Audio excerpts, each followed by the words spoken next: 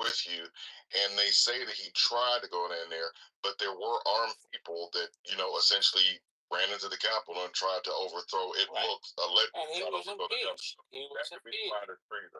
But then he was elected again after that.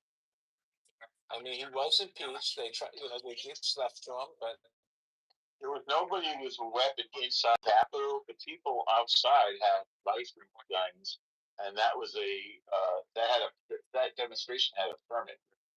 I understand that, but let me tell you something. I put together. Hold on. Brother, you don't. When you put together a protest and it becomes an illegal protest, brother, then they call for that. Okay, you can have a permit, but the time that you don't follow the instructions on that permit calls for you to stay orderly. All right. We put these things together. And so Michael's argument to say reason is different than to say he's a fuck up, he's a liar, and he's hold on, but you're not in order. I'm talking about a permit. I'm not talking about no treason. When you're not following a permit and the rules and regulations within that, then your protest is deemed an illegal protest together. Right? Immediately, that event should have been called an illegal gathering. Why is that? Because you that's why a bunch of people went to jail. I said the day that stuff was going on, where Donald Trump was sitting there watching. Hold on, he was sitting there watching everything go on and didn't call no dang on military, didn't call not a boot, not a bang. He wasn't president. Jesus Christ. Nothing. What I'm telling you, brother, it's out of control. It is out of control. What do you mean he wasn't president? No, he was president. He was president for the next. What is it? January 6th, he was a president? Yeah, he was president for the next couple of weeks. Was he not president January 6th? Yeah, he was, but Mike Pence. Go your fucking mic, first of all, Pepe. And then second of all, you should correct yourself because you said he wasn't president. That's what you blurted out. No, I said, yeah, he was president. No. Yeah, I said that was wrong. Yes. Okay, you're a good, smart Chip. Okay, very good. Chip? Get it, you got it. Your mother's a white boy, you piece of shit. Hey, why do you do this? Hey, don't take that. It's fucked up. I was saying on this motherfucking stage before, in real life, I will fuck you up. One mic on. Number the fucking Musungu cracker, motherfucker.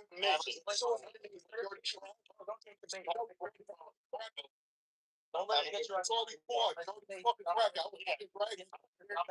Fucking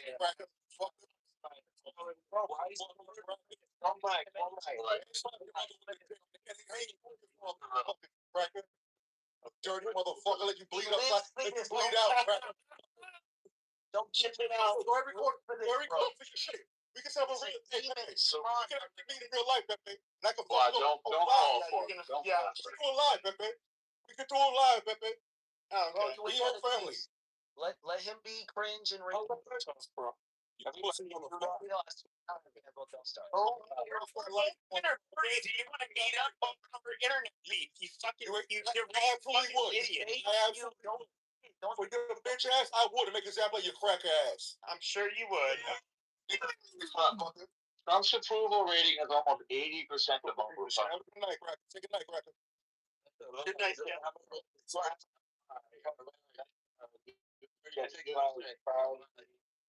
36%. You're a liar. No, among Republicans, sir, I do not lie. Sir, I will say it again. I'll put it in from Newsweek. Trump's approval rating among Republicans is near 80%. Hold on,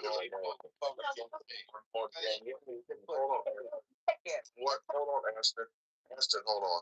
On what issues? Because on the border, I'm sure it's right. The economy, it can't be. There's literally no way on the economy or the war. It literally can't be that high, Norm.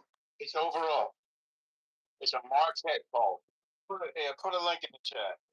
I did it already. I did it before I said it. Yeah. Hey, January 6th. April 8th to April 16th. January 6th was treason. No. They went. Listen, let me speak. They went into that. Listen. They went into that. They went into that. They went into that building and they threatened a congresswoman, Nancy Pelosi. 6 years ago. They wanted to kill her. You're still talking about it. Listen, I don't think they wanted to kill her.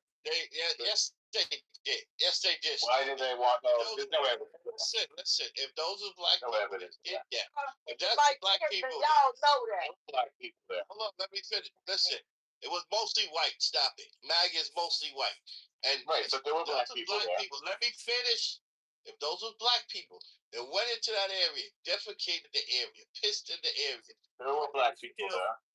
No, it was mostly white. Stop it. Well, so there were black people. No. 80%. Go ahead, 80% of the people was maggot, and they was white. They was white. If those was black people that dared to do something like that, go into that area, defecated, shitted, tried to kill a congresswoman, they would have put the National Guards and every damn army out there to kill them. It's a double standard that white people have been able to get away. And what did Trump do? He pardoned them. And what did they do? A lot of those guys was child molesters. Now they found themselves back in prison. Those same guys that he pardoned. And this is a joke. This is a joke. You know, something that I think is pressing that we're not discussing enough is the recent market shift towards BRICS and the yuan. This fiasco in Iran has really kind of screwed us, and our global reserve currency is now trending downwards. And that combined with inflation, I mean, the bond to yield market, I mean, if people are following these things, like we're literally losing our dollar at an insane rate, like a terrifying rate. What is your theory? That people are gravitating towards the yuan? No, well, mostly. So it's not just any one. Although BRICS is taking up a larger percentage than was projected, like that did happen. But it's not just any one. It's more so that people are moving away from the dollar. They're like, and they're shopping, and they're mostly, setting up more international. I'm trying to think of the term. It's not just a trade deal. There, because for some people, it's like for some nations they've just been using the alternative to the SWIFT program. I can't remember what it is, but basically the dollar operates off the SWIFT banking network, and a big part of the logistics was creating an alternative currency transfer system. So they got that established. They're beginning to explore other options. And BRICS is taking up a bigger share, but it's not just that. It's like a new trend away from the dollar in general. And it's also because the bond to yield market, the individuals are purchasing American bonds. First of all, we don't even like when it happens because it fucks with inflation, but we have to lower the interest, and so now we're getting double binding. Like the demand for the dollar is going down while we need to sell bonds, so we're still going to get screwed on that. But it's a it's a game of diminishing returns, and it's actually not even going to be available too much longer. Like it's just, I don't know. 15% of our budget is already just paying the interest on our debt. It's projected to go up to 20%. Like 1/5 of our money is just paying interest. Like these are not, and it's going to become a feedback loop that's negative. And then combine that with the fact that we actually, so when you go to the pump and you're looking at those gas prices, that's artificially low. Someone is shorting oil by millions and millions of barrels. So for those who don't know what shorting is, basically they're saying that oil is going to be worth less than what it's actually projected to be worth, and they're willing to pay for to sell a certain amount of oil at that cost, or they'll take the loss because it'll actually be worth more. And it is going to be worth more. But because they're putting so many futures out there shorted, it's artificially lowering the stock valuation of the oil commodity, even though everyone knows there's like the paper value versus the stock value. Without getting too technical, someone is artificially suppressing the cost of oil, and we're still seeing it go up. The real shock is going to happen when we don't get these scheduled tankers. So April 15th was most ports just received a tanker in the US. That was the last tanker. So the next time a tanker was supposed to show up and doesn't, boom, that is when the market just get fucking, oh God, bro.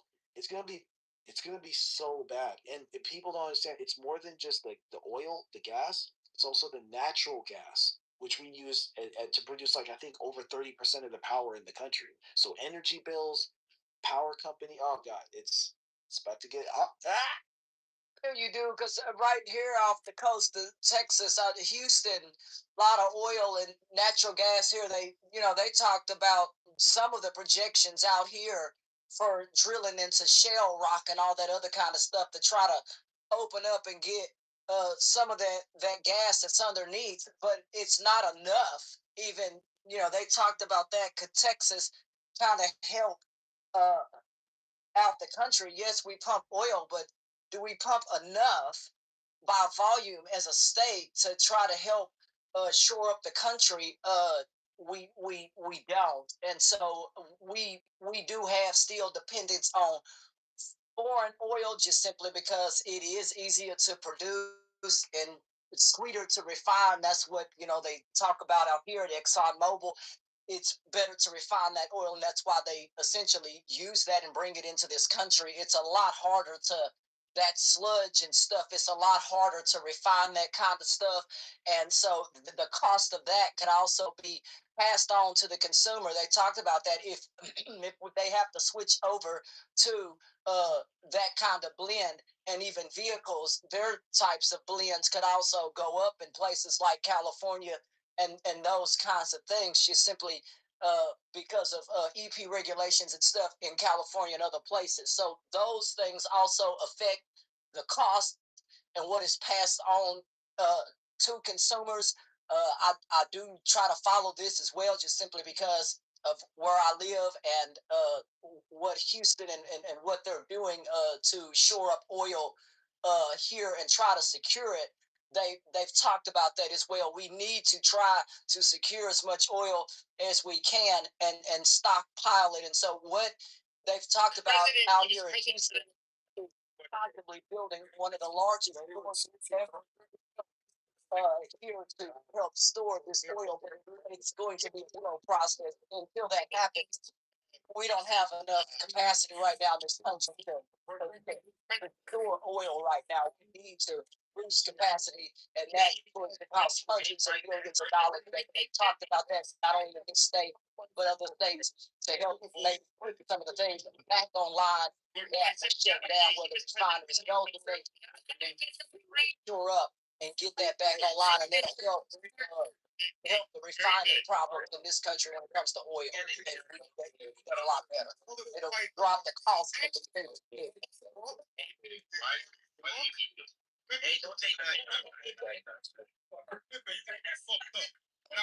it would, and I hope that it does, because storage can help that oil or even, storing of electricity. Those two things right there, they go together. For the last 75 years, Texas has had issues with electricity, especially on putting of that, just simply because of the equipment in our state. It's old. I don't know what to tell people. It's just old. And then the way we respond in our state, we have factories here that are really old. And some of the stuff is not been updated. Of the day, and that is something that they talked about as well. Is some of these older refineries retrofitting those refineries, so the things can get better and making sure that all energy can be used, including green energy, capturing that CO2 off of the refineries. Making that CO2 and merging that CO2 back into the ground, back into the soil, and that CO2 then turns into a stone that is forever captured and it never ever permeates into the earth. So those are ways that lower costs for consumers, but that is several $1 billion worth of green projects that can help our state in the legislation. We need to do these things, whether Republicans like it or not. We just have to.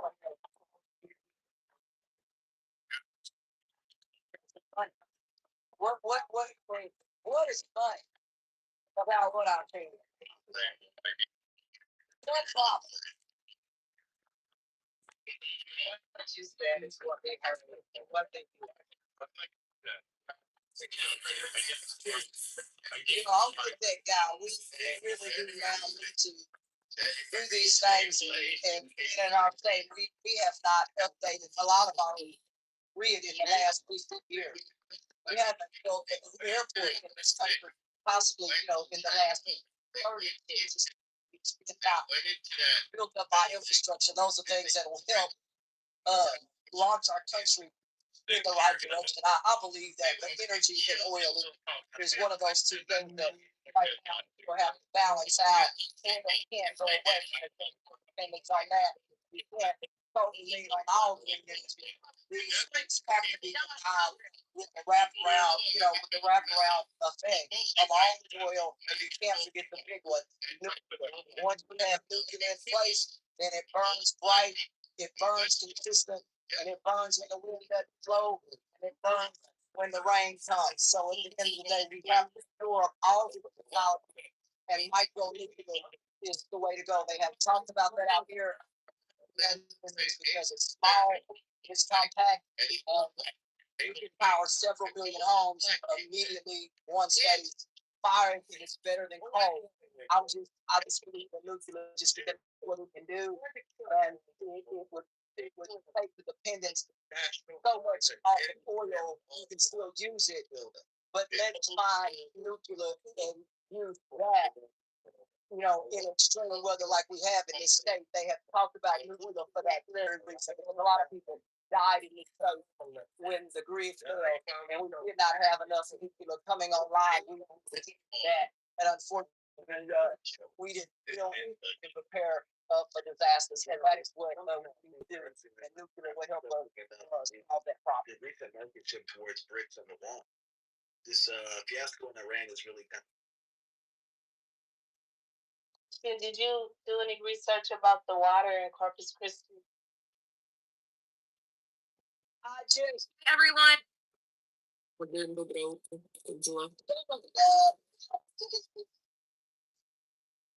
Budgetary issues, some of that.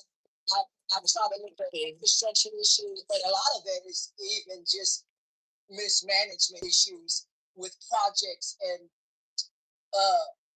allowing these projects to siphon off of that water without protecting the population of people who live there, whether that be building another reservoir that comes, I try to look that town up on the map, and yeah, they could.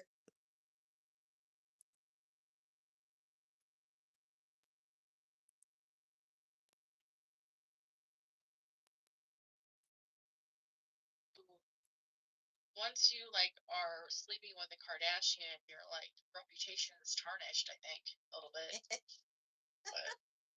Really, that pilots can get confused and disoriented and not know what up and down is, and now that's a new fear unlocked.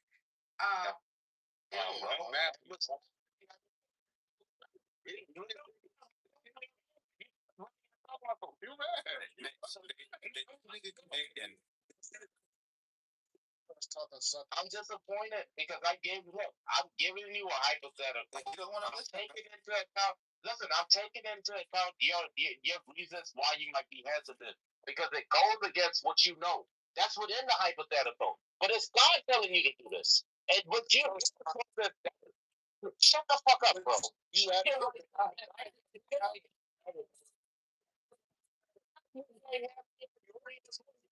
It's not God's fault. I'm gonna move you down. I'm gonna move you down.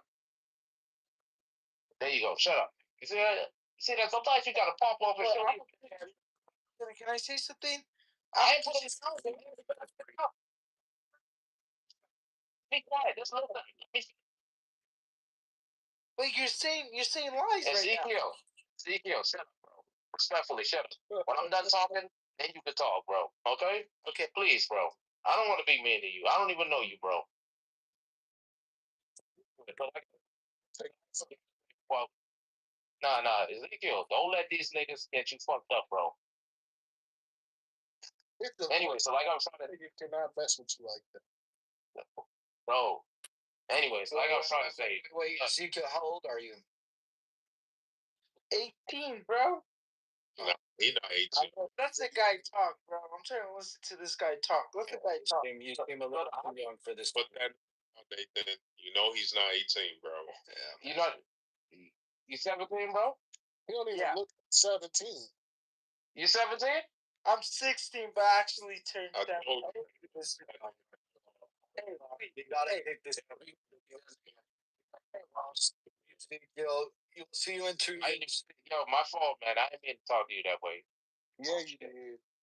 I need this nigga.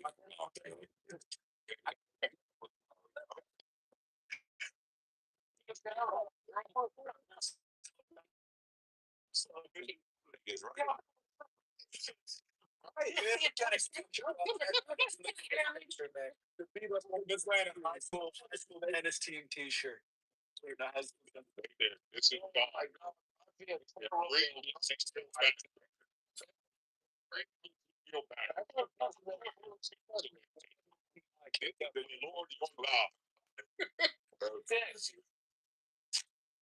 It's all good. It happens, bro. You didn't know, man. Okay.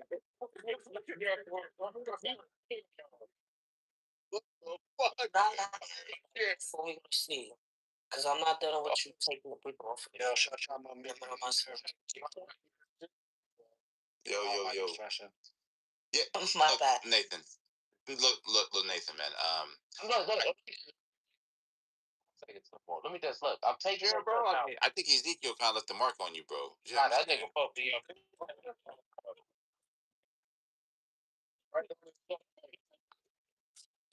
That's my son's middle name, Ezekiel. Oh, It's a great name. Oh, nice. It is. I love that name. Yeah, I could tell if he did hag up. I could tell. Oh no, this kid's young.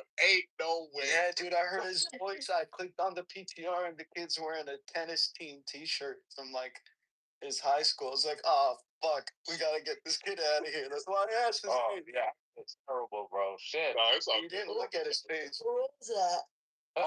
How the fuck did they? It's nobody special, you know. Yeah, he was picking on that little boy. Like, how dare you pick on that little boy They like gave him an elbow. He said, "Sometimes I gotta pop off his shoulder." Wait, about what? I'm taking into account the Bible, right? I'm taking that into account. This what makes the hypothetical difficult because it's going against what you know, but it's God telling you something. It's like, hey, God, the Creator, you know, the all-powerful God. What are He is you telling you talking about? a hypothetical. What King was afraid to answer, and it's God telling you something. Yeah, he said, he wouldn't do it. I think Why would you say that again, bro? So yeah, he said why God would tell you God to do go against something his that own nature, though? it's not against God's nature. It's against your understand. What I mean by that is, look, you understand God from what the Bible says. Are y'all trying to do wasn't there a Bible story exactly like that? Which one was it?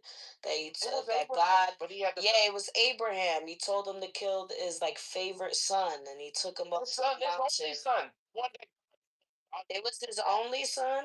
No. yes, he gave him a promise that hey, his son is gonna what you call it, be He said basically, sacrifice this dude and whatever. And right when he was about to sacrifice him, it was either God or an angel. I'm not too an angel. sure. Yep. It was an angel that stopped him. And exactly. So he didn't do it. And that, so he didn't do it. But the point was that he trusted God so much that he was willing to do that. Because he trusted God that much that he knew that there was something behind it. I'm not that deep in my faith, but I mean, But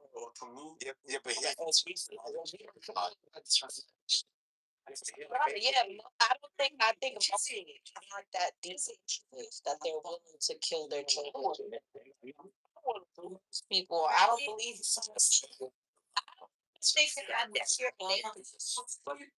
circumcise himself lots of times.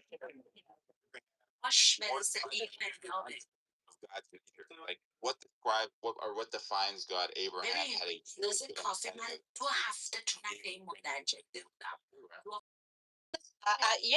Yeah, I think so. I think so. I think you're on the money with that. I do. within God's nature. From earlier, chaos did a horrible job. What, nigga? I don't need you to tell me what the fuck y'all talking about. Like, What's up, Caroline? Yeah, honey. Well, if I could just finish It goes back to the Caroline. Abraham thing. I'll go after you some more. Yeah, I just want this to be like 5 seconds. I just want to point out like why Abraham isn't a good example for this here dilemma. Because what's being asked of Abraham is well within the nature of God, and that's why he was trusting and had faith to go through with the thing.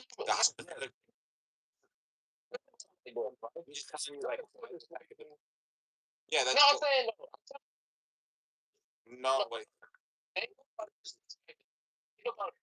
think about Abraham's perspective. God, because God gave him a gift. Yeah, His but gift God was never said I would not. to sacrifice the gift that he gave him. Yeah, but God never told him prior, I would never ask you, nor will I ever tell you to sacrifice the gift that I gave you. That would make it analogous. I'm not. How is that analogous to my hypothetical? That's why. Because obviously.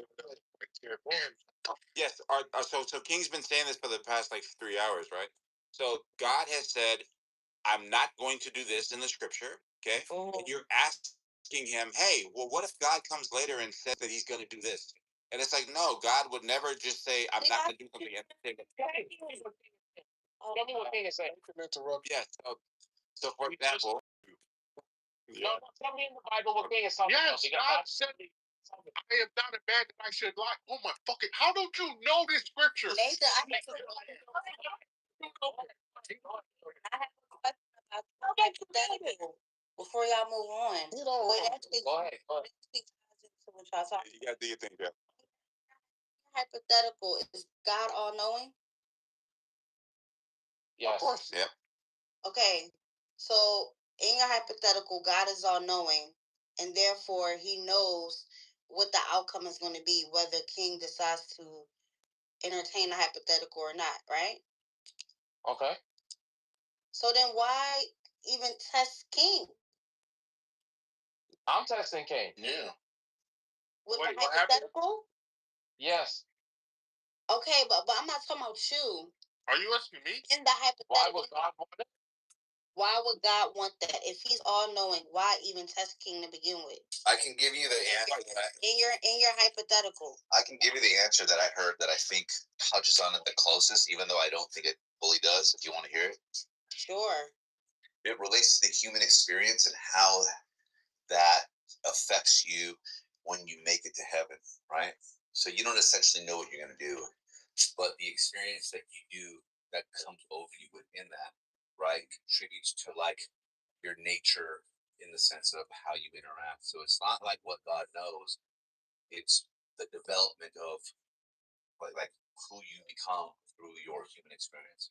That's hard. That's a horrible explanation. Yeah, well, I mean, that's definitely. I'm not attacking you. I don't think either. Other than that, I don't really see why the point. It's called pointless suffering, pointless everything. Then what? Because then what if like say for like example, hell, for example, God knows exactly Mhm. how many things are going to end up in hell already. Just put them there to begin with. Well, he knows all the possibilities. Right, well, He knows all the possibilities. No, he knows exactly who will end up there. Yeah, he will. But Well, listen, given this goes back the possibility. We go through this all the time, Mike. But listen, like my thing is this, right? Going with the human experience and suffering. So what if like, God predestined, if you will, and I know that word is tricky because it goes into like Calvinism and all that bullshit. But but going to like the human experience, what if like why do I have like say for example I get raped, right? Like brutally raped at like the age of 4, right? I get brutally raped by like my father at 4 years old. What is God trying to teach me at 4 years old to get brutally raped by my father? Yeah, that would be a responsibility. Only God knows that. And that's Yeah, so what is horrible. but that's not good for me. I mean, I'm sure.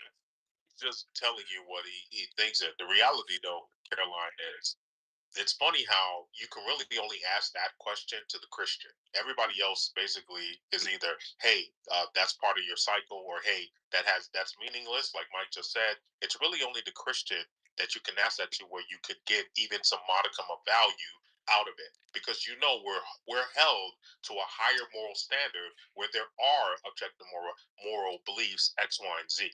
So for us, God says we're in a fallen world, and the evil that is in it is due to the free will that we all have, not just some of us. But the hope is that in the end, for that horrible situation that happened, that in the end, from all of this, there will be a rectifying, right, of that situation.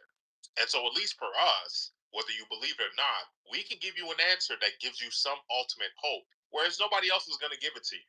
That's all y'all got is hope. That's all y'all got is hope. So, they ain't nobody else going to give it to you. Atheist is going to tell you, well, nigga, hey, it's just atoms, bumping together, nigga. That's your fucking outcome, right? The Hindus are going to tell you, oh, you lived a past life that made you come and get that shit now, so you deserved it, right? So everybody, the secularists ain't gonna give a fuck. Abort the baby, and everything's fine. But then Christianity will tell you, hey, some fucking racially ambiguous looking dude with like bundles in his hair died on the cross for your sins. And even though I just gave you the answer. Even though you went through that brutal rape at Ford. No, I gave you our Christian answer. I gave it to you. That's not what you just said. Hope. You gave a hope. Yes, hope. That's all you gave. That in the end. Yes. But I can still very much go through that horrific experience and still go to hell. That's possible, yes, but that is possible. What is that? You talking about what is that? That's hopelessness. Because you still have choices to make after that. Yeah, you still have choices. Right, but like, why even allow me to go through that experience anyway? That question, it's really the problem of good, because you're not asking a question that anybody else can answer but the Christian. Really. I can answer. Everybody else is going to tell you, well, you're shit out of luck. That's just how things happen. That's the animal one. You are really asking a question that the only reason you're asking it is because the Christian God exists. I don't know. I'm not satisfied with that answer, but I know you're not.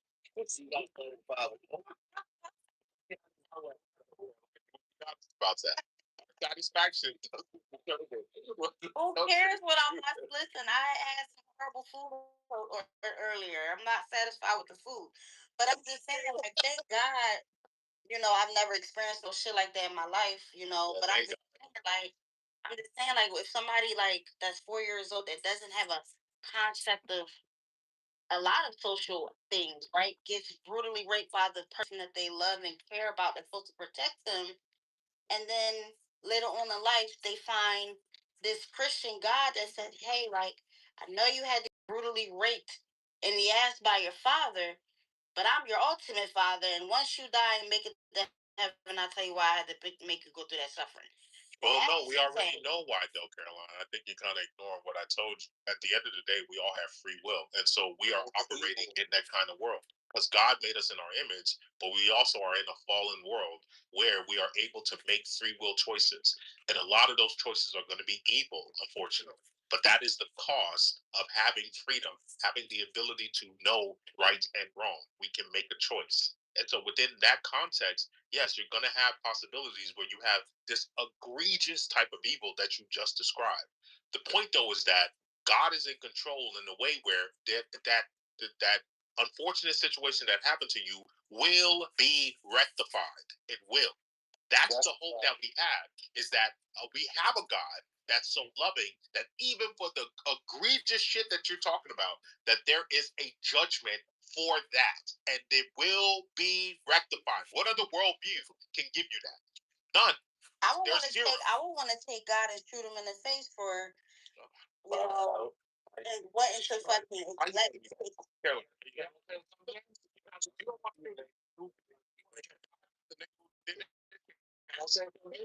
to God.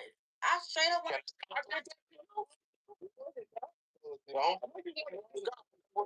Used his free will to do that nasty shit. It's probably the prophet. because he created free will. But go ahead. I'll go after this. I just want to say that. Look, say it again. Y'all heard it before. Say it one more time. There's a lot of dudes in here.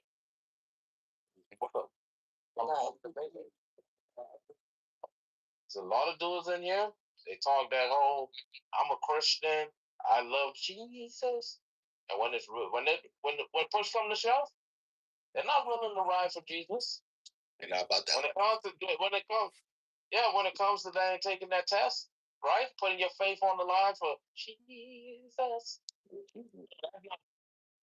Jesus. You have to say it correctly, bro. They don't got the spirit. They get saved. They don't got the spirit. Go ahead, Nathan. Keep going. Jesus. There you go. See? That's not spirit, Nathan. You know that spirit, brother. Let me tell you this nigga, man. King. Listen, you my boy, bro. And it's been a while since I had a piece of that. I gotta do it though. I'm sorry, bro. I'm doing this because I love you, bro. And if you man enough, bro, we can meet one on one. And then once I'm done with you, we can cry about it later, bro. Alright? Can I finish for a second? For a second. Nathan, Nathan, I was so nigga, if you thought you was crying with these women, you know what's gonna happen with me? You okay.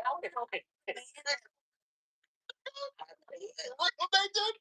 Oh my God. I want to be that Nathan loves Monica. Go ahead. Yeah, I thought Nathan, and the reason was because I thought he was gonna say again for like the 1,000th time. He was like, I'm gonna say this. I brought Caroline back. That's how I was about to come. Before administration officials made a said this. We were willing to trade to come in the Waiting for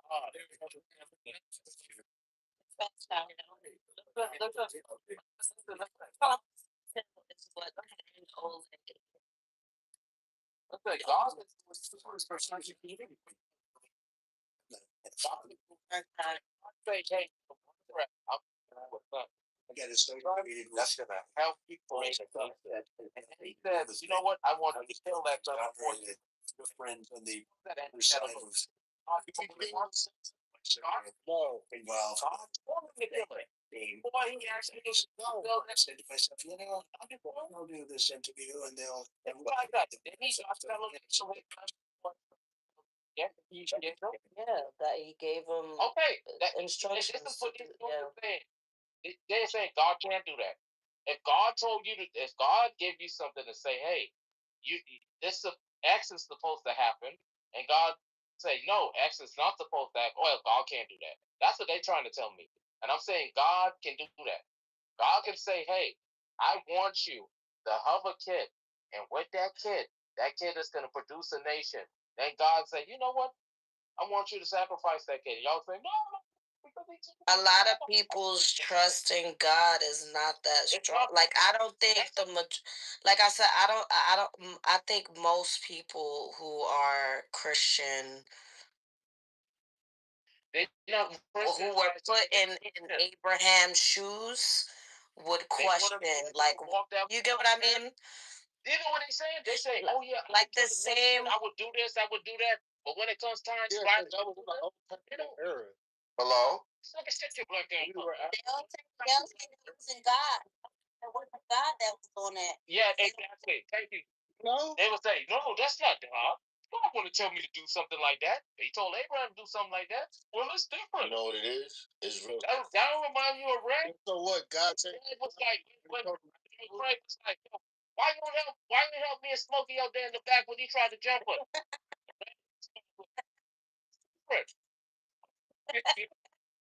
Yo, so look, this is what I hear when King said. Christians be doing the cha-cha slide. This is what I hear when King said, "I will offer that person hope." I realized at that moment, that's all they have is hope, and that hope is based on if you're in a bad situation, this is the reason it's happening to you. So they basically giving someone the opportunity to believe that this bad thing had a reason, as if they need that hope. And as if they need that uncertainty. Why don't you give someone the certainty of this bad thing? Hold on real quick. Why don't we just say, hold on real quick. Why don't we just say, what's that, Oleg? Bad thing? Oleg, sounded like. Come on, y'all. Come on, y'all. Why don't we look, real quick. Okay, you are black, Oleg. My bad. All right, come on, y'all. As soon as y'all came in, we ruined the conversation. So all I'm saying is, how come when a bad thing happens to an individual, we just don't say this was supposed to happen? You want to give people a hope as if there was some transcendent reason so they could just have a reason to continue living. No, there was no existential reason. When you die, that's it. This bad thing happened. Now, if you want to kill yourself, just do it because there's nothing after. So the only thing you offer people is hope, and people cherish hope. And I'm saying, just take away people's hope because they don't deserve it. Anyway, Oleg, you have a beautiful velvety voice. I didn't know you had a nice velvety voice. Thank you. You're welcome. That conclusion was crazy, Jacob. Would y'all ever? We might as well. Would y'all ever put trust into something without like a explanation? That's blind faith. There are some cases to have blind faith, yes, but I would argue be cautious with it. A lot of women put blind faith in niggas that ain't shit, and so we see how that comes out. Niggas do put blind faith in women too. Fucking yeah. But when you cross the street, right? Like you don't know if the driver coming towards you is gonna obey the signal, right? Like it's gonna, but you trust that they will stop. You trust that they're gonna follow, the rules, right? You don't know that person. That to me, that's an example of blind faith, right? Like we have. No, I mean, I guess you can, but that just makes you a retard. You trust you trust flying on a fucking on a plane, right? But you don't know at the ins and outs of like aerodynamics. You don't know the ins and outs of the person flying the plane, right? And their intention. You trust that it's going to be a successful fight because the majority of them are successful. You trust that the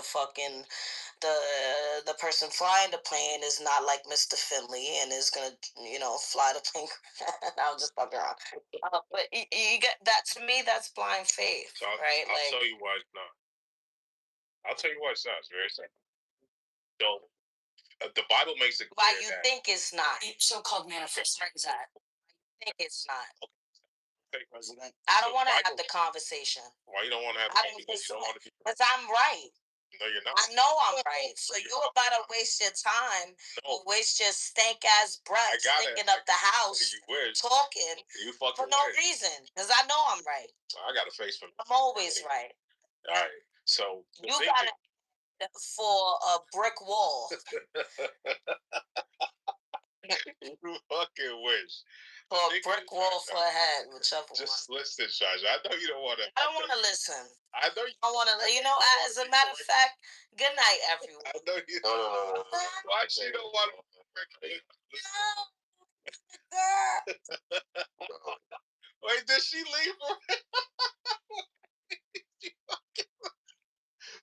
You made my baby girl leaves.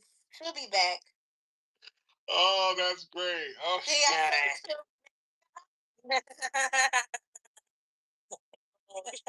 like my baby girl. Don't make my baby. You are my woman. It's all good. I'll let you look at your delusion. Go ahead. Listen, I'm smarter than you. What's 11 times 12 right now? What's 11 times 12? What's 11 times 12 right now? Say what? What's 11 times 12? Hold on. Let me take out my calculator. You're stupid. What? It's 152. You can't talk to me. You can't talk to me. You're done. You're done. Stop talking to me. Yo, you know what's crazy? That's my favorite. That's my favorite, like, math question to ask. Because why, for some reason, the majority of people get that one wrong. That's a hard question. And they always say 121. Do you think I'm a calculator? You know, I just like using that because that's one of the only fucking multiplications that I have. What you used to get right so many times now. It's my favorite shit to have. If God told y'all, if God told you as a man to fuck another man in the ass, would you do it? I would do it.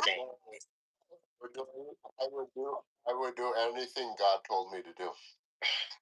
No, I would not. You guys got to remember these are responses from people who don't believe in God. Like, believe in God. What are you talking about? No, what I'm saying is that like when people say God,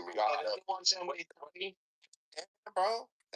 Like what? 3 times 23. Anyone knows the answer? Yes, it's 69. 63. 69. 69. 69.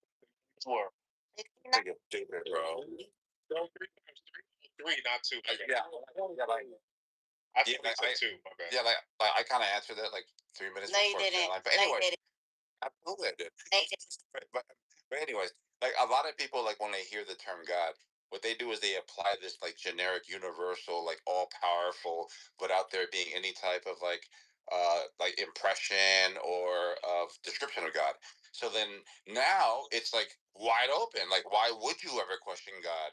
But other people are working with a God that is very colored in, very descriptive, very defined. Yep. And then we're able to answer this question a hell of a lot more accurate because of our knowledge of God. Told you fuck another man.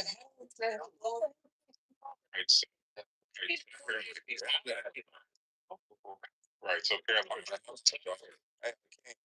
we're talking about the guy that asked us to do a math equation, knowing there's multiple men in here and saying the best number in the world.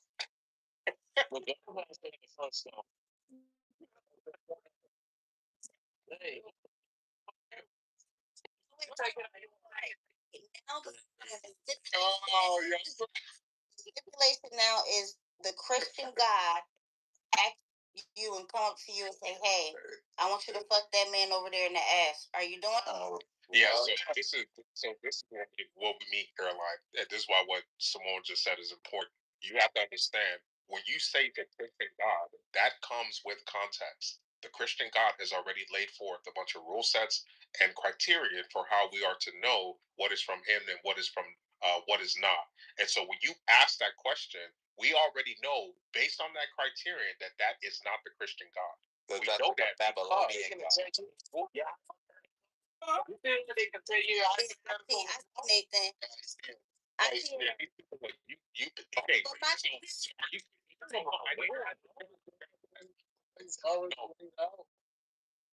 There are ways to get there. I'm not gonna give a bullet to these kids.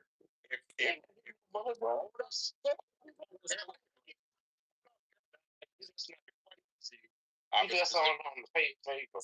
I have a specific question for Caroline. Caroline, happy birthday, God wrote down in Scripture, followers of me, you are never to listen to anything that Caroline asked, including the crazy ass retarded questions he asked.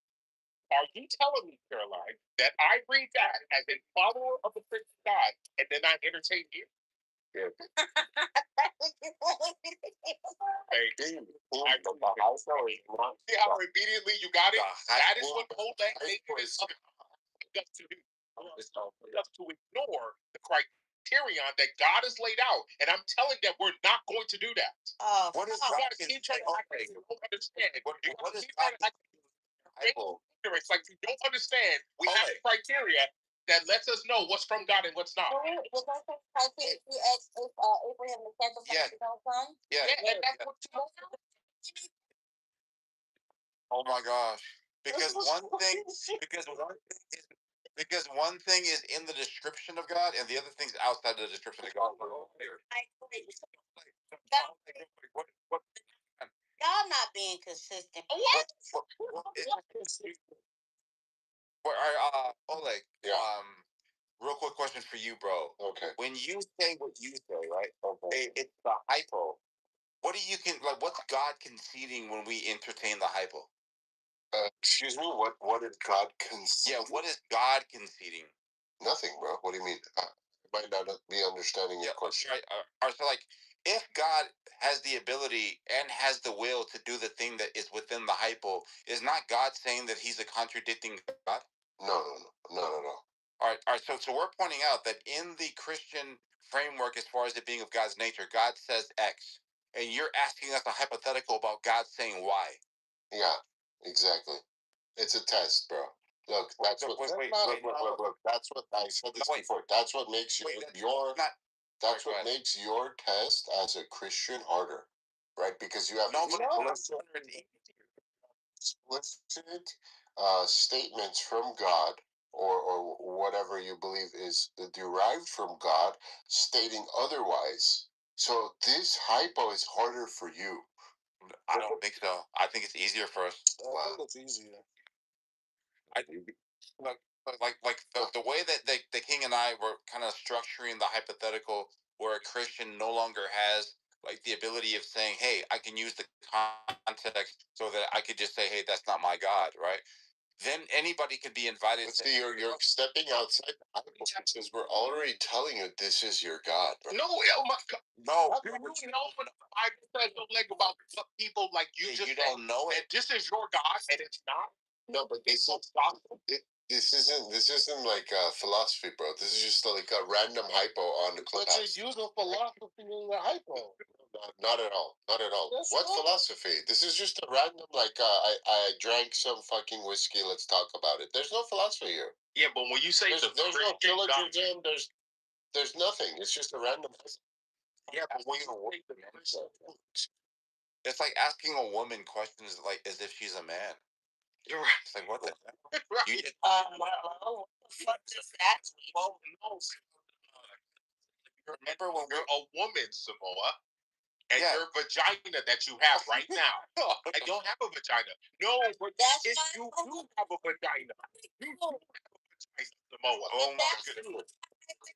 Oh my goodness. Look.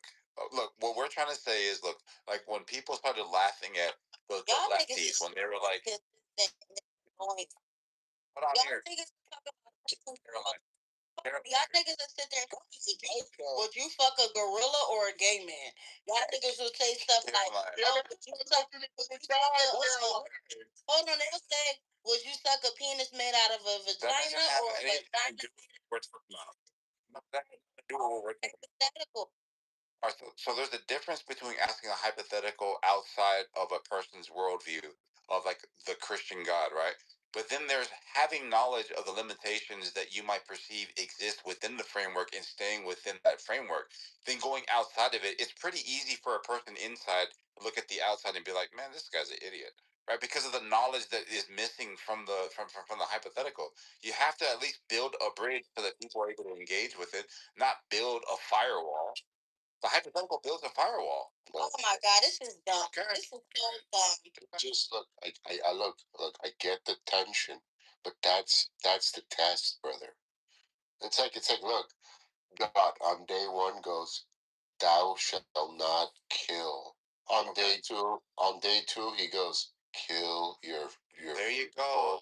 That would be an incompetent God, wouldn't it? No, it doesn't matter what you. Hold up, look. These labels are post facto. It doesn't matter.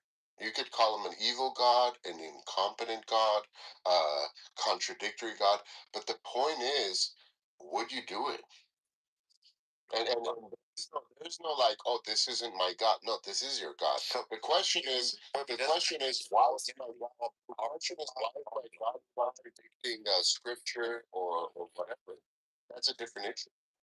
Yeah, I'm pointing out that when King says God, like the entailment there is that all powerful, all knowing, and all these types of things.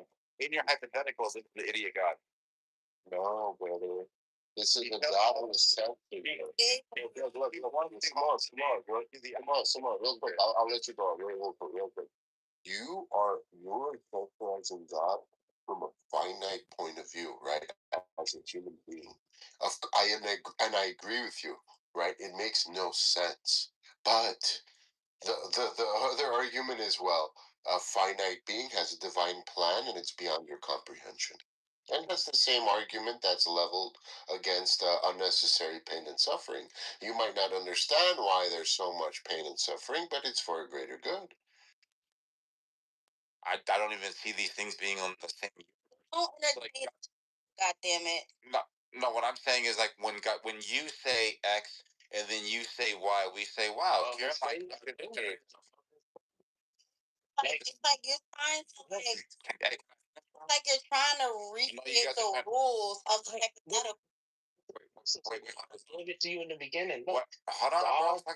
Come on, God man. gave Abraham a son. Hold on, man. He promised him a son, and he said that his son is gonna be the thing that gives him a great nation. That's what God said to him. All right. Where he told him, you have to sacrifice your son. Okay. All right. So I keep telling and you know what he was going to do? Sacrifice his son. All right. So I keep telling you that the reason why this example doesn't fit with your hypo is pretty clear, and it's just your lack of knowledge, right? But I'll just address Caroline here quickly, right? I structured his hypothetical to where it would be engaging for all Christians to remove the constraints that God has placed in his description, right? So I'm not saying that this hypothetical cancel the constraints that God places on his plan. Like when God says this, when God says, today Sunday, April 26th, I flood the earth, or I flood the world. And then on April 27th, I will never flood the world again. And then on April 28th, I'll flood the world again. You see how that's like a constraint that God puts on himself when he says, I will not do this thing? He's changed his mind, brother. He's changed his mind a lot of times in the Bible.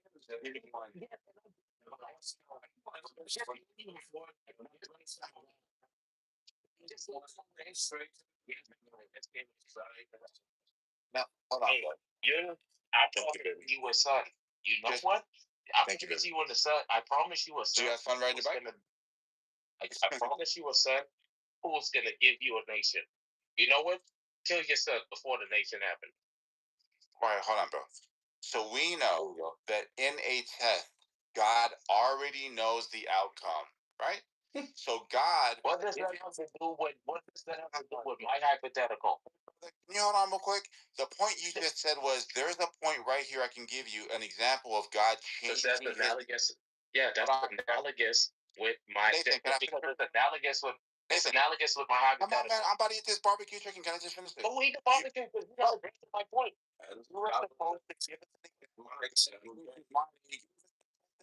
Abraham is changing his mind. It's analogous. Yes. Hey, I have a plan for you. You're gonna have this son. This son is gonna give you a nation. You know what? Forget that. No, he told him forget that. Sacrifice your son. No, oh my God. As a test. There's other examples, Samoa, like fucking just bro, the you guys golden the calf. I believe bro, you guys the context.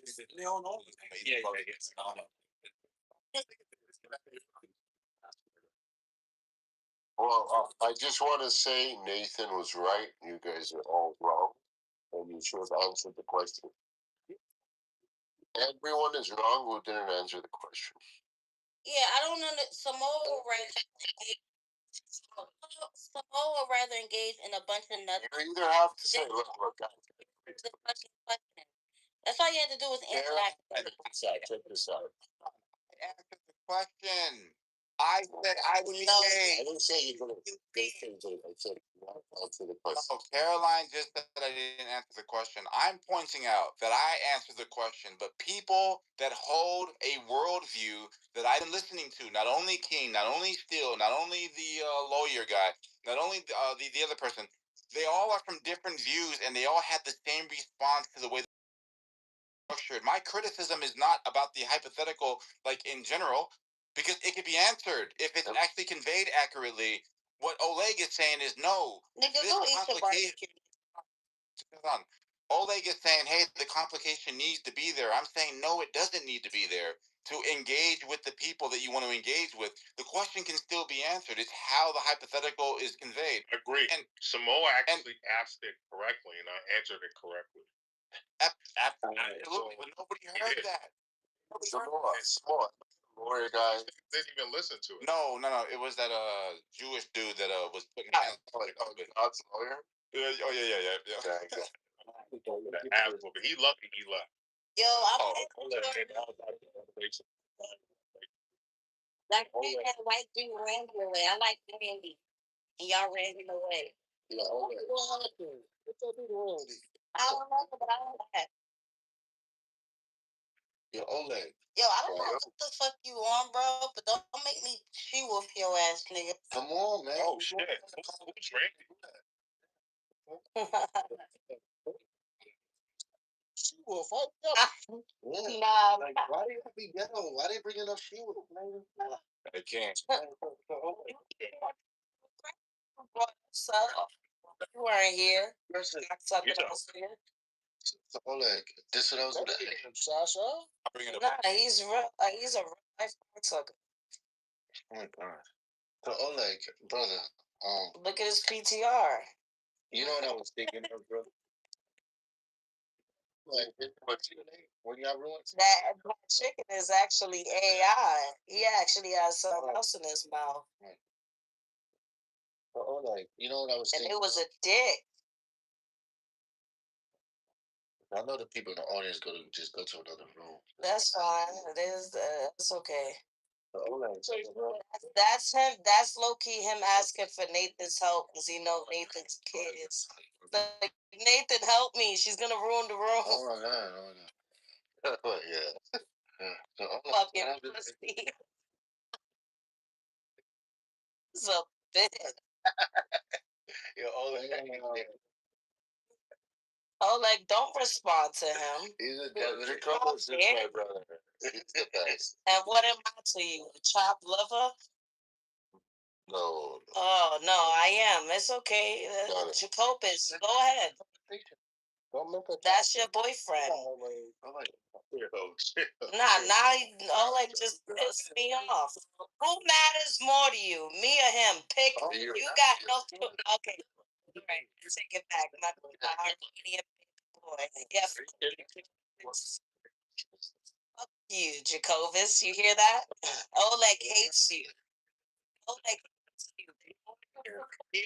He only chose you because Jacobus is a Jew and he's a non. No, that's not true. Yo, Caroline, tell me.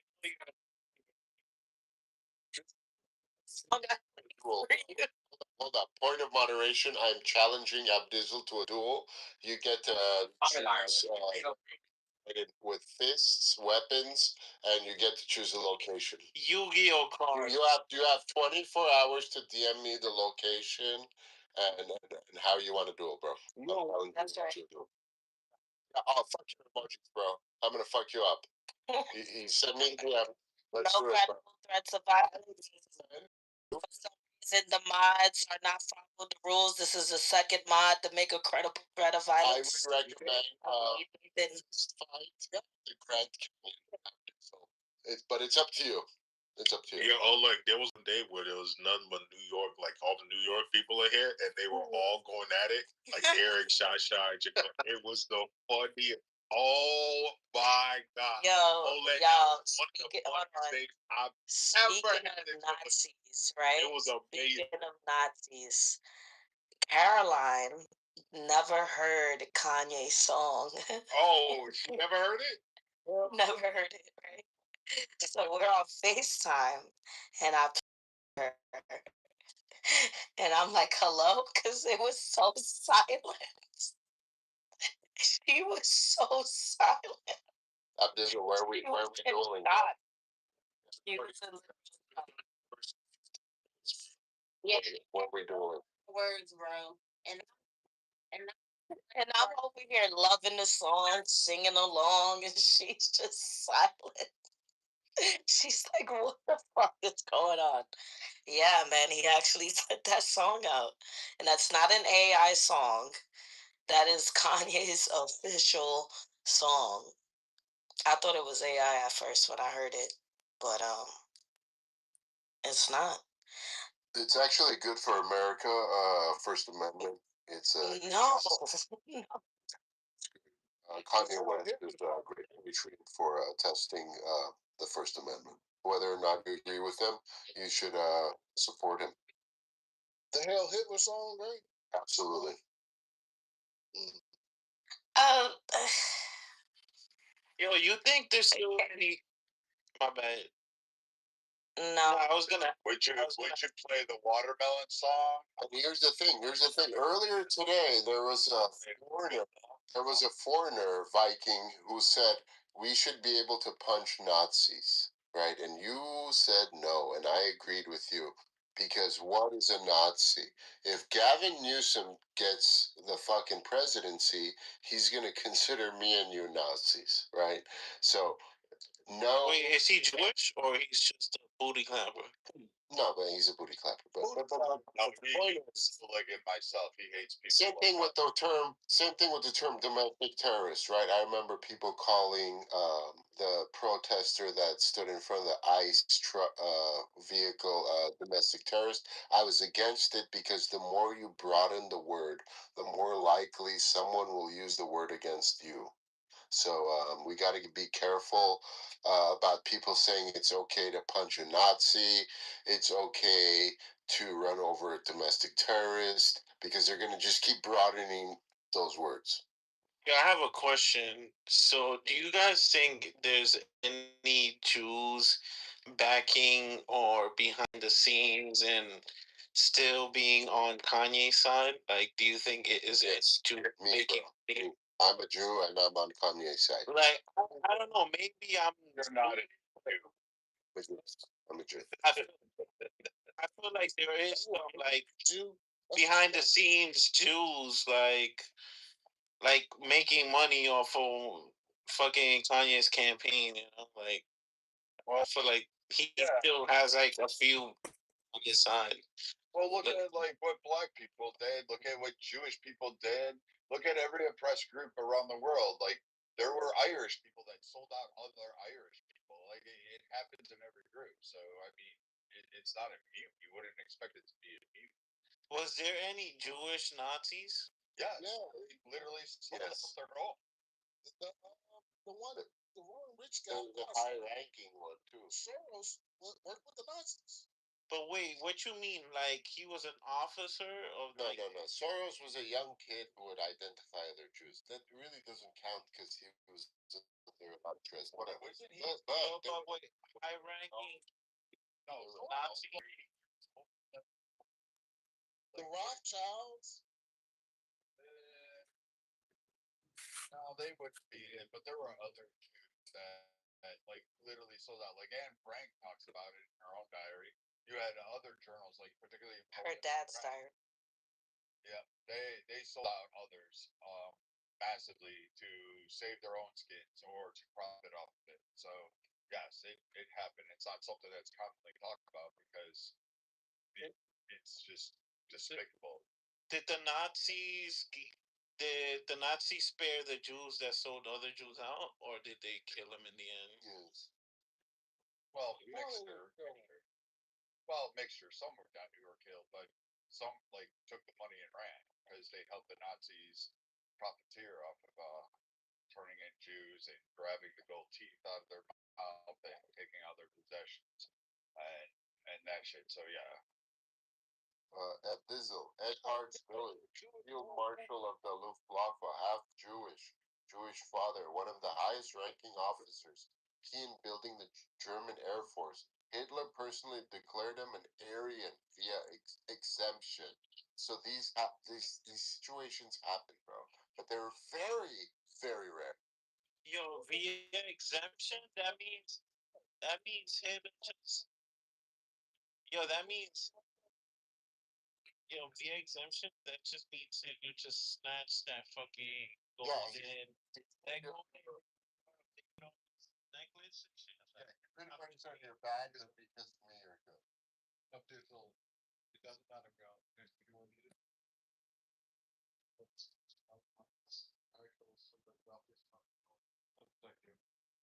Like, especially with like military and like R&D, it doesn't matter who you are. You like,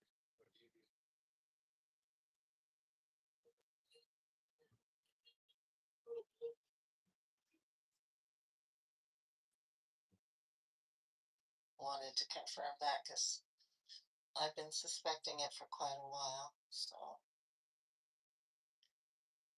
yeah, great.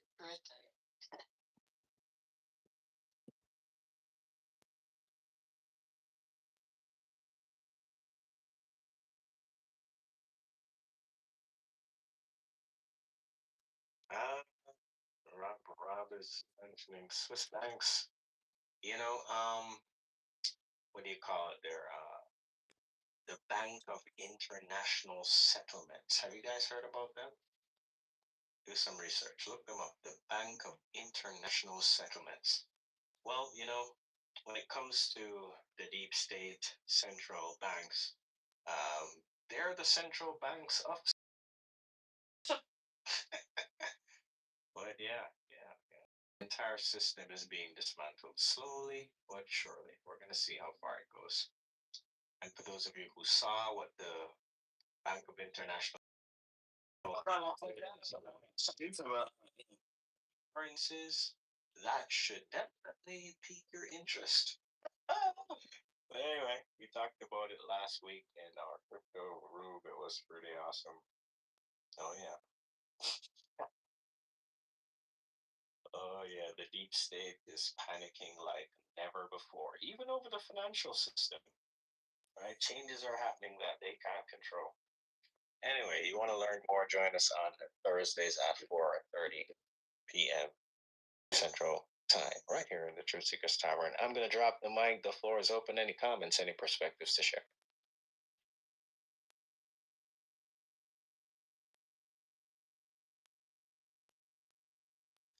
You ever consider recording those rooms, researcher? They are recorded. Yay! Thank you. Yay!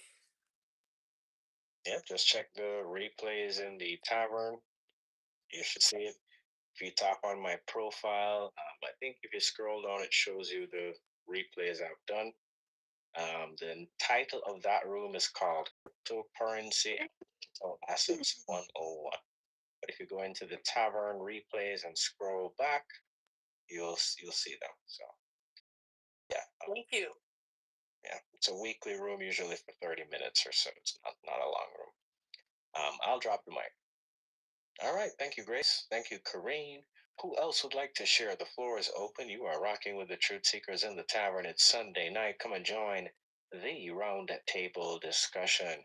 The SPLC deep state organizations getting exposed. Kevin Warsh nominated for the Federal Reserve, exposing the central bankers' financial system. So things are getting very interesting. I'll drop the mic. The floor is open. I guess I'm having trouble connecting the ADL to the other one, the Southern whatever. I've lost all the names for it. Poverty. Yeah. Southern Poverty Law Center. So how the hell did the AGL get involved with them? I mean, when did that happen? How did that happen? I mean, isn't it a little mind blowing?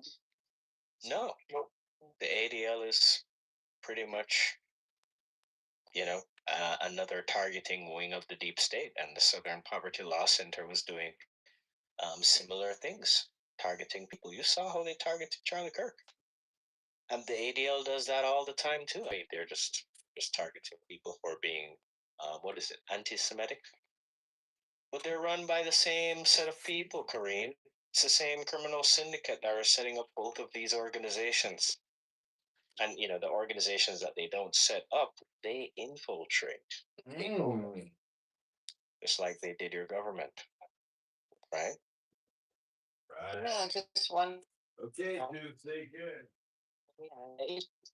Various groups to come together because Well, I actually don't know the history on when they started working together. I know. Is it me? Matrix? I thought you stopped talking. My bad. Oh, no, go ahead. Well, you were in the Matrix for a little bit, I think, Kareem. Go ahead. You're saying something. I thought we stopped. Yeah. Yeah, I'm just, speechless. I'm trying to, did they have a party and invite everybody? And, we're in the dark,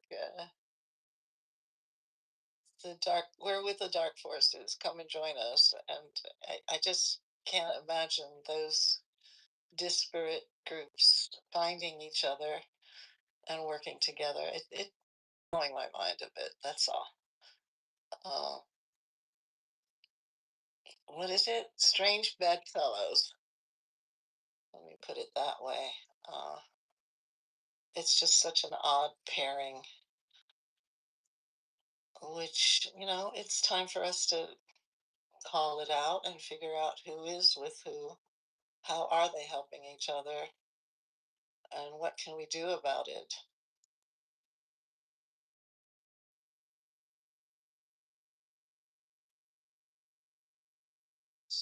Research and check the link out. Yes, sir. I'm looking at it. It doesn't look like it's been confirmed, but it looks like some intel sources. Very interesting. This is happening in the background. Game over.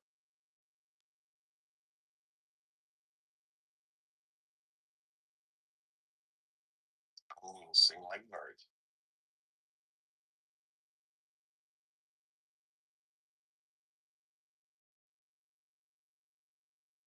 So it's time we create where we can see who's been confirmed to be connected with these dark forces. Because I never would have guessed, if you look back when these organizations were created with the highest ideals and, Kareem, I just told you that the criminal syndicate had a hand in creating these organizations. They were not created with the highest ideals. That's just what they sold to the people. Meanwhile, they're involved in subversive activities. They tell us one thing, but they do another. So I have to watch their actions very closely. Mm-hmm. Yep. I'm just saying, when I grew up, they were held in very high esteem. That they were ethical. Were just promoted as being one thing, and I guess that's how you know what they're really doing, because you can tell what they call themselves and just go to the opposite, and then you know what they're really doing.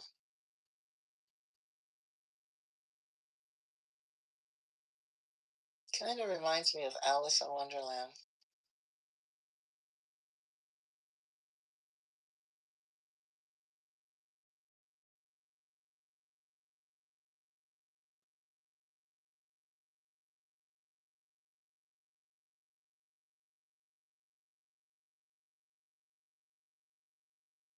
Me too. My two Alice in Wonderland. Everything's upside down.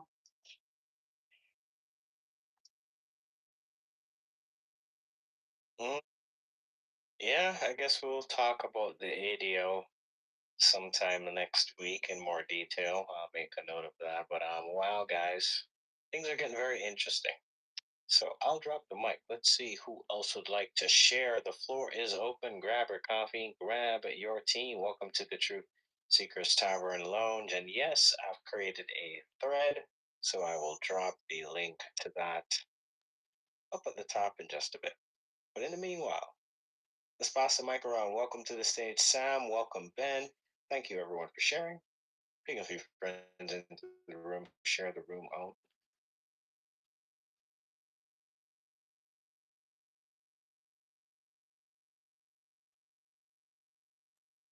Yeah, I would.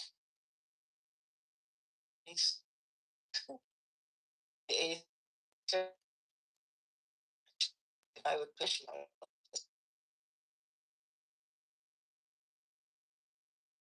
And they had a to be these wonderful people who were, you know, ethical. We could trust them. Look what they've done over time.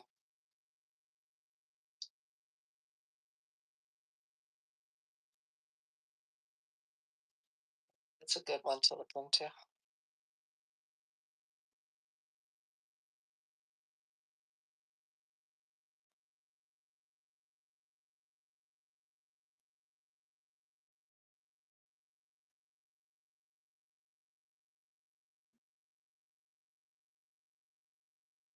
All right.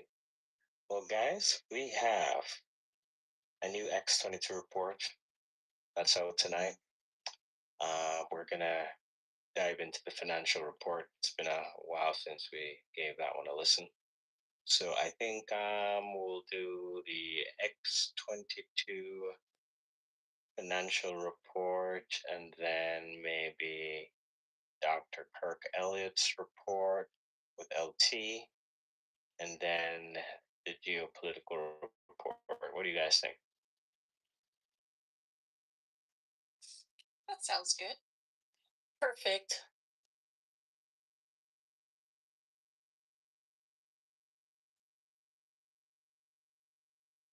All right. Well, we're going to get that started up in just a bit. And I will add a few more links to tonight's thread. But guys, remember Sundays, I host a few rooms on Sundays at 2 p.m. Central Time. I start off in the ancient history room. And then at 6 p.m. Central Time, I'm in the spiritual development room. And then usually we close out that room and head right over here. So it's been a long day for me. Sunday's news thread is usually a bit light in the interest of the time, but I'm adding some more links for you all. And for those of you who've shared links in the chat, some of them have made it into tonight's thread. So thank you all for your sharing.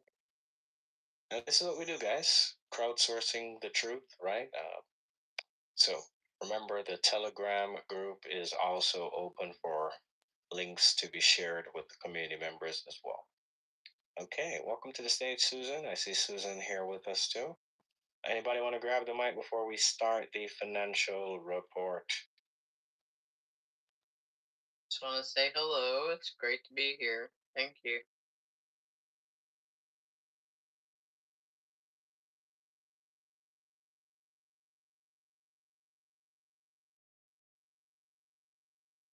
All right, thank you for joining us, Susan. All right, guys, last call for comments before we start the X22 financial report.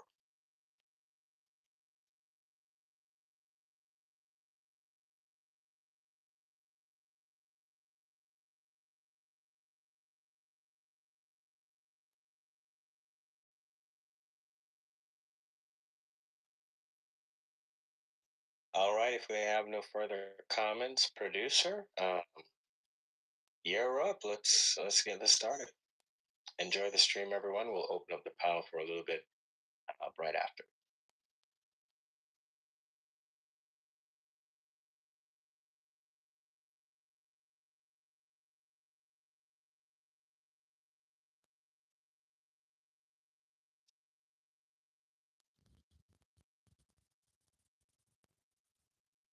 Ladies and gentlemen, let's get ready to rumble!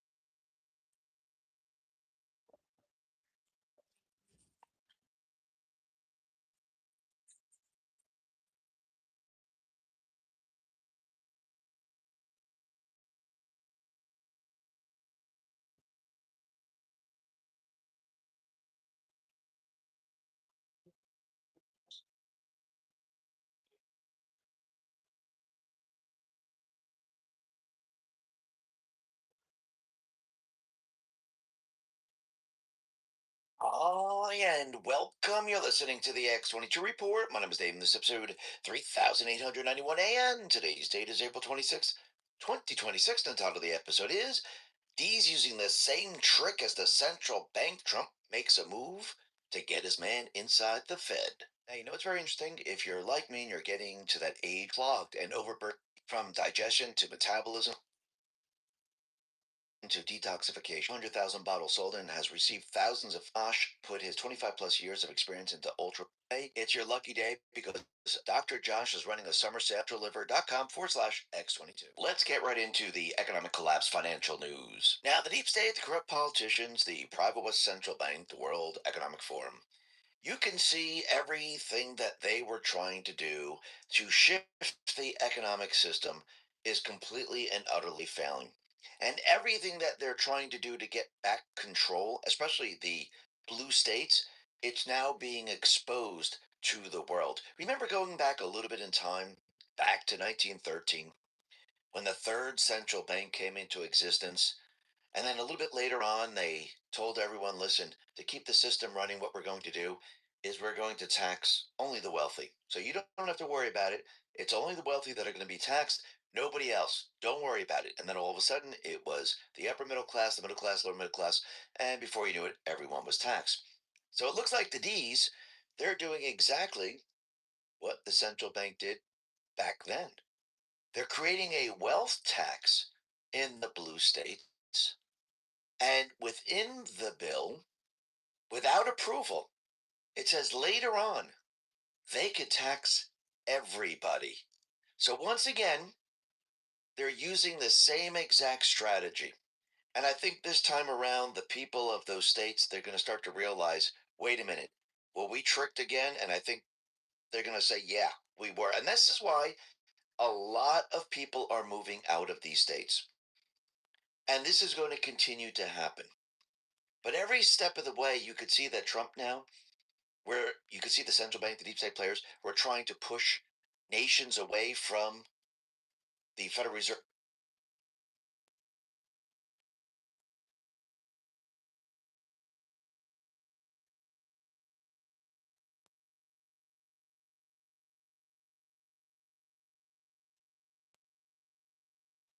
Is it just me?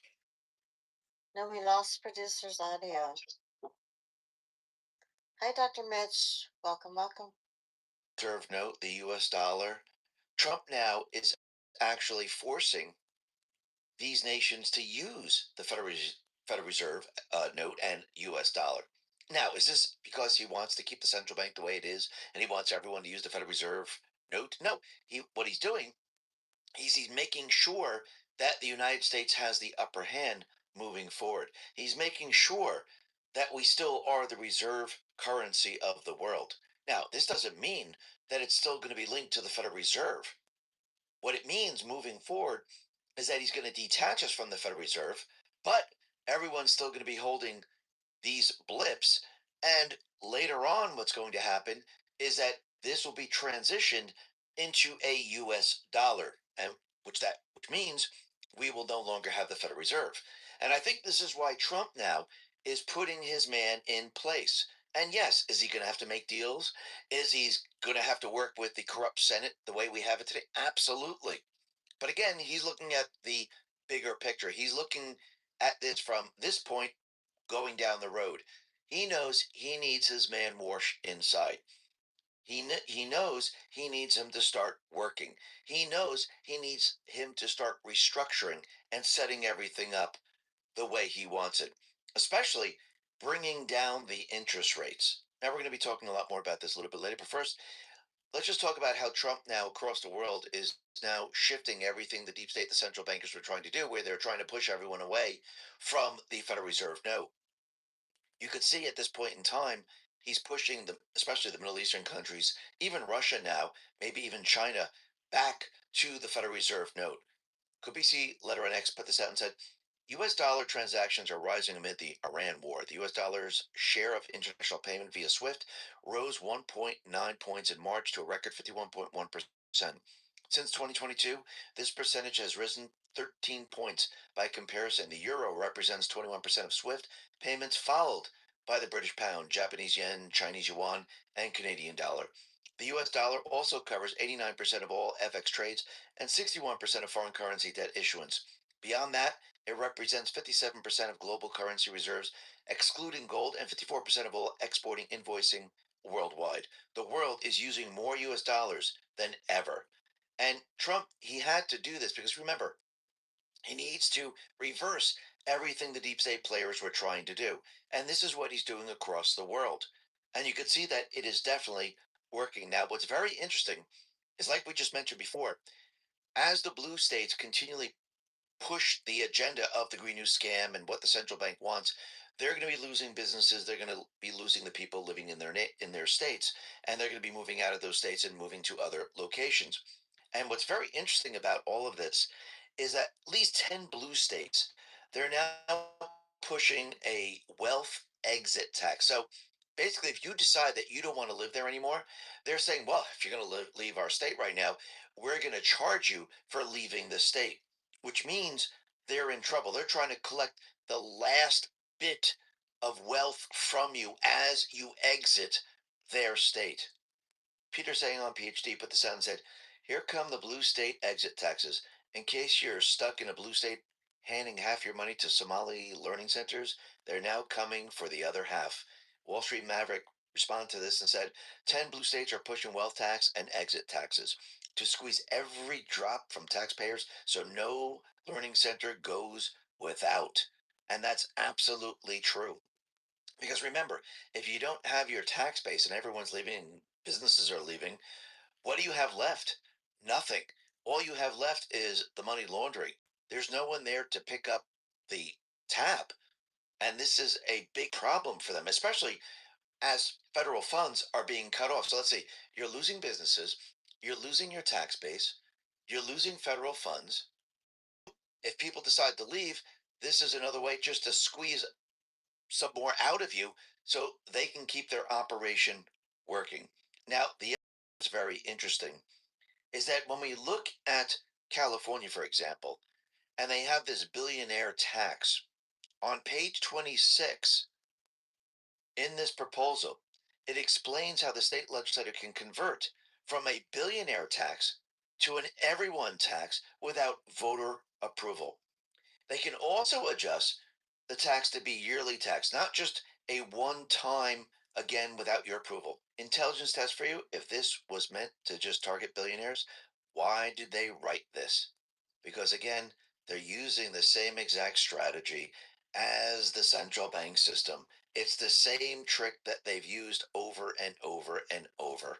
And you can see at this point in time, nobody is buying this whatsoever. Hopefully, the people out in California actually see this. Hope people are pointing this out, saying, look, this is a trap once again. We already went through this.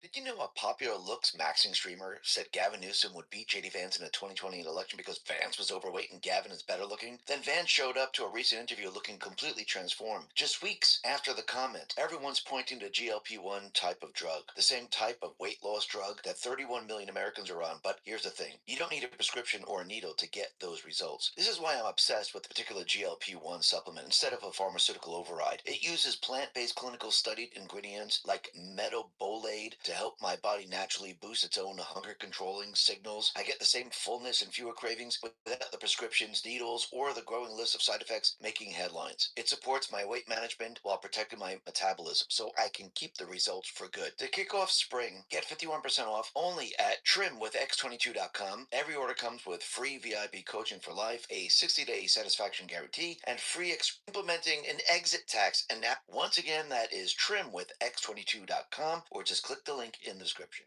Going back to 1913. Why are you going to do this again? Look, everyone's leaving the state. Businesses are leaving. People are leaving.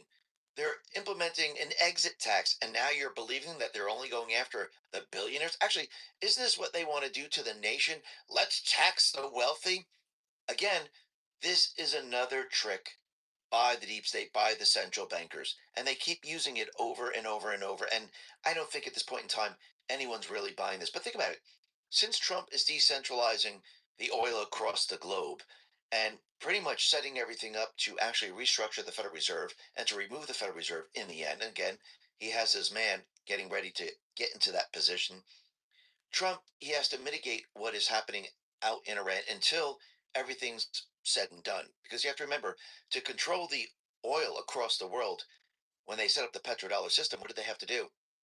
They had to make sure that we didn't drill in the United States. So there was everyone had they put into place sacred land. You can't drill here because we got to save the small little fish or the turtles or the ants that are crossing the road, anything like that. Then they basically made sure that no one got oil from Venezuela. They made it into a criminal country, and they actually created the cartels, the gang members, and they use that across the globe to supply the oil to China. Why would they supply the oil to China? Because again, they needed cheap energy to actually produce the products. Because again, where was everything moving in the end? To China. Russia, they had to place sanctions on Russia. Why? To stop the oil flow. And this is what they did. To control the price out in the Middle East, they needed the fear tax. They needed to control what ships went in and out, how much they paid, and this they used to control the world's oil prices. Trump now is decentralizing all of this. And yes, it's taking a little while because, again, there are certain things that are going on in Iran where they don't want to hand over the nuclear dust because that will implicate Obama and Hillary Clinton. Because, again, the uranium isotopes can be traced back. But again, in the end, I do believe Trump is going to win. So, what is Trump doing at this point to mitigate all this? Number one, he's putting out positive news because, again, news controls the price of oil. And yes, you could see that the deep state players, the central bankers, try to put out bad news via the Iranian proxy army, and Trump actually counters it with good news. And this is going back and forth. And this is why you see the oil prices moving up and down. But the other thing that he decided to do, and Lee Zeldin explains, he says the Trump EPA just unleashed cheaper E10 fuel, resulting in more domestic supply and up to 25 cents a gallon savings. 3,000 plus stations are ready to go, but New York, California, Maryland, Virginia are bizarrely blocking it for their residents. This makes absolutely zero sense. Let Americans buy gas at less cost. So there's a lot of people out there saying, "Oh, the E10 fuel, which is 10% of ethanol, that's going to destroy your car. This is why it shouldn't be allowed." But we know why California, New York, Maryland, Virginia, we know why they're blocking this because again, they don't want to show that, hey, look, Trump was able to lower the gas prices. They want to keep the gas prices high because again, their entire mission is to do what? To bring everyone into the Green New Scam, and they want to convince everyone, look, fuel prices are high because of Trump. But again, in the end, I don't think it's going to work. But like we said before, the E10 fuel, it will not damage the vast majority of cars on the roadway. It has been the standard gasoline blend sold across most of the US for over a decade, and virtually all vehicles manufactured since the early 2000s are fully compatible with it and approved by manufacturers and the EPA. So, modern cars, 2000 and newer, they are safe for ethanol. They have no problems.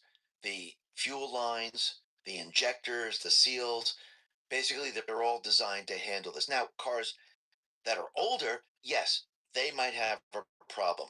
They might have a problem with rubber, plastic seals, gaskets, fuel lines, because again, they were not built for this.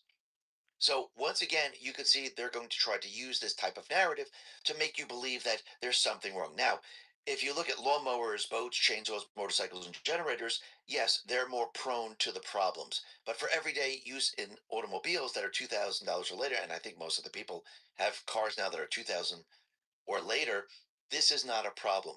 But again, you can see why the deep state players are going to try to push this, as hard as they possibly can. Now, does this get the best gas mileage compared to pure gasoline? No, it's a little bit less. But again, I think for most people today, because the cars are very, very energy efficient, I don't think people are going to really notice it that much. I don't think people have noticed it at this point, if you really think about it. But you can see why they're pushing back and pushing back very, very hard. And it looks like Trump, he is now putting his man inside the Federal Reserve, and that is Kevin Warsh. And what's very interesting is that the Justice Department dropped its criminal investigation into Fed Chair Jerome Powell. Now everyone's going, oh my God, we're not going to find out if he's a criminal. This is ridiculous. What's going on here? Well, it looks like he made a little bit of a deal with Senator Tom Tillis because he vowed to block Trump's Fed Chair confirmation until the Justice Department dropped its investigation into Powell. Because again, why is he so concerned about the investigation into Powell? Because the deep state players, the central bankers, they have people in the Senate, people in the House to protect them. And it looks like Tillis is one of those people. Because again, if there's an investigation, people are going to find out that, hey, maybe Powell was skimming off the top. There was a lot of money laundering going on, and people are going to ask a lot of questions. So is the investigation completely halted? No. U.S. Attorney Pirro explains. This morning, the Inspector General for the Federal Reserve has been asked to scrutinize the building cost overruns and the billions of dollars that have been borne by taxpayers. The IG has the authority to hold the Federal Reserve accountable to American taxpayers. I expect a comprehensive report in short order, and I am confident the outcome will assist in resolving once and for all the question that led this office to issue subpoenas. Accordingly, I have directed my office to close our investigation as the IG undertakes this inquiry. Note, however, that I will not hesitate to restart a criminal investigation should the facts warrant doing so. And once again, instead of having the DOJ looking into this, they're having the IG. Now, the IG, yes, might manipulate, they might fake it, but I think Pirro is on top of this, and if she doesn't like what she gets, I do believe that they'll be investigating. Now, think about this. Once Warsh is confirmed and the IG releases the report, Pirro reviews it, maybe she takes a couple of weeks, a month, or whatever, and says, you know something, I don't like this, I want to look into this. All of a sudden, she can go back in and really do an investigation. But we have to see what is the IG actually going to give and what's going to happen with this. But I do believe a lot of information is going to be coming out. We're going to find out where a lot of the money has gone, and I think Powell's going to be in trouble pretty much no matter what. But in the end, Trump is going to get his man inside, and I think Trump wants to get him in sooner than later because again, the clock is ticking, and he needs interest rates to come way, way down to actually push the economy into the stratosphere, and Warsh needs to start looking into the entire Federal Reserve. Remember, there's tens of thousands of PhDs within the Federal Reserve. So he has a lot of work ahead of him because you have to remember these agencies, they've been corrupt for a very, very long time. And you have to remember the Federal Reserve is a private corporation. So this is going to be very, very interesting moving forward.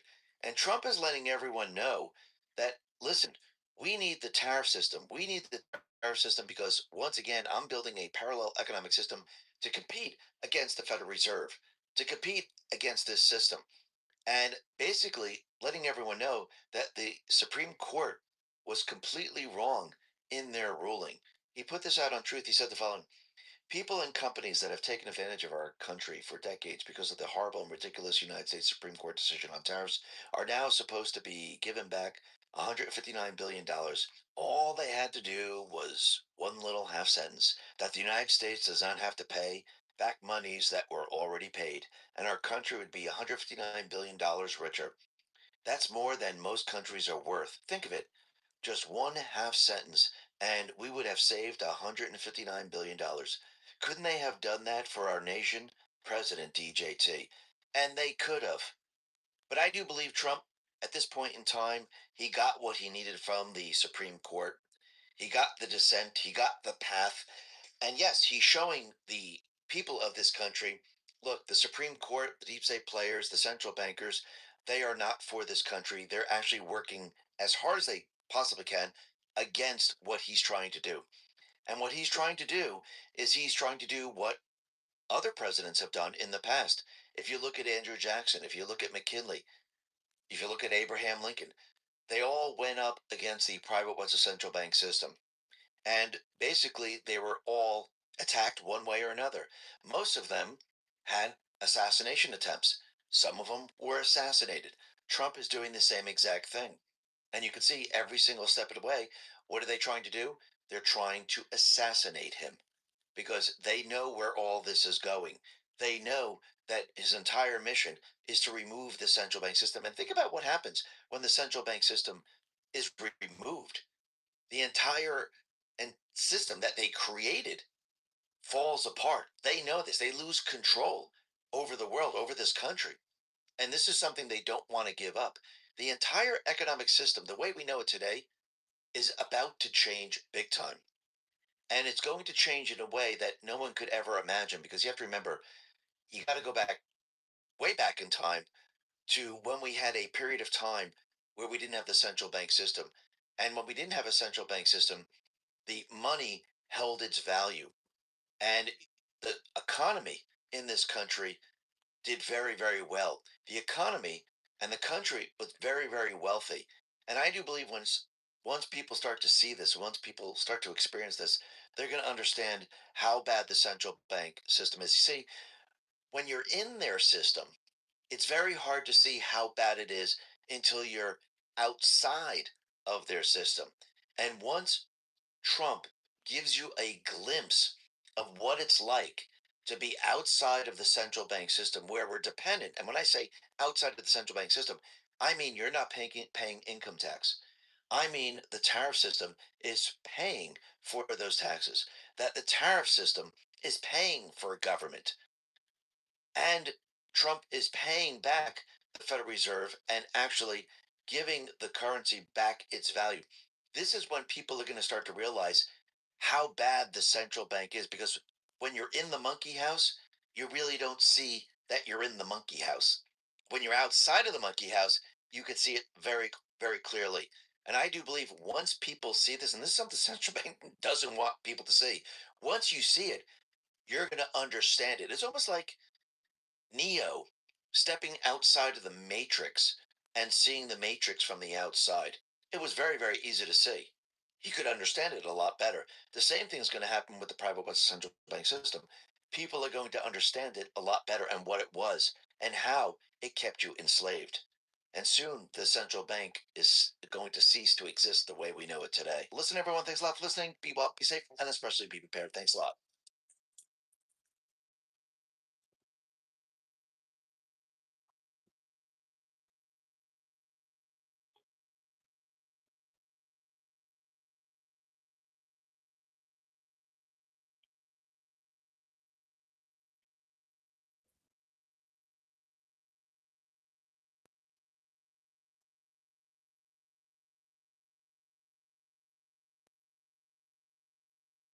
You want answers? I think I'm entitled. You want answers? True. Hello, truth seekers. So, that was the X22 financial report. Dave is hitting it out of the park as per usual. The central bankers are feeling a lot of pressure with the Federal Reserve System. Jerome's Paul, his investigation, I'm just letting you guys know, it's not going away. Janine Pirro may have dropped it for now or paused it, but I can guarantee that they're going to continue forward. We'll see what happens after Kevin Warsh gets through this hurdle. It looks like some strategic moves are being made. I want to welcome to the stage. We have Lucia, Karen, Sam joining us. The floor is open, guys. Grab your coffee, grab your tea. We have Dr. Kirk Elliott coming up next with LT's report, and this is the Sunday night financial report. So we're going to be hearing from a financial expert on what's going on in the economy. That's coming up next.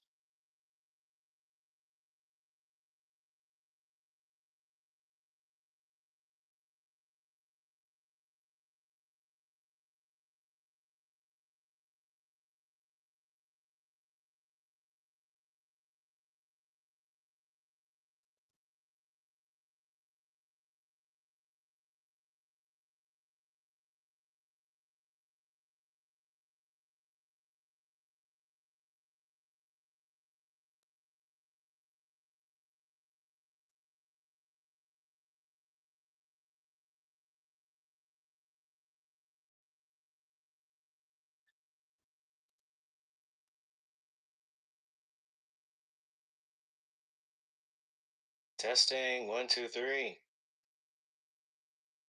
Nobody want to chime in? Are you guys ready for the next stream? Yes, sir. I thought it was just me for a minute till you said something. Yes, sir. We're ready. Yes, we are. We're here. That was a great report, researcher. I need to start taking notes because there's so much, um, you know, it would help.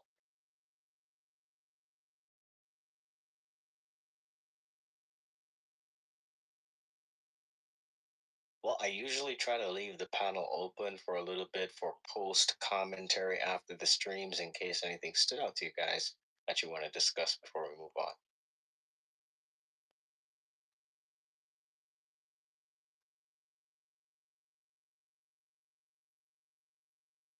Hi, researcher.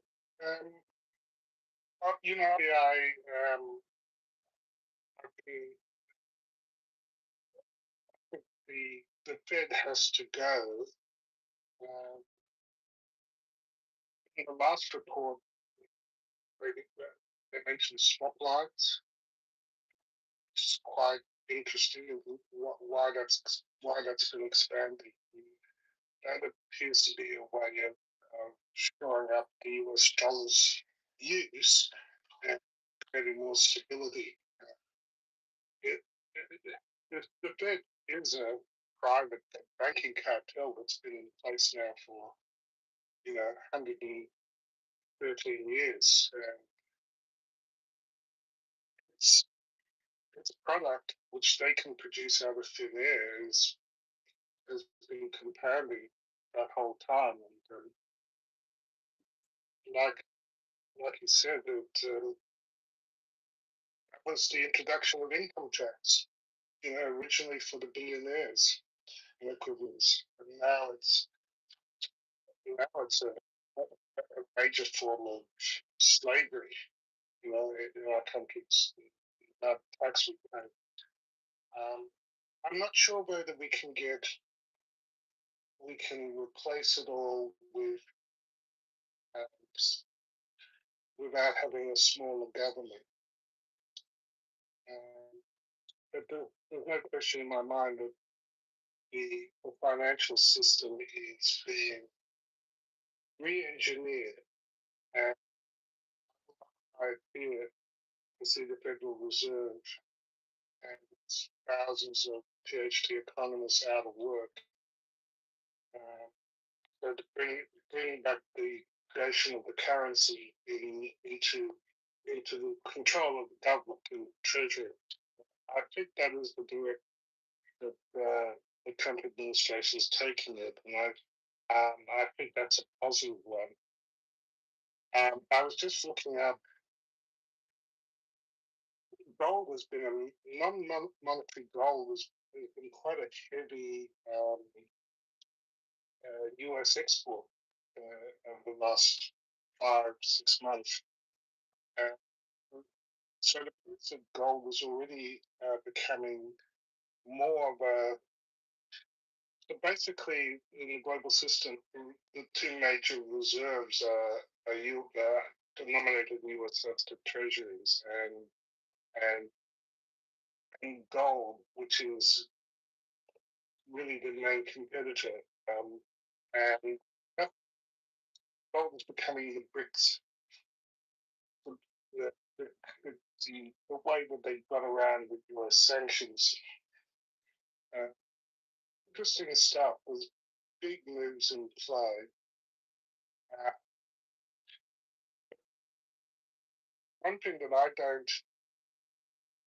that I'm not hearing is the impacts of the loss of the energy out of the Strait of Hormuz. You know, because that strait is still closed. And on Japanese TV, Well, they were live streaming. just real quick on Dr. Paul before you go to the Japanese TV. The Strait of Hormuz. I wasn't really too clear on how the blockade is being enforced. From what I'm now understanding, right? It's the U.S. blockade is on Iranian ports. So any ships going to or from Iranian ports, that's what the U.S. Navy is blocking.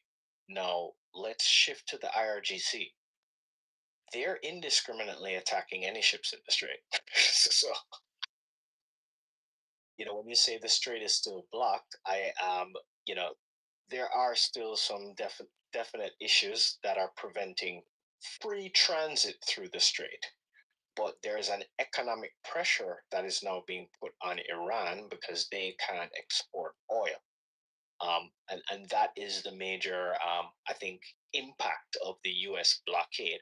The U.S. blockade is, they're allowing other ships that are not going to Iranian ports to pass through the strait. And that's just a little bit on that before you go to what's going on in Japan. But I wanted to just add that for the audience. But Dr. Paul, back to you, sir. Sorry for interrupting. No problem. Yeah, look, there are two blockades, as I understand it. There's the one imposed outside the Strait of Hormuz by the U.S. military, the Navy, and the one that is effectively been created by the fear of attack by Iranian forces in the Strait. And the fact, without the only way to pass through the what's happening is just to count the traffic. Is the traffic flowing? Still at 10% or less of what it was. The numbers are still very low. 10 ships at, in the last, was it 7 weeks now? Versus previously 100, 110. So the strait is effectively closed. It's not completely closed. And obviously the Iranians related traffic is being interdicted in the outer straits. But ships are not moving freely because they're not feeling safe, I presume. And the recent look, the bottom line is that a lot of countries like Australia, like Japan, and like most of Asia, rely on this ocean-borne energy, sort of like a floating pipeline. And that pipeline has effectively been cut by about 90% now for many weeks. And it's like if you like a floating pipeline which has was still flowing even though the source had been cut off, but the air pocket in supply is only now starting to hit, and that's why I think the Japanese, basically the US supplies from the west coast is what has saved Australia from already crumbling into a heap. And that's why the Japanese TV was live streaming a single tanker coming in from the west coast of the US. All our ocean-borne nations are stuck.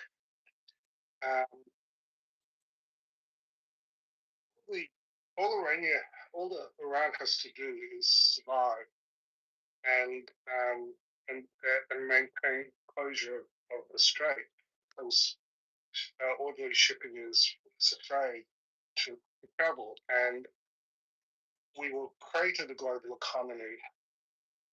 We will introduce a massive global famine,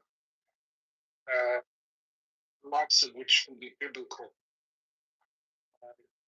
Michael Young's talking about bigger famines and billion people type, multi-billion type losses, and coming within the next year. Because remember, again, there's still food and there's still harvest coming through from the supplies that were already here or in transit here before the interruption. One, two, three, the coming collapses, and they won't be able to take over strong lines. You can't print turtle.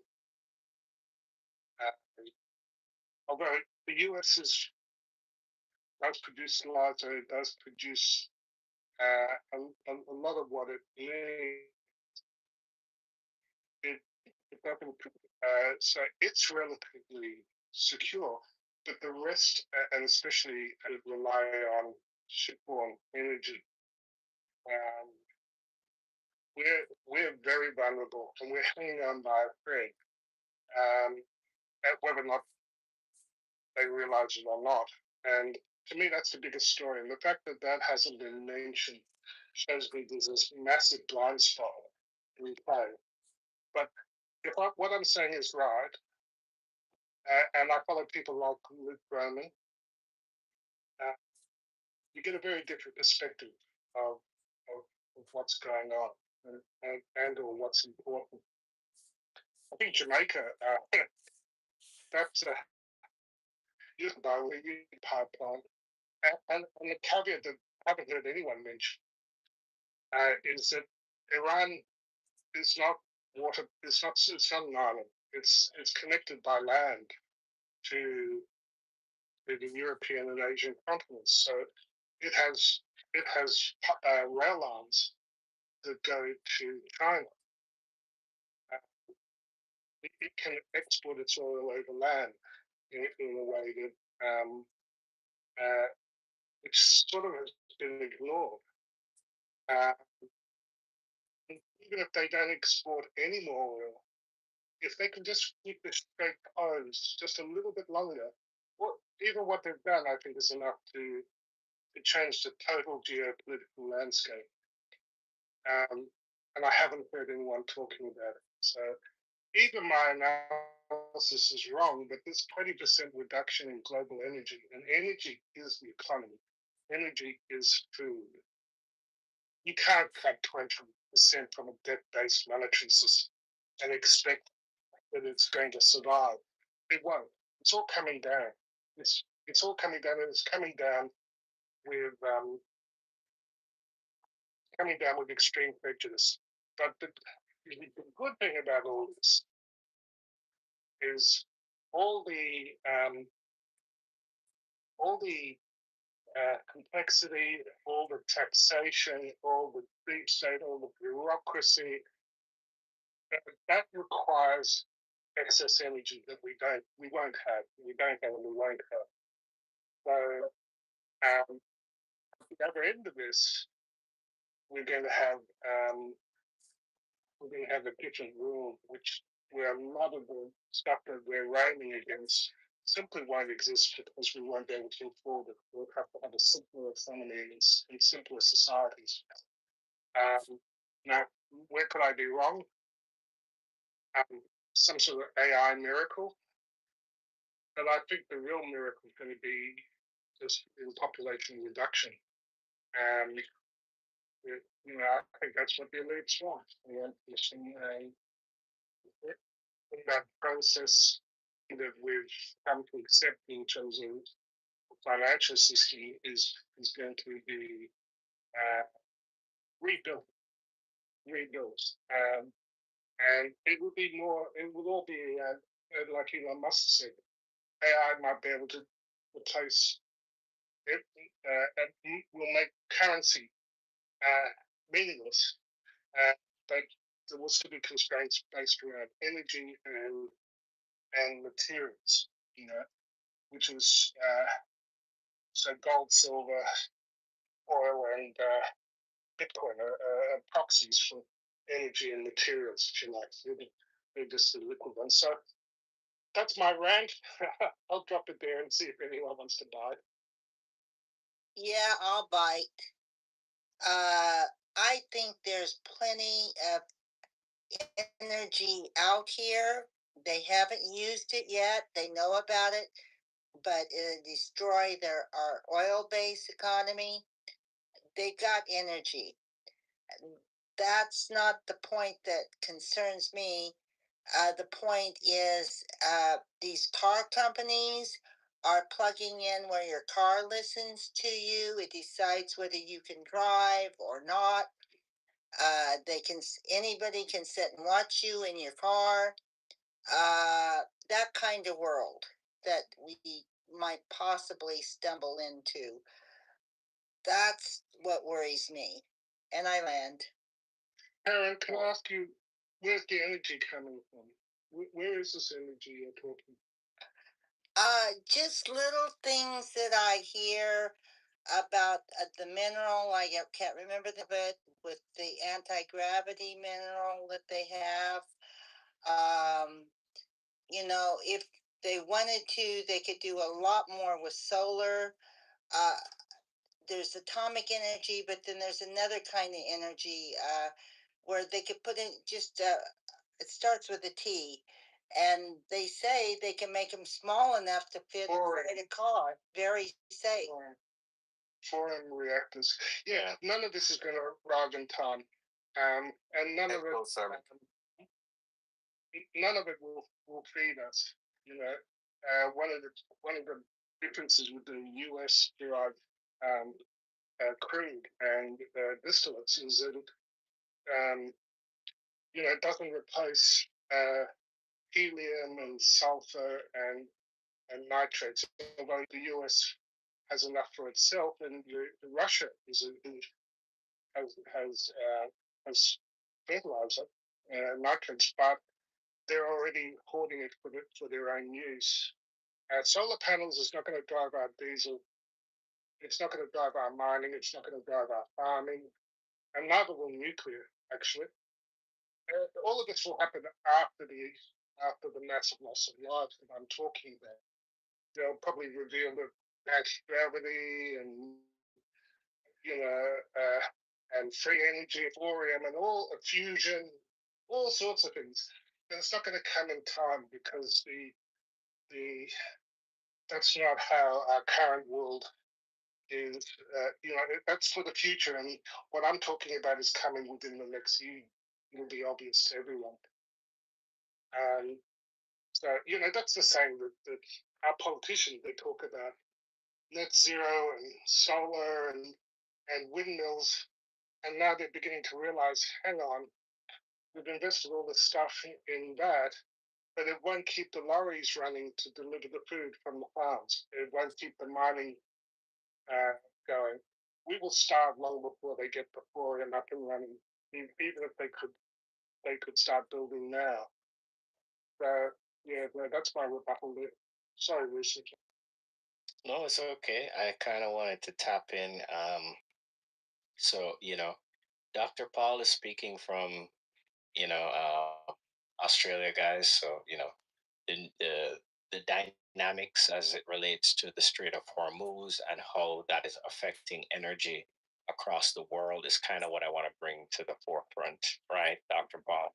Because I think everybody, or most persons in the room, are kind of looking at it from the perspective of the United States, and where the U.S. is concerned with their energy policies currently at the moment, Dr. Paul, they're solid, right?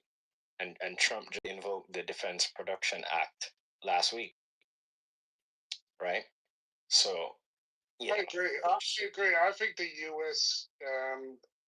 Will be the last man standing. But because you do have enough resources. But in terms of replacing the 12 million barrels a day that has been lost, um, not to mention about half of Russia's refining capacity has been damaged and taken offline um, by attacks over the last few years.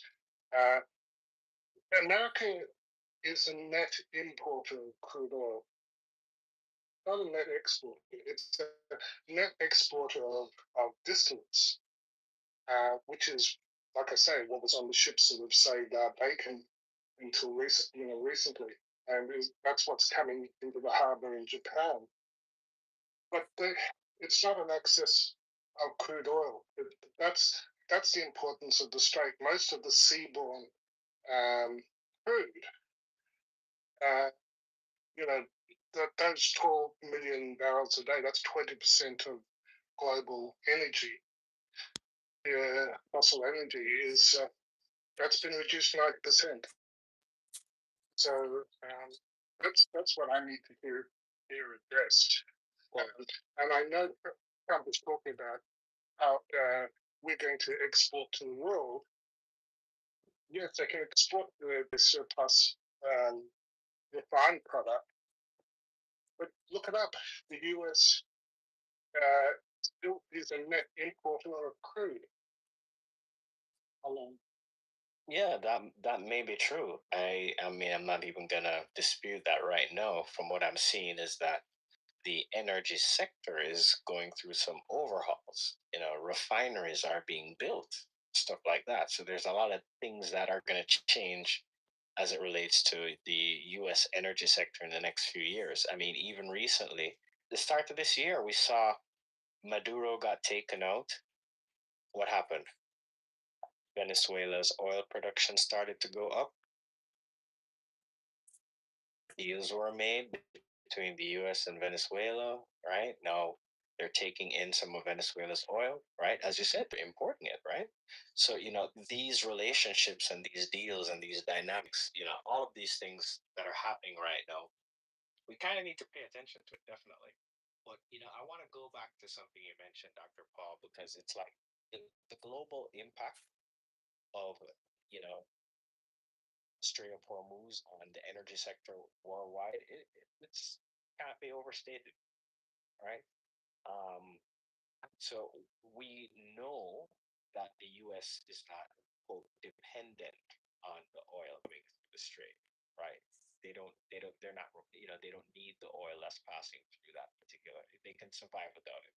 However, what about the other countries that are being economically affected right now? Their energy sector is being affected right now. Their oil prices are going through the roof right now because of the chokehold in the strait.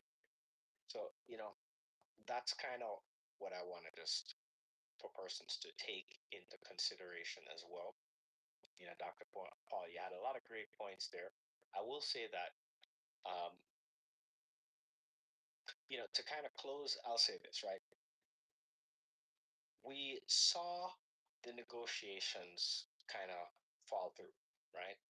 You know, there's a tit for tat, and we're seeing in almost like the same delay strategy that happened when they were thinking about the whole news, right? And then we saw what happened. The operation with the B 2 bombers and Isfahan, Natanz, Fordo got taken out, right? Their nuclear enrichment facilities. Now, what happened before this craziness in the strait? Well, Trump told the Iranian regime, open up the strait. Those were the dynamics before a U.S. naval blockade was implemented. So before the U.S. went there, this I think is key for persons to kind of look the dynamics and the players on the board. Because remember, Dr. Paul, and this is something a lot of people overlook, the British, well, let me rephrase, the global criminal syndicate through the British proxies and central bankers have controlled the Middle Eastern region for quite some time, and they've benefited from it, right? one of the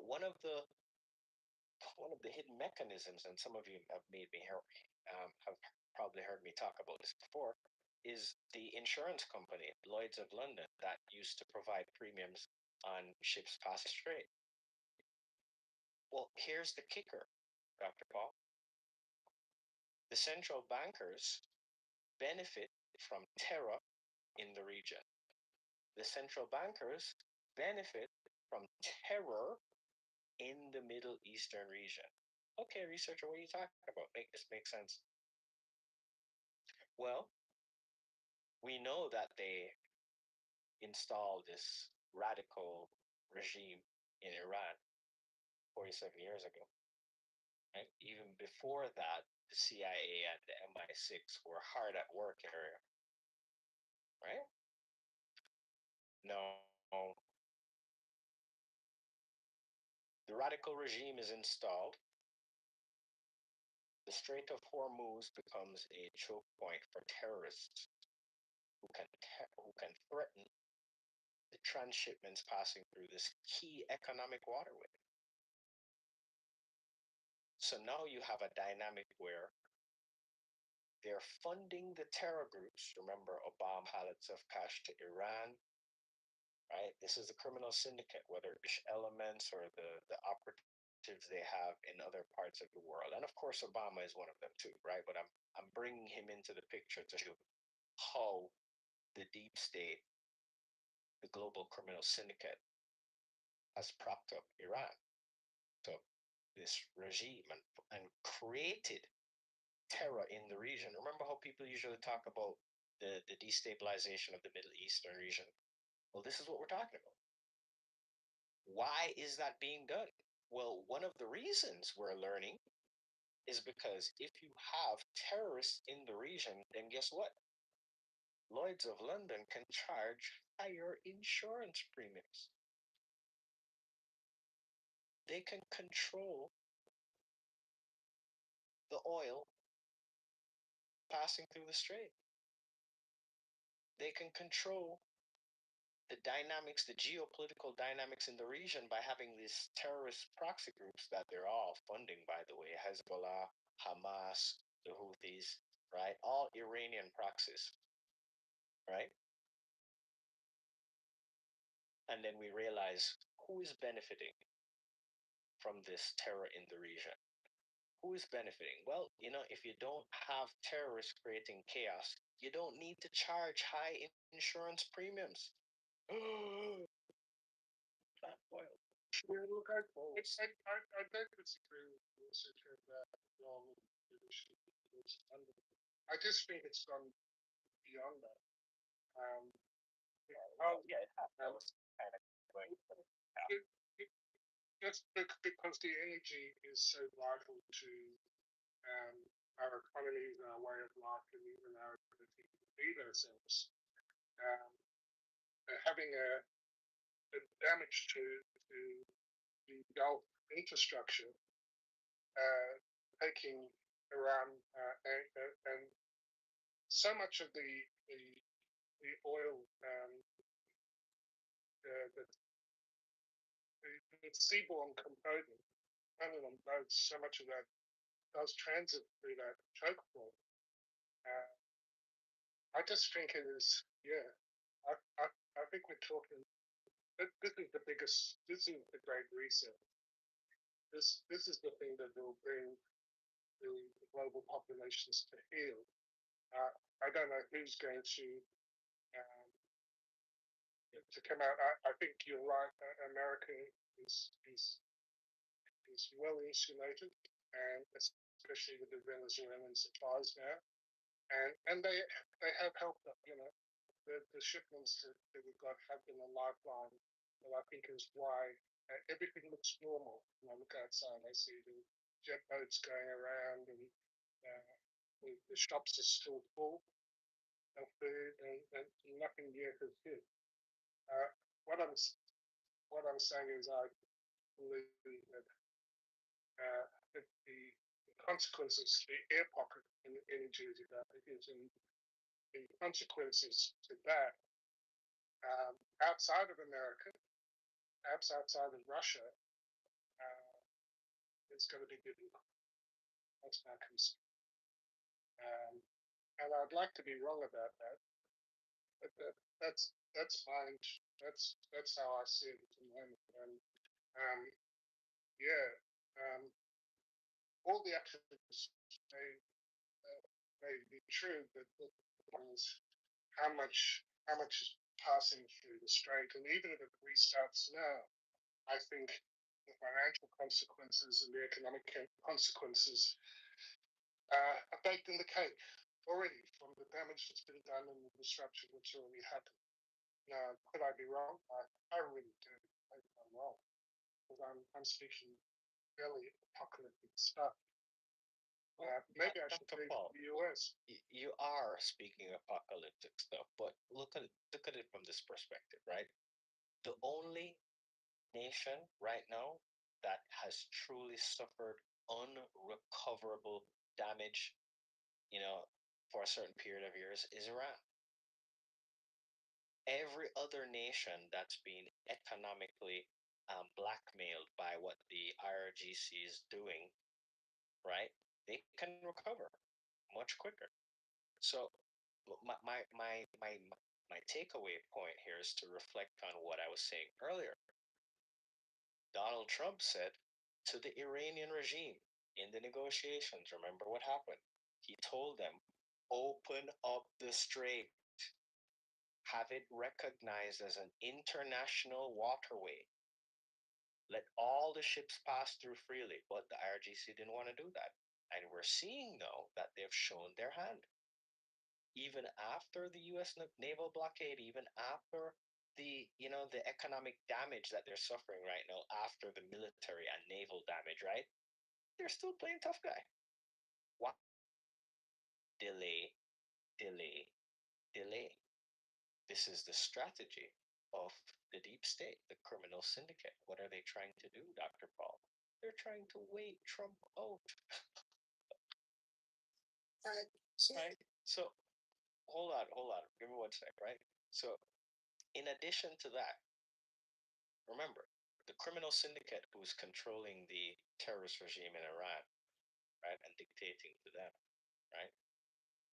They're playing tough guy to the United States. They don't want to back off their stance, right? It looks like the hardliners are in control based off of the negotiations. We have another aircraft carrier headed to the Strait of Hormuz. Yes, Dr. Paul, that's what's going on. I actually predict an escalation in military activity in the region because of what Iran is doing right now. Or let me not say Iran, but the terrorist regime in control of Iran, right? And they're jerking around with the negotiations. They are the ones that don't want to open up the strait. So Of course not. Of course not. All they have to do is survive in the war. Yeah, but they just have to survive and keep the strait closed and they've won.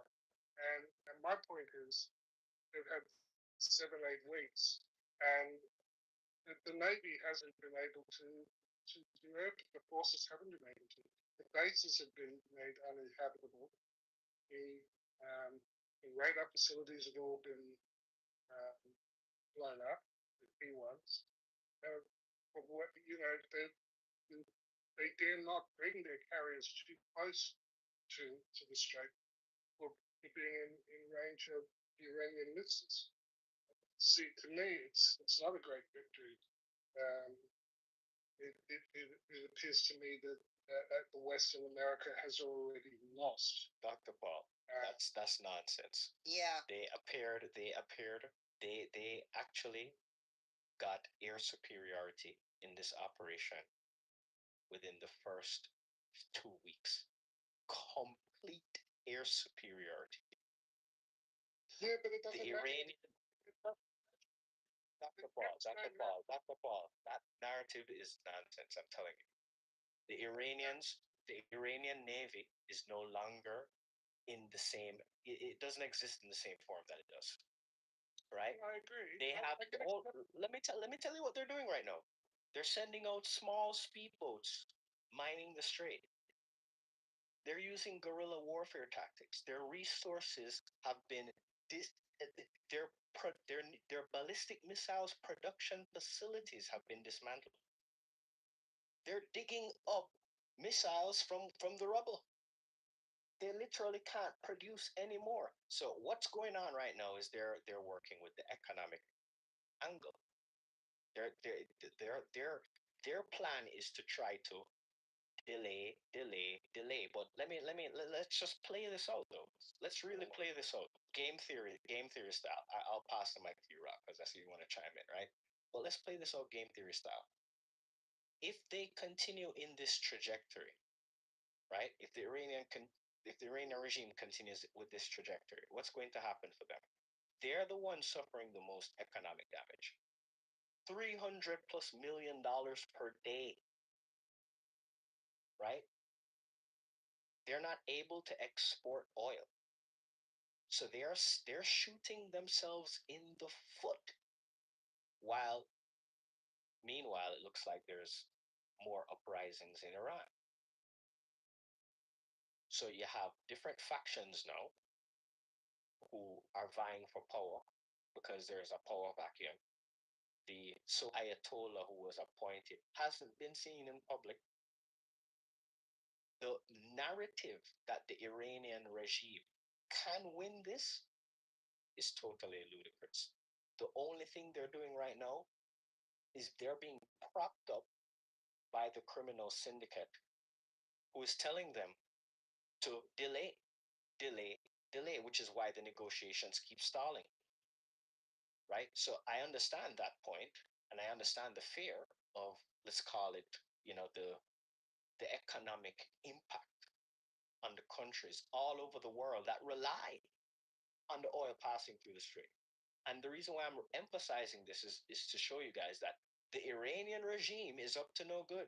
So let me tell you right now, we have another aircraft carrier headed to the strait. We have complete, the US military has complete air superiority, right? Their small, fast ships, that's going to be taken care of. The mines in the strait, that's going to be addressed because President Trump has now sent out the order to demine the strait.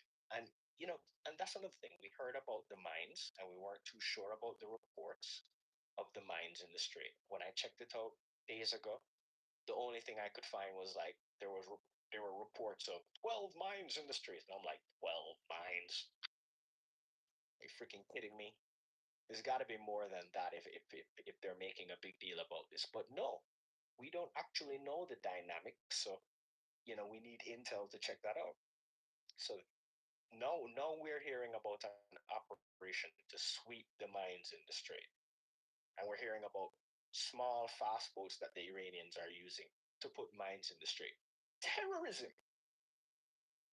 So I don't disagree. I can agree with you completely that America has bombed the crap out of Iran and taken out massive amounts of its infrastructure.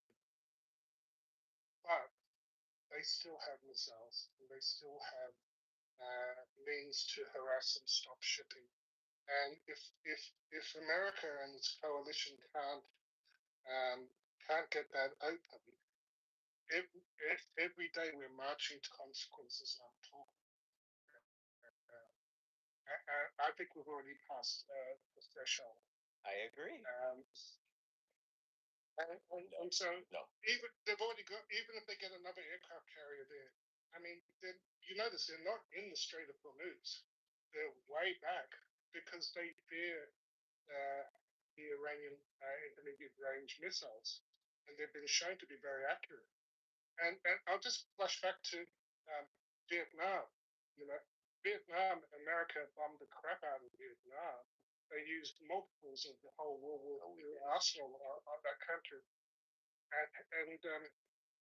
and they prevailed just because they prevailed. So just having air cover and having aircraft carriers, the nature of war has changed now. If you've got the capacity to make drones and to make missiles, you can hold at bay something that for 500 years was the major instrument of of imperial power. And I think that's falling. Sorry, Rob, you want to chime in? I'll let you.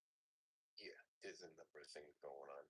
First off, the only way they're getting supplies right now is China is flying supply ships and they're shutting their transponders off when they get near the airspace so that people can't track them. They're trying to bring military material in.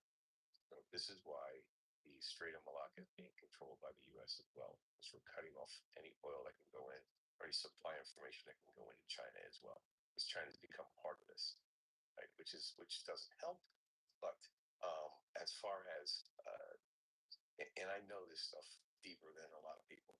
As far as aircraft carriers, you're never going to put your aircraft carriers in close where they're going to get shot at. Absolutely, because your superiority comes from the ability to project outward, not getting in close. The thought process that you're going to bring something in close and you're going to put it in the straits, bull crap, right? What we're doing right now with the planning.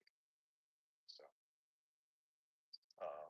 we're sweeping the mines in there with drones and things. So I wouldn't look at what you hear from the media.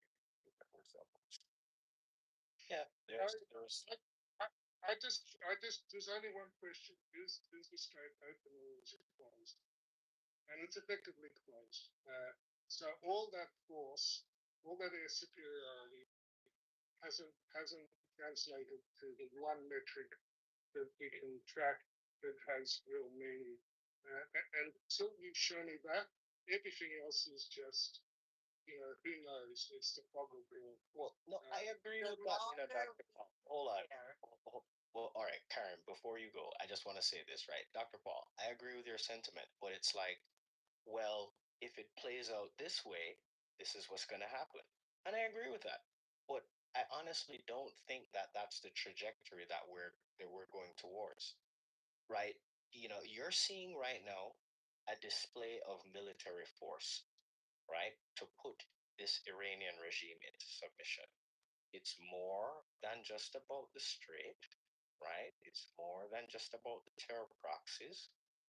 There's a lot of dynamics happening right here. There are even, you could say economic chess moves being made. You heard Rob mention the Strait of Malacca. China, right? And this is the key point, right? 80% of China's oil passes through that strait. And now the US military signed a defense partnership with Indonesia. Right? So what's happening right now? I'm letting you guys know that the Trump administration doesn't want to economically strangle the world's oil.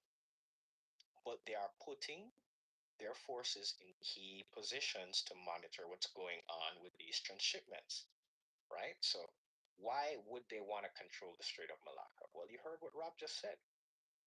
The news about the ship that was trying to pass through the blockade, and this is going to an Iranian port, by the way. And when they boarded the ship, what did they find? They found chemicals used in the production of ballistic missiles. Right? Now, I don't know the state of their production facilities. I think most of them have been targeted. We saw 13,000 targets got hit, right? Military targets, right? So, I don't think that they have the same capability to manufacture and produce the ballistic missiles at the same level they used to. They probably may be able to pump out a few, right? I don't know the intel is like on the ground. But you're right, Dr. Paul. They are still able to control and threaten the strait at the moment. But that dynamic is not going to be the status quo forever. Trump is not going to keep a U.S. naval blockade in the Middle East forever. At some point, the buck's gonna fall. Okay, we're gonna see. Yeah. Can I just make a point about since Iran's proxy of the US and China, and so the control over the other choke points and threats. You'll notice that the tankers that have been getting through have been largely going to China, and China is aligned with Iran. So this is, in a sense, a proxy war of America versus China. And there's a problem there because America sources its military hardware and components from China. And yes, they fucked up. And so now Trump is quite rightly bringing the defense, what is it called? The defense production um, to even take power factories and start getting them to make military weapons a la World War II. But basically, the American military, a lot of the components are made in China, and this is where the tangle. Iran is, in a sense, sitting in between. And once, if the Americans start to stop the oil getting to China, this is going to get bad. It's going to get very bad very fast. And I've heard that the ceasefire was because they were just running through hard to replace, slow to replace armaments at such a fast rate that that's why the ceasefire happened. But so think of this as a proxy war with China, and look at the ships that have been getting through unmolested by both the Americans and the Iranians. I think you'll find they're largely Chinese, and this scares the shit out of me, and it should disturb people in America once they have that framing. Because I don't know that any of us can afford to have China out of our supply chains. Well, what's happening right now in the United States is that China is being cut out of the supply chain, right? And the Defense Production Act is a signal.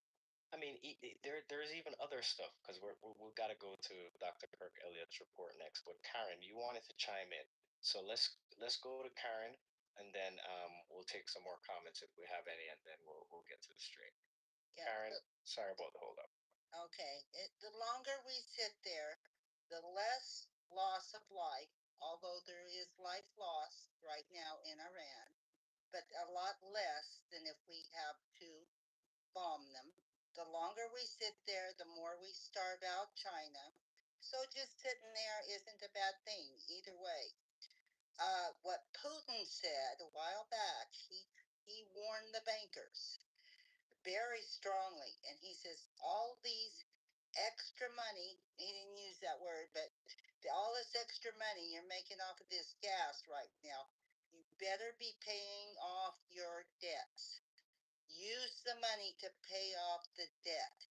He was very strong about that. That was Putin said, because they've been hyper inflating the gas prices on us that they don't need to do, but they make extra gools of money doing it. And another thing I want to agree with you, Doctor. I'm more concerned about what they're spraying in the air, on the ground for our crops. Because, yeah, if they stop us from growing things, everybody's going to get hungry. And I land. Well, there's many different ways that the deep state is targeting us, and what I would like to add for you guys is another perspective, right? And Dr. Paul, you mentioned proxy war with China, right? So here's how I would phrase it. Look at this war as the Trump administration, Trump taking on the global criminal syndicate directly. They enabled and funded, they propped up Maduro in Venezuela. They propped up the Cuba communist regime. They propped up Iran. They propped up China's manufacturing industry. Yeah, the criminal syndicate, the deep state, propped all that up. And when you look at the moves that Trump is making right now, you see a complete reversal and dismantle their system step by step. They lose power, they lose control. Now, of course, we know the Middle East is very special to the criminal syndicate. They had a lot of things going on over there, right? So when Lloyd's of London pulls the premiums for the first time ever in history, that should show you just how much they're trying to create leverage for Iran, for the Iranian regime, right? When NATO allies aren't helping. They're in line. They're in line, or I should say, the leaders of some of these NATO countries are in line with this agenda.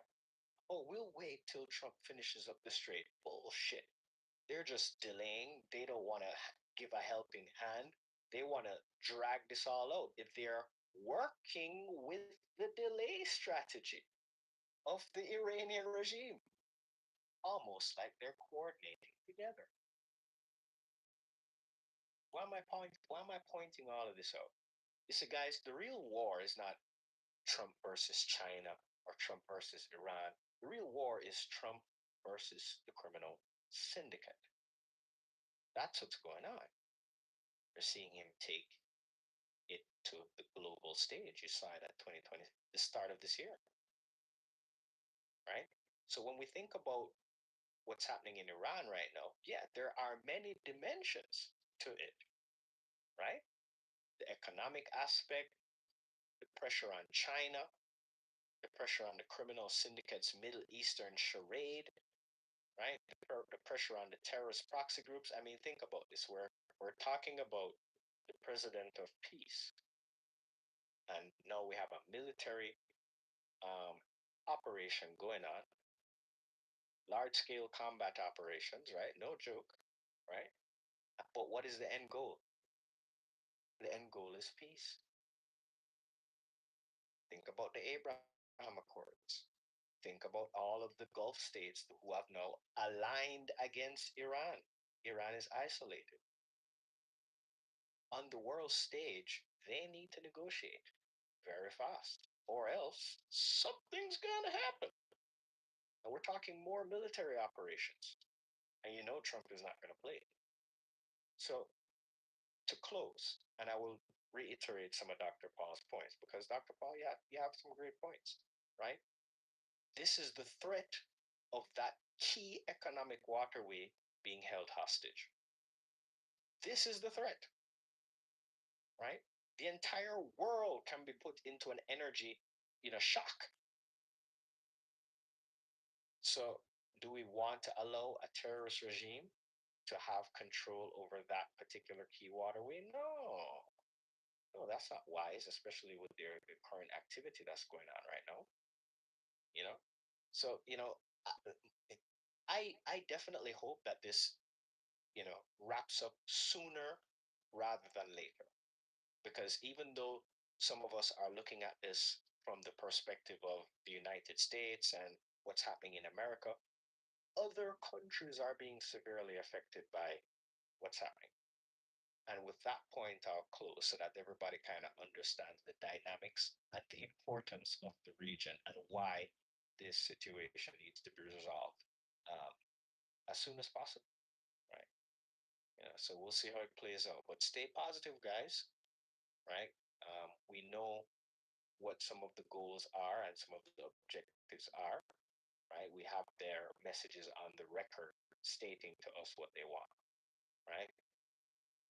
Trump told you guys that, hey, the Iranian regime just needs to recognize this as an international waterway. And they didn't want to do that. And here we are. Here we are. So how can it play out? Your guess is as good as mine, right? Where we're gonna see it, right? I'll keep you guys up to date with the news and stuff. As you can see, I posted an article at the top about the currency swap lines, which I kind of wanted to get into, but we were having such a good discussion about the many different aspects here, right? So I'll mention this, right? The currency swap lines essentially is going to provide somewhat of a cushion to some of the Gulf states, right? It says here, U.S. Treasury Secretary Scott Bessent confirmed that many allies in the Gulf region and Asia have requested currency swap lines from the United States to manage financial instability caused by the Iran war. There it is, Dr. Paul, right? So this is the purpose. This is what's going on with the currency swap lines, right? Um, and it's and to Dr. Paul's point again, it's not only the Gulf states that are being financially affected, right? When your energy sector is affected, it messes with the economy, right? So I'll read a little bit more here. It says, speaking before the Senate on, well, actually, let me read that part again. Treasury Secretary Scott Bessent confirmed many allies in the Gulf region and Asia have requested currency swap lines from the United States to manage financial instability caused by the Iran war, including energy shocks and disrupted oil flows. Speaking before the Senate on April 22nd, 2026, Bessent stated that these swap lines are intended to, quote, maintain order in dollar funding markets and to prevent the sale of U.S. assets in a disorderly way. No, I'm going to pause there. I'm going to just segue a little bit and remind you guys about Operation Economic Fury. Yeah. And if you haven't heard about that one, Dr. Paul, just look into that, right? Treasury Secretary Scott Bessent and Operation Economic Fury. Basically, a lot of tracking is happening. They're monitoring the money. And they already tracked it back to London, some of it. Can you believe that? Treasury Secretary Scott Bessent has pretty much confirmed that. So we know who's propping up the Iranian regime, or at least partly where some of the funding is coming, based on the warnings that he's given. So it's going to get very interesting. The central bankers are going to come into focus. 100%. The Bank of International Settlements, they put out a report the other day warning people about, get this, Dr. Paul, stable coin yields. They're saying it's unstable. They're competing with the banks. I was having so much fun Thursday talking about it. For those of you guys who missed our crypto room, but yeah, right. The central bank of central banks, they're letting us know where they stand, and they don't like the direction of the financial options now available to the people. That says a lot. I'll leave it there. But I agree with you, Dr. Paul. There is a reset happening. The question is who is controlling the reset? This is Researcher Staff dropping the mic. Yes, definitely a reset happening. And look, the swap lines make a lot of sense.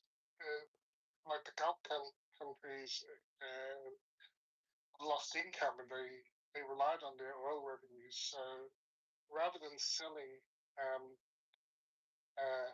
they don't want massive sales of the treasury bonds. That will cause a spike in interest rates and yields, and that will crater the U.S. economy. So it's in the interest of the U.S. dollar to promote the currency swaps. And yes, that will help provide stability and shore up the US dollar. Because that's the danger now, countries that are economically damaged, that aren't getting oil revenues or other revenues because of the disruptions, there could be large sales of US treasuries, and that if the Fed then comes along and has to buy it all, that would destroy the US dollar. And by extension, it will destroy all the fiat currencies. And I think we're on that path already, which is why Bitcoin has started to recover, and why gold and silver are starting to recover from its pullback in end of January. And we see the price of everything starting to. So the shifting of the manufacturing to the US that Trump is doing is a good thing, and we need to do it in Australia too. We don't even make sandwiches anymore. So we used to make our own cars. We used to manufacture them. So all of this is very positive. Um, I just worry that the awareness has come a bit late. The dependence on China is still massive, and that's the bear we're poking. So keep your heads on a swivel. All right. Well, Dr. Paul, you made me laugh when you said they don't make sandwiches anymore. I'm like, oh my God, is it that bad? Produce something, something. Oh yeah, on economic complexity index, I think we're sort of behind Uganda or somewhere. We used to we used to have our own refineries and be self-sufficient for oil. We used to have a manufacturing industry that we made our own cars. Now, we'd be lucky to knock out a few surfboards. So no, we're even further down the path. But US is in for a shot, but spare a thought for us hapless um, Antipodeans who, although we live in the arse end of the world, are totally reliant on the sea for our energy because we got rid of all our refineries. And one of the two remaining refineries caught fire the other week. And one of the stories going around is that there's been a large number of refineries, not just Australia, Romania, Myanmar, Texas got hit a couple of times in recent times. What was a lightning strike though? Just all around the world, oil refineries are blowing up or catching fire. Um, and that feeds into the chatter that, you know, this is a controlled demolition that's going to lead to famine. But if you have another way of that story, yeah, something obviously odd is happening, and it's not just in Iran, it's not just in the Gulf. It seems to be just like COVID was a globally coordinated. This appears to be a globally coordinated unplugging uh, of energy, and that's probably why I'm not mincing words anymore. I think we're in DEFCON 4. Thank you. Well, you're right. There's some of the countries that have, adopted the crazy globalist policies. Yeah, it's really bad. I agree with you, right? You know, um, it's just a completely different dynamic in the Americas right now because of the energy policies put in by the Trump administration. So that is kind of where I'll leave it, guys. Remember, we are dealing with a planet with many different regions that are affected by different geopolitical dynamics and economic dynamics. And, sometimes we kind of need to expand our perspective and not just kind of look at things from, whether it be a US point of view. So, Dr. Paul, thank you once again for your share. It certainly was insightful, I'll add. So, I'll drop the mic.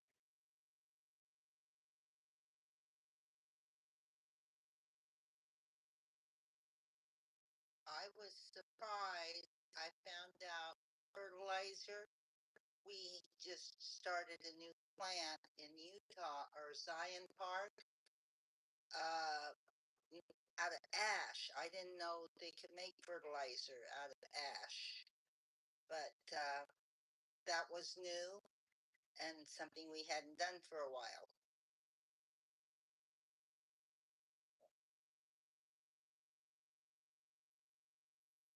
Interesting. Sounds cool to me. Yeah, well, guys, we're going to actually shift gears into Dr. Kirk Elliott's report, and he's going to be talking about precious metals. I see that in the title, so this could be an interesting one. Let's see what's going on. Are you guys ready for the next stream? And I see we also have Lucia joining us on the stage. Welcome, welcome. Welcome, Lucia. Welcome, Karen. Welcome, Dr. Mitch. Welcome, everyone. Would anybody like to grab the mic before we start the next clip?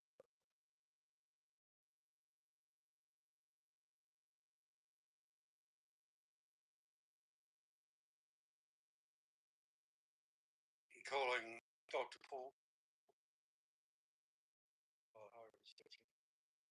Hello, Ben. Welcome to the stage, sir. What's poppin'? Thank you kindly. Yeah, I was just reverberating on the back of Dr. Paul because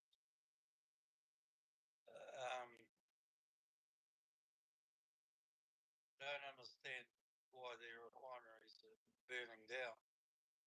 But I don't know, is Australia going with Canada? You know? Maybe he can answer that. I'm not sure. But I don't know what on the Netherland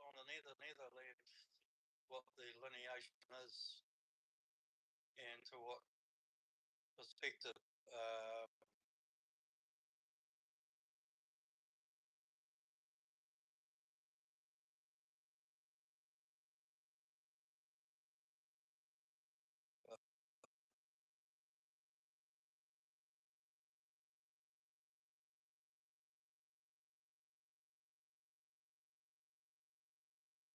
Is it me or is it Ben breaking up?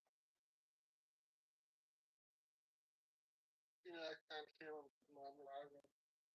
I don't have an answer about Canada. This is happening in the US, in Romania. This is happening in Burma. It recently in Vietnam. The other day, it's really global. I made some joke. I said oil is suddenly a whole lot more combustible because it seems to be blowing up everywhere. So if it's a cabal, it's a global cabal. Yeah.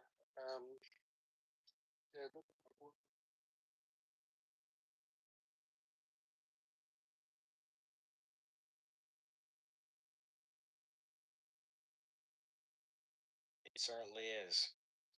All right, guys, we are going to start the next report before it gets too late. We have the X-22 report coming up after this too, so let's get a move on, shall we? Here we go.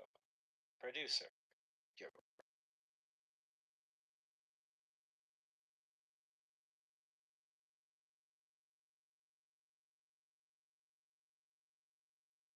ladies and gentlemen, let's get ready to rumble!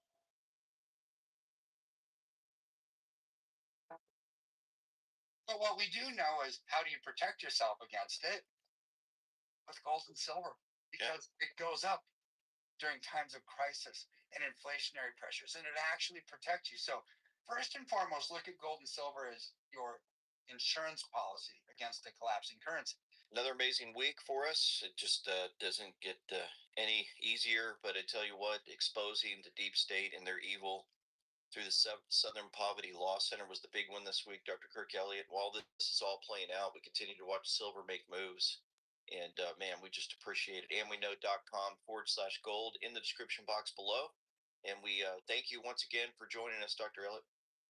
It's so good to be with you as always. And it is wild, LT. When I look at everything that's going on, it's like, all right, is this prophetic events playing themselves out? Is this a paradigm shifting moment? Yeah. Is it just noise and distraction to distract us from something that's even bigger and weirder than the things that we're seeing? Right? Yeah. Like I don't know. But what I do know is it's all in front of us. Right? Yeah. So when you look at it, everyone's concerned about the price of oil, what's happening in Iran, Southern Poverty Law Center, all this stuff, and really what a lot of this boils down to is I wanna not talk about any of that.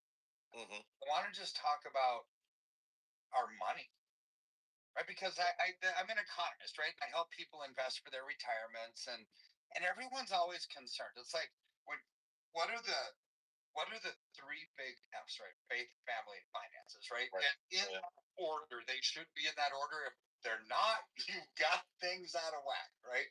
So faith, family, finances, right? So it's one of the three big F's. And so So when you look at what's been happening, years ago, literally years ago, you and I talked about the emergence of the BRICS nations, and was it about control? Was it about taking over the U.S. dollar? Was it about taking over the world's manufacturing? What was it, right? And really, it's a political power block to kind of unseat the United States, right? Which is why way back I was in grad school in the early 90s, and this was a little bit after the European Union had formed, right? It's like, why did Germany and France and all of these countries, Spain, converge into the European Union? Is because they needed a power block politically and economically to kind of compete against the United States.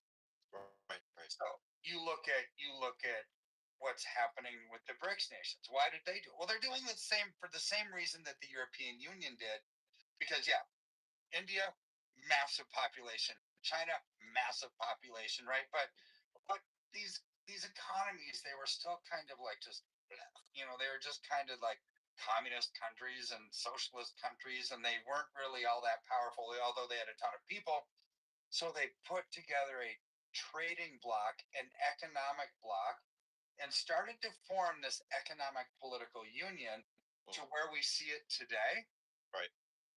It's about power and control, and it's about money, right? So when you look at what the BRICS nations have done, they're truly they're revolting against the dollar order, right? Which is, to put it in other words that you and I have said, it's the de-dollarization of the world. Nobody wants the U.S. dollar, and not even Warren Buffett wants the U.S. dollar, and he's an American. Like, what is going on in this world? Right? Yeah.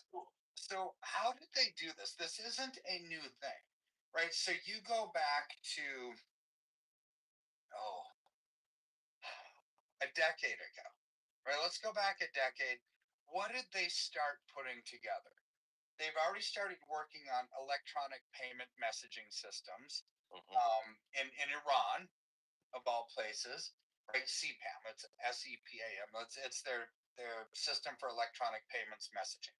Now you add that to the structured financial messaging system. You add that to CIPS, which is China's cross-border interbank payment system. What is all that to do?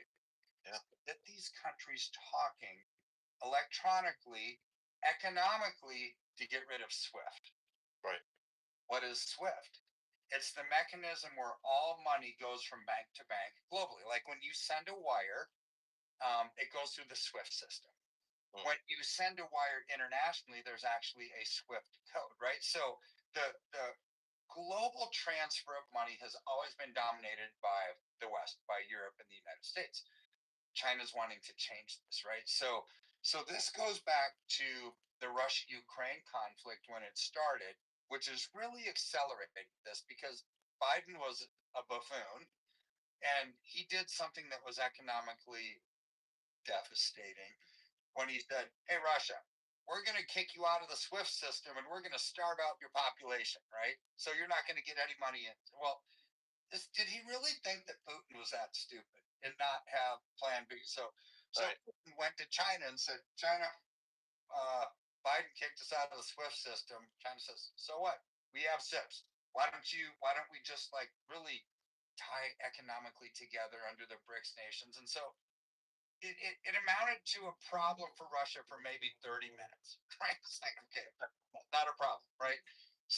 But what they're doing is they're taking the financial control for most of the world's population away from the West. This is how they are de-dollarizing it, right? And this is the problem that Western banks have, because when you don't control the money, you don't control people. Right? So this is where it's all headed. Now you've got central bank digital currency that we've talked about. This is the central banker's way of saying we're still going to maintain control of people. Right? We're still going to basically have digital social profiles and social credit scores, and we're going to be able to tie you to how you spend your money, what your habits are, what your worldview is politically, religiously, economically. And if we don't like it, we're cutting you off. And so then comes Bitcoin and the decentralized blockchain. You know, this is a counterbalance to all of that. And what Trump wants to do with stable coins and having stable coins on the blockchain, it's pulling it away from central bank control.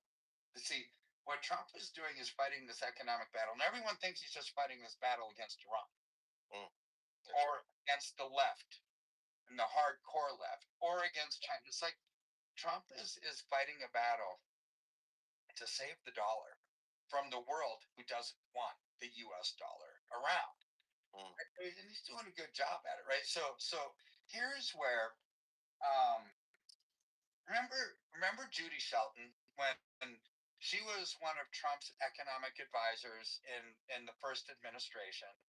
She was nominated, and there was a lot of people talking about her being the next Federal Reserve chair. She didn't make it, right? They actually tried to really attack and demolish her family. And it's like, you know, and so now there's somebody else, right? But what did she believe in? She believed in sound money. She believed in gold-backed currency, right? And so if this is who Trump was talking about having control of the Fed, what does Trump believe in? Same thing. He wants sound money. He wants a strong currency, right? And away from this central bank control. So she did this interview recently that was just posted. And there's a couple sections. It's worth everybody watching the whole thing. It's actually fascinating. Well, I happen to be a self-proclaimed economic nerd, right? So I thought the whole thing was amazing, right? Right. There's a couple sections in there that I want to point out to all the envy knowers out there, because I think when you understand her heart, you actually understand Trump's heart when it comes to money. Awesome. Yeah. So yeah, I would love to watch that. Okay. Yeah, we got a couple of sections. Just tell me when to pause on this first one. Well, here we go. Okay. If they did see today's system, would they even recognize it? I think they would be appalled, and probably James Madison the most, because he was so clear on that. He said a depreciating currency is just like stealing property, and therefore unconstitutional. The government cannot expropriate without due process. And instead they do it in this way where they chisel a little bit. Why? What's the justification? How is that possibly even consistent with the mandate of stable prices? At best, the Fed is seeking stable inflation, but that's an oxymoron. It's not stable prices. So the question was, would the founding fathers even recognize our money today?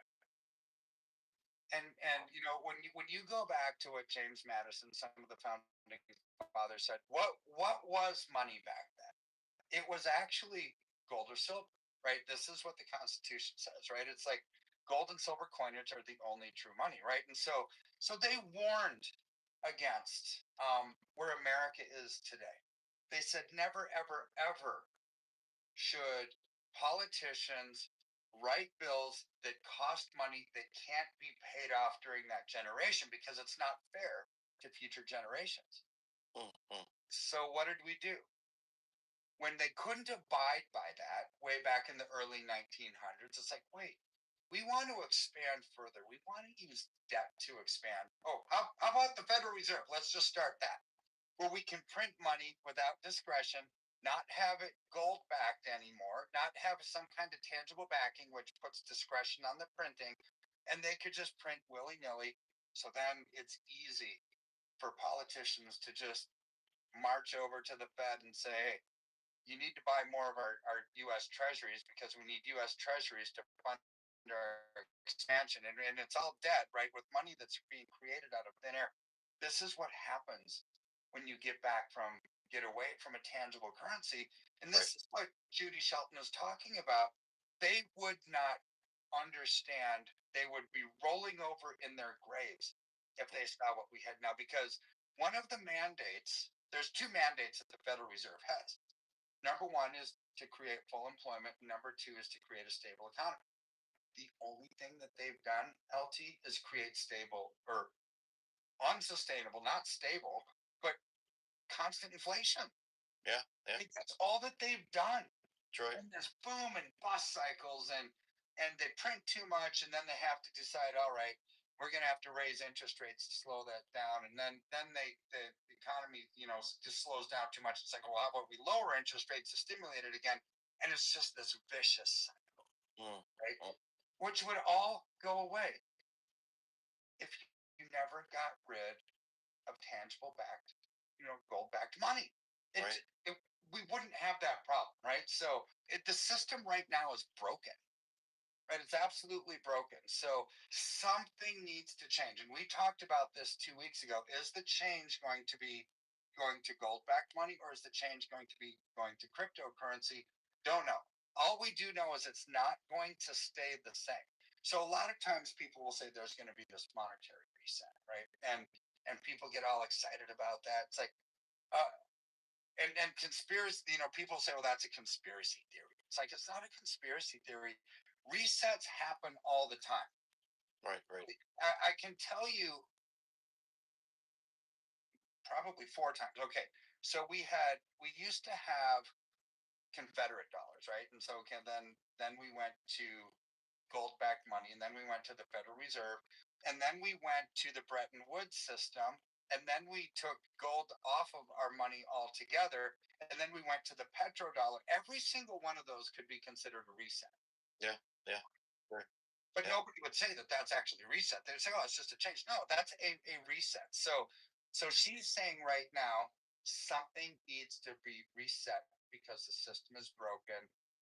What does that mean? And so we're going to watch and see what she says. All right. As I neared the end of my time with Judy, I couldn't help but wonder, what's at risk if the monetary reform she spent her life advocating for, making the dollar as good as gold again, doesn't happen?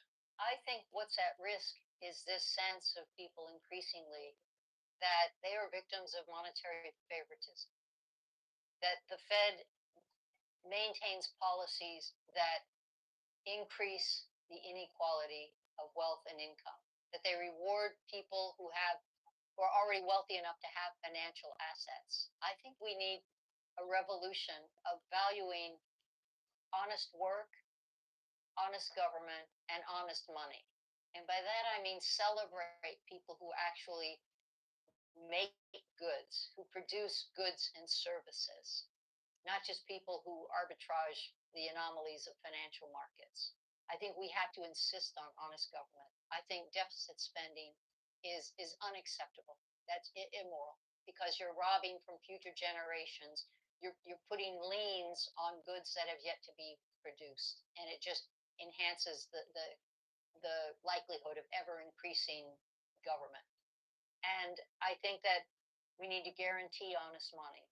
And with that, our conversation ended. Wow. Does that sound like a conspiracy theory? Nope. What did she say? Basically, she said, make America great again, in other words. Let's reward people for working hard. Amen. Let's create sound money. Yeah. Let's create a fabric where there's not this arbitrage, where the central banks who claim that they're out for full employment and everything, what did she say that they do? It actually creates inequality. That's right.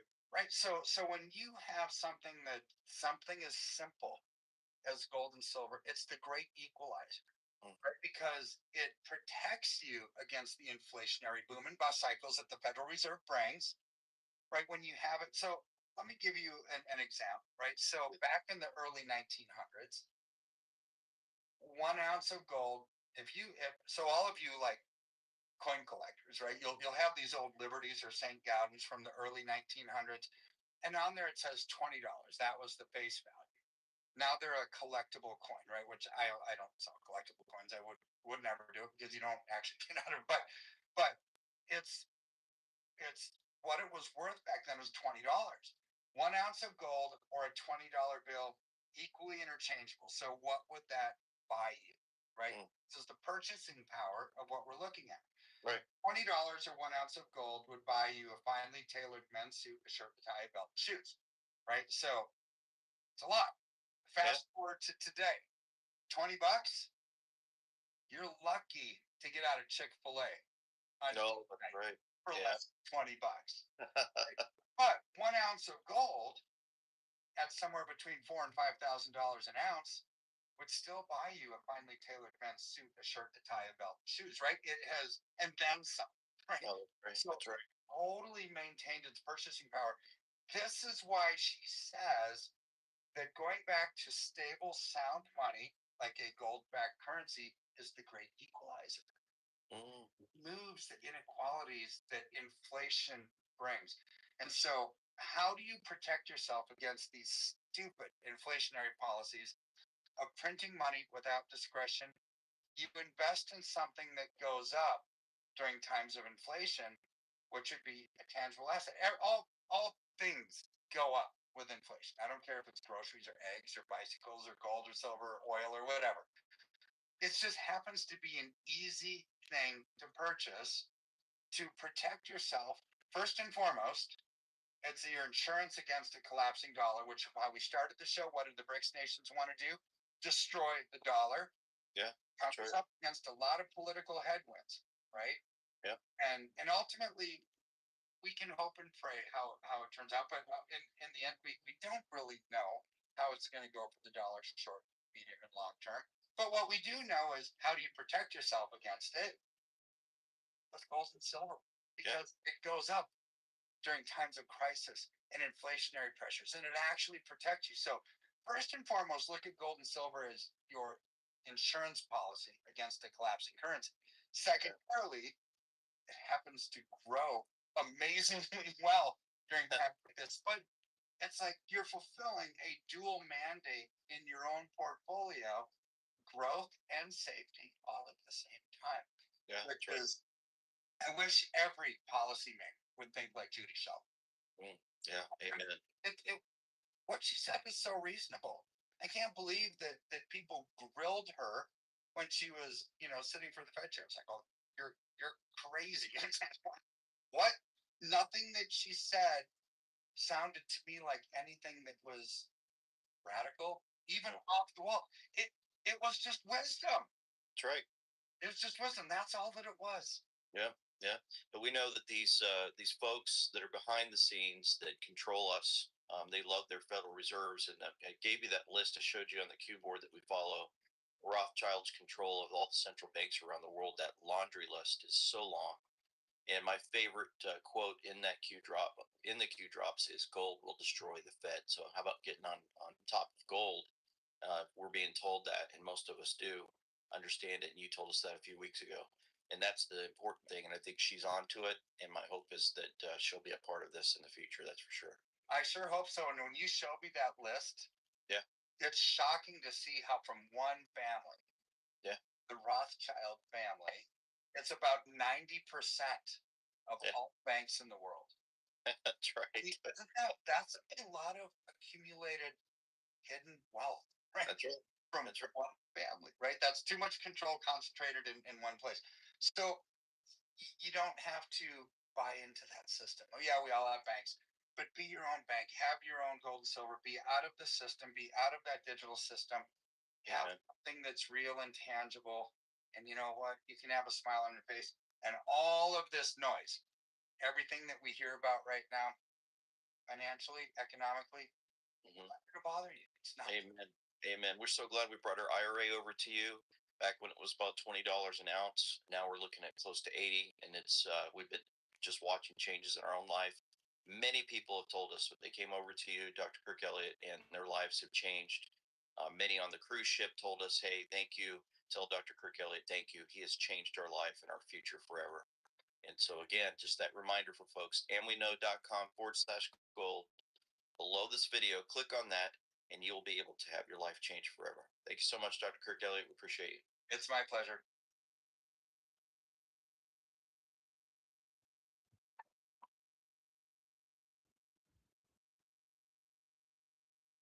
All right, truth seekers, and that was an awesome report. from LT and Dr. Kirk Elliott. Very interesting comments by Judy Shelton in the clip that they played. Well, I think we know based on what Trump's nominee for the Federal Reserve chair, I think we know the direction Trump is taking things. But we'll see how it plays out. It certainly is getting very exciting. Remember, guys, Jerome Powell's investigation has been paused. We'll see how Warsh's nomination goes, and we'll see what happens after that. We have the X22 geopolitical report coming up next. Thank you all so much for joining us here in the tavern. It's Sunday night. We're talking about the deep state, Southern Poverty Law Center, geopolitical news, Trump, White House Correspondents' Dinner. We got all that and more in some of the clips coming up next.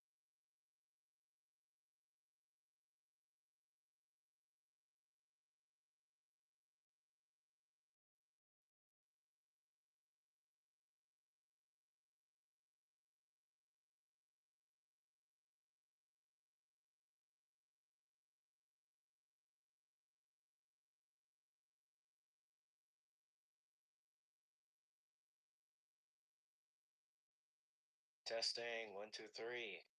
Welcome to the stage, Rainbow. Welcome, Diane. And Rising. Thanks, researcher. Loving these streams. Hello, everybody. Hope you have a wonderful week. And yeah, just enjoying this thing. It's the truth. It's out there. It's important. Thank you. Yeah, researcher, this is the best show on earth, and we're finding it here. Thank you for your diagnostics and sensationalism for this creation of where we're all going and being able to put it together. So, piecemeal and piecemeal will be with you. Thank you. Awesome. Thank you so much, Ben. Thank you so much, Rainbow. I really appreciate that, guys. And yeah, I don't exactly know how it's gonna play out. I do have a general, idea of the direction of where we're going, but that's just based on my analysis of the actions that I see being taken. Um, there have been a lot of roadblocks, though. The deep state continues to delaying. That's been a tactic. They've been rehashing that quite a lot, right? Well, all right.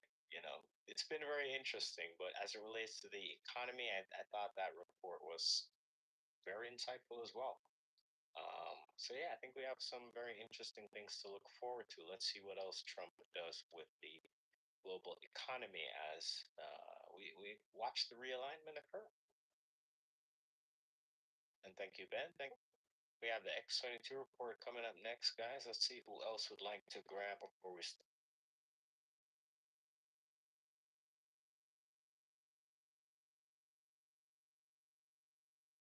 Oh, I love gold researcher, you know that, and silver. And Judy Shelton's proposal. The only thing I disagree with Kirk Elliott on is I'm no longer so convinced that it's getting rid of the US dollar. I think what we were talking about before with swap lines, US dollar, I think, is going to stay around. It will probably become stable coin. And pushing the stable because that's another way of also funding the US debt. But I think we will also have real world assets used as collateral and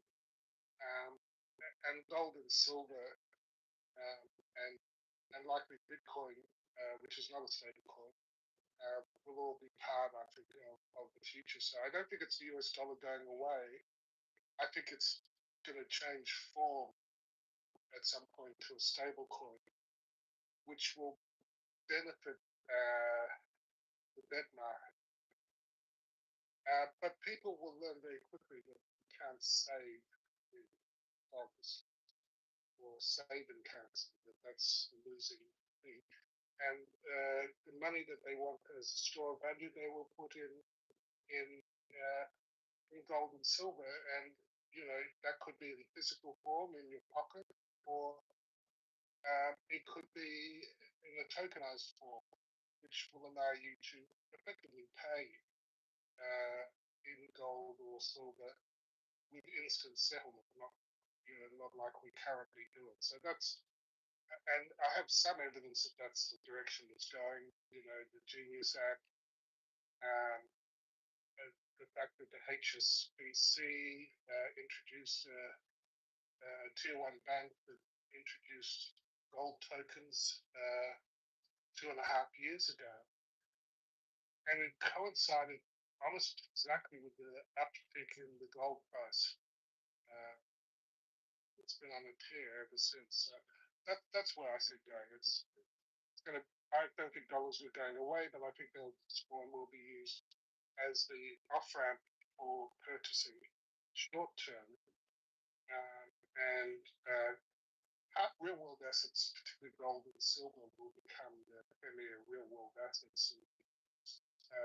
They will be able to be transported anywhere instantly, instant settlement through crypto-based.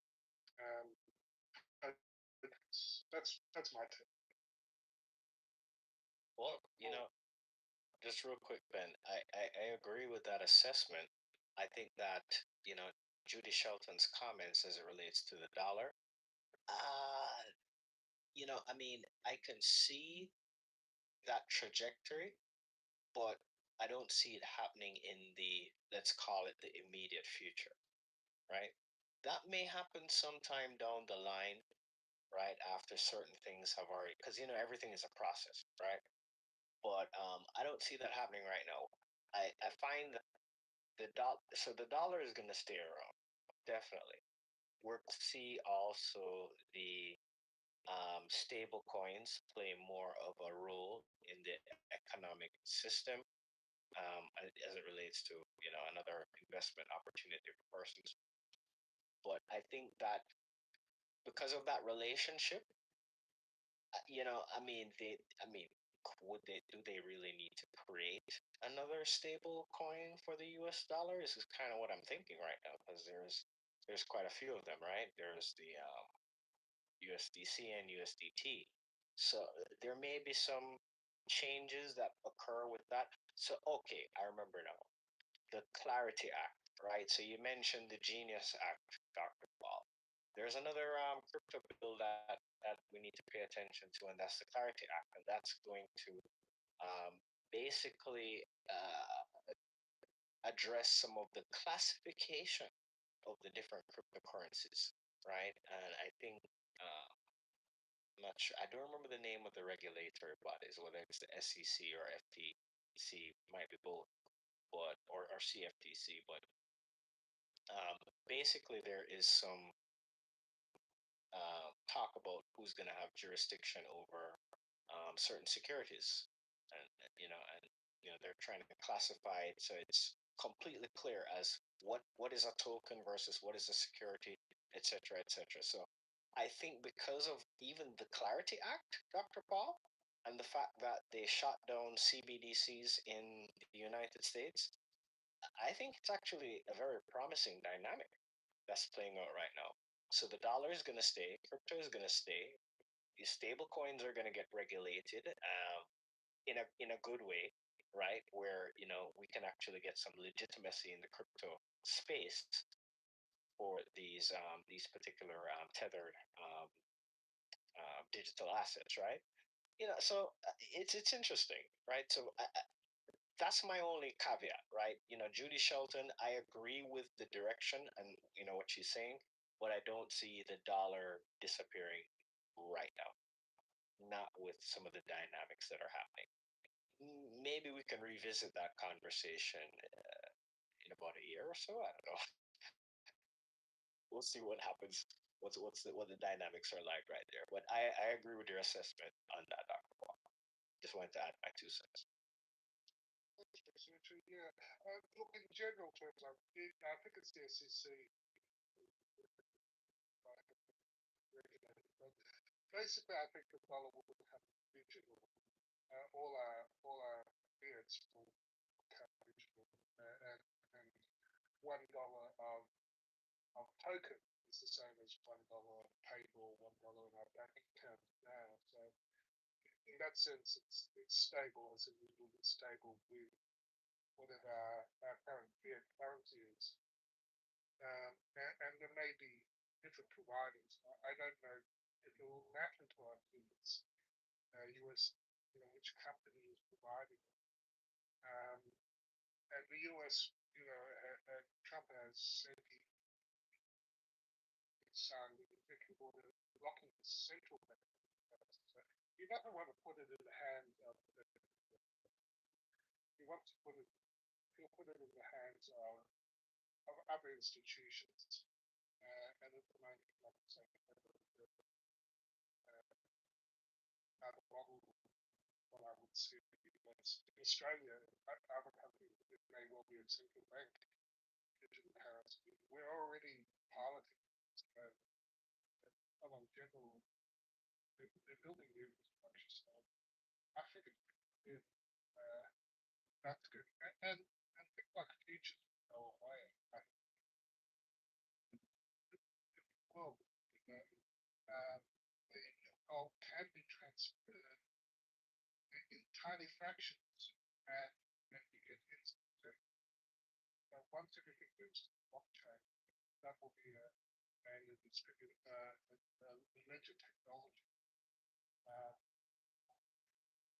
Yeah, they've signaled it enough. That's where it's going. But gold, I'm interested in free gold, the concept of free gold, which is why I think the dollar's going to stay. It's going to stay for a while. But the price of it will not remain stable.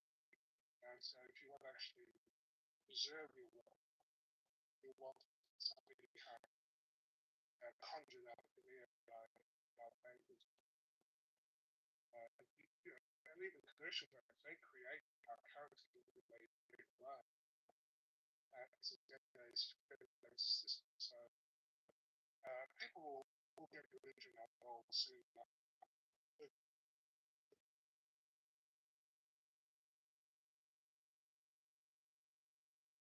All right, yeah. Thank you for your share, Dr. Paul. Very insightful commentary.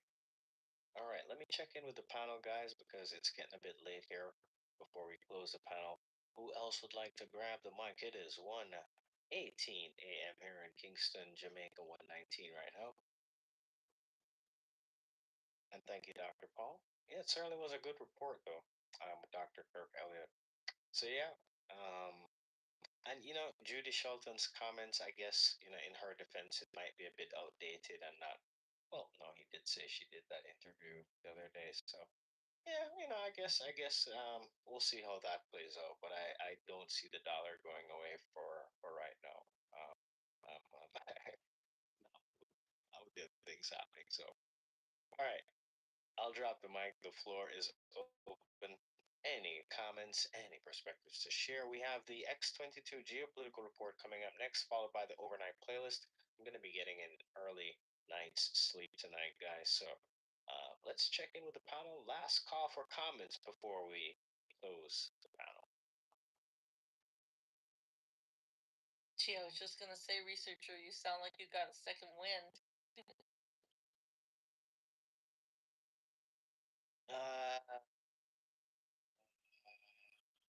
It's called.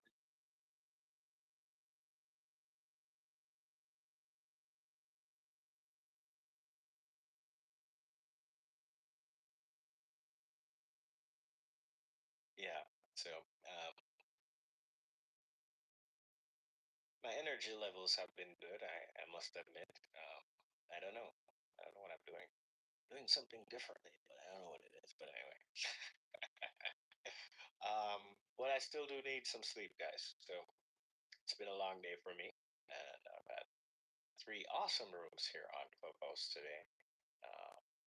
Yeah, we'll be back here tomorrow night in the Truth Seekers Tavern to have our Monday night discussion, and we're going to be talking more about the criminal syndicate, the deep state.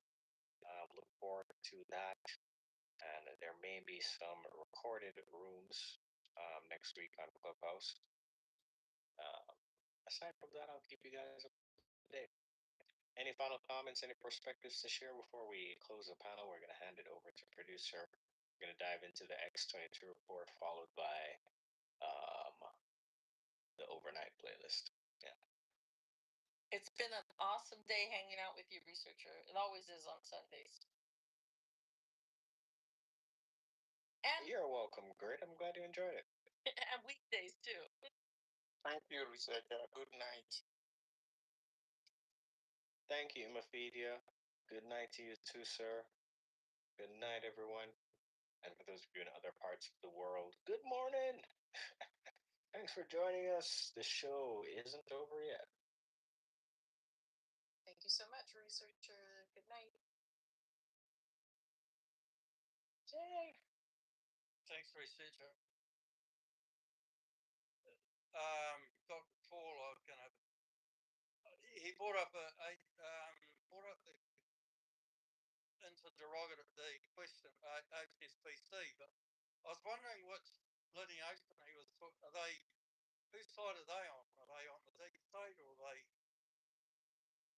running with the narrative? No, I'm all good. Yes. I was just wondering if he might have been able to comment on that, whether they were running with which side they were talking about. Yeah, I think some diesel burning in the background. How wonderful! Look, HSBC is a tier one global bank. So 2.5 years ago, when they opened up their own gold token, it was a shot across the bow. That's the direction the global banking system is going. I don't know which. It could be used by. It's a tier one global bank, so I don't know where that would fit. But just to say that I just sort of was searching Judy Shelton. I got a post from her on @Gold Telegraph on X, and she's just confirmed that she says an efficient, trusted cross-unit account not issued by central banking entity like the Federal Reserve backing trust with a potential for abuse control. So yeah, I can work out. I just posted on X. Talking about it. That's backing up what I said. The Judy Shelton. Okay, wow, thank you for sharing that, Dr. Paul. Very interesting. All right, I'm gonna have to see if I can find her account. Which platform was that on? Was that her on X? You found her, Dr. Paul? Yeah, this is on X, and it was just 3 days ago. She was interviewed on KUWL show, so this was a post by Rob. Anyway, I've just retweeted it on X if you want to have a look at 70,000 views. It's a recent quote of her.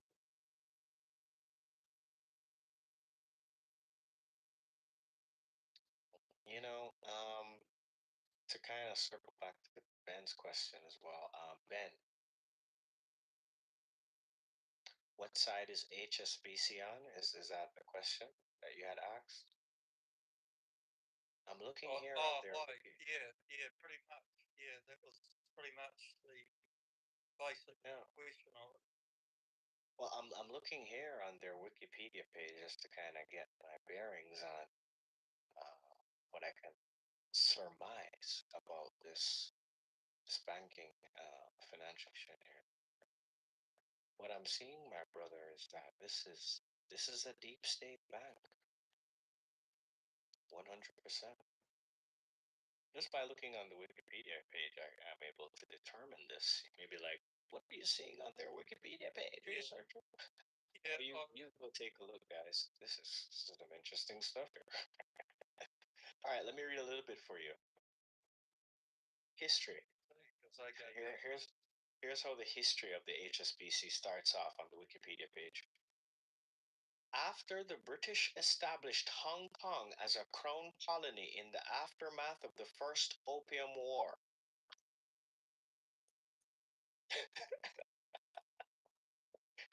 Should I read some more? Can you repeat that? I was over an X. On the Wikipedia page of HSBC, in the section that says History, Foundation, it starts off with this sentence. After the British established Hong Kong as a crown colony in the aftermath of the First Opium War, merchants from other parts of the British Empire now in Hong Kong felt the need for a bank to finance the growing trade.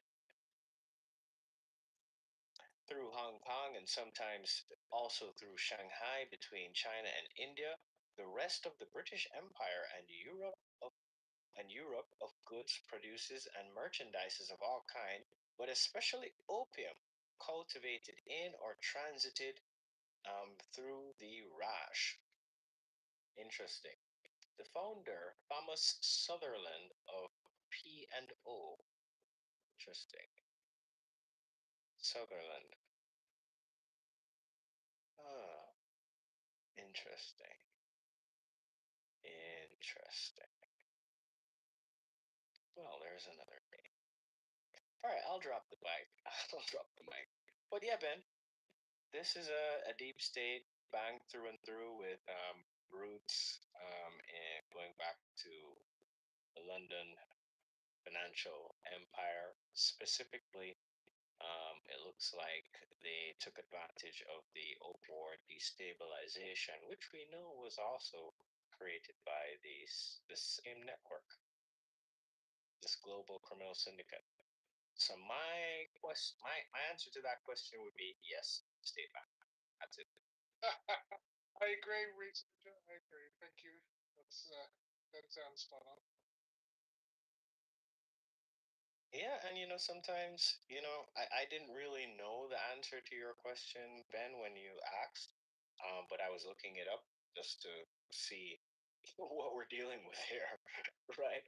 And guys, this is the type of um, you know, mentality I'm trying to encourage, right? To cultivate here in the Truth Seekers Tower. You don't know something? Look it up. We can all find the answers to these questions. No, sometimes it's, do you know where to look, right? So to Ben's questions, like how do you know if a bank is a deep state bank? Well, you can't just type in HSBC deep state, or and question mark and expect AI to give you the answer. That's not how it's going to work. You gotta know your stuff. You gotta know what you're looking for first to be able to identify whether this is a globalist connected institution or not. So with our background, our prerequisite knowledge, we can connect the dots. I mean, just looking into the history of this bank here, we're seeing some very, very deep connections, right, to the criminal syndicate, specifically, and their influence in China, right? Hong Kong, right? Very interesting. HSBC. Well, yeah, they have headquarters in London. It is one of the largest domestic banks in the world. They are ranked 15 in the, what is it there? Actually, let me go back up. It's the largest Europe-based bank by total assets. Okay, and that was as of September 2024. Seventh largest bank in the world by total assets, behind Bank of America. Third largest non-state owned bank in the world. All right. have offices, branches, subsidiaries in 57 countries and territories across Africa, Asia, Oceania, Europe, North America, South America, serving 39 million customers. Ooh, just the way the globalists like it, all around the world. All right. So, you know, my last comment would be on this particular bank here is that they're described as a universal bank with transnational operations. Yeah. Or I guess, what is it here? A multinational footprint is what they're saying here. Yeah. Yes, this is this is kind of crazy, but um, this is how big HSBC is. I didn't know they were that big. And they installed back trading and initially trading across the border. Then they made it available to citizens of Hong Kong, and it was very well subscribed. People wanted to save it all, have it transfer. But that's not what Judy Shelton's talking about. But that's evidence that that's the direction that gold is taking.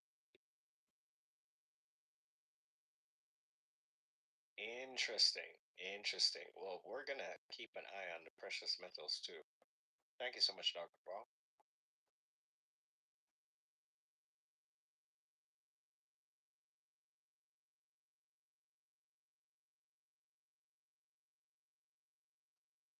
All right, guys, it's the time you've been waiting for. It's now time to start the X22 geopolitical report. Strap yourselves in, grab your coffee, grab your tea. It's Sunday night here in the Truth Seekers Tavern. And let's get this started, shall we?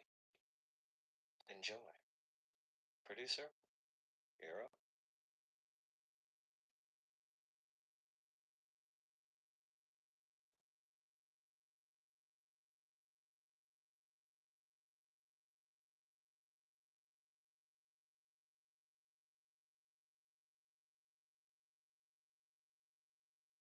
You want answers? I think I'm entitled. You want answers? True.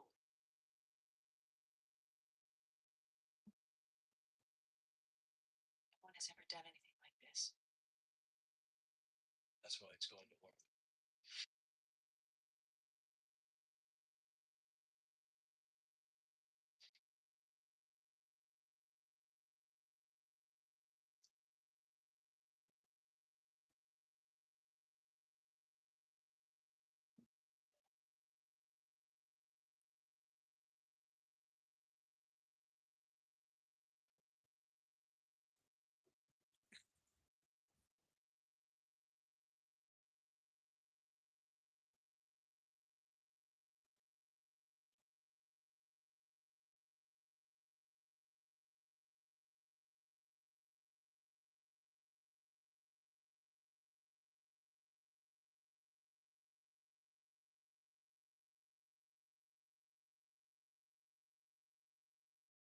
Oh, yeah, and welcome. You're listening to the X22 Report. I'm updating this episode 3891 BN. Today's date is April 26th, 2026. The title of the episode is Deep State Attempts Another Assassination. Trump holds all the cards. Attacks will only intensify. You ever seen something in a solid bill? Even if they're not your stocks, go to the Let's get into the economic collapse, political and geopolitical news. Now, the deep state, corrupt politicians, big tech, fake news, the puppet masters. You can see someone decided to take a shot at President Trump and his administration. And I do believe as Trump continually exposes the deep state system, the money laundering system, the SPLC, and again, this is just the beginning, and everything else, you could see the deep state players, they're going to become more and more desperate. And yes, their rhetoric is going to increase over time. And you have to remember the deep state players, and like we've said many, many times before, it is run in different layers. And they always want plausible deniability. So they're not going to call up people and say, hey, go ahead and go assassinate President Trump. That's not how this works. What they do is they get people angry. The fake news joins in, their paid influencers join in, and they keep this up. You can see it on social media. You can see it with the fake news. You can see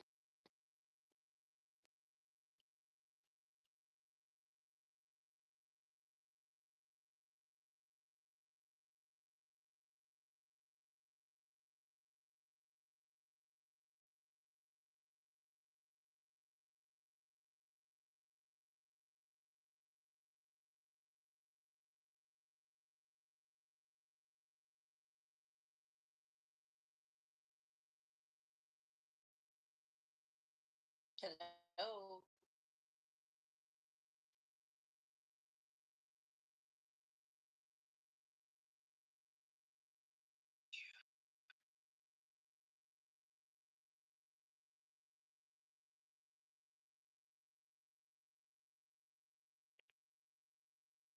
What's the link?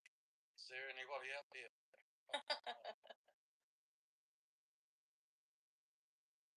Oh, I can't hear anybody.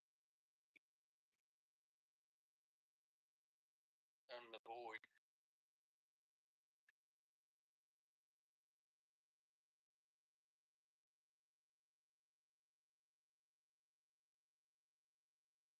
but they never come out and say, you specifically, I want you to take a gun or strap a bomb to yourself, and I want you to assassinate the president.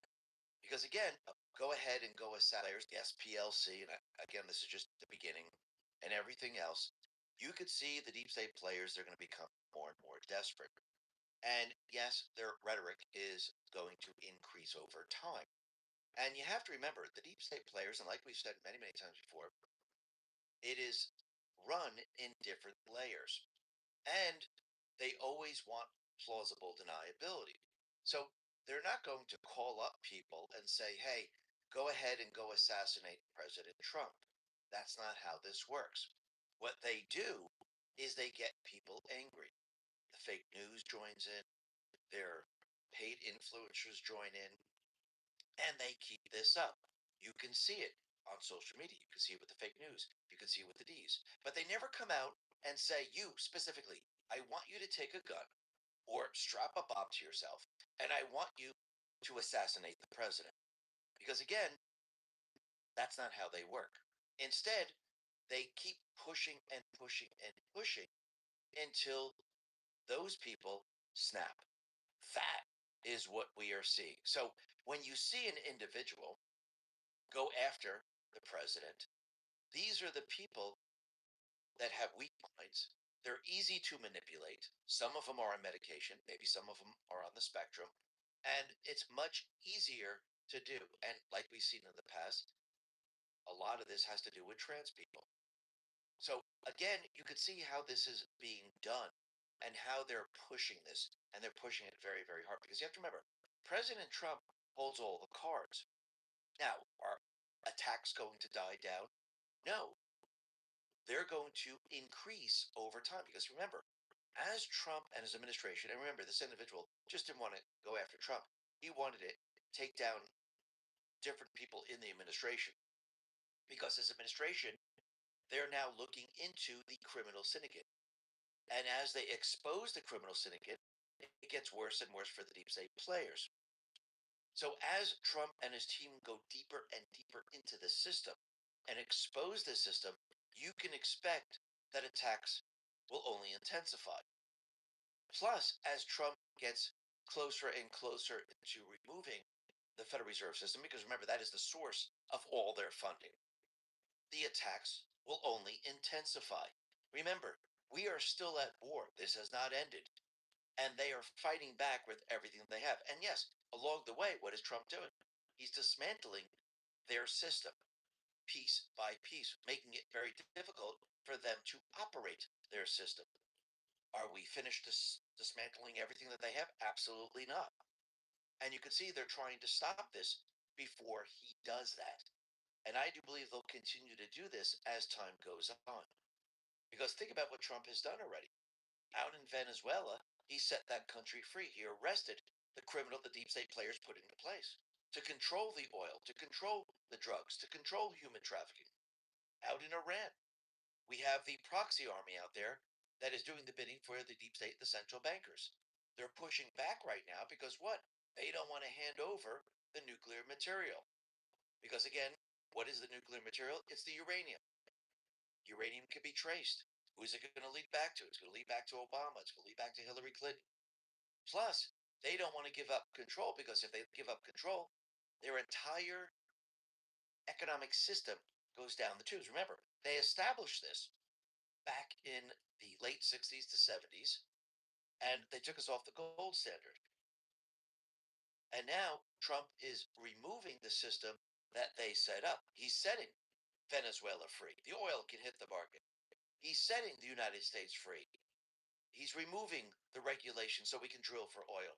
He's removing the sanctions in Russia, and he's setting the Middle East free. So if you have the oil flowing from all these different locations, what do you get? You get very, very cheap oil. Plus, you remove the power from the deep state, the central bankers. Remember, their control is their power. And Trump is removing that control and transferring it to him and the people of this country. This is what it means by taking back this country. And yes, every step of the way, the proxy army out in Iran doesn't want to give in. But in the end, they will because they'll have no choice.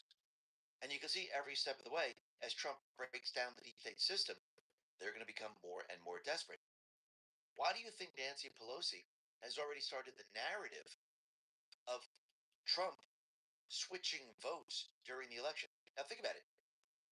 This individual, Cole Allen, he was involved in the No Kings protests.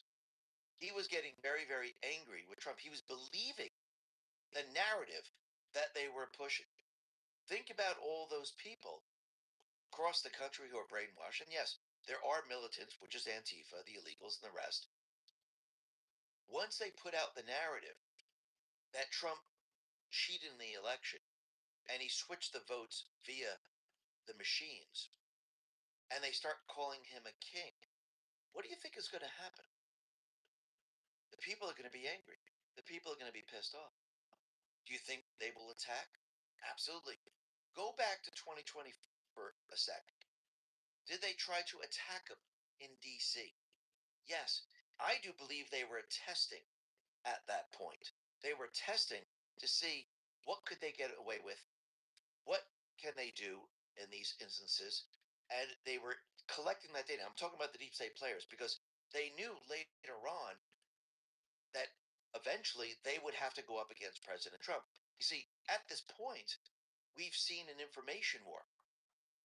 We're starting to see that it's turning into a physical war. And yes, the deep state players are going to be pushing a physical war. They've already done by basically radicalizing these individuals. Because again, some of them are on medication, some are on the spectrum, some of them are deeply brainwashed, and they just believe everything that's coming out of the fake news, everything the D's are saying. And you can see this is one of those individuals. So I do believe as time goes on and as Trump and his team completely and utterly dismantle and expose their system, and that people start to realize what the system actually is, these attacks, I should say, will intensify as time goes on. Now think about it. The FBI, the DOJ, and the rest of the agencies, remember, they were developed to protect the deep state system. When you look at the Secret Service and you look at their structure and you look at them, were they developed to protect the president? Yes, in the very, very beginning. Actually, the Secret Service was actually designed and created to go after those individuals that were counterfeiting the U.S. currency. It wasn't originally designed to protect the president.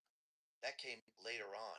I do believe like in 1901, which we'll be getting to in just a sec in this report.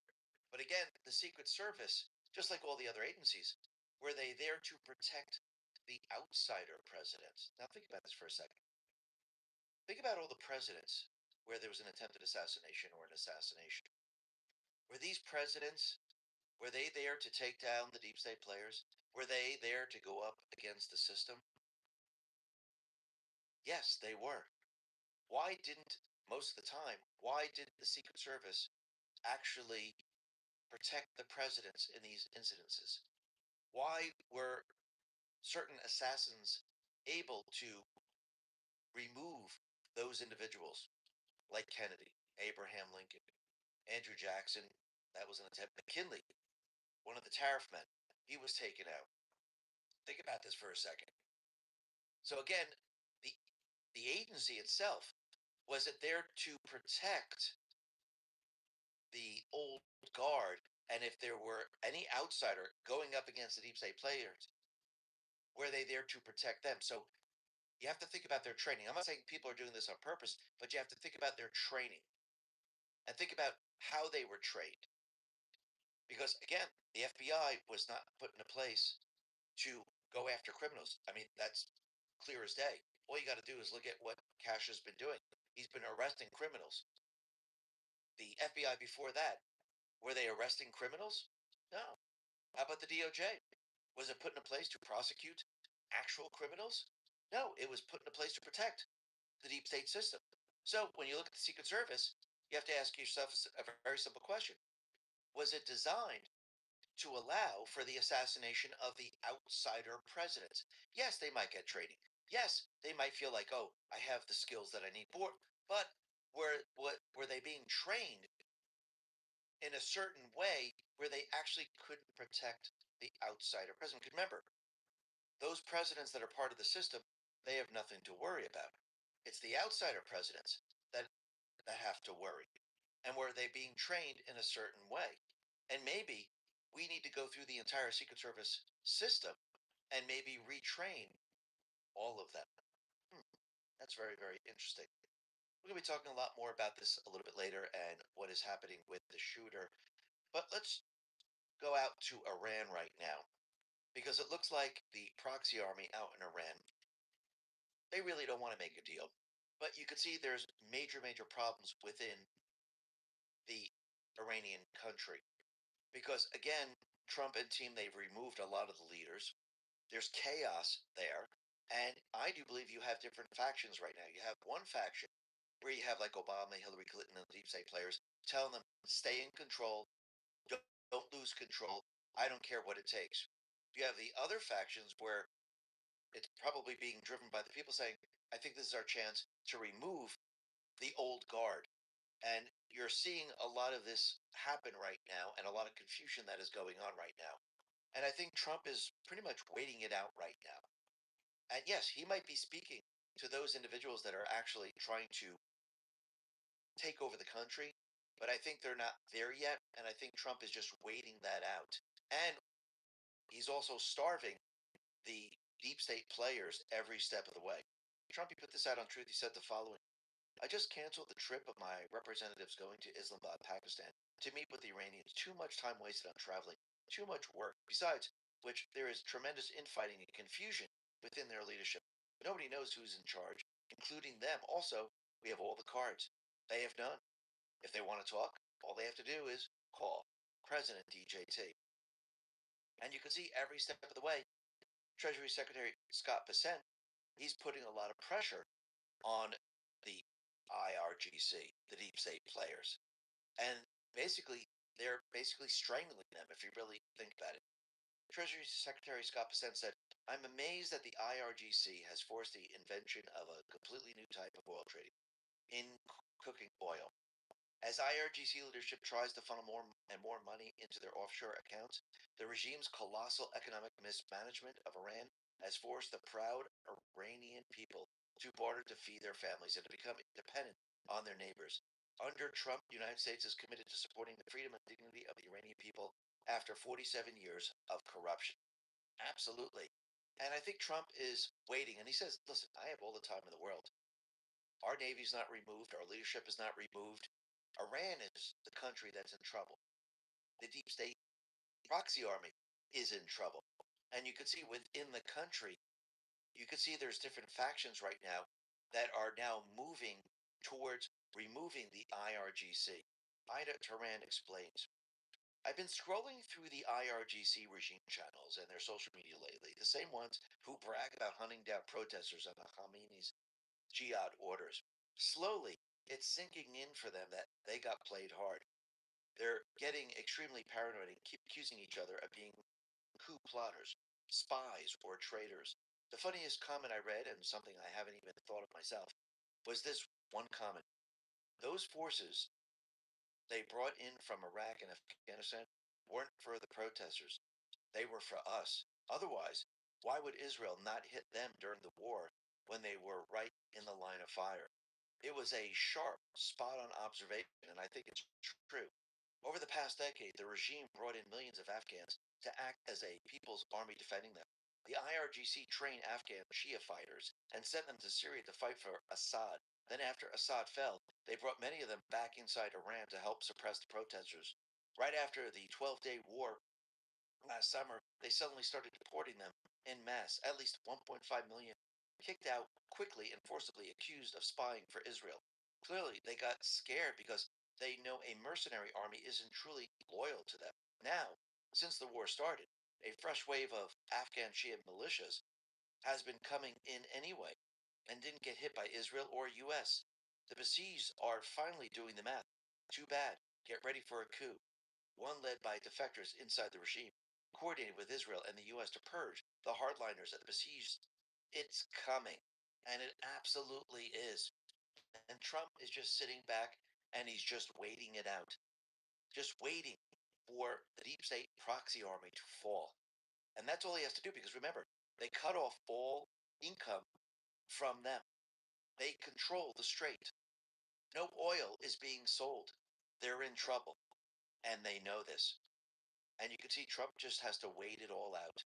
And soon you're going to see that he's going to get whatever he needs.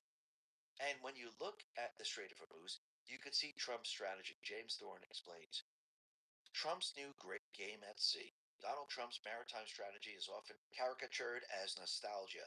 It is better read as a calculated extension of America First into the oceans. The hierarchy is explicit. China's Malacca dilemma is the main course in the new great game. The closure of the Strait of Hormuz is the opening move that exposes it.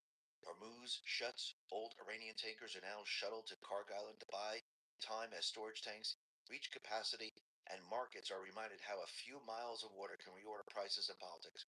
Yet Iran is not the prize. The strategic focus is China's dependence on a long, fragile route that runs from Hormuz across the Indian Ocean and through the Strait of Malacca into Chinese ports. The Malacca dilemma as Beijing's economic jugular. Winston Churchill understood that sea lanes and insurance markets are two sides of the same coin. In the easy years of Pax Americana, the City of London prospered by assuming that U.S. sea power was permanent, neutral backdrop, free to price maritime risk while the U.S. Navy guaranteed open arteries. In the emerging order that roll drinks, the square mile shifts from rulemaker to price taker on decisions made in Washington. Trump's maritime action plan of rebuilding shipyards and the merchant marine, ordering new capital ships and expanding the fleet is not a spasm, but a coherent strategy to ensure that in any prolonged crisis, Washington, rather than Beijing, ultimately controls the Hormuz-Malacca valve. For Europe and the UK, the uncomfortable implication is that the green industrial strategies and political distance from Washington rest on an assumption that may no longer hold, that America will underwrite global sea lanes as a free good, whatever the new great game demands. And you can see Trump is now taking complete and utter control of everything that they put in place. And now they're being left out in the cold. And you can see all of this is number one, yes, to remove the central bank grip. He's decentralizing the oil system that they created, where they had it centralized, where they could control the price via fear. Now he's decentralizing all of this. Plus, all the cheap oil that was going to China for cheap manufacturing, well, now they're going to have to pay the same price as everyone else. So now he's kind of boxed them in. Plus, he can also then use Iran to hand over the nuclear dust, which is the uranium that Obama and Hillary Clinton actually sold to Russia, and that was then put into Iran and North Korea. he could use that against them. So all of this has multiple agendas attached to this. And remember, he's going to be visiting Xi Jinping very, very soon. I think it's in May. And you can see what he's doing right now. He's squeezing China. Because you have to remember, the deep state players, the central bankers, everything was being created to shift everything into China. This is why Europe gave up their energy infrastructure. This is why Australia, New Zealand gave up their energy infrastructure. This is why Biden/Obama was pushing the United States to give up the energy infrastructure, because everything was supposed to be moving to China. Manufacturing, the financial industry, you name it. And they were trying to basically shut down Europe, Australia, New Zealand, and the United States. Canada, yes, Canada too. And they were going to make these countries third world nations. Why China controlled pretty much everything. Now, Trump is reversing all of this. Zeneb Rabua put this out and said Trump is squeezing Xi Jinping. This is a major development. Every president said no to this because they were afraid that Beijing would retaliate. It means Washington holds all the cards right now. And that's absolutely true. So Trump now is reordering everything the deep state players have put into place. And now they're losing control. And as soon as Iran breaks and Trump gains control of this entire region, he'll have all the leverage against the deep state players, against China. And they will be bowing to him. And think about how this is all playing out. And he's not even finished. Because think about it, he's going to be setting Cuba free. And then the last, I do believe, is going to be Ukraine. And as he dismantles the deep state system across the globe, the deep state system gets what? Weaker and weaker and weaker. As he dismantles the central bank system across the globe, they get weaker and weaker and weaker. Who gets stronger? Trump does. That's what this is all about. Because remember, the entire system in this country and across the world is being exposed.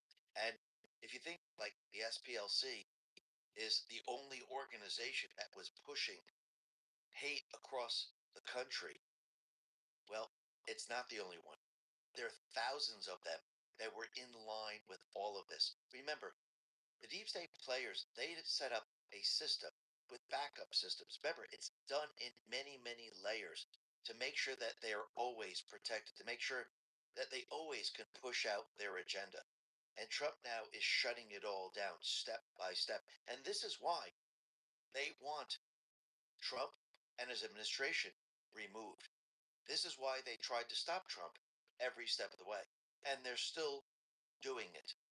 Remember, the only course of action they have right now is with the judiciary to delay.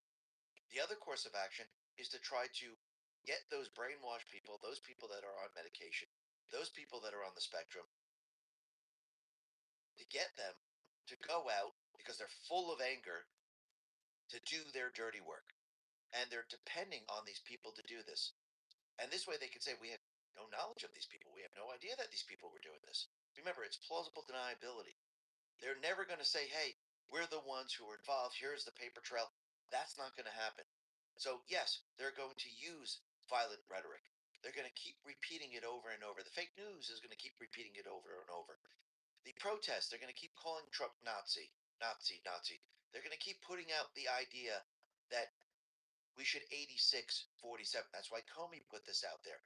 They were sending signals to all the organizations. It's time. Keep repeating it. Keep repeating it. Let people get angry. Let some of them go after Trump. And we've seen these people actually do this. Let's go back a little bit in time. Go back to, and one bad dude with this out. Go back to Nancy Pelosi. Go back to all the people from the very, very beginning. They haven't stopped. Take a listen. I just don't even know why there aren't uprisings all over the country, and maybe there will be. People need to start taking to the streets. This is a dictator. You know, there needs to be unrest in the streets for as long as there's unrest in our lives. Enemies of the state. Show me where it says that protests are supposed to be polite and peaceful. Do something about your dad's immigration practices, you feckless.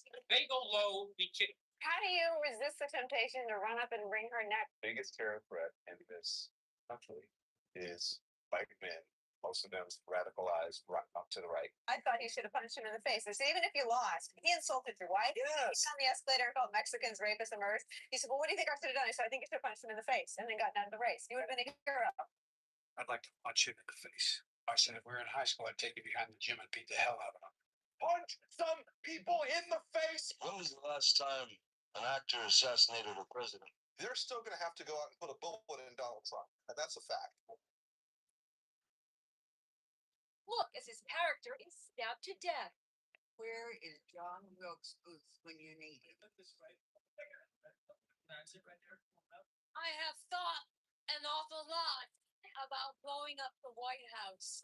A Missouri state senator is under investigation by the Secret Service after And fast forward past that to Comey saying 8647. Remember, he found the shells in the sand? It was just a coincidence. Well, it wasn't, because they're increasing the rhetoric. They're building it so the brainwashed people, the people on medication, the people that are on the spectrum snap. That's what they're hoping for. And when you look at the No Kings protest, when you look at these people protesting around the country, and they hold up signs saying 8647, kill President Trump. They have no problem with it whatsoever. And then you have Hassan Piker. Will Chamberlain put this out and said, reminder that Hassan Piker publicly advocated for President Trump's assassination. Perhaps one of the lunatic followers decided to give it a shot. Savannah Hernandez replied to this and said, never forget how immediately after Charlie Kirk's assassination, Destiny stated that we need conservatives to be afraid of getting killed when they go to events. The left consistently calls for us to be killed, hurt, and then cheer when we're killed. Wake up to where we're at. Absolutely. And think about it, just outside of the Correspondents' Dinner in D.C., what do we have? Well, Katie Pavlich put this out. They're holding up signs that says, death to tyrants. Death to all of them. Think about what they're saying right now. Think about what they're pushing. Absolutely unbelievable. Now, the other thing that's very interesting is that people are looking at this saying, oh, this is a psyop, it's a false flag. No, I think what this is that, yes, the deep state players, they're putting out the messages and they're hoping that some of these people go along with it. Now, are they getting some assistance? Maybe, maybe not. I do believe some of them are in the background. Does this mean the FBI is doing it? No. The FBI has completely changed. It means the deep state operatives might be assisting them. Some of them might be working on their own. It all depends. But what's very interesting is that CNN on April 23rd of this year decided to put out an article saying, how would an assassination attempt be staged?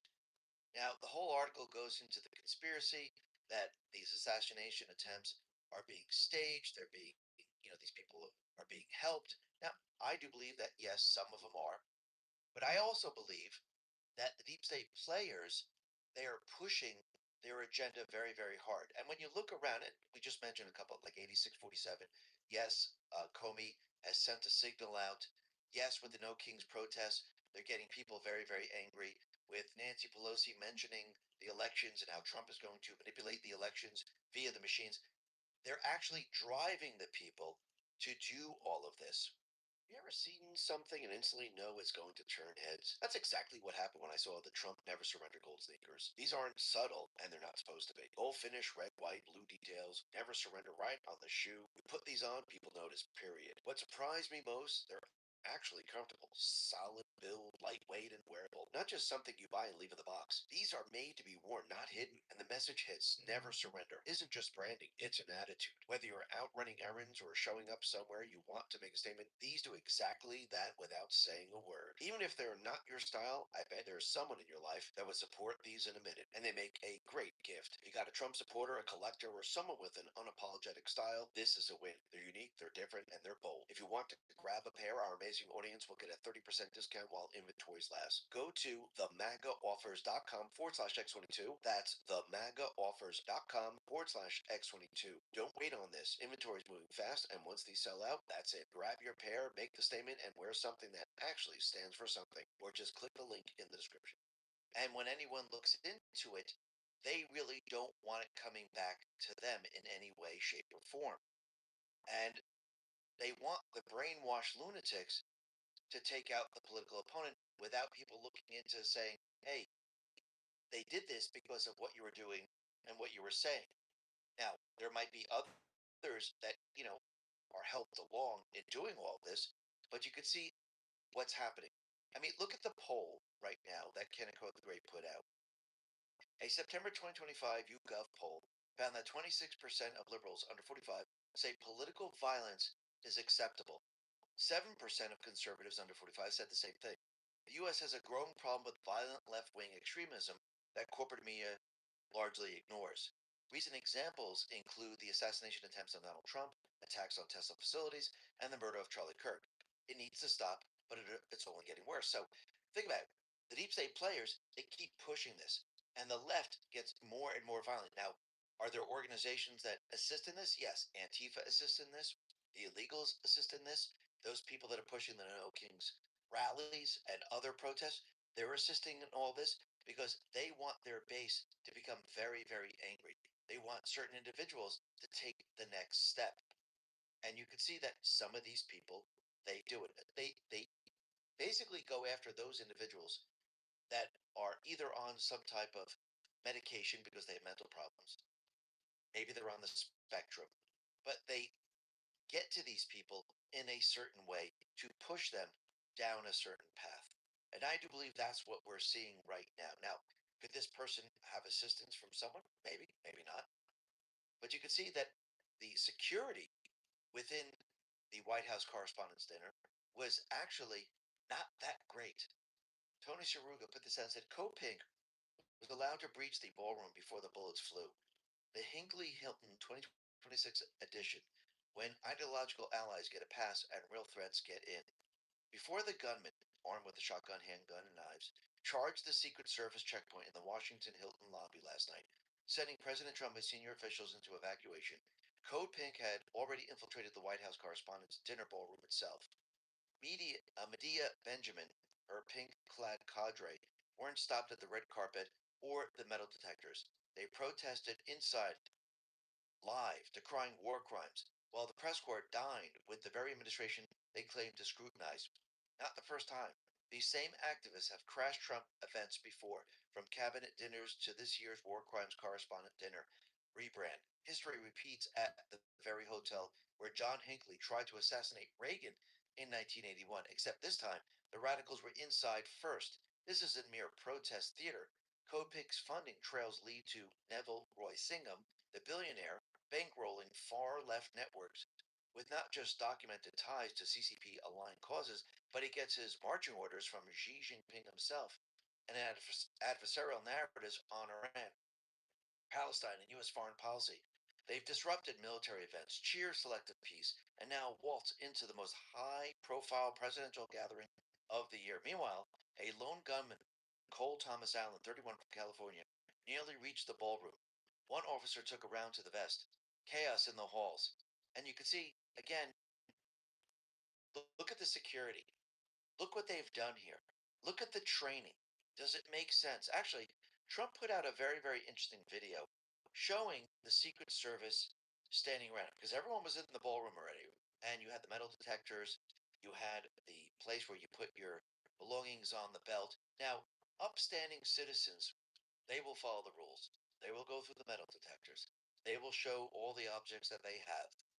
Criminals don't work that way. Criminals will sneak in. Criminals will run through. Criminals do this because they're criminals. So the metal detectors, the X-ray belt system, that is made for everyday upstanding citizens. Those aren't the people you have to worry about. It's the people that go around all of this. And can see it as clear as day. Why was the Secret Service on the sidelines, talking to each other, looking at their phones? They should have been standing in front of the metal detectors, standing in front of the X-ray machines. And they should have been on the ready. Nobody passes. You stop, we look at you. Now, put all your objects on the belt. They should always be in ready position. But this video shows they were not. And they were caught by surprise. Why were they caught by surprise? Because they were standing on the sidelines. And this brings me back to my initial question. Going back in time, was the Secret Service trained in a way that they weren't actually protecting the outsider president? Think about it for a second. So this is very, very interesting. Even Kerry Lake says President Trump was going to deliver an incredible, humorous speech tonight, and I'm sure it was going to be a huge victory. Unfortunately, that was not how the night played out. A deranged lunatic showed up with a gun. I was there. Security was terrible at the event. It was the easiest event I have ever gained access to that the president was at. It was so bad, we talked about it at our table before the shots rang out. Remember, 90% of the people in the room were part of the fake news who spread abject and despicable lies about President Trump. They have sowed so much division in our country. I'm so grateful to God that President Trump is safe tonight. I'm so grateful that nobody in the room was killed. My kids, who knew I was in the room tonight, were frantically calling me, and I could not reach them until much later to tell them I was okay. Mainstream media must take responsibility for the discord they have sown across this great country. So think about this for a second. The security was absolutely terrible. And again, many people have said this, that Secret Service is really not up to the task. So think about it. The agency is pretty big. Does this have to be restructured just like the FBI? Remember, the FBI was designed to protect the deep state system. Does it have to be restructured like the DOJ? The DOJ was not prosecuting the actual criminals. So now we're at the Secret Service point. Yes, I know Trump brought in Sean to restructure it, but I think this has to be accelerated right now. And no Secret Service person should be on the sidelines, even when everyone is in the room, because this is when the actual danger happens. When you look at Mar-a-Lago, the person that came with the gas can and the gun didn't enter Mar-a-Lago during the day when everyone was going through the metal detectors. The person came in at 1, 2 o'clock, realizing security was going to be a lot lighter at that point. Yes, Secret Service, they did their job. They stopped the intruder. But again, they wait for those moments. This individual waited for everyone to go in. This person waited for everyone to become relaxed and then ran through it. And if you noticed what happened when you watched the video, everyone was caught by surprise. So the shooter knew exactly what he was going to do. He knew exactly how he was going to do this. He knew exactly where to run. Because again, he knew exactly what his plan was. He planned this from the very, very beginning. Trump, he put out a photo of the individual. He's laying on the floor. He's alive. And he was handcuffed. It looks like his shirt is off, and maybe they were looking for other objects or bombs or things like that. Paul Sperry put this out and said, shooting suspect Cole Thomas Allen was a guest of the Washington Hilton and assembled his weapon on site and was not struck by Secret Service gunfire, even though he shot a Secret Service agent, which is very, very interesting. So who is this individual? Well, it looks like he was an engineer, a game developer, a scientist, a teacher. He worked at Caltech. He was a teacher. He has pronouns in his bio on X, he, him. So that is very, very interesting. He was also a Kamala Harris supporter. He donated $25 to Act Blue. So he's definitely a Democrat. So what stations has he been listening to? Most likely CNN, MSNBC. He's listening to the influencers that are going up against Trump. He's taking that side. He's talking to other people that are pushing violence on social media. Andrew Colvin put this out and said, Cole Allen, the gunman from last night's White House correspondent dinner, maintained an active online presence, especially on the left-wing social media platform Blue Sky, where he went by the handle Cold Force with multiple references, violence, and guns. In one post, he calls President Trump the Antichrist. In another, he recommends buying guns in reaction to Trump's DOJ exploring ways to ban firearms purchases from transgenders. In one post, he calls Trump a sociopathic mob boss, and another referred to him as a traitor with known connections to Putin, repeating a favorite left-wing Russian hoax talking point. He also attacks J.D. Vance for advocating an end to America's funding of the war in Ukraine and for his criticism of the Pope. He seems pretty fixated on Ukraine more generally. He also frequently interacts with Will Stansel's Blue Sky account, among others. So this is very, very interesting. So basically, he was taking in the narrative that the deep state players were putting out there. And he was getting angrier and angrier as time went on. Jackie Henrik put this out and said, new info on the WHCD shooter suspect, Cole Allen, from the White House. I'll be talking with the President Trump about all of this in 30 minutes. The suspect written manifesto clearly stated he wanted to target administration officials. He also had a ton of anti-Trump and anti-Christian rhetoric on his social media accounts. Allen's brother had notified New London PD of Allen's alleged manifesto he had sent to his family members prior to the incident.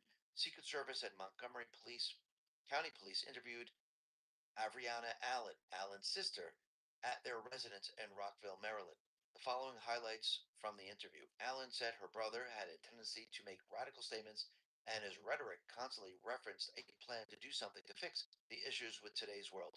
Confirmed Allen purchased 2 handguns and a shotgun from Cap Tactical Firearms and kept them stored at their parents' home, and that their parents were unaware that Allen was keeping the firearms in the home. Allen would regularly go to the shooting range to train with his firearms. Allen was part of a group called the Wide Awakes. Allen attended No Kings protests in California at some point. So think about this for a second. And think about what we talked about a little while ago. That Antifa and many of these individuals, they've been training with their weapons.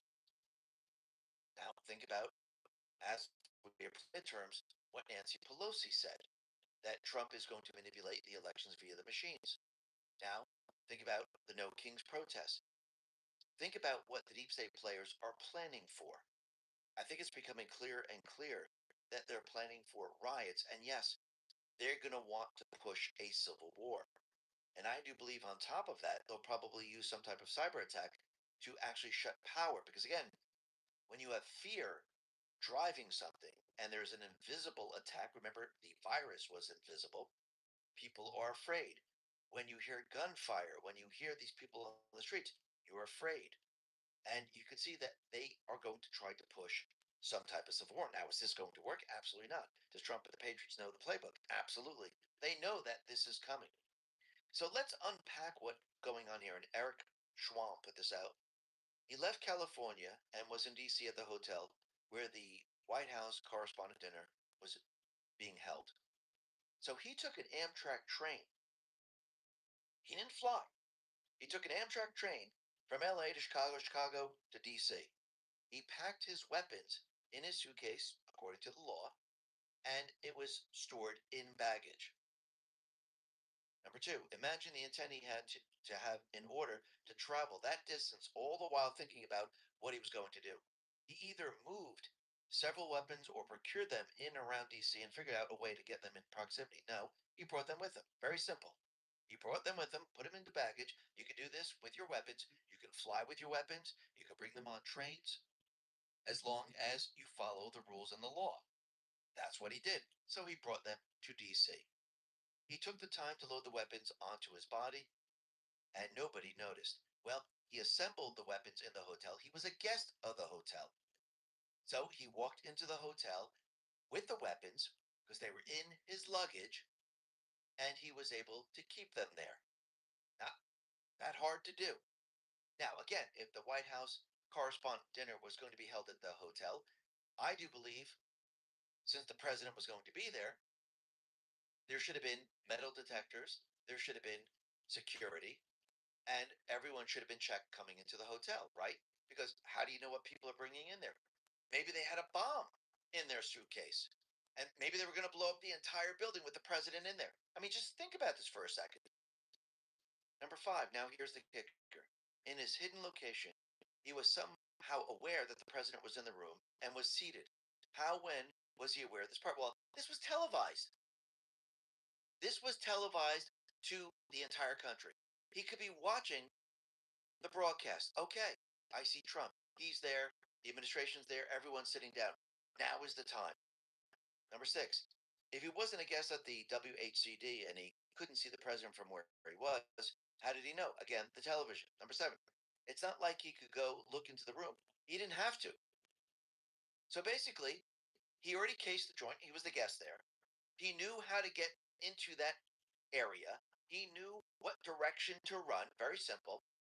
And he knew when he looked at the Secret Service, oh, look, they're on the sidelines. Everyone's in there. I'm watching the broadcast. I see President Trump there. I see Melania sitting there. I see the Secret Service are a little bit more relaxed because everyone's inside now.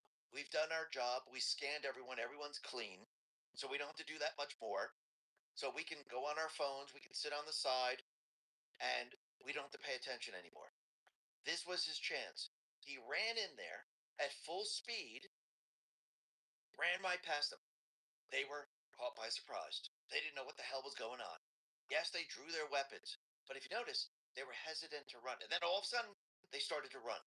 So this individual was able to do this with no problem whatsoever. Now, if they were standing in front of the metal detectors, in front of all this, 4 of them, 3 of them, standing there, ready, stopping anyone. No, no, it's already started. You cannot enter. It would have been a very different outcome.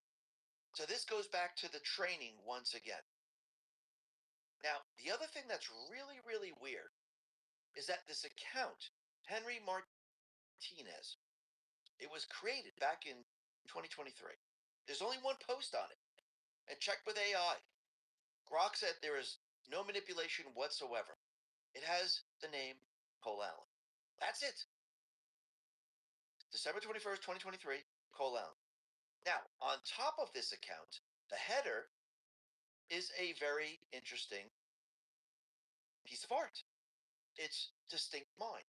It was created going all the way back to, I think, 2021, which is very, very interesting. Now, certain individuals took this and said, wait a minute, look at the art very carefully. Is that Trump holding up his fist? Is this when he got shot in Butler? MJ Truth Ultra says, the events last night just got even weirder. That Pepe account that posted the shooter's name a few years ago is header background. I found the source of that image. Besides being later linked to a Time Machine website, the image looks like a superimposed image of President Trump at the Butler assassination attempt. Do you see it? This is the wild part. That original image even predates the Butler assassination attempt. So this image was created on October 28, 2021. The Butler assassination attempt occurred on July 13, 2024. So what's very interesting is that when you look at it, it really looks like it's Trump. And when you take the image and you remove the painting, the outline is very, very precise. The other thing that's very interesting is that one of the individuals, the woman, looks like she's still on duty, and it looks like she was also the woman at Butler. Maybe that's not true, but she looks very, very similar. So that is very, very interesting. So is this a coincidence? Maybe, maybe not. But it's kind of strange, don't you think? Now, again, they have this guy in custody. We have Janine Pirro. She announced that there's going to be charges. 2 counts of using a firearm during a crime of violence, assault on a federal officer using a dangerous weapon, and there's going to be many, many other charges. And once again, this individual had a manifesto. Open source intel put this out and said, the manifesto said he wanted to target administration officials. Investigators also found extensive anti-Trump and anti-Christian rhetoric across his social media accounts. And this is very, very interesting. That once again, we have an individual with a manifesto. So here are some key excerpts from the manifesto. Targets, prioritize Trump administration officials. Highest to lowest ranking, excluding FBI Director Kash Patel. Secret Service only if necessary. Avoided hotel staff, guests, and most law enforcement unless they interfered. Justification, frame the attack as a moral Christian duty against alleged administration crimes, rape, murder, detention camps. Address objections like turn the other cheek by saying it doesn't apply to complicity in others' oppression. Apologies. Express regret to family, student, colleagues, and bystanders for betraying trust and endangering them. Closing rant, criticize insane security lapses at the event and ended with stay in school, kids. So that is very, very interesting. So he was a guest. He traveled by train. He brought his weapons. He hid them from his parents. He listened to the fake news. He talked about violence. And look what happened here. Now, once again, we need to start to look at the Secret Service. We need to look at security.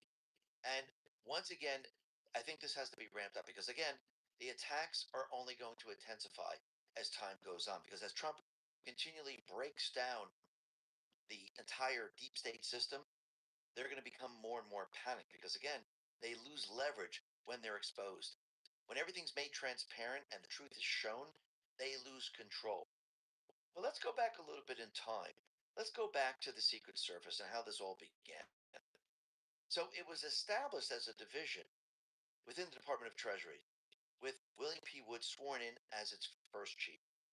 Its sole initial mission was to suppress counterfeiting of U.S. currency after the Civil War. Counterfeiting was rampant. Nearly one-third of all currency in circulation was fake, which threatened the stability of the young nation's financial system. Of course, after the Civil War, we had a lot of, the South and the North, they're creating currency.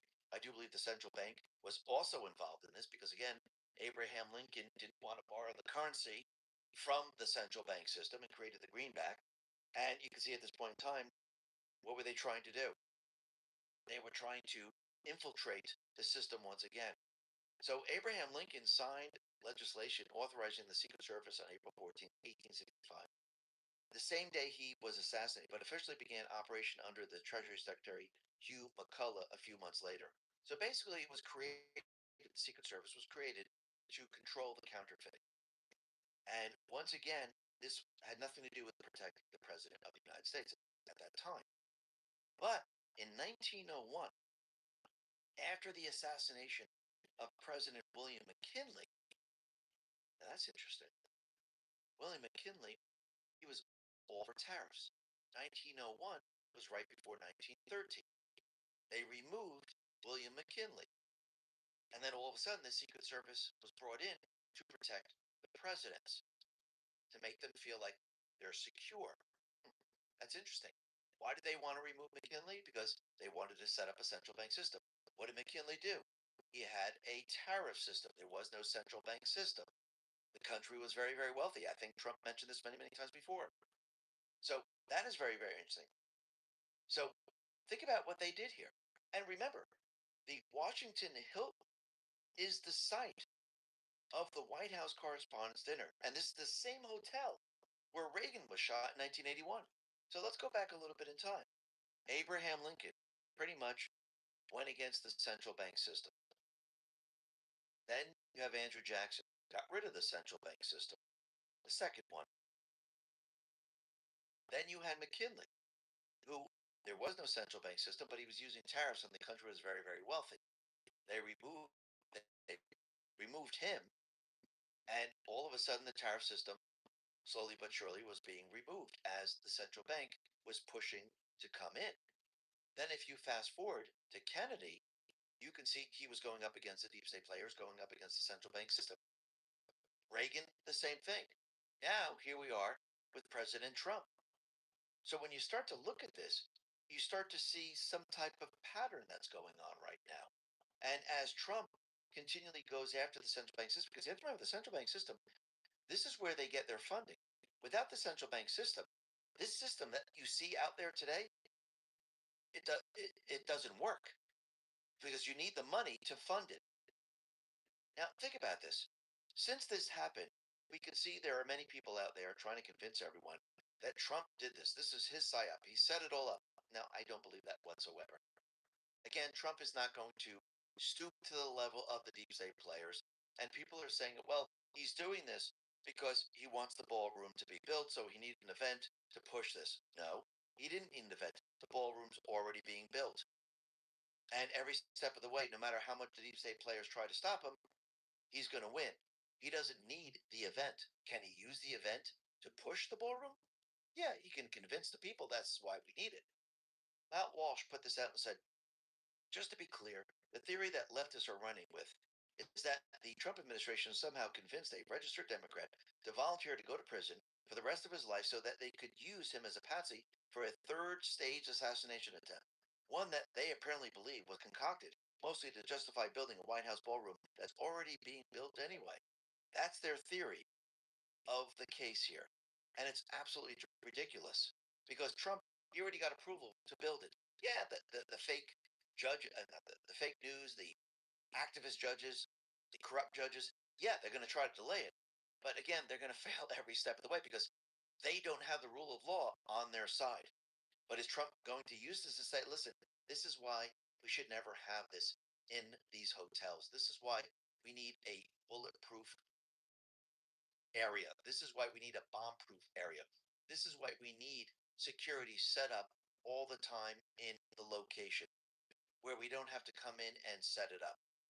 He put this out and said, what happened last night is exactly the reason that our great military, Secret Service, law enforcement, and for different reasons, every president for the last 150 years have been demanding that a large, safe, and secure ballroom be built on the grounds of the White House.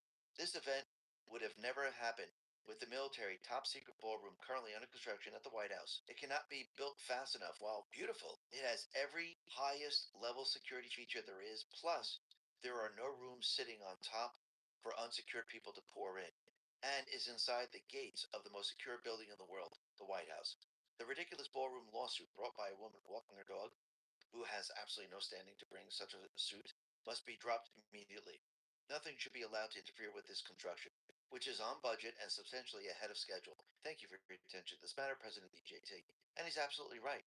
Again, they don't want these things because it makes it a lot easier for what?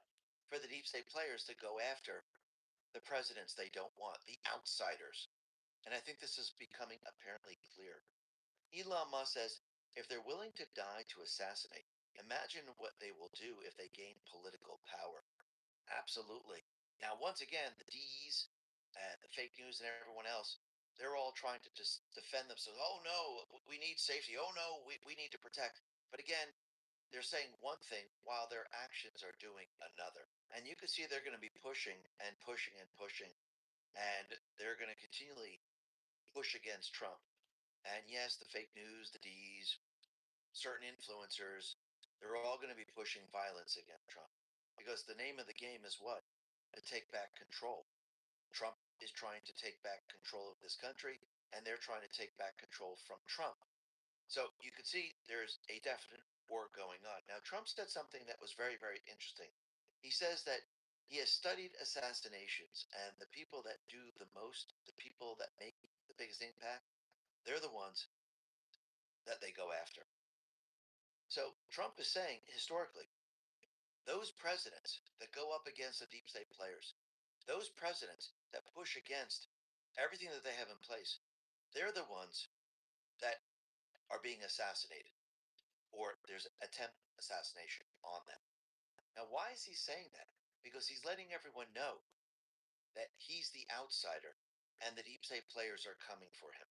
Because what is he doing? He's reversing everything that they did. He's exposing their entire system. He's dismantling their entire system. And they are trying to stop him every step of the way. That is what he's saying now. So if you go back a little bit in time, what do you see? You see Kennedy trying to shut down the deep state system. You see Reagan trying to shut down the deep state system. Now we have Trump trying to shut down the deep state system. And Trump is succeeding. And this is why they keep making hit after hit after hit. This is why they tried everything to get rid of him. So we can see at this point in time, the deep state players are going to become more and more desperate as time goes on. And when you look at the SPLC and USAID, this is all part of their system. And who runs all of these different organizations? Well, if you go back a little bit in time, it was the CIA. Think about it. But now Trump has control over these agencies. He's taking the control away from them. He's taking USAID away from them. He's taking the SPLC away from them. Last refuge put this out and said, this is the point everyone misses when they discuss USAID. It is factually accurate that USAID is the CIA influence operation. So, if SPLC was being funded by USAID, then who was ultimately funding the SPLC operation? All roads lead to Langley. Yes, it was all these individuals, and Trump is completely and utterly shutting it down. But listen to what Trump says about the Southern Poverty Law Center. He says it's one of the greatest political scams in American history, has been charged with fraud. This is another Democrat hoax, along with Act Blue and many others. If it is true, the 2020 presidential election should be permanently wiped from the books and be of no further force or effect. Thank you for your attention to this matter. So basically, what happened in 2020 should be removed because the SPLC, USAID, and the rest were involved in rigging that election, which means Biden was never president. Now, think about it. Like we said from the very, very beginning, the deep state system is much deeper and wider than everyone can imagine.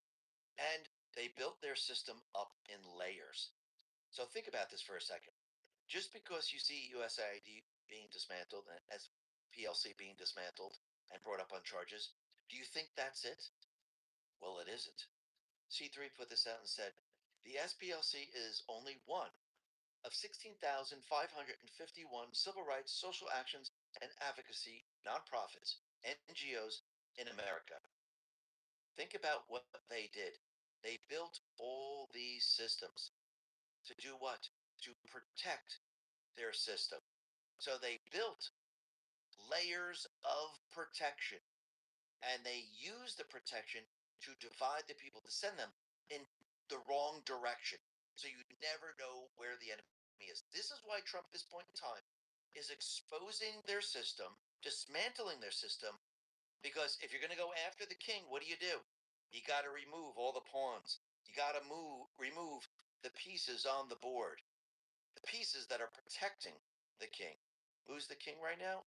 I think it's going to be Obama. All roads lead to Obama. Is this going to lead to other people above him? Absolutely.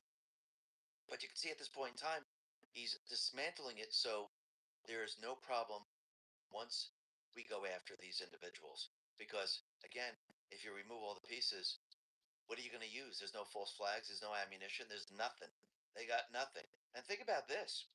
Since it came out that the SPLC was indicted, isn't it weird that Candace Owens fled the country? Nick Fuentes fled the country? Ian Carroll claims he's scared and a victim? Sneeko has paused his streams? What's going on here? Joe Lane says, what are the odds that the SPLC was paying these podcasters to sow division? That's interesting. He's pointing to drop 4943, October 30th. Fact checkers creating an effort to reinforce propaganda digestion. The battle to prevent truth from reaching the people. The battle to maintain and push division. Divided you're weak. Divided you fight each other. Divided you pose no threat. System of control. Information warfare. Groups like the SPLC exist for two reasons: to foment hate and division, and also to raise money off that same hate and division. So do these podcasters. Same playbook. Information warfare. And this is what Trump has been doing. They've been following the money every step of the way. And you can see the deep state players, they are in trouble. But Trump, he put this out about Candace Owens. He says, Candace Owens' stock, which was never very high, has fallen a long way. Her attack on the First Lady of France is despicable. I believe in this case, without verification, she's an extremely low IQ individual. Very, very interesting. So look at all the organizations, look at the podcasters, look what they've been doing. And now they're fleeing. I don't know why they're going to different locations, why they stop. But again, it's very, very odd.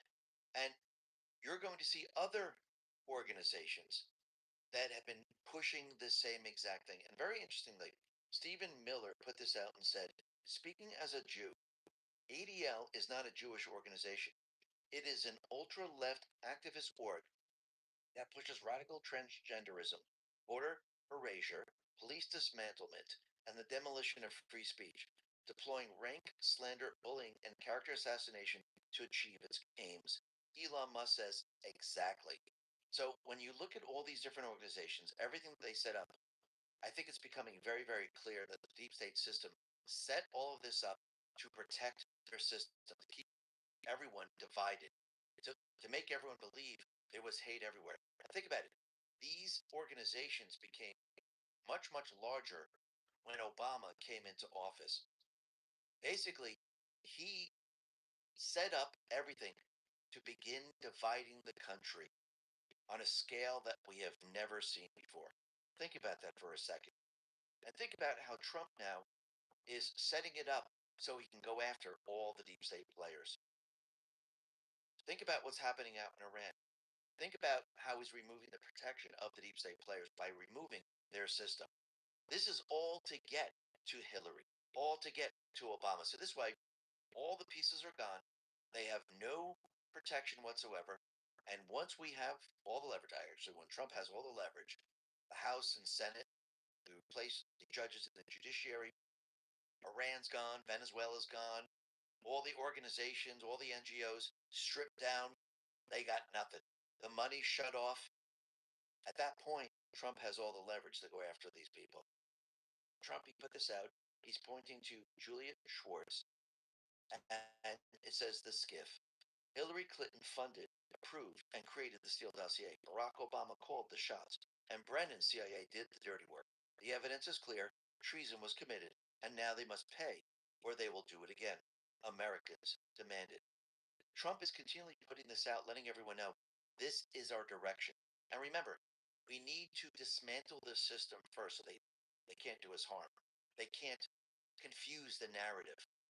And we must remove the activist, corrupt judges out of the judiciary. Everything must be set up so Trump has the leverage. Now, a lot of people are making a really big deal that the DC subpoenas for Brennan grand jury testimony are withdrawn, and they were replaced by requests for voluntary interviews. So people are like, oh, see, nothing's going to happen. No, that is not the case whatsoever. The issue around the CIA targeting President Trump are extensive, attached to numerous individuals and entities, and generally complex. Normally, in an investigation of this scope, it would begin with questions to the outer perimeter individuals who are carrying out the instructions of those above them. It is from those types of lower level interviews that material is gathered for use in examining the truthfulness of those who organized and directed the operations. In the example of John Brennan's false statement to Congress surrounding the ICA, the Intelligence Community Assessment, or the inclusion of the Steele dossier in the analytical material, there are key people within the Directorate of Analysis, National Security Agency, and National Intelligence Council who can give firsthand statements about Brennan's instructions. Those types of interviews are just as important as questioning John Brennan himself. And for obvious reasons, those interviews should come first. Absolutely. So this is exactly what they're doing to go after the deep state players. And it looks like now they're using the interviews to build the case. And yes, we only have one chance to do this right, and it must be done correctly because it must hold weight, it must follow the rule of law, and it must be airtight. Now, the other thing that's really interesting is that the DOJ, they have reinstated the firing squad as official federal execution methods. So that's very, very interesting because if you go back a little bit of time, if you go back to Biden Garland, they actually went ahead and they removed this and said there will no longer be federal executions. So the department has rescinded the Biden Garland moratorium on federal execution and has authorized seeking death sentences against 44 defendants. So now that the firing squads are back, is Trump and his administration, are they getting prepared for when we have trials? I do believe so. Now, think about what else Trump is doing right now in D.C. And I think he's making it a point to let everyone know that Obama and the deep state players, they were there to destroy this country, destroy everything about it. When you look at D.C., for example, you could see they just let it go. They didn't care. And if you look at the reflecting pool, you can see it was a complete and utter disaster. Fountains didn't work in D.C. The White House is a disaster because, again, they were in the process of destroying the country. Trump is in the process of taking the power back and restoring the country. And he put out a very interesting post. It's on Truth, and it says, Hussein Obama. It shows the reflecting pool. It's dirty, disgusting. He did nothing about it. Why? Because he didn't care. He was destroying the country.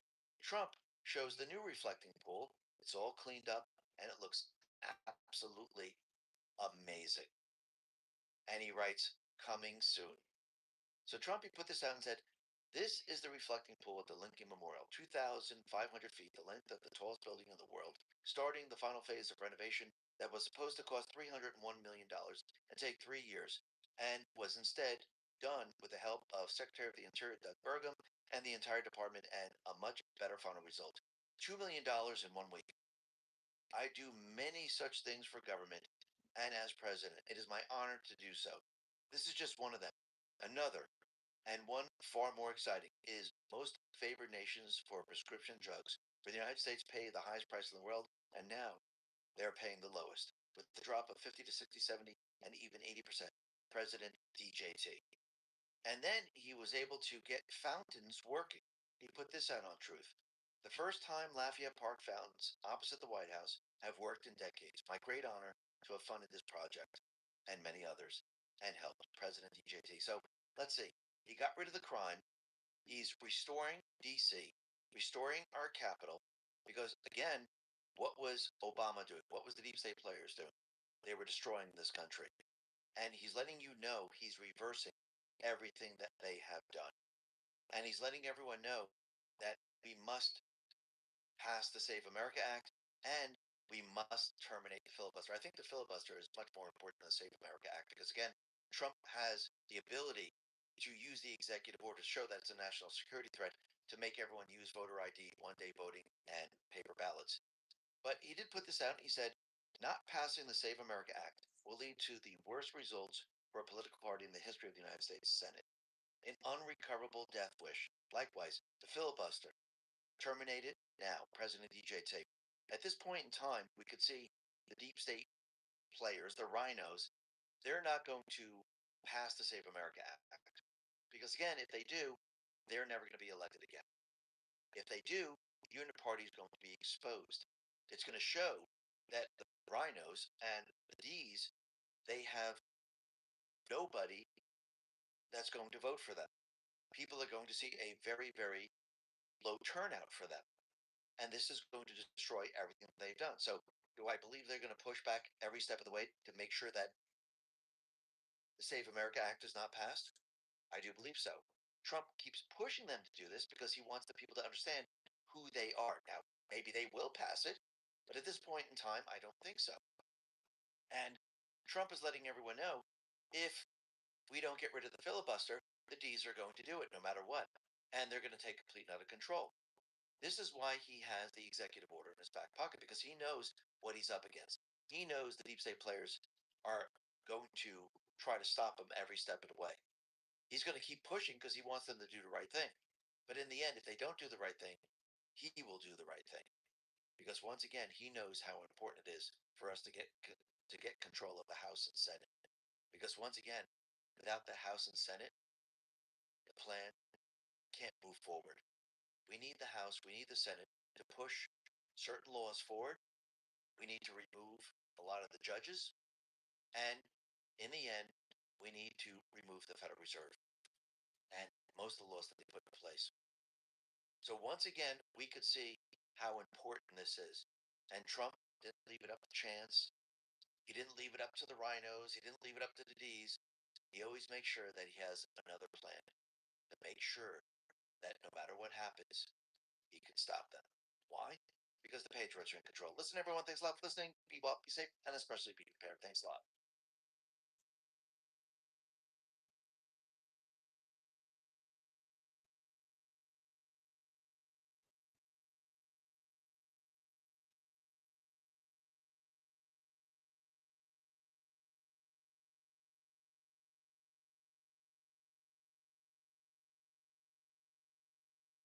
Good night, everyone. Researcher staff here tapping in. It is 2:49 a.m. We're about to start the overnight playlist. So before we start, Robert, I saw your messages in the chat. Just to give you some clarity, the assassination attempts, right? These events are contrived by the criminal syndicate. So the criminal syndicate is not going to find these people. We have to do the investigations. We have to expose it. There are some good people in the government right now working on that. At the time when one of those events took place, specifically at Butler, Pennsylvania, the dynamics of who control these agencies were much different. A lot has changed. So if you have any questions about the deep state, let me know. Type it in the chat. I'll see if I can help you out before I fall asleep. But for now, we're gonna start the overnight playlist. Hope you guys enjoyed the report. This is Researcher Staff signing out. Good night, everyone.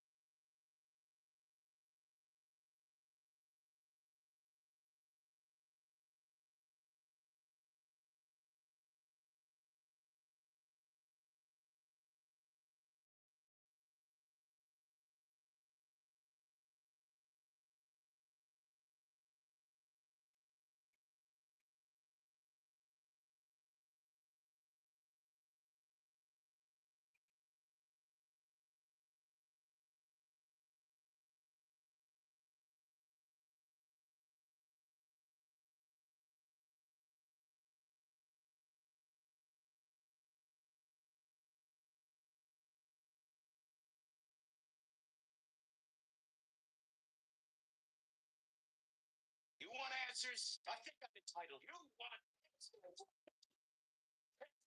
True.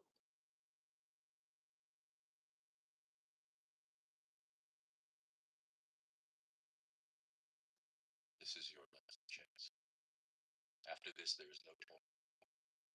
You take the blue pill, the story ends, wake up in your bed, whatever you want. You take the red pill, you stay in Wonderland, and I show you how deep the rabbit hole is.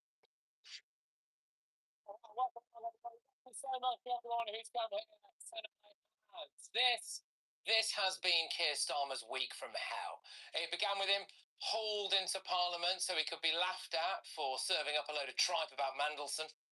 I know many members across the House will find these facts to be incredible.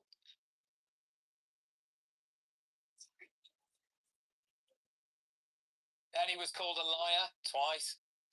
So does the Prime Minister agree with me? It's been lying. He is gaslighting the nation, so let's call this out for what it is. The Prime Minister is a barefaced liar. Yep, he was humiliated by Diane Abbott. It's one thing to say, as he insists on saying, nobody told me. Nobody told me anything. Nobody told me. The question is, why didn't the Prime Minister ask? The best he could come up with as a response was this.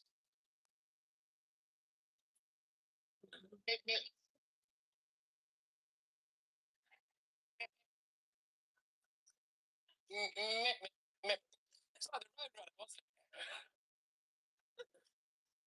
it? Isn't it? Then the civil servant he sacked got stuck into him and revealed that Downing Street did try to find another job for another paedophile's friend.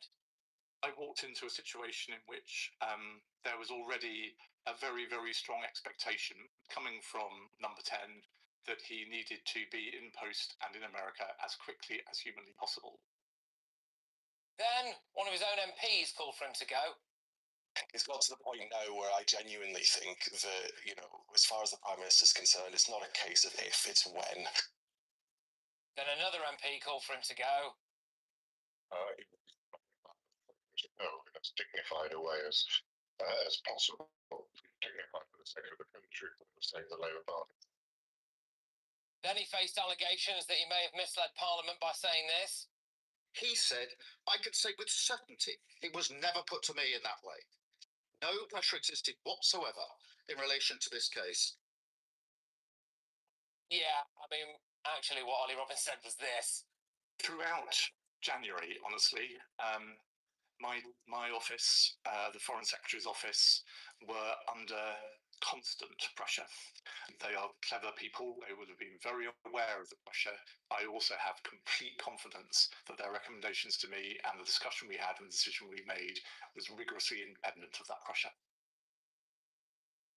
Constant pressure was the actual word there, wasn't it? Now there's talk of a cabinet mutiny. Rayner and Streeting are talking of a pact. Andy Burnham might emerge as the chosen one. Then it emerged his great friend. The man he appointed as Attorney General, Lord Hermer, is now accused of helping to prosecute British war heroes, despite being told the claims against them were probably bogus. And then today it emerged that same Lord Hermer reportedly charged double his hourly rate to try to prosecute our own war heroes. Shocking stuff, really, isn't it? And to top it all off, Before your wedding day, everyone says it's going to be the best day of your life. And yeah, you think, well, I'm not sure. What about when Arsenal won the double? Oh, gosh, it just makes you feel sick, doesn't it? Anyway, now his beloved Arsenal are absolutely bottling the Premier League again.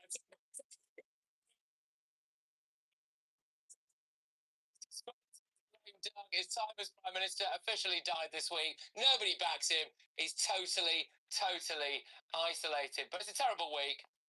Couldn't have happened to a nicer bloke. Hello, I'm Bev Turner. Now, it can feel like the money in our bank accounts at the moment does not keep up with the cost of living, and maybe there's a solution. I'm here today with the CEO of Tally Money, Cameron Parry. Cameron, what is Tally Money? Well, Bev, with Tally Money, you get a current account and a debit card, but instead of pounds, you use milligrams of gold as your everyday money. So why gold? Gold traditionally is a great store of value. It has, on average, gone up at over 11% per annum for the last 25 years against the pound. It's tripled in value in the last decade. And in the last 2 years alone, it's increased by 50% against the pound. Banks' savings products just can't compete with that level of growth. But this isn't just about gold. This is about a currency that you guys have created at Tally Money. Explain it to me as though I'm an idiot. So, look, people need to be able to hold their earnings and build their savings in a money that retains its value and remains in their legal control and remains theirs to access, away from government control. Great. You had me at not exposed to government control. You should feel safe and happy with your money. You should have peace of mind. The more money you see in your bank balance, and that's the type of thing we're trying to deliver, and give people choice in the type of money they get to use every day. Brilliant. Thank you so much, Cameron. Thank you.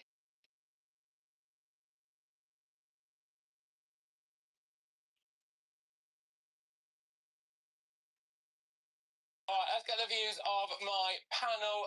So, yes, well, go on, Adam, I'll start with you on this, mate. How much longer do you think you can cling on? He's not got long at all. Now the cabinet's mobilising against him. We've got his own MPs coming out against him. He's lost the confidence of his party. Look, the Labour Party are going to be decimated in the May elections, in my opinion, and he's going to be the face of it.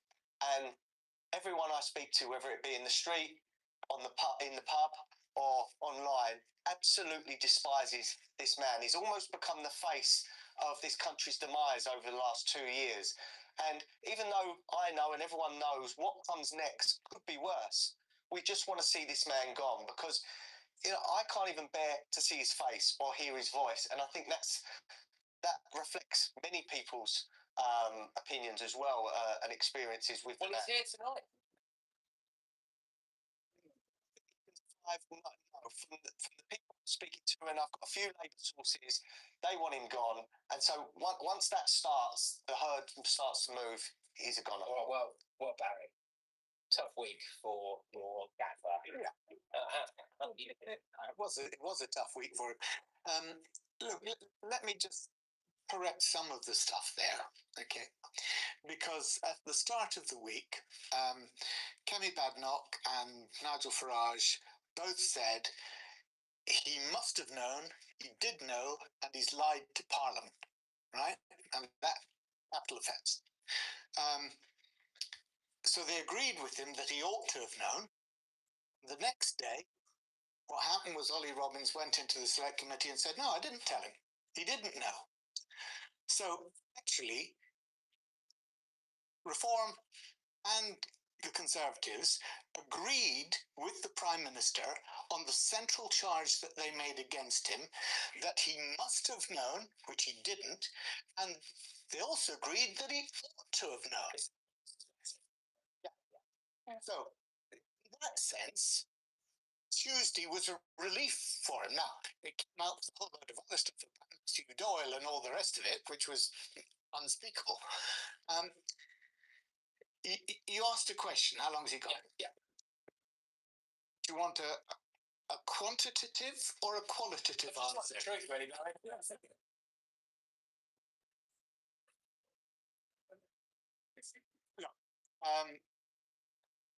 Downing Street are now living from day to day. Their constant concern is Keir Starmer. Their constant concern should be the country. Yeah. And that's the problem that Keir Starmer has. At the moment, instead of being focused on everything else, and, you know, I'm sure the guy is trying to focus on the Iran war, the King's visit to America, the cost of living crisis, you know, I'm sure he's trying to focus on all of that. But if you have that sword hanging over you that is saying, people are muttering in your cabinet, you know, there's rumblings on the backbenches, everybody else, you know, even Adam Brooke doesn't like you, you know. He's got a head, only has so much capacity. Remember when Boris Johnson said, when the Prime Minister becomes a distraction, they've got to go. He's become the distraction. Well, but the interesting thing on that, Adam, I was thinking exactly about this earlier in the comparison with Boris. Boris made himself the centre of attention all the time. When he stopped being the centre of attention, when there were other things off, that's when he collapsed. With Starmer, I think it's the other way. Starmer was not always the centre of attention. Now he's become the centre of attention. He has a huge problem. Just want to pick up on what you said about Kemi Badenoch and Nigel Farage being wrong about thinking Starmer must have known. I think what came about after Ollie Robbins spoke to the Foreign Affairs Committee was that pretty much everybody of all parties did not properly understand how this process works. In fact, one thing that came out of that is that Ollie Robbins pointed out that you don't fail security vetting. There's a recommendation made and then you're offered to put in place mitigation factors, which they apparently did. But what did come out of it, you can fail UKSV, you can fail it, and he didn't say that he hadn't failed it.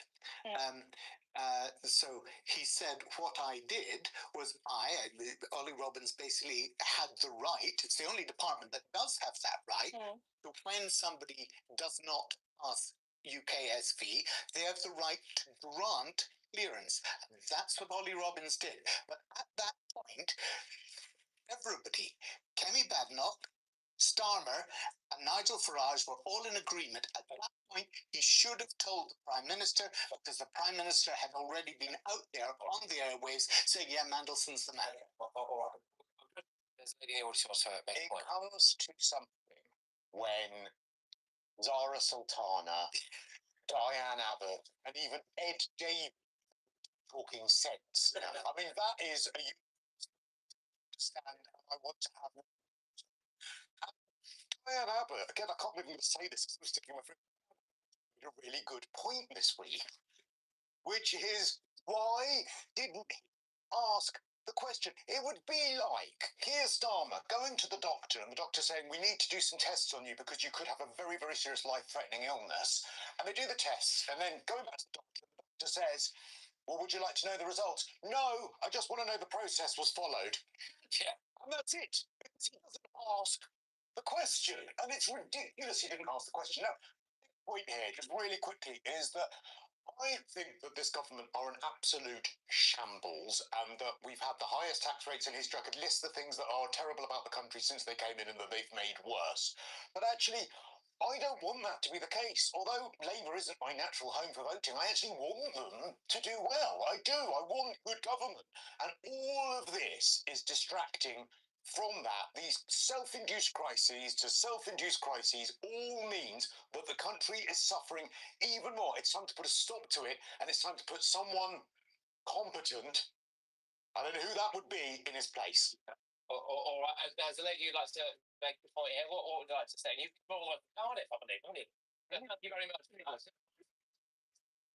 I don't think that the Prime Minister has deliberately misled Parliament, and if that is proved to be the case, what would be the consequence for him? Could he be compelled to resign? What is the punishment for that as such. Okay, good point. Well, so I suppose it's, do we think he deliberately misled Parliament? I mean, I think the thing that maybe did from a bit this week was about him saying that, you know, Ollie Robbins has said that there was no pressure, there was no civil service pressure, there was no pressure on the civil service. Sorry, and that seems to be untrue. Sorry, let me answer the point you asked, which is what would be, if he had, what would be the consequences? If he had, he would have broken the ministerial code, and I think everybody in Parliament obliged to come back to Parliament at the very least and say, I'm sorry, I misled Parliament. Here's my correction to the record. That's the normal process. If he willfully, deliberately misled Parliament, that's even worse. And you could then see a situation in which he would be moved against. But, sorry, Patrick, the point that you were making, which I've now forgotten. Oh, yeah, no, important point. And I think the issue is this.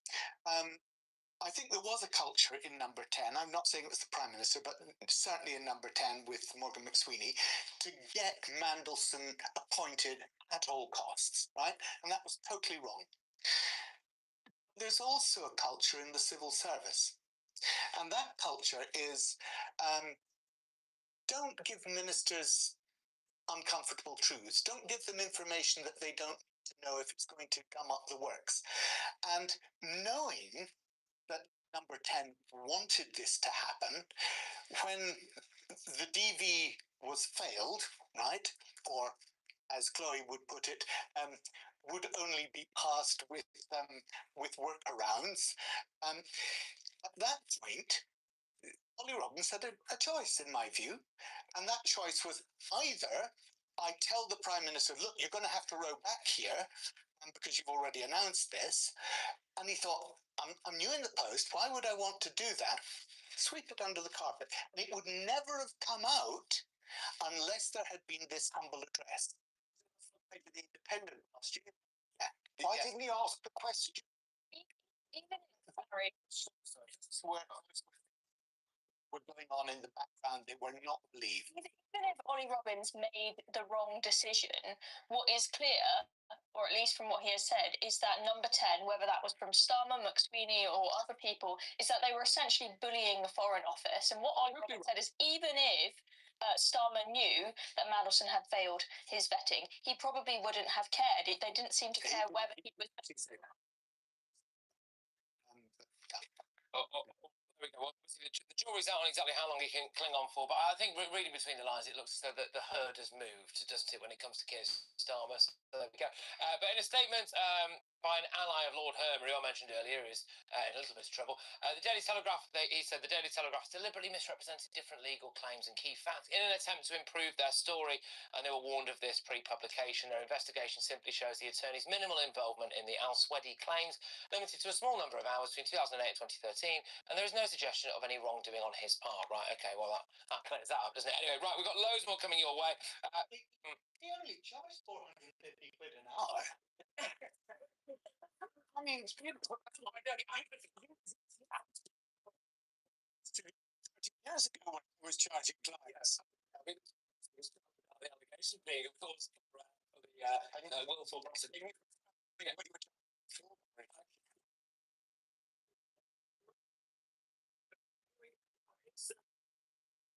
First, it's the assassination attempt that has rocked the world. Again, President Trump was expected to speak at the annual White House Correspondents' Dinner when he was hurried out of the room following a gunman's attempt to break a checkpoint. Footage released by the president shows the suspect, Cole Allen, charging past officers at around 8:36 p.m. before being tackled to the ground. According to police, the shooter was armed with a shotgun, a handgun, and multiple knives. There are a lot of questions arising from this. What implications will this have for the King's security on his visit to Washington? We're going to go live to Washington, D.C., where GB News royal correspondent Cameron Walker is there for us and has some breaking news from Buckingham Palace. Hello, what is this news? Hi, George. Yes, I've received a statement from Buckingham Palace in the last couple of minutes. It says, following discussions on both sides of the Atlantic through the day and acting on advice of government, we can confirm the state visit by their Majesties will proceed as planned. The King and Queen are most grateful to all those who have worked at pace to ensure this remains the case and are looking forward to the visit getting underway tomorrow. Now, I understand that although the vast majority of the state visit is going to be going ahead, there are going to be a few minor, what they describe as kind of operational changes to the visit. The problem is we're not quite sure what that means. Does that mean less contact time with ordinary members of the public? We know that the King and Queen and other members of the royal family like doing walkabouts. Does that mean a change in location to some of the engagements? We simply don't know. We are trying to get more details on that. But of course, there have been discussions well over through the night following on from the assassination attempt on President Trump and senior members of the Trump administration. The British government said this morning that they take the security of King Charles incredibly seriously, as does Buckingham Palace, of course. And I think it was probably a situation where Secret Service were talking to the Royal Protection Officers here in London, the Metropolitan Police who deal with royal protection for the King and Queen, and basically trying to seek some kind of reassurances that when the King and Queen are on American soil, both here in Washington where I am, also in New York and Virginia, that they are going to be as safe as possible. I suppose clearly with this gunman, Cole Thomas Allen, who's in police custody at the moment being questioned, 31-year-old, he was targeting Trump, wasn't he? He was targeting the Trump administration. He was not targeting, or as far as we're aware, King Charles and Queen Camilla. So therefore the level of threat against the royal family is not more than it was 24 hours ago, if that makes sense. So let's wait and see. The King and Queen clearly keen, or at least the government clearly keen, to try and use the King's soft power to repair that relationship between President Trump and Sir Keir Starmer, Downing Street and the White House, of course. But this runs far deeper than whoever occupies the White House or who is occupying 10 Downing Street. This is about two nations celebrating 250 years of the Confederation of the United States, and the constant in all of those 250 years is the British monarchy, and that's what's going to be celebrated this week. That's it. You don't think there's, as you say, I mean, it's vitally important to our government for the King to go out there and the King and Queen to repair this relationship that arguably the government has damaged.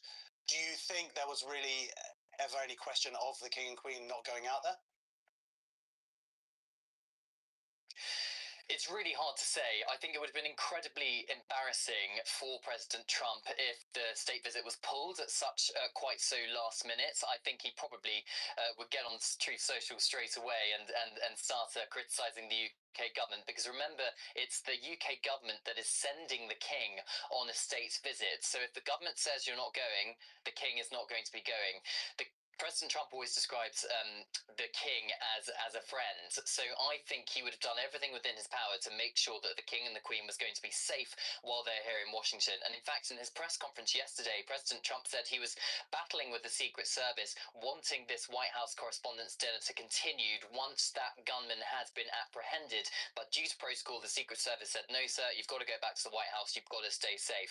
And he has already pledged that he's going to redo that White House Correspondents' Dinner within the next 30 days. So Trump is absolutely determined, clearly, to make sure that people like this gunman who targeted Trump and targeted the Trump administration are not going to stop their way of life and stop celebrations such as this. Using the internet without a VPN, a virtual private network, is a bit like taking to the road without car insurance. All it takes is one unlucky moment to cost you a lot of cash. This video's sponsor is Private Internet Access. They are the VPN to help keep you safe.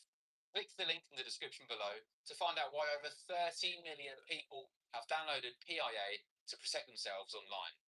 A virtual private network is an app that hides your IP address and helps keep your data private. When you're browsing the internet at home, you give up a large amount of data to businesses, to shops, and indeed to social media giants too. Hackers have the ability to steal your personal data with ease, including sensitive information such as passwords, keystrokes, and even your personal photos. Private internet access helps protect your personal data by encrypting your internet connection to keep your data out of the hands of cyber criminals. And it's not just hackers either to be concerned about. Information can be censored too. When Canada passed their C-18 bill, social media giants decided to ban news content on their platforms. But PIA can protect your ability to consume the news and content you love. Private internet access is available for Windows users, Mac OS, Android, Linux, iOS, and you can use one PIA subscription to protect an unlimited amount of devices. And we've got a huge GB News discount for you too. Click the link in this video's description and you'll get a massive 83% off PIA. That's under £2 a month, the price of a coffee, and you'll get an extra 4 months completely free on top. Also, there's a 30-day money-back guarantee too. Visit piavpn.com/GB News to start protecting yourself digitally today. Okay, well, thank you very much. GB News Royal correspondent Cameron Walker. We're going to get our take now from my guests, who this evening are Aideen McQueen and Cresta Wetton. Let's give them a round of applause. Weird applauding as we're talking about an assassination attempt. Cresta, another assassination attempt, and seemingly someone from the left again. I think if you are trying to attack the entire right administration, that's kind of counts as a leftist, doesn't it? I think. And this guy. Red flag as a Palestinian flag, actually. Yeah, I mean, he's a teacher, isn't he? He's a celebrated teacher, somebody who'd won. I know a teacher, a former teacher. Me? Frisked. Are you safe? I relate, because sometimes when those kids are getting to you, you just wish you had a, you know, I can see why it happened. Yeah, I'm shocked by how he managed to get into the Hilton Hotel with so many weapons on him. I mean, I remember when Prince Charles, as he was then, visited my hometown, a small, quiet town in Ireland, not an IRA town by any means, and like we all had to leave shops. Everywhere that was in shooting range was cleared out. The forensic amount of detail that they went into was incredible. So he has to have somebody on the inside. It's really pretty. I'm sure that if he had a bazooka, they'd be like, well, is it for personal use? No, I'm completely with you. He should have been. What is anybody doing going into that hotel, staying? I mean, he mocked this in his manifesto. He's got a manifesto. We'll find out what he's thinking. And I think it's funny how we call it when essentially it's an email. He sends an email to us. This guy at this point, we know he was a celebrated teacher. He's from the left. His manifesto has this attitude of like, I'm doing the world a favor. He talks about Jesus wouldn't have turned the other cheek if other people were being oppressed. So he's turning himself into this kind of hero of the oppressed. Well, I tend to agree with you, Josh. My point is he's done that thing that we see more and more. He's turned it into, okay, it looks like violence to some people, but really I'm a good guy, and here's why. He's dehumanized the other side. So it's all justifiable to him. And that's a huge worry, isn't it? And that's why in his speech earlier, Trump said that people should be resolving things with discussion. I mean, you think that would be obvious, but it isn't at this point. So this guy, I guess he'll become another hero of the left. He definitely will become. Well, this is a lot of people who say in bars around the country, if I could have a gun and shoot Trump, and he's done what is so many people's fantasies. But why are they coming to this conclusion? And that's, I think, what you were touching upon there, is a lot of this narrative about Trump is coming from the mainstream media, certainly in America, that he's this Nazi and this evil human being and he's taking everyone's rights. And so that by not dealing in sort of reality, you don't have to agree with every policy that he does, but it doesn't make him the worst human being on the planet. Where you've got someone like, you know, in this country, you've got Polanski sort of saying, well, I choose Trump. Isn't that what he said the other day? I choose Trump over Putin or something. It's just like, really? Really? That's the level that we're at now, is you think that Trump is worse than Putin. That's not a good state of affairs, and it's that kind of rhetoric, of course, that leads people to violence, isn't it? It is, but I don't think that the mainstream media are still not responsible. It's everything that's outside the mainstream media, and almost the continuous consumption of social media that we have that's completely brainwashing us. I mean, this guy could have been psychotic for all we know. You know, it'd be interesting to find out more about mental state. If he uses pronouns, he doesn't know what sex he is. so clearly psychotic then. I don't think the media can be blamed for this. I think it might be a slightly natural reaction to how people feel they are being oppressed by the Trump regime. That's it, but why do they They're not feel that? discussing policies. They're just saying no debate. I'm going to use violence. Is this violence that we're seeing does seem to be coming mostly from the left now. Absolutely, and it's this thing we've said a million times on this show. When you start conflating words with actual violence, it's only so long before you think those things are interchangeable. And rather than have a debate, you would. I mean, I appreciate what you're saying. Of course, yeah, he's not well. He's a very unusual, anomalous individual. But I'm starting to feel like he speaks for a section. What about the assassin? That was a joke. Well, yeah, very funny. Well, let's just hope that King Charles and Camilla are frisked as they go in, and that there's no more guns brought in anywhere near the President. Hands. Next on Free Speech Nation, have there been a split in the gender critical movement? We are going to find out what's been happening and why the ultras, who they are, and why they're upset with J.K. Rowling. See you in 2 minutes. He's now talking about social murder to justify assassination culture. Like, I'm as huge of a defender of the First Amendment as anybody. It's what Charlie stood for. But at what point do we get it? Like, you are inciting people to do crazy stuff. You're inciting people. And by the way, we've got the SPLC news this week, which I'd love to have you opine on as well. Without further ado, Harmeet Dillon, she's the Assistant Attorney General for Civil Rights at the Department of Justice. We're honored to have her. Welcome back to the show, Harmeet. Thanks for having me again. It's great to see you. You're doing a phenomenal job in a very tough environment. I mean, if anybody is unaware, the DOJ, you guys got a lot coming at you. There's a lot of people demanding things of you all the time, and you have been, in spite of that, able to continue to play offense, Harmeet, and so you deserve a lot of credit for that. We've got this. We just had Savannah Hernandez on before you. She had to take kind of a break from media. I had been asking her, hey, can you come on and give your story? And she's like, I just need a little bit more time.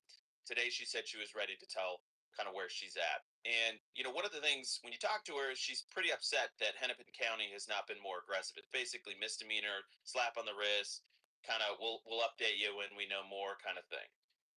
What can you tell me about maybe the federal level, about maybe the DOJ pursuing an investigation there?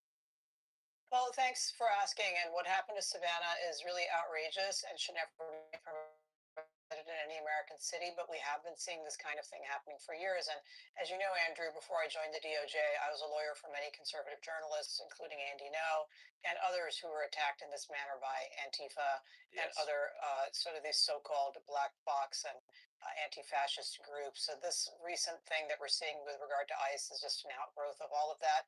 It's funded from abroad. Neville Singham and others are part of shadowy networks that fund these types of protests in the United States that are really designed to disrupt our government. And I think it's very concerning. What I can tell you is, as you know, we already have investigations going on in Minnesota regarding some of the characters there who are attacking our ICE and who are doing protests, so-called protests. We indicted 39 people for invading the city's church in St. Paul. One of the individuals in this mob who was egging on the attacks on Savannah appears to be one of the individuals involved in that matter. But, there's a line between speech and action. We saw at least 3 people appear to attack Savannah there. And so what I can tell you is that we do have lawyers and investigators on the ground there who are looking into attacks on journalists and attacks on ICE. I can't say more until there may be a development in court, but please rest assured that protecting the First Amendment is incredibly important to this Department of Justice, and also protecting our law-abiding and patriotic ICE officers in doing their jobs is very important to us. And mob action like this is designed to intimidate both our law enforcement and also the journalists who seek to document these attacks.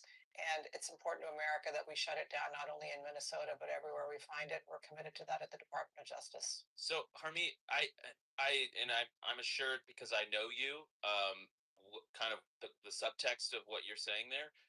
So you mentioned this, you didn't say his name, but it's William Scott, I think it was Kelly, William Scott Kelly, yeah. So he's the city's church guy that was storming in there. He was also, according to Savannah Hernandez, the one that identified her to this mob, and then kind of egged people on. At what point does that type of behavior become incitement? Because I have another incitement question for you after you answer this. Well, it's very fact specific. I'm not the investigator, so we do have I know people are frustrated by this in our online world. I know you're more sophisticated, but we have investigators who go and do interviews. We interviewed, I will say, we interviewed and preserved Savannah's input early on in this case, the very weekend that it happened. I made sure prosecutors and our law enforcement were out there to take her statement. That's been done. And then you have to take statements of other people and witnesses, look at the camera angles and all of that. And then there's case law that tells us there's a Brandenburg and there are other cases that tell us sort of the dividing line between protected speech and incitement. So I'm not going to prejudge that. We have to take cases either to a judge or a grand jury. Right. And I don't want to Yeah, but get pardon me, that. when you talk about incitement, so I'm gonna throw up a theoretical here. Hassan Piker has made a lot of news this week because he's talking about social murder and he's justifying the assassination of Brian Thompson. Yes, the CEO of United Healthcare. Sorry, I just blanked on his name. But then, so people are starting to dig up his clips, right? Hassan Piker. And there's a clip here. It's like, he says, if you cared about Medicare fraud, you would kill Rick Scott. Satep. If you cared about Medicare fraud or Medicaid fraud, you would kill Rick Scott. So this is just him kind of off the cuff, but then you see other things that he said. He's talked about like stabbing people. He's now talking about social murder to justify assassination culture. Like, I'm as huge of a defender of the First Amendment as anybody. It's what Charlie stood for. But at what point do we get into, like, you are inciting people to do crazy stuff? You're inciting people, and by the way, we've got the SPLC news this week, which I'd love to have you opine on as well. Well, so this is not that hard of a question, actually. The standard requires that it be an incitement to imminent violence. And so the crowd situation, that we are just describing vis-a-vis Savannah is much closer to incitement if, the facts pan out than Hassan Piker spewing his garbage on the internet, because I don't think a court would find there to be, unless there is a circumstance where he's talking directly to an individual with a knife poised above a person's body, that would be an imminent incitement to an imminent violence. And so I know that's unsatisfactory for people, but that's kind of what the Supreme Court has ruled. And, it's over inclusive of speech and under inclusive of, criminal activity. So but you're just saying the standard is imminent. Yeah. So if Hassan Piker is standing in a mob and saying that's, fill in the blank law enforcement official, get them, and someone is standing next to them with a rock or a gun or a knife, that could be considered incitement to imminent violence. Well, we brought up the SPLC, and we have to recall that they have no great love affair with you either. So here's a headline when you were nominated for Assistant Attorney General. SPLC expresses concern over Harmeet Dillon's nomination. So with all the news, I figured it was appropriate, Harmeet, to give you an opportunity to reflect on the indictments that were delivered this week. Well, their history with me, I've commented on them going back to 2017. And when Jeff Sessions was the Attorney General here, he talked about their conduct. And I went on Fox News and talked about it as well. So I've known about their shenanigans for years. And I've had many clients over the years, nonprofit organizations. Andy No is another one, who got onto their hate map and were characterized as hateful agents and entities. And at the end of the story, where they're tagging me as being a horrible thing for civil rights because I'm not sufficiently good for Black and brown people, I'm not the right kind of brown person apparently. They say that their purpose in life is to get rid of white supremacy and that kind of social constructs. When in fact we now know they were creating the very thing that they claim to be fighting against, which is very good for business if you're in the hate mongering business against conservatives. And there was apparently an insufficient supply of hatred in our country on the right, so they had to manufacture it.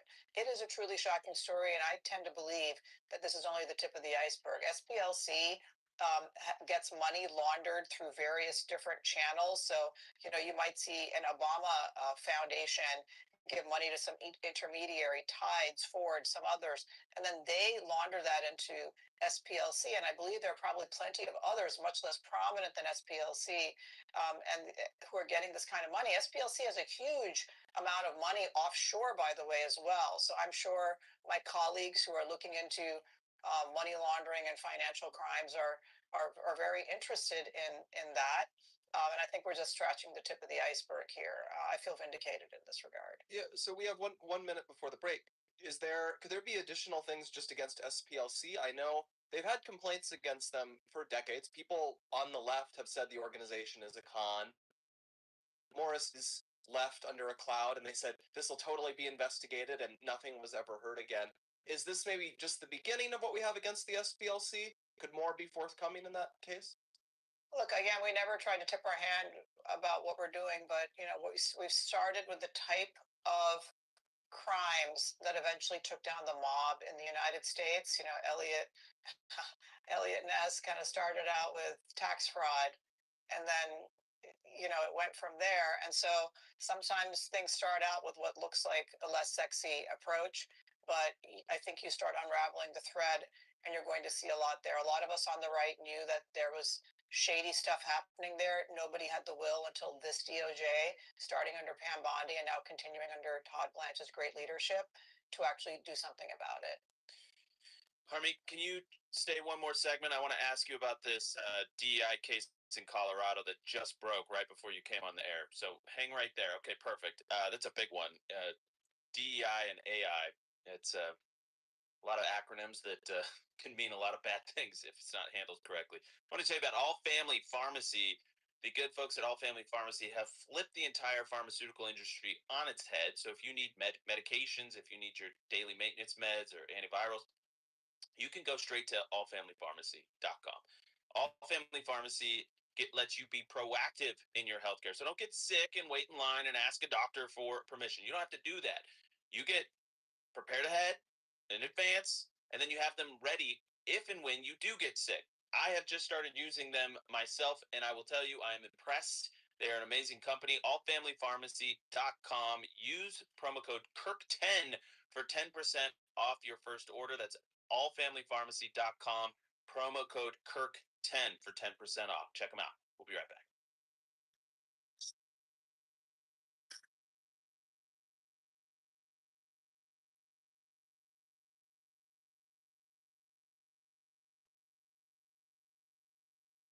Hello, all you freedom-loving people. The SPLC is in the spotlight with a case alleging that the SPLC funneled donations to informants who were affiliated with the same extremist groups that they were founded to oppose. And the U.S. team is headed to Pakistan while the Iranian government's team is shaken from Golubov walking out. But why? Okay, let's get into it. Major legal fight around the Southern Poverty Law Center, known as the SPLC, is growing. The SPLC is one of America's most well-known civil rights organizations. Yesterday, House Judiciary Chairman Jim Jordan ordered the SPLC to hand over their documents by April 30th. The request is about the SPLC's ties to the Department of Justice and the FBI under the Biden administration. Jordan wrote a letter to Brian Fair, who is the SPLC interim president and chief executive. In that letter, Jordan said that public records show that the DOJ under the Biden administration worked closely with the group during the Biden-Harris years. This included regular meetings along with early sharing of federal law enforcement data and allowing SPL staff to train prosecutors. Lawmakers now want to know how much influence the organization may have had on federal policy. Jordan is also asking for the communications that the SPLC made with informants. The informants were called field sources, or Fs, and Jordan wants the field source records that date back to 2017. These records were tied to fake business names and were allegedly used to move the money. The committee also wants communications between the SPLC and federal agencies that date back to 2021. The committee is investigating whether the SPLC helped shape federal policy during the Biden-Harris years. The committee pointed to the now withdrawn 2023 FBI Richmond memo, which dates back to when Christopher Wray led the FBI. That memo describes some radical traditionalist Catholics as being prone to violent threats, and it cited the SPLC as a source of the description. The House Judiciary Committee has sent a letter to the Southern Poverty Law Center requesting documents on any communication and coordination between the group and the Biden administration. Now, in that letter, the committee claims the FBI had at least 13 documents, including a memo that labeled traditional Catholics as violent extremists. That memo, according to the committee, cited material from the SPLC. This after a 2023 report from that same House committee found that the SPLC identified Christian identity as a hate group. And the memo caused major backlash after its publication. This new congressional move comes after a grand jury issued an 11-count indictment against the SPLC. In the Middle District of Alabama, a grand jury returned an 11-count indictment charging the Southern Poverty Law Center with 6 counts of wire fraud, 4 counts of bank fraud, and 1 count of conspiracy to commit money laundering.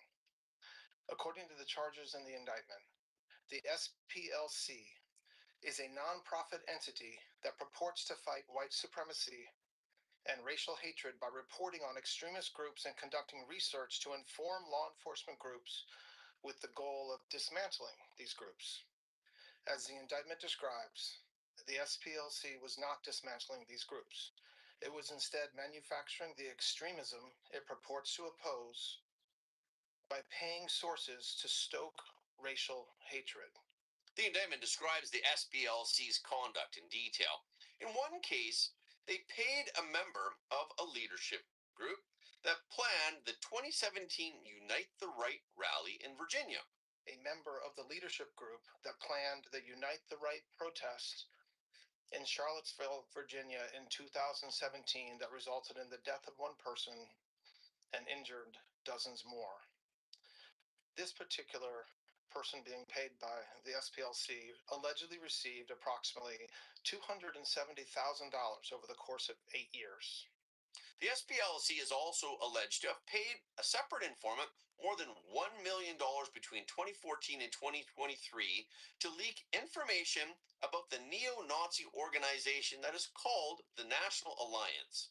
Federal prosecutors say that in total, the SPLC secretly sent more than $3 million between 2014 and 2023 to leaders and organizers of racist groups. In total, according to the indictment, between 2014 and 2023, SPLC paid at least $3 million to 8 individuals.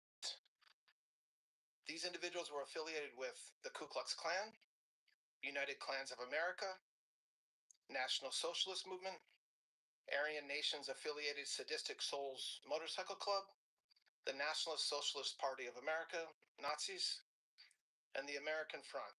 The Southern Poverty Law Center themselves advertise to raise money to dismantle violent extremist groups for a period of at least a decade. They use their donor network to raise money to purportedly dismantle violent extremist groups. However, the SPLC, the Southern Poverty Law Center, used the money they raised from their donor network to actually pay the leadership of these very groups. I just want to say that again. They used the fraudulently raised money by lying to their donor network, thousands of Americans, to go ahead and actually pay the leadership of these supposed violent extremist groups. The groups, as the general laid out, include the Ku Klux Klan, the United Klans of America, Unite to Right, National Alliance, the National Socialist Movement, the Aryan Nation Motorcycle Club, and the National Socialist Party of America, and also the American Front. And Kash Patel outlined how the SPLC used shell companies to hide their criminal activity. In at least one of these matters, our investigation revealed that funds were used to facilitate the commission of further state and federal offenses. totaling over $3 million. Furthermore, our investigation revealed that the Southern Poverty Law Center, on top of perpetuating this widespread, decade-long, multi-million-dollar fraud, conducted more criminal activity. They attempted to hide their criminal activity from our financial banking network. They set up shell companies and entities around America so that the financial institutions that we rely on as everyday Americans were deceived in believing that money was not coming from the Southern Poverty Law Center in the perpetration of this scheme and fraud, but rather fictitious entities they stood up to perpetuate this ongoing fraud. This is a serious and egregious violation of a group that purported to dismantle violent extremist groups, but in turn actually only fueled the hatred. The SPLC has long been known in media and politics for tracking extremist organizations through its hate map and research reports. And now that they are facing these charges, there have been many reactions to the case against the SPLC. House Minority Leader Hakeem Jeffries called the indictment baseless. Senate Minority Leader Chuck Schumer accused the administration of weaponizing the DOJ against watchdog groups. Brian Fair also rejected the charges. He said that the organization is outraged by the false accusations, and the organization will vigorously defend itself, its staff, and its work. Fair acknowledged that the group had used paid confidential informants in the past, but he said that the practice had ended. He also maintained that the payments were for confidential informants to gather credible intelligence on extremely violent groups. And Fair argued that infiltrating violent organizations was dangerous but necessary work that saved lives. But critics of the SPLC say that the SPLC labeled opponents too broadly and they held too much influence over public institutions. In an interview with the New York Post, America First legal president Gene Hamilton, who is a former DOJ official, likened the SPLC scandal to paying the proverbial arsonist to help put out a fire. Hamilton said that it would be like if his own MAGA-tied group was secretly giving money to DEI officials to set up more DEI programs while raising money to fight against DEI.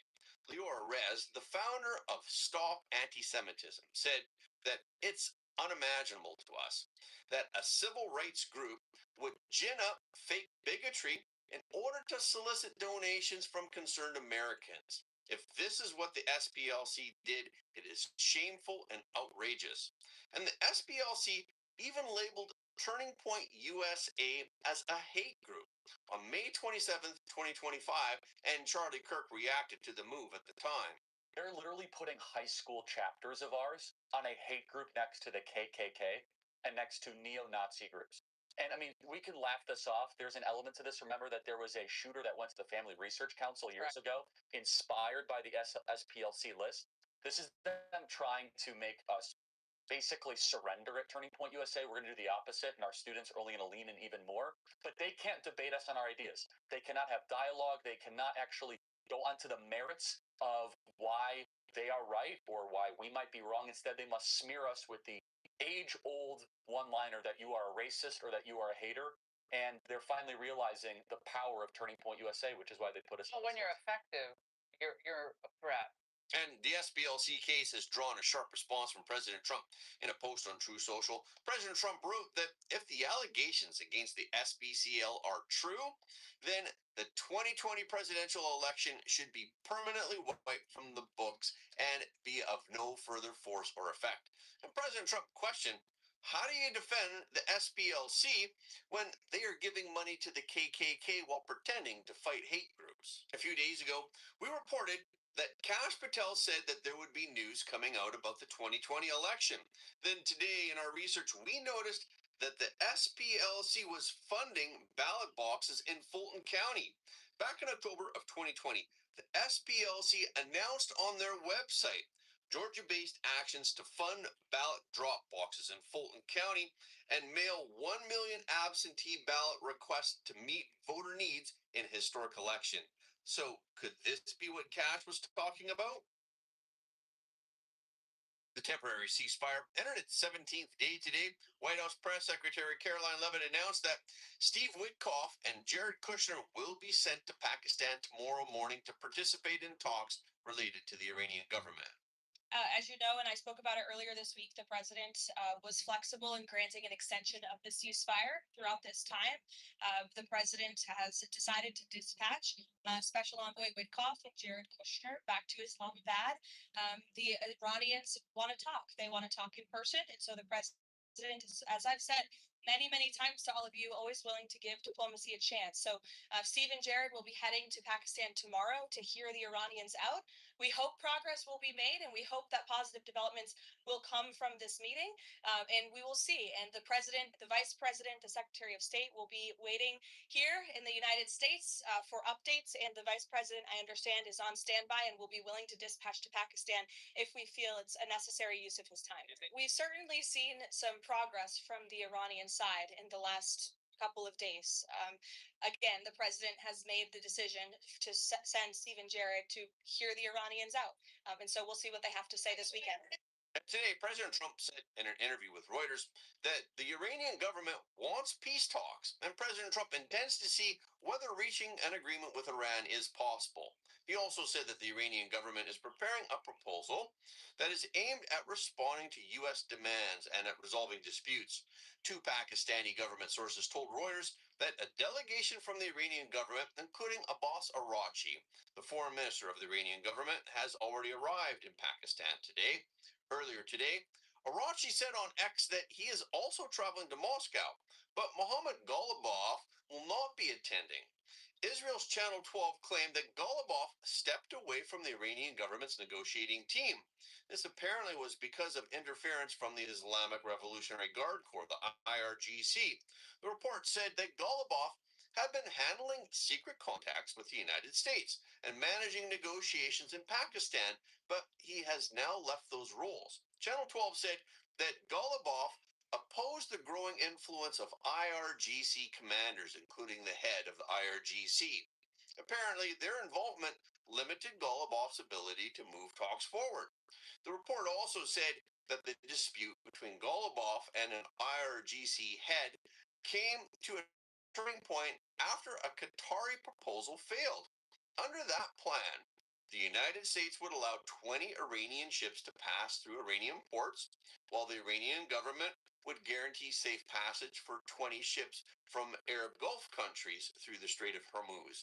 But according to the report, Araghchi sided with the IRGC hardliners and blocked the Qatari proposal. Meanwhile, there's a major development regarding Israel and Lebanon. Representatives from Israel and Lebanon held a second round of talks at the White House yesterday. The United States served as a mediator, and President Trump also attended the talks. Vice President J.D. Vance, Secretary of State Marco Rubio, U.S. Ambassador to Israel Mike Huckabee, and U.S. Ambassador to Lebanon Michael Issa accompanied President Trump. After the talks, President Trump said that the meeting went very well and it is a great start. President Trump wrote on True Social on Thursday night, "The United States is going to work with Lebanon in order to help it protect itself from Hezbollah. Hezbollah is the Iran-backed militia that operates in the country's south. It holds seats in Lebanon's parliament, and it operates as an armed wing that works independently of the national military. The U.S. State Department has designated the group as a foreign terrorist organization since 1997. One day before the talks, Israeli Foreign Minister Gideon Sa'ar called on Lebanon to work with Israel to disarm Hezbollah. Sa'ar said, "We don't have any serious agreements with Lebanon. There are a few minor border disputes that can be solved. The obstacle to peace and normalization between the countries is one, Hezbollah." He also said that Lebanon could have a future of sovereignty, independence, and freedom from the Iranian occupation. President Trump wrote, "The ceasefire between Israel and Lebanon will be extended by 3 weeks. I look forward in the near future to hosting the Prime Minister of Israel, Bibi Netanyahu, and the President of Lebanon, Joseph Aoun. It was a great honor to be a participant in this historic meeting." He also clarified that the ceasefire does not bar Israel from launching strikes in self-defense. The Lebanese ambassador thanked President Trump for his efforts to help and support Lebanon, and the Israeli ambassador said, "We hope that together, under your leadership, we can formalize peace between Israel and Lebanon in the very near future." Since the Iranian government backs Hezbollah, President Trump said that any deal the U.S. signs with Iran must include a provision barring the Iranian government from continuing to fund Hezbollah. Hezbollah dragged Lebanon into the U.S.-Israeli war against Iran after it began targeting Israel on March 2nd. After the U.S. and the Iranian government agreed to a ceasefire on April 7th, the Iranian government insisted that it cover Lebanon as well. Due to the anti-Hezbollah stance of the current government of Lebanon, the Trump administration saw a unique opportunity for a peace deal through a separate channel: direct talks between Israel and Lebanon. Rubio said that the ceasefire extension gives time for Israel and Lebanon to work toward a permanent peace. President Trump told reporters in the Oval Office after the meeting, "It'll be a wonderful thing to get this worked out simultaneously with what we're doing in Iran." The White House has recently dealt a series of heavy blows to the CCP. Yesterday, the White House said that the CCP is carrying out industrial-scale campaigns to extract advanced U.S. artificial intelligence technology. In a memo that was addressed to federal agencies, Michael Kratkios, the director of the White House Office of Science and Technology Policy, stated that American officials have evidence that foreign entities, primarily based in China, are systematically targeting U.S. frontier AI systems. These efforts involve tens of thousands of proxy accounts and the use of jailbreaking techniques that are designed to bypass safeguards and extract proprietary information. The memo states that although Chinese companies cannot fully replicate the performance of the original model through such covert unauthorized theft, they enable foreign actors to develop comparable products at significantly lower cost. The memo reads, "These distillation campaigns also allow those actors to deliberately strip away security protocols from the resulting models and undo mechanisms that ensure those AI models are ideologically neutral and truth-seeking." To address this threat, the Trump administration has vowed to hold foreign actors accountable for industrial-scale theft. At the same time, the NASA Office of the Inspector General, the OIG, has, in a rare move, disclosed an old case involving espionage by a Chinese citizen. This person posed as a U.S. researcher as part of a spearphishing campaign to obtain sensitive information from the space agency, as well as from government entities, universities, and private companies. The OIG said in a release on Thursday, "For years, NASA employees and research collaborators thought they were simply sharing software with colleagues. Instead, they were emailing sensitive defense technology to a Chinese national who was impersonating U.S. engineers." Some of the victims of the campaign were employed at NASA, the Air Force, the Navy, the Army, and the Federal Aviation Administration, while the others worked at major universities and private sector firms.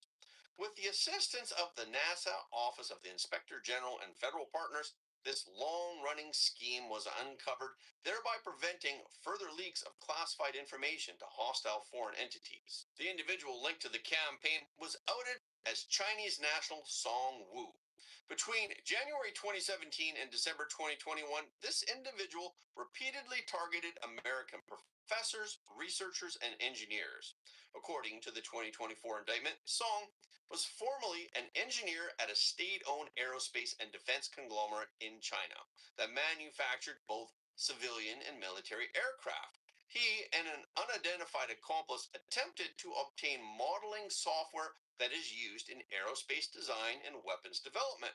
They conducted extensive research on their targets, posing as their genuine friends and colleagues to request copies of the software or its source code. The scheme was successful in a handful of cases where victims shared the sensitive information with the imposter accounts that were managed by Song. So the FBI has added Song to the most wanted list of America. In 2019, then FBI Director Christopher Wray stated at a public event that was hosted by the Council on Foreign Relations, which is a U.S. think tank, that the Chinese Communist Party had taken the lead in mobilizing the entire society to engage in theft in order to climb the economic ladder. And the OIG said, as phishing campaigns continue to become more sophisticated, there are common clues that can betray scammers and expose their export fraud schemes. In Song's case, he repeatedly requested to purchase the same software without specifying his requirements. And fraudsters often suggest using unusual payment methods, such as suspicious wire transfers, or they suddenly change payment terms or sources, and they also use non-standard transfer methods to conceal their identities or circumvent shipping restrictions, among other tactics. Cybersecurity agencies in Western countries also issued a joint security advisory on Thursday, warning that CCP hackers are extensively exploiting everyday connected devices, such as home Wi-Fi routers and smart home devices, to build covert networks in order to conceal their malicious cyber operations. Led by the National Cybersecurity Center, this operation involved 15 international partner agencies from 9 countries, including the United States, Australia, Canada, Germany, Japan, the Netherlands, New Zealand, and Spain. And they jointly issued an urgent cybersecurity advisory warning regarding a significant shift in the tactics employed by hacking groups that are linked to the CCP. The announcement states that these attacks exploit so-called covert networks or botnets, which operate by relaying malicious traffic through thousands or even hundreds of thousands of compromised home devices around the world to conceal the source of the attack. And home Wi-Fi routers are the most commonly hijacked devices, while printers and network cameras are also highly vulnerable to intrusion. Security officials explain that a typical home Wi-Fi router could be used as a relay point to attack a large corporation without the homeowner's knowledge. One case study shows a Chinese private company established a vast hidden network by infecting more than 200,000 devices worldwide. The case urges companies and organizations to take a number of steps, such as mapping out their IT systems, including connections to consumer broadband networks.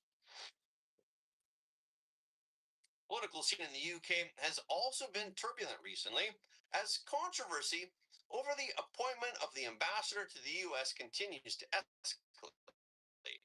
A war of words has erupted over who should ultimately take the blame for appointing Labour veteran Peter Mandelson as envoy to the US.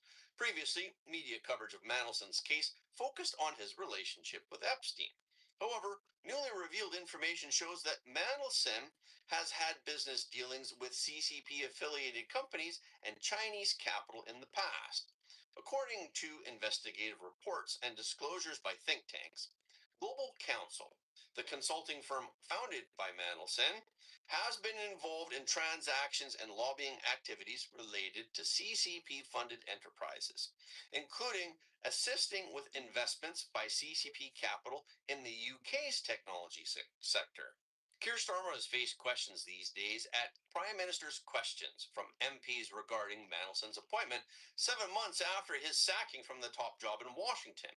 On Tuesday, Starmer defended himself in strong terms. He stated that full due process was observed during Mandelson's appointment. Starmer told MPs the problem was, I was unaware that the UK security vetting recommended against clearance of Mandelson. And Starmer criticized foreign ministry officials for failing to promptly inform the Prime Minister of the security screening risks. And he alleged that relevant information had been missing on multiple occasions. The Prime Minister called the withholding of information a deliberate decision. He described the entire information processing process as incredible and astonishing. He said that he would have canceled the appointment of Mandelson had he known about the vetting concerns. On the other hand, Ollie Robbins, a former top civil servant in the Foreign Office, described someone that he called number 10, Apparently, number 10 was so determined to press ahead with the appointment of Mandelson that he thought that there should be no vetting at all. But Robbins still insisted that his department follow the process rigorously. However, Robbins was sacked last week, and now number 10 denies that they put pressure on the Foreign Office to appoint Mandelson. And Pat McFadden, the Secretary of State for Work and Pensions, also denied such pressure was made to appoint Mandelson. He said that Ollie Robbins made the judgment that he did, so he did not have to tell Keir Starmer about Lord Mandelson not clearing security vetting. So McFadden said that Starmer has acted fairly in these circumstances. But politicians from opposition parties have repeatedly criticized the Prime Minister over the appointment. Many have called for Starmer to resign or for a vote of no confidence in his leadership to take place. Conservative Party leader Kemi Badenoch directly accused the Prime Minister of shifting the blame onto officials and charged him with misleading Parliament. Several opposition parties, including the Liberal Democrats and the Scottish National Party, have also joined in the criticism, questioning whether the appointment process has been seriously compromised. The atmosphere in the House was tense. Two members of Parliament were kicked out of the chamber for flatly accusing him of lying, which is against the rules of the House of Commons. Far-left MP Zara Sultana accused Starmer of gaslighting the nation, telling the chamber, "Let's call this out for what it is. The Prime Minister is a bare-faced liar, and if he had any decency, he would resign."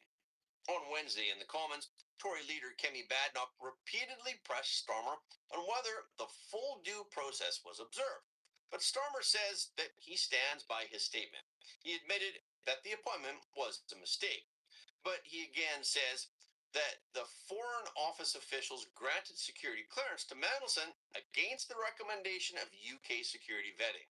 And Badenoch even claims that Mandelson was given access to classified briefings before he'd received clearance. But Starmer explained that as a member of the House of Lords and as a Privy Councillor, Mandelson was permitted to have access to certain material before developed vetting. And on Tuesday, Pat McFadden claimed that Mandelson was appointed because he was a political operator and someone with trade experience. So, since the Prime Minister's former Chief of Staff, Morgan McSweeney, wanted to take full responsibility for advising the Prime Minister to appoint Mandelson, he resigned from his job in February due to his role in the Mandelson case. The British government has now launched a new round of security vetting to determine whether Mandelson's tenure posed any national security risks. The assessment will be conducted by a unit under the Cabinet Office, but some members of Britain's Parliament are still demanding that Starmer resign. The Prime Minister's future is on the minds of some of his MPs, but President Trump believes that Starmer will recover from the scandal. President Trump wrote, Prime Minister Keir Starmer of the United Kingdom acknowledged that he exercised wrong judgment when he chose his ambassador to Washington. I agree, he was a really bad pick. Plenty of time to recover, however. But this has raised questions about his suitability for a sensitive diplomatic position. And that's a wrap for this episode. Thank you so much for your support of Front Page. Please remember to leave a comment below the video. This is really helping us to be seen all around the world. The more people who watch Front Page, the more freedom-loving people the world will have. And please hit the like button and hit the notification bell after subscribing. And please share this video with your friends and family because everybody deserves to know the truth.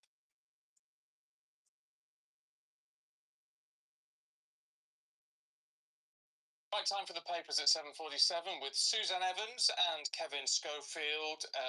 Morning, both. Morning. To the Express, Suzanne. Keir Starmer is being told by the Tories must give a public apology to grooming gang victims. Yes, that's right. So the Express has done an investigation into Keir Starmer's prosecution when he was head of the CPS of the Rochdale grooming gangs and have found him severely lacking.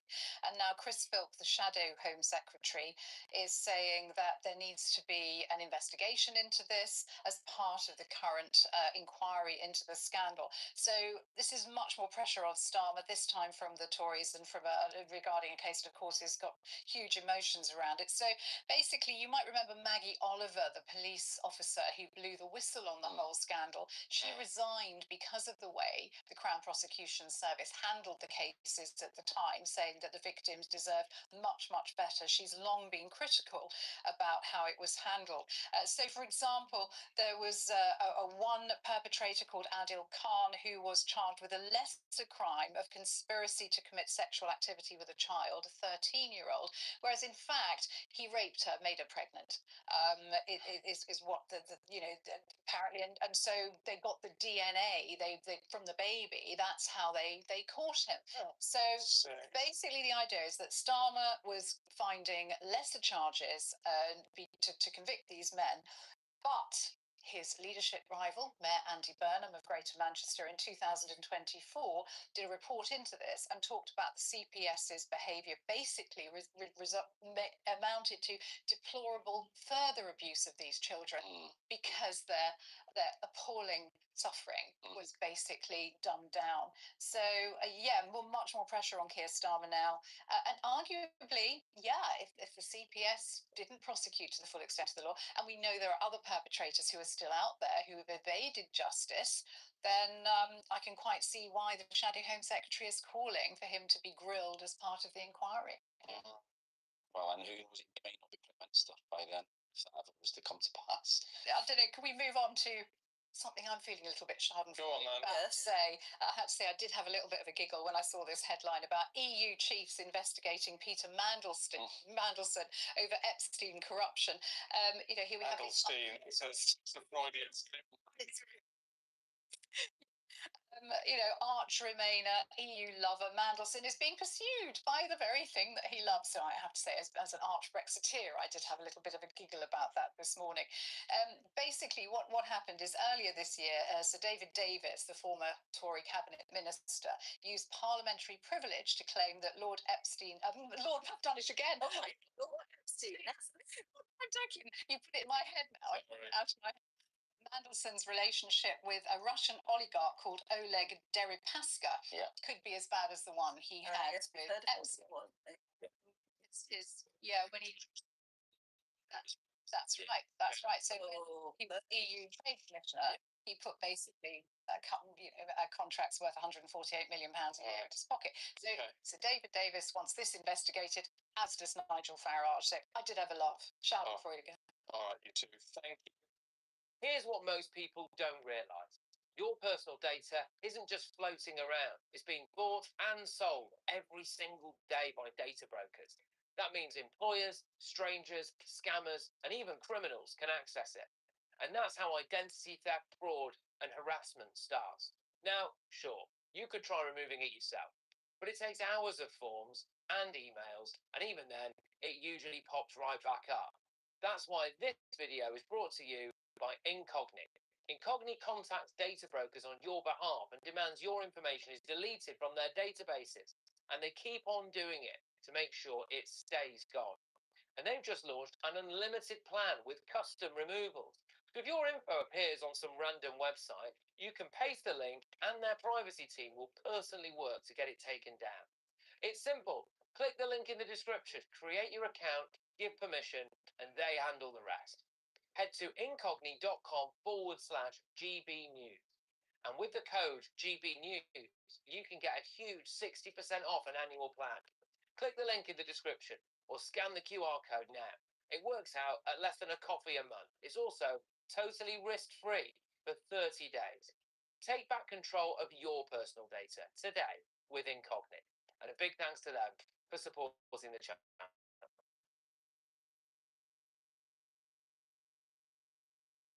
Our main story this morning is about the Prime Minister.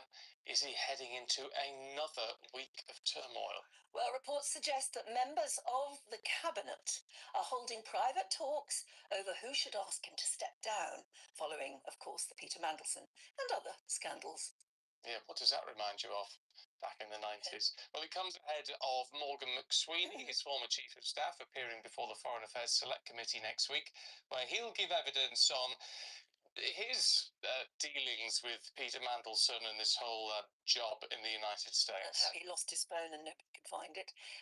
In other developments, the Home Secretary is considering whether to open talks with the Taliban on returning failed asylum seekers. Let's talk to political commentator Duncan Barks, who's here. I mean, it's interesting. I saw some analysis this morning saying actually this coming week could be far worse from the Prime Minister than the week that's just gone.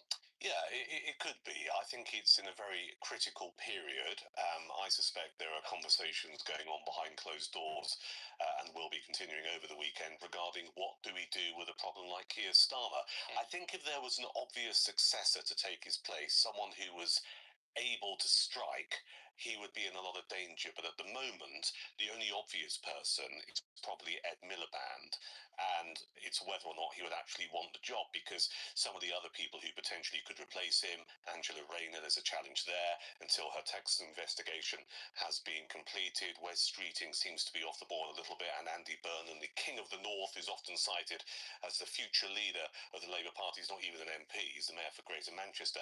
So the forthcoming week will be interesting. If he can survive it, I think he's all right for a good few weeks. There was an interesting story last night in the Independent newspaper by David Maddox, their political editor, saying that the Speaker of the House of Commons, Sir Lindsay Hoyle, looks set to give MPs a say on whether the Prime Minister is referred to what's known as the Commons Privileges Committee regarding whether or not he misled Parliament over the appointment of Manson. Now, if that were to happen, that would put Starmer in such a dangerous position, because GB News viewers and listeners will recall it was that Privileges Committee that basically did for Boris Johnson. Speaker's going to put it to a vote? Not yet. MPs apparently have written to him saying, would like you to consider having a vote about whether or not the Prime Minister should go in front of the Commons. Well, that's going to be fascinating. It's such a big majority. Yeah. Would it get? It depends how. It would absolutely depend on how many back. It would. And vote against him. And how desperate they are to get rid of Keir Starmer. I mean, take a step back from this. You know, the optics of this for a Labour Party who I think got a sizable amount of their vote back in 2024 by effectively saying, look at the Tories and how chaotic they were and how, you know, how grubby they were in certain areas and had this lack of probity. You know, for a party that actually got into government in July 2024, Labour saying, we're not like that. Look at where we are now with this. Straight into it, really. Yeah, I mean, it would basically be the vote of no confidence. It would be. So it comes back to whether or not those Labour MPs are that desperate to get rid of Keir Starmer. But then you go full circle. Who is the obvious replacement? Do you want a summer of chaos where there's some kind of leadership contest? And then you've also got to consider the impact it has on our economy and the markets, because for all of Starmer and Reeves's faults, stability does make people who lend this country a lot of money feel relatively secure about handing over the tosh. Can we talk about the Taliban? Yes. This is a very odd situation. I mean, one of the biggest groups of people crossing the channel on small boats are Afghans. Yep. And there's an issue sending them back because obviously the Taliban is now in charge. The Home Secretary says she's considering talking to the Taliban. To give her a due, it's been announced that EU countries and Sweden are talking to the Taliban about returning people. It's a difficult one, though. It is, because ultimately for this to happen, you have to recognise officially the Taliban as a government that you're prepared to deal with. And we don't. And we don't up until now. So absolutely right. Because Sweden and the EU Commission are holding talks, or want to hold talks to the Taliban government, our Home Secretary is thinking, well, maybe we should do the same to thrash out some kind of returns deal. 10% of all arrivals crossing the channel are Afghans. The figures here are quite staggering.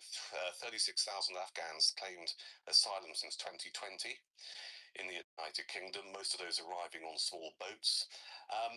And we have this almost perverse situation where we might have our Home Secretary acknowledging this regime. And, you know, just a bit of background here, the Taliban, I think, took control of Afghanistan back in 2021, you know, because American forces withdrew, we withdrew. Some people say we just left, you know, a lot of people in Afghanistan literally hanging. So we could end up in a situation where we have some kind of returns deal with the Taliban. I can't quite see it happening, can you? Because there's no way the Taliban are going to accept kindly people who have tried to escape the country. Yeah, and I mean, people that they're looking to return effectively are either those who have got criminal convictions in this country or have failed asylum seekers. And then it gets us into this awful area. What kind of deal would it look like? And is it going to be a case of us paying the Taliban to take these people? And that's not being suggested. Negotiations have not happened, but there is a prospect there, because what would be the incentive for the Taliban to take back a load of people? Let's bring this guy in. You know, this guy, he's probably one of the most connected people I know. He gets scoops everything. He's got just a pipeline into the administration, because everything that comes out is just, if it hasn't happened yet, let's bring in good friend of mine, CEO and editor-in-chief of Just News, John Solomon. John, around 11:30 p.m. last night, Just News posted the story entitled "The Art of No Deal." Tell us what you mean by that and where we head. Yeah, so it's important to understand that what's going on right now is that the president has a clear proposal to the Iranians, but the Iranians don't have a clear negotiating team. That's something you and I talked about a couple of weeks ago. There's a division between the IRGC, which are the most radical of the fanatics in the Iranian regime, the Revolutionary Guard. They would like to fight to death. Trump could deliver that wish if he would. I would like to. And then some of the civilian leadership, which vacillates between a partial to full deal. I do think what has happened in the last 48 hours is that the Iranians have agreed on a potential strategy. They've identified the foreign minister as the sole voice for speaking for all the different factions that are left behind in the sort of splintered Iranian leadership. And that allows for clear negotiations. And the only question will be, will the Iranians accept the president's terms? The Iranians don't have much to leverage. They are the losing, defeated party. Yeah, they can cause a little mischief here and there in the Hormuz Strait. Probably not as much as we think. But they are. I got it. Yeah. You said the Hormuz Strait. Trump said that the other day, and then he backed it up with, this. Some would call it the Strait of Hormuz, a much more beautiful word. Yeah. I love that. Yeah. I always I shorten it when I'm talking about it fast hand, but. Well, you meet with a guy, maybe he picked it up from. Anyway, I digress. Yeah, I don't think I can blame him for that one. That's my own brain on that one.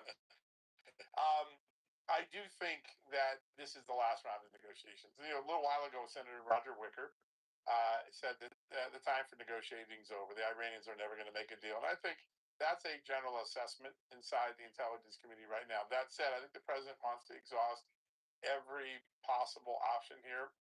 And there are some inklings that Iran wants to move towards a deal. The parliament speaker has been pushed aside. So it's just the foreign minister now. And the foreign minister's job is to go to all the different factions and get consensus and come back. And if there's no consensus, then there's no deal. And then we're going to resume bombing Iran. And it's probably going to be pretty ugly for Iran. It's not going to be ugly for us. But the next round of this will be tough. I wouldn't be surprised if we unleash some laser weapons to instill some shock and awe, and really focus on eradicating the IRGC and some of the radical leaders that are still left or who have risen up from mid-level positions to lessen the number of people that have to get consensus to. But I do think that if this war resumes, we will have full control of the Strait of Hormuz pretty quickly, and that'll be an objective. And the objective of taking out more and more of the leadership, so there's fewer and fewer people to object to a peace deal. I think that's the next piece of it. So Fox is reporting in the last 2 hours, I believe, that Kushner and Witkoff are going to head to Islamabad over the weekend. Sunday. Yep. The question is this: it's not J.D. Vance. Do Kushner and Witkoff have signing capability to actually cut the deal? Well, they have direct access to the president. So, look at the deals they have cut all around the world, right? They've been quite a tandem. I think pulling the vice president back is a statement to the Iranians that it's not worth our time to send our vice president given the charade that you've had. But if you establish at this meeting that you can speak with one voice, that when you say you agree to something, you can back it up, then we might bring the vice president back to close the deal. So, there are all these little nuances in diplomacy. Pulling the vice president isn't because it's a failure. It's because it's not worth his time if you guys are going to play cat and mouse. And quite frankly, if this is another cat and mouse, we're unleashing another round of fury on you. So I do think that there's what's interesting is that the Iranian negotiating team has shrunk, and I think that that creates a more quick path to getting answers, and we're going to know pretty quickly who's in charge and whether they agree with what we want. And if they don't want what we want, we're not going to bend to them. We're the winners. We're the ones who just took out all their capabilities, out blockaded their blockade. The losing party doesn't get to dictate. I know that's been the past behavior of Iran, not with this president. So I think by Monday or Tuesday, we'll know whether we're resuming the war for a little bit or whether we have a deal. And it will be the last round of negotiations. No, John. So Abbas Siraji, I hope I'm pronouncing it right. If I'm not, please correct me. He's the foreign minister who will be meeting with Witkoff and Kushner. You say they've narrowed it down to him, but who does he speak for? Does he speak for little mini Ayatollah with one leg hobbling around, or the IRGC? Listen, I think he speaks for five factions, and his job is to go back to the five factions. We so decimated their leadership that they're factionalized, and they can't get together because every time they get together, we kill them, right? So it is sort of a pigeon carrier exercise of five, what I've been told are five different factions. You got the IRGC, you've got the Ayatollah, who's very close to the IRGC, but has his own sort of insights, and who's also medically very severely wounded. Then you've got the parliament, and then you've got the leftover original leadership, and then you got some of these new figures in the foreign ministry that have popped up since all the other leaders were taken out. The foreign minister's job is to get to those five people and say, can we speak with one voice? And if not, get your helmets on because we're about to get our butts whooped again. And I think that is what's going to happen this week. And Witkoff and Jared Kushner are going to be able to just sit there and say, this is the last thing. The president's not going beyond this. If it's not good enough for you, just tell us and we'll resume bombing. No problem. All right, let's switch gears a little bit for the last few minutes of the segment. You talk about election vulnerabilities. Explain what you mean, please. Yeah. So about 3 weeks ago, we got declassified at our request from Tulsi Gabbard documents showing that China had penetrated, contrary to what we've been told for the last 6 years, multiple states' voter registration databases. This is a major breach. It was kept from us for 6 years. These breaches occurred in 2020. We were told after 2020, most secure election, perfect election. Those statements were not true. Iran and China infiltrated and penetrated, and in some cases hacked into voter registration data, creating a major vulnerability. Last week, we showed that before those penetrations occurred, so the penetrations occurred in the spring of 2020, in January and February of 2020, the intelligence community unanimously assessed that America's election infrastructure was significantly vulnerable and could be compromised by a foreign power. That's very different than what the Chris Krebs and the Chris Wrays of the world told us. Everything's fine, secure election. That's not what our intelligence agencies actually believe. We were given a sugar pill to hide those very difficult vulnerabilities. The sad part about that is that we went from knowing there were vulnerabilities and that the voter registration database was the most vulnerable to allowing it to be compromised to then keeping it quiet so that nobody could solidify or fortify our election system. I think in the next few weeks, we're going to find out that the number of vulnerabilities have only increased since 2020, that the number of penetrations have only increased. I would not be surprised if we learned from Tulsi Gabbard sometime in mid-May that 18 to 20 states' voter election databases were penetrated. That would be a national scandal because it would have been kept from us. And by the way, when it happened in Great Britain in 2024, it was a national scandal. There was a moment of shame, and it led to recrimination and some very significant security improvements. I think this is the moment the president has one more shot to go back to the Senate and say, hey, Senator X and Senator Y, you're currently not voting for the Save America Act, but this is what just happened in your state. You were kept in the dark by Joe Biden on this. We're telling you the truth about what happened. Here's the data. Here's what happened. Now's the time for you to get on board with the Save America Act. I think there'll be a moment where senators will be confronted with parochial revelations that their state was penetrated by China, and they'll have to make a hard decision. I stay with my party line or I stay with my rhino line. I won't support this, or I'm going to do what's in the best interest of my state because my state constituents are very concerned, and we'll go forward. I think the other thing we're going to start to learn is that the government has multiple projects going on, Eric, to identify how many non-citizens and illegal aliens got on the voter rolls. It's not in the thousands. It's going to be north of 100,000 in the numbers I'm hearing. That too should come out in May. Those are two big revelations. These aren't small little things like the left keeps making them out to be. These are major vulnerabilities and major failures of our election system. I think the president has a chance to ride these new disclosures to put new pressure on a lazy Senate that hasn't gotten around to the Save America Act.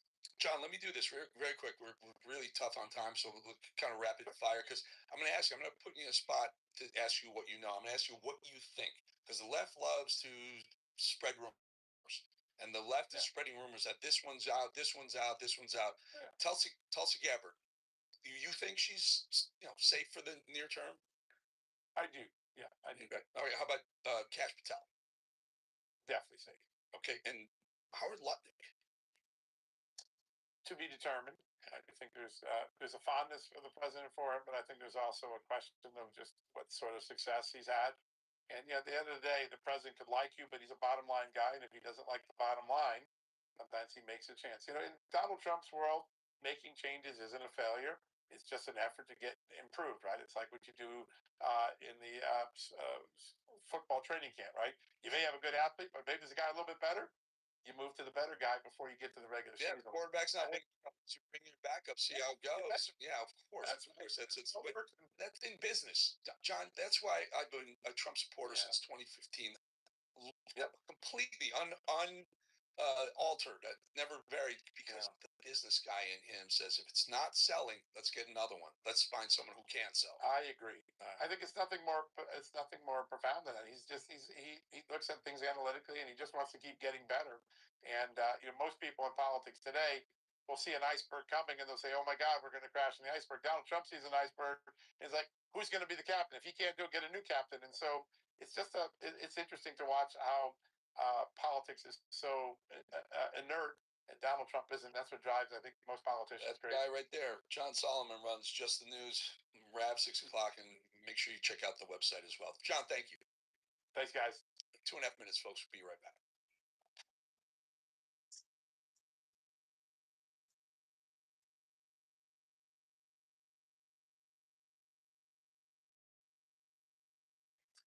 That's right. So, as I said earlier, there are rooms basically where there's lots of socializing, lots of networking, lots of celebrating actually of the journalists who work very hard in this town. And so I was at the top of the escalators. The pictures we've been seeing, just to explain a little bit of the geography of the building, is the lobby level anyone could walk into. I think Thomas Corbett Dillon was just saying. Anybody could walk into that level. Guests, of course, people who work in the hotel, anybody. And there was no security at that point whatsoever. And you walk in and there's a table with two ladies with a piece of paper and they basically tick your name off. I mean, it is incredibly informal. That's part of the charm of this city. A lot of the events are like that. But obviously, on occasion, that backfires somewhat, you might say. And so lots of people walking around, having drinks, socializing, and then the main event started to happen. People made their way down the escalator. So the pictures we're seeing here, this is the lobby area in the basement. So there's a lobby area on the first floor, there's a lobby area in the basement. So this is the area where the metal detectors were. This is the area where you'd have to put your bags through the machine. They're going to search your bags. They're going to pat people down. They have the metal detectors in their hands, etc. So it was at this point, obviously, where the gunman realized that he wasn't going to get through the metal detectors, and that is why he's made a run for it. See, he's come right through, but you can see how relaxed everybody is. Nobody's on high alert. The body language of the people there, it was a very convivial atmosphere because it was a social occasion. It wasn't like going into a conference. It wasn't like walking into the White House on any particular day. It was a social occasion. And so I think they had their guard down is the best way I can describe it. I mean, I spoke to a couple of guests. In fact, you might play that this morning, but there were two women who were just guests in the hotel. I got chatting to them in one of the bars actually beforehand. And they were sort of baffled by the event because they just booked for a weekend. They live in Phoenix. They booked for a weekend in Washington. They didn't know it was the Washington correspondence dinner tonight when they booked into the hotel. It's a vast hotel. This room that we're looking at here holds about 2,500 people for this sort of event. And so there were lots of people walking around, and I guess this guy, we now know he was a guest at the hotel. The question is, I suppose, how long had he been down in the basement? Because there was a level of security he had to get through to descend the escalators, but it was literally a case of saying, do you have a ticket? Can I see your ticket?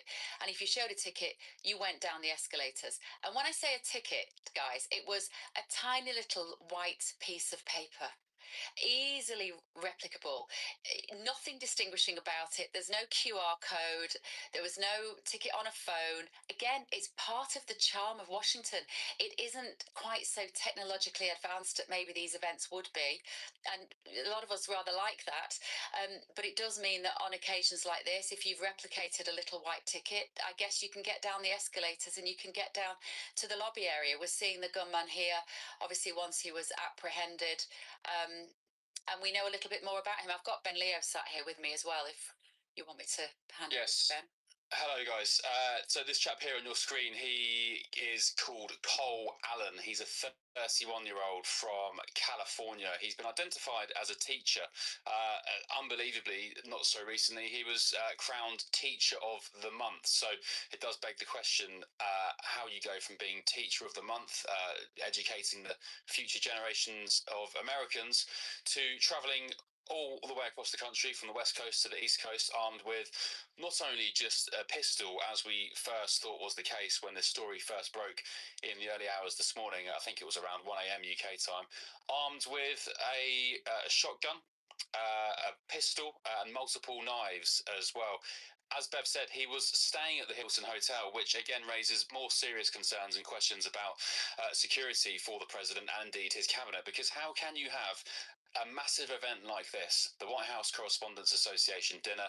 It's an annual event. It's advertised well in advance. Everybody knows who attends. Everybody knows who's coming, and the severity and the top level of security needed to keep attendees safe, not least the president. How was this guy, Carl Allen, a 31-year-old teacher, able to check into the Hilton Hotel at some point during the week, perhaps, armed to the nines with an arsenal, and indeed stay there until this dinner this evening? And the footage of him literally sprinting, and the president was describing it in some detail, sprinting towards the front door of the ballroom at some speed. Here it is now on your screen. Just extraordinary when this dropped. And actually, it was the president who shared this initially on his Truth Social page. The Secret Service detail you can see here, the guy runs in, the Secret Service en masse. I describe them as, and I mean this with no disrespect, it's a compliment, just like ants, the way they convene together, they all move forward together with their pistols out. They did fire 4 and 5 shots towards the chap. He wasn't hit. Unbelievably, he was unscathed, so he was arrested and taken into custody unharmed. But just how this happens, how he's able to check into the hotel with all those weapons, and you would have thought at least that if there were going to be guests staying at the Hilton Hotel, that at least everybody was searched before this event took place and the president made his way onto site. There's nothing more important than keeping your money and your identity safe online. And with so many VPN options available, choosing the right one can be pretty daunting. But this video's sponsor, ExpressVPN, is making the choice easier for GB News viewers. ExpressVPN is offering up to 75% off, plus 4 extra months free. That's top-level security from just £2.49 a month, and you're covered by their 30-day money-back guarantee. So just click the link in this video's description or scan the QR code now. Remember, when you're online, you are often sharing personal data, so hackers can steal your information, your passwords, your photos, and your bank details in just seconds. But ExpressVPN encrypts your connection, making it virtually impossible for hackers to access your personal information. So why choose ExpressVPN? Well, it couldn't be easier to use. With just one click, you are protected. And ExpressVPN uses military-grade AES 256 encryption, which is the same standard trusted by the US government to guard their classified information. With their new tiered plans, you can protect up to 14 devices at once and manage passwords securely. Live chat support is available 24/7, and it typically connects you in under a minute with a real person. Click the link in this video's description or scan the QR code to get up to 75% off ExpressVPN plus 4 months extra for free. Start protecting yourself today with ExpressVPN. Yeah, I was just, if I could just step in there, actually, the point that President Trump has been making, and of course, often politicians, if they've got a point they want to make, it's in the aftermath of something like this that they make it. As we know, he's been desperate to get this ballroom built at the White House. And on a night like this, it is quite clear, being in this town, how desperately the White House does need its own social space. The fact that it doesn't have one is amazing, because it means that the president and all of the cabinet have had to travel across town. It isn't far, it's only a couple of miles between the White House and this hotel, but they've had to travel there, and then they are so vulnerable. And what President Trump has been calling for is to have a ballroom at the White House where he could host this many people in the most secure setting imaginable. And that's obviously the point that he will be making in the next few days. Now, some would say that's in some ways a happy coincidence, actually, that it's worked out like that, because he's even had issues with the planning permission for the ballroom. Part of it got rejected recently, didn't it, Ben, if I remembered that correctly? Yeah, there's been a back and forth, legal challenges as well, and it's worth reminding viewers and listeners that the president is funding the ballroom himself. It's the East Wing. I guess it's a moot point in light of what's happened tonight, but he wants that ballroom, and he said in his press briefing this evening, this is the reason we need the ballroom. We cannot keep having events such as this in public spaces where we can't fully trust the security. He pretty much had a dig at the Hilton Hotel for saying their security, or the building, apologies, was not secure. He said this is why we need the ballroom and why the military at the White House are asking for it. Bev, I just wanted to get your thoughts on other comments made by the president in that press briefing. He was very quick to get to the podium. I guess one of the most poignant comments he said was, in light of this evening's events, I ask that all Americans recommit with their hearts to resolving their differences peacefully. We have to resolve our differences. What did you make of his tone? Unexpected. I genuinely found that really surprising. We don't hear that rhetoric of unity very often from the president. As we know, he likes to come out swinging. He's on the front foot most of the time when he talks to the media. He's on the front foot when he gets onto Truth Social, let's be honest, when he posts online.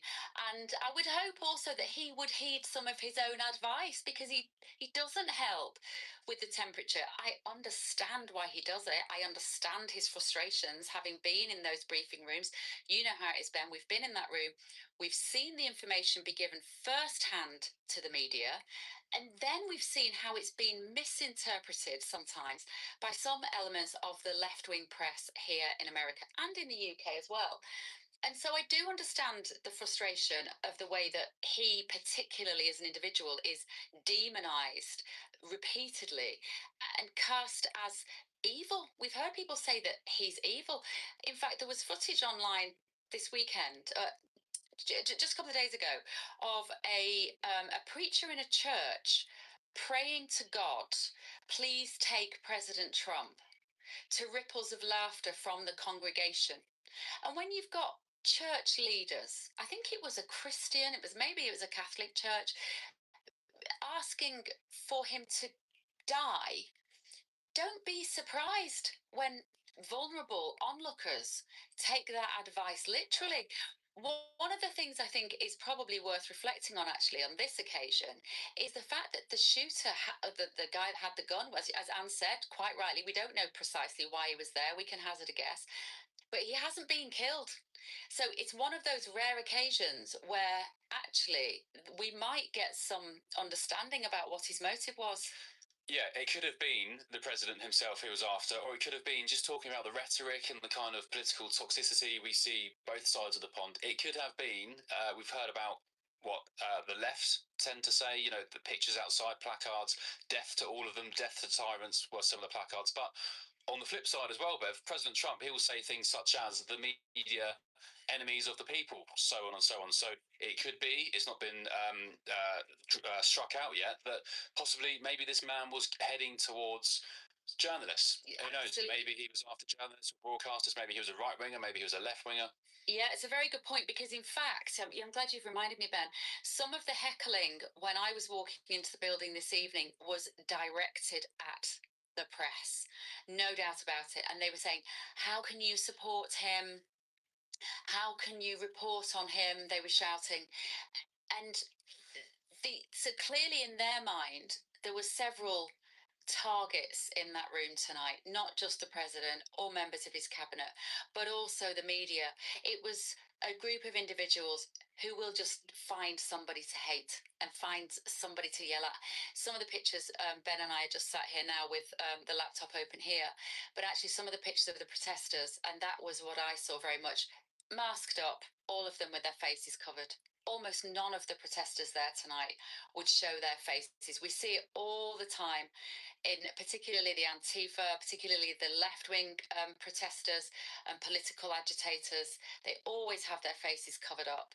They will never freely stand there and show you who they are. And sure enough, it was the same thing today.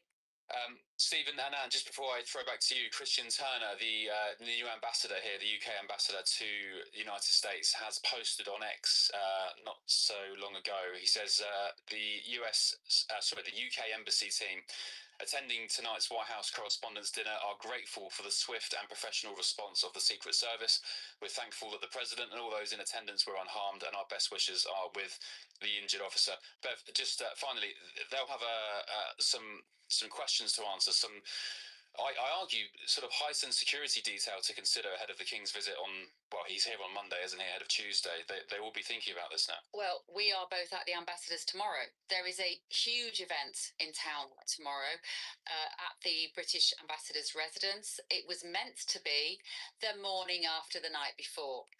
Hundreds of people will be there on British soil at the embassy with Christian Turner and his wife Claire tomorrow morning, having a brunch, and it will be a very different mood in the air now tomorrow. Now, of course, as you say, Ben, the state visit starts on Monday. We have the biggest 3 days on the 4 days probably on the calendar this year in Washington DC. The 4 days which will unite our two countries happen in just over 24 hours or so, and 48 hours, and so the security will be extremely heightened now, of course. I hope it doesn't change the plan of the state visit. I hope it doesn't change what they were going to do. As Thomas said, King Charles, is due to take a trip up to Shenandoah, one of the national parks just outside of Washington, on Thursday, and to Virginia. There are several occasions welcoming. There's an afternoon tea, there's a dinner. We'll be covering every single second of it on GB News for you from Monday morning onwards, and this will certainly add a level of tension to proceedings, there's no doubt.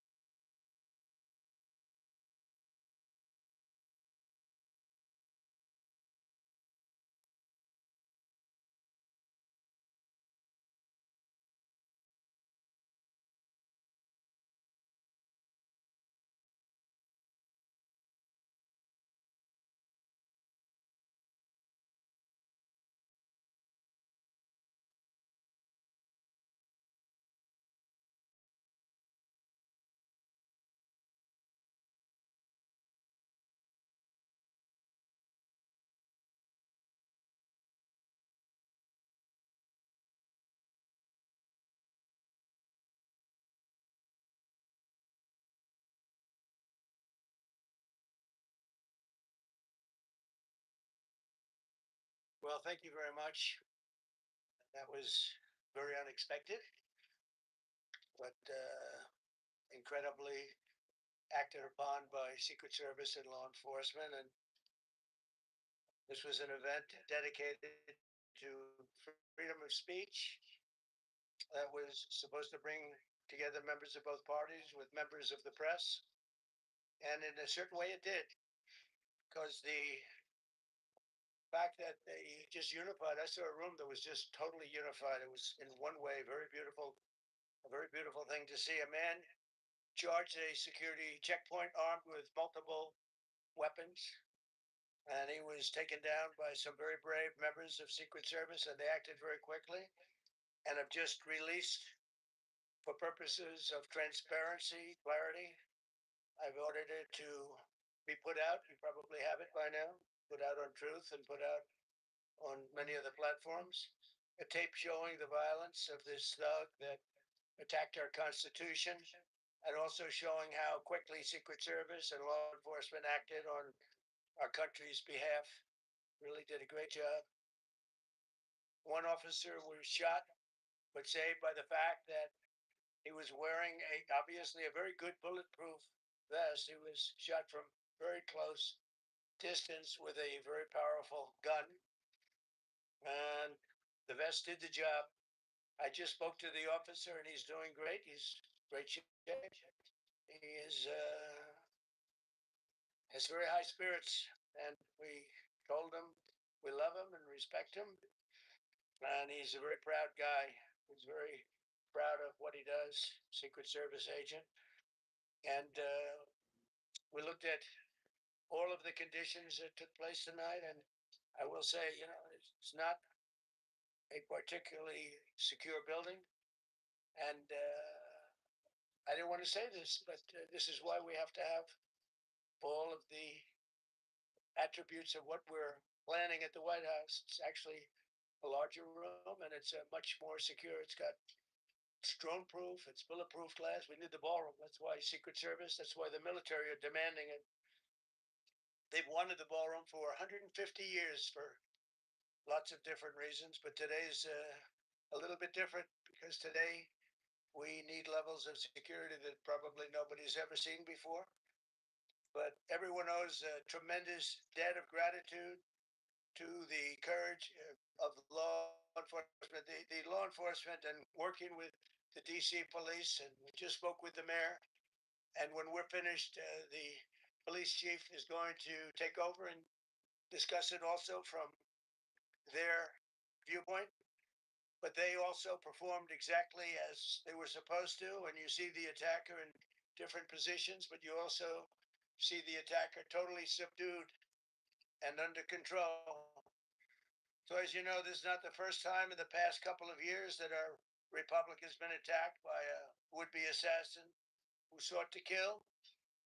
In Butler, Pennsylvania, less than 2 years ago, all know that story. And in Palm Beach, Florida, a few months after that, came close. We really had, again, we had some great work done by law enforcement. But in light of this evening's events, I ask that all Americans recommit with their hearts and resolving our difference peacefully. We have to resolve our differences. I will say, you had Republicans, Democrats, independents, conservatives, liberals, and progressives. Those words are interchangeable, perhaps, but maybe they're not. But yet everybody in that room, big crowd, record-setting crowd. There was a record-setting group of people. And there was a tremendous amount of love and coming together. I watched, and I was very, very impressed by that. But we were, First Lady and I were taken very well care of, very quickly rushed off the stage. Vice President J.D. Vance, who's here, was likewise beautifully done. He was just saying how quickly everybody acted, law enforcement, Secret Service in particular in this case, but law enforcement. Marco had the same thing. Pete was there. Pete didn't want any help. He didn't want anybody to help. He doesn't want anybody to help him, but he did get some, didn't you? And I think you also said that it was very impressive. So with that, I'd like to ask Todd Blanche to come up, say a few words, and tell you it's already underway. The man has been captured. They're going to his apartment. I guess he lives in California, and he's a sick person, a very sick person. And we don't want things like this to happen. I think it's very important that I say, though, and I told the representatives of the evening, they did such a beautiful job with such a beautiful evening. And again, they're talking about free speech in our Constitution. That's what it's all about, not just White House correspondence. It was really based on free speech in our Constitution. But I said very importantly that we'll do it again within the next 30 days, and we'll make it bigger and better and even nicer. So I just want to thank everybody that was involved. I also want to thank the press, the media.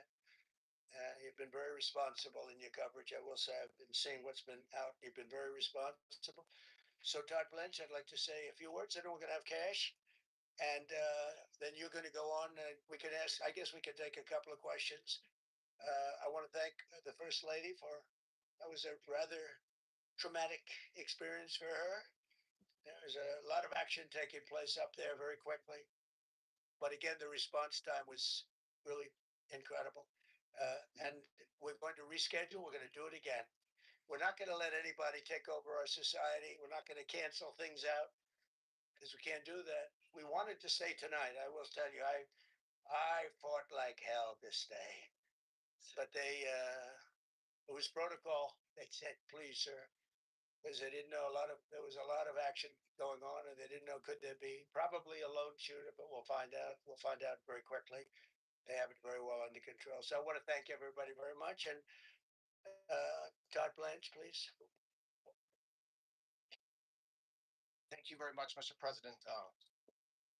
Tonight you saw the very worst and the very best of this country. You saw the very worst by the actions of that coward that the president just talked about. But you also saw the very best because you saw law enforcement do exactly what they're supposed to do. And you'll see the videos come out, I expect, very shortly, and you'll see law enforcement do exactly what we want them to do. And so I echo what what President Trump just said, that we are extraordinarily grateful and appreciative of the men and women of law enforcement that did their jobs tonight, including one who was injured. This investigation is ongoing. I expect you will see charges filed shortly. The charges should be self-evident given the conduct, but as you'll hear, there will be multiple charges surrounding the shooting, around the possession of firearms, and anything else that we can get on this guy. The investigation is obviously ongoing and just started. There is federal law enforcement already working on search warrants and doing their job, and I don't want to get ahead of them and don't want to get ahead of the work that they're doing even as we speak. Director Patel and I were just on the crime scene a short while ago, and everybody in this room should rest assured that the Metropolitan Police Department, the FBI, Secret Service, everybody's on the scene doing their job. I know that the police chief is going to give an update from the scene as soon as we're finished here, and I obviously will lead the details of what they have learned to him. But in the meantime, I just want to thank everybody in this room for the courage. And I want to thank President Trump for his words, and I promise you, justice will be served. Thank you. Thank you, General. Thank you, Mr. President. The president's absolutely right. You saw the best resolve of American law enforcement because you, Mr. President, inspire them 24/7, 365. You give them the resources that they need, and they know that you have their back.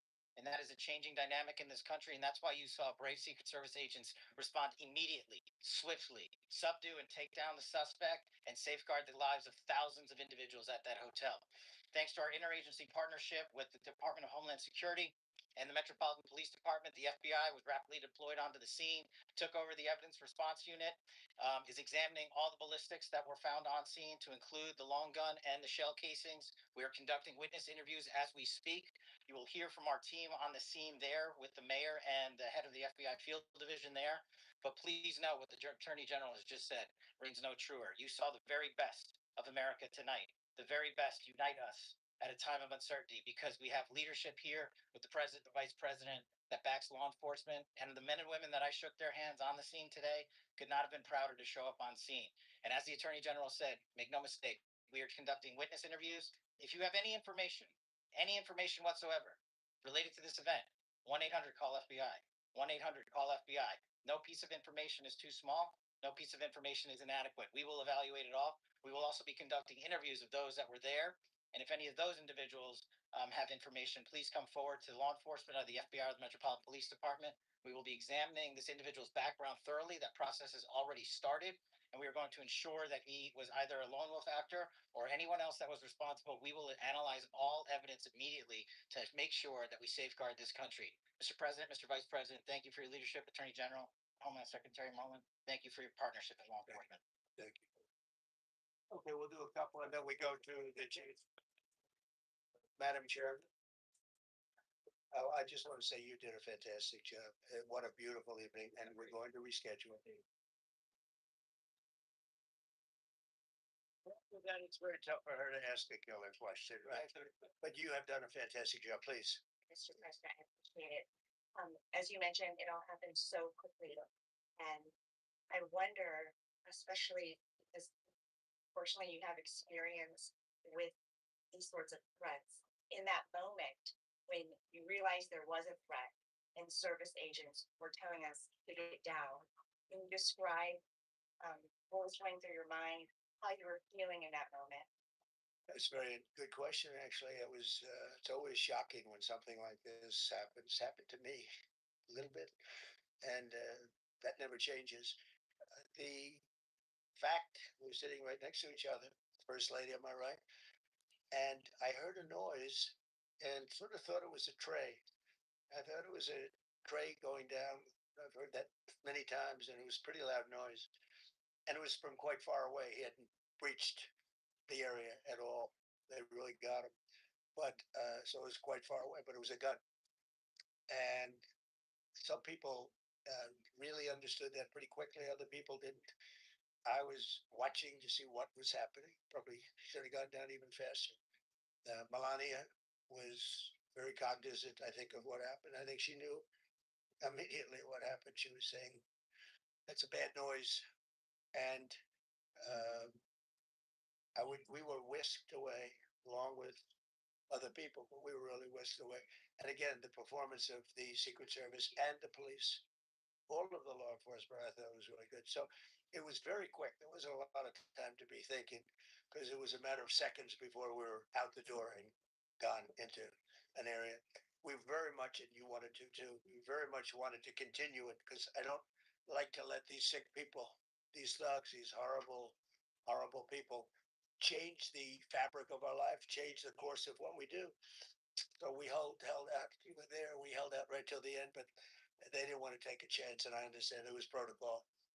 But we're going to be doing one hopefully within the next 30 days or sooner, and I am ready, willing, and able. And I was all set to really rip it. And I said to my people, this would be the most inappropriate speech ever made if I said it. So I have to say it. I don't know if I could ever be as rough as I was going to be tonight. I think I'm going to be probably very nice. I'll be very boring the next time, but we're going to have a great event. And you did a fantastic job. Thank you very much. Peter, go ahead. Thank you, President Trump. There's a report in the New York Post that this assailant assembled his weapon somewhere on site at the hotel. What do you think about that? And I ask respectfully, why do you think this keeps happening to you? Well, I've studied assassinations, and I must tell you, the most impactful people, the people that do the most, you take a look at the people, Abraham Lincoln, I mean, you go through the people that have gone through this where they got them. But the people that do the most, the people that make the biggest impact, they're the ones that they go after. They don't go after the ones that don't do much because they like it that way. And when you look at the people that have either, whether it was an attempt or a successful attempt, they're very impactful people. Just take a look at the names there, the big names. And I hate to say I'm honored by that, but I've done a lot. We've done a lot. We've taken this country, and we were a laughing stock for years, and now we're the hottest country anywhere in the world. We've changed this country. And there are a lot of people that are not happy about that.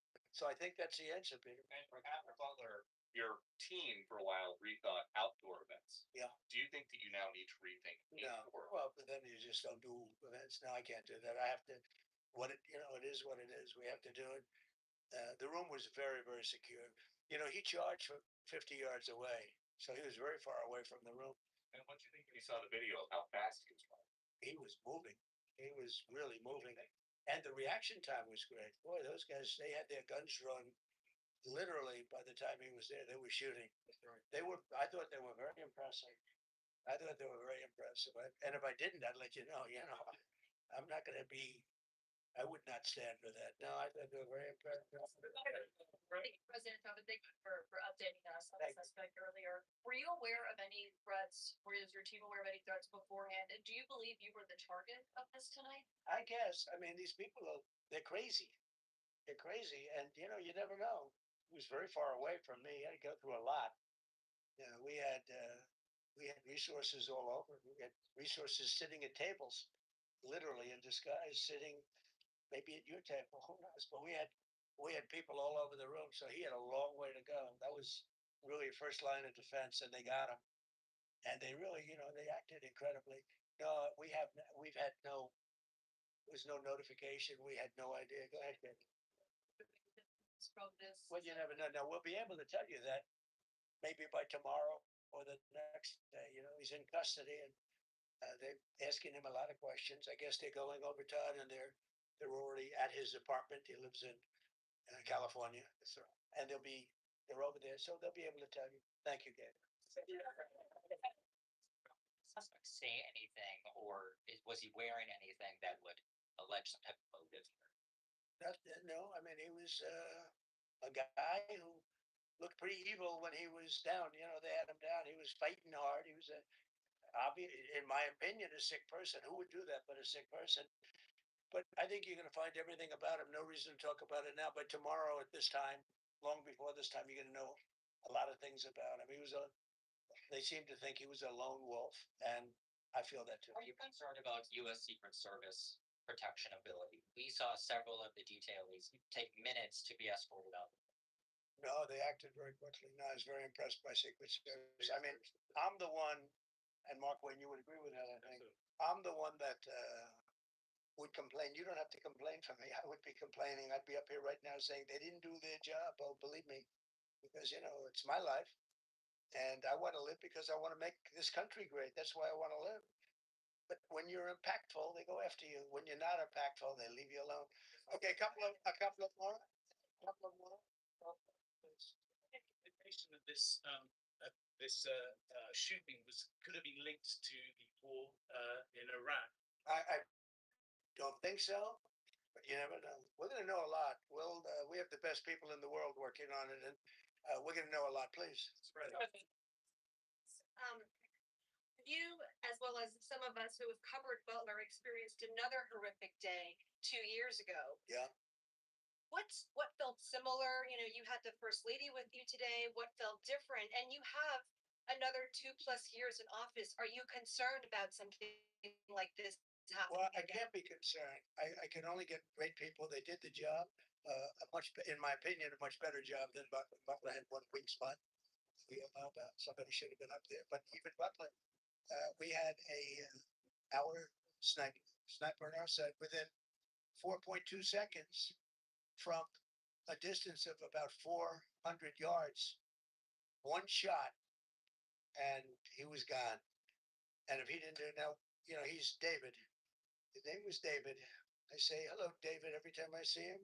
David, I like you very much, David. But think of that. Now, if he doesn't hit him, and he hit him right between the eyes from 400 yards without any notice, nobody knew. He heard a sound. He looked over, and there was actually a tree that was somewhat in his way. You know the story very well. And he aimed, he fired, and if he didn't do that, beyond me, you would have had a lot more people killed. We lost one great person and 2 people very badly hurt. They're okay now. But no, that was so. In a sense, it was pretty amazing the job they did. But they did have that one weak spot. As you know, they should have had that covered. Tonight they had everything covered very quickly, and he was fast. He was running full blast, and they got him before they got any further. I was very far away. You know, he hadn't anywhere close to breach the doors of the ballroom. The ballroom was sealed, and everybody in there. That's why once those doors opened, they didn't want to do tonight. If the doors weren't open, we could have probably done it tonight. But I think we're much better off rescheduling. Yeah, please. Mr. President, you and perhaps law enforcement as well, what is the level of confidence that this was a lone actor? And has the suspect made any statements to police while in custody? I think I've just look. That's not my profession. We have great professionals up here and outside that have been working with us. My impression is he was a lone wolf, whack job. These are crazy people. These are crazy people, and they have to be dealt with. We had that in the second attempt, as you know. He's spending life in prison because if you let him out, they'll probably, if he serves 10 years or 15 years, you let him out, he'll probably try it again with somebody else. They're sick people. We have a lot of sick people, but you're going to know. I think very shortly you're going to know, Todd, a lot about him. You're going to know a lot about him. Yeah, a couple of more. Yeah, please go ahead. Are you concerned about political violence? This could be politically motivated. Concerned about everything. Look, but I can't be so concerned that you can't function. No, I'm here. It's a dangerous profession. You know, I tell the story. Race car drivers, I think it's very dangerous. So you take 1% and then take about 10% of 1%, just to break it down very easily, they die. So much less than 1%, 10% of 1%. I think bull riding is very dangerous. If you take about the same 10% of 1%, much less than 1%. But if you take presidents, it's 5.8%, and about 8% are shot at. So nobody told me this was such a dangerous profession. If Marco would have told me, maybe I wouldn't have run. Maybe I would have said, I'll take a pass. No, it's a dangerous profession, but I don't view it that way. Look, I'm here to do a job. As part of the job, it is a dangerous. I can't imagine that there's any profession that's more dangerous. But I love the country, and I'm very proud. I'm very proud of the job we've done. You see what's happened. We have a great country. We've got, I think, the most successful, the hottest country anywhere in the world. This happened over a period of just a year, and we're going to do great things. But with that come risks. There's no question about it. Yeah. There's been so much political violence, not just aimed at yourself, but at other members of Congress, state house speakers, you name it. Is that just the cost of doing business to do politics in America anymore? Yeah. Well, what does that say about our rate? We're not the only country. You look at this great violence with all countries. I was talking to somebody from another country today, and they have numerous assassinations of political figures all over the world. You look at South America. In South America, it's like some of the numbers are just horrific. It's dangerous. It's dangerous stuff, whether it's here or someplace else. No country is immune. No country. Good question. At this point? Well, probably if I decided to just not do much, if I let everybody rip us off and take advantage of us. Look, we're leading the world in trade now. We're leading the world in the military. We're the greatest military in the world. I rebuilt it in my first term, and now we use it because we have no choice. We can't let, as an example, Iran, we can't let them get a nuclear weapon. Everything will be peanuts compared to that if they ever were given a nuclear weapon, and they'd use it too. Marco and I were talking about it today. They would use it without even hesitation. We can't do that. It was a shame. I said, oh boy, look at the numbers. We just broke 50,000 in the Dow. We just broke 7,000 in the S&P. They said we couldn't do it in 7 years, 5 years, 4 years. They were saying maybe in 5 or 6 years. And we did it in 1 year. And I called everybody together. I called all of these people and others and said, we have to take a little journey. I seek to do this. We just had the great number. We just broke 50,000. Wasn't supposed to happen during my term. Wasn't reachable. Did it in 1 year. And I said, we're going to have to make a journey to Iran. They're going to have a nuclear weapon if we don't do it. We had the B-2 bombers take them out. I terminated in the first term the Obama agreement, the Iran nuclear agreement, which was a disaster. That was a road to a nuclear weapon. They would have used it. They would have used it 100%. So, you know, when you do things like that, you become a target. If I wasn't doing that, I guess I'd be a lot less of a target. I'm honored to be. Okay, one more question.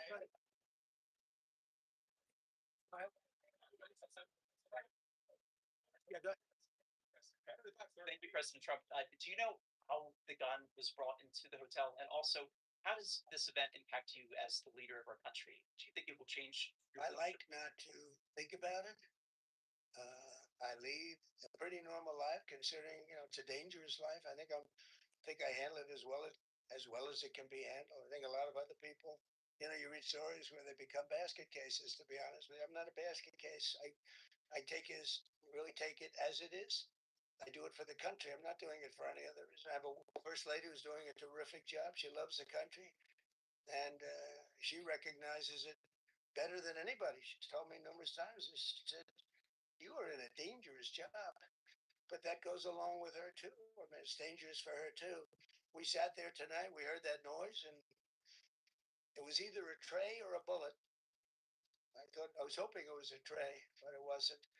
And again, we had some very brave people doing a great job, so we're very proud of them and happy with them. I just want to thank everybody. They will be able to give you all that information as to the names and everything else. I think we released the names already. Most of you would have it, but his name. We appreciate it. I see so many tuxedos and beautiful dresses.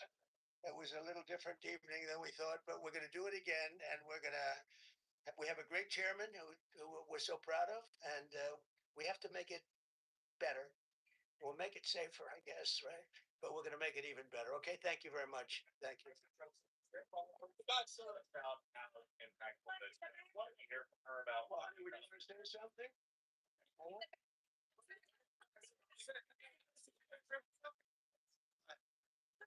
People across the are watching you.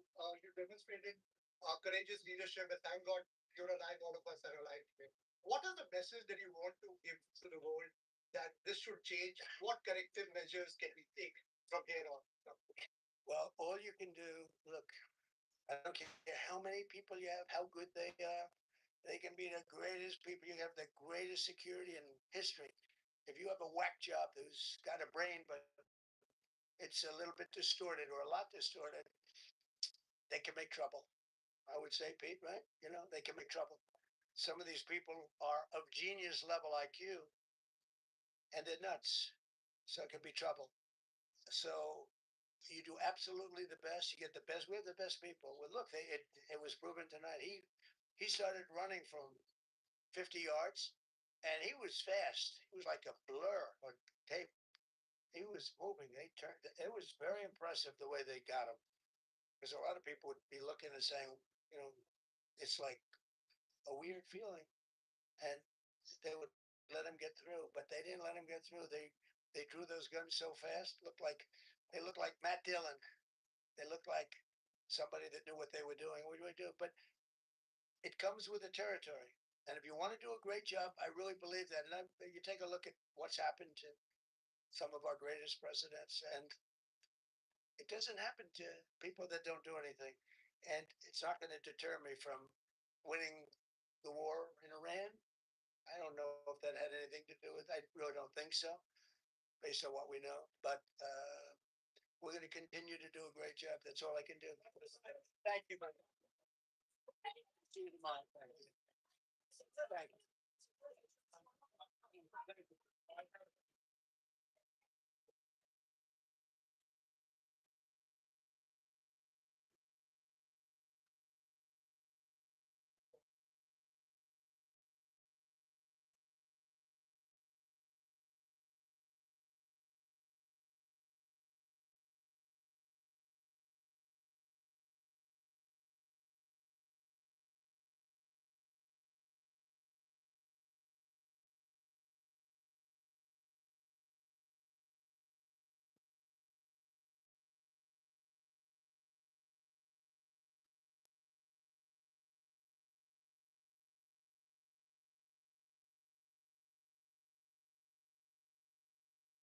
But why didn't you continue with your topic?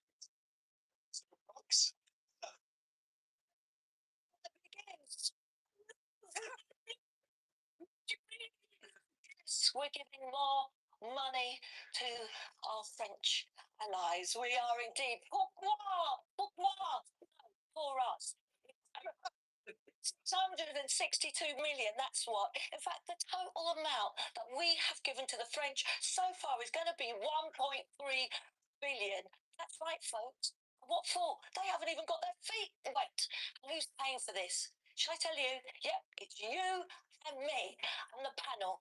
That, you know, it's all our taxpayers' money that is paying for the French, and I don't understand.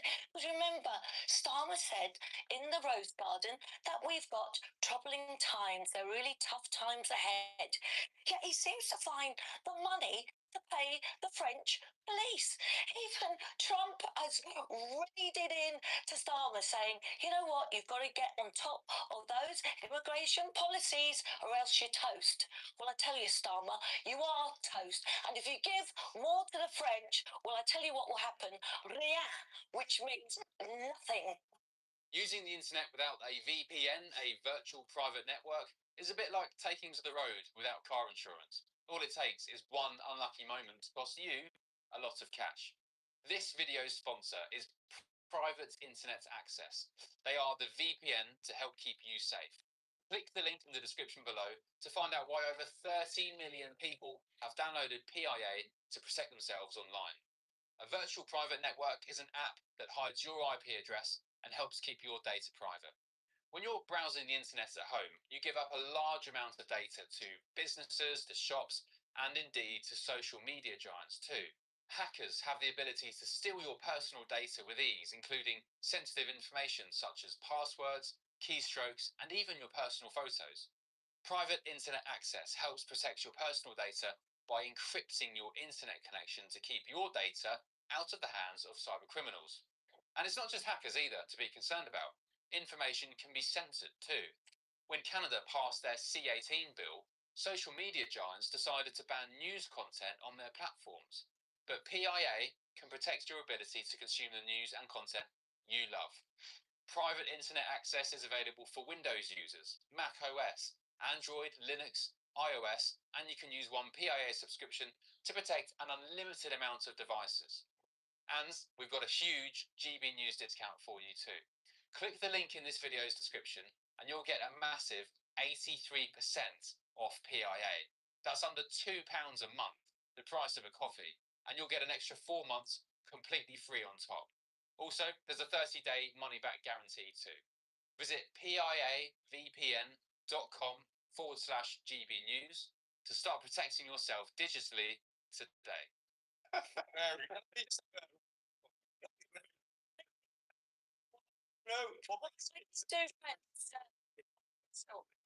one of my rules of television that frog bashing is always good for ratings, and I think that was no exception. And they deserve a good bashing, the French, because in the money we've given them so far, it hasn't been anywhere near worth it. And no matter how much you give them, the fundamental problem remains that it is not in their interest to carry out this job. In other words, it's not in their interest to actually go the extra mile to stop these migrants crossing the channel, because they don't want to keep them in their own country. Yeah. They're very happy for the UK to deal with it. That's why there isn't change. And just another thing, since Starmer's been in power, the boats crossing has gone up 45%. It's a huge amount.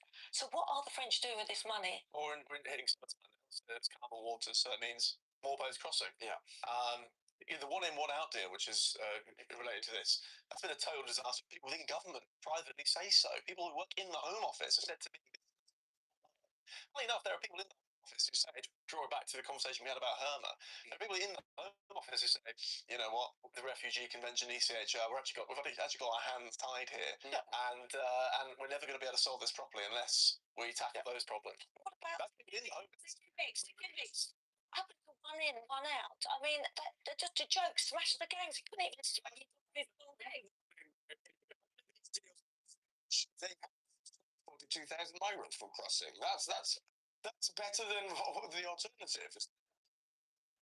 42,000 with the one in, one out. They have 42,000. Yeah, over the lifetime of the.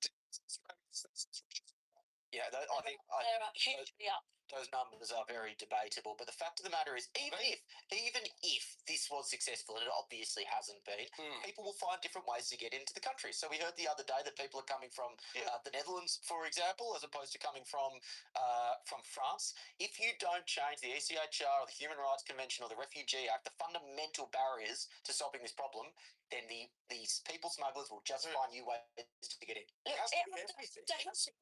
70,093 have come over. We're only a small island. We're bursting at the seams. We can't keep going on like this.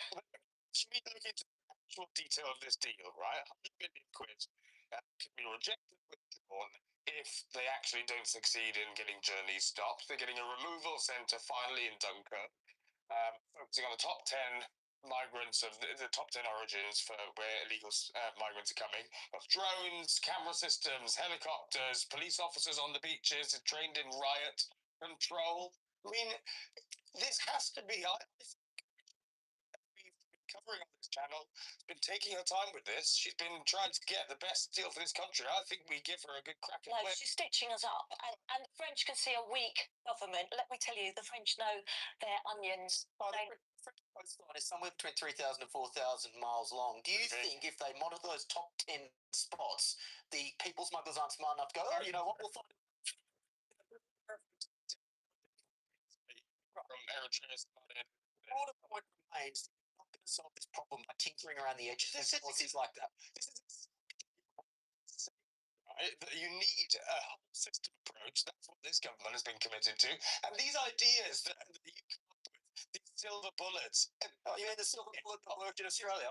We have politicians who tell you that there's an easy solution, and if only they tried the easy solution. It's an easy principle which is moderately difficult to implement, which is if you make it so unappealing to this country, people will stop coming. It is that simple in terms of the principle. How you do that, moderately difficult, but start with getting rid of accommodation, start with getting rid of benefits, and make sure that you have offshore detention and processing, and you tell them that if you try and get to this country by a dinghy, you will never, ever stay in the United Kingdom. Well said. And Will is completely right. It happened in Australia. It worked. Why can't it work here? We have to do something. Said they have to go back.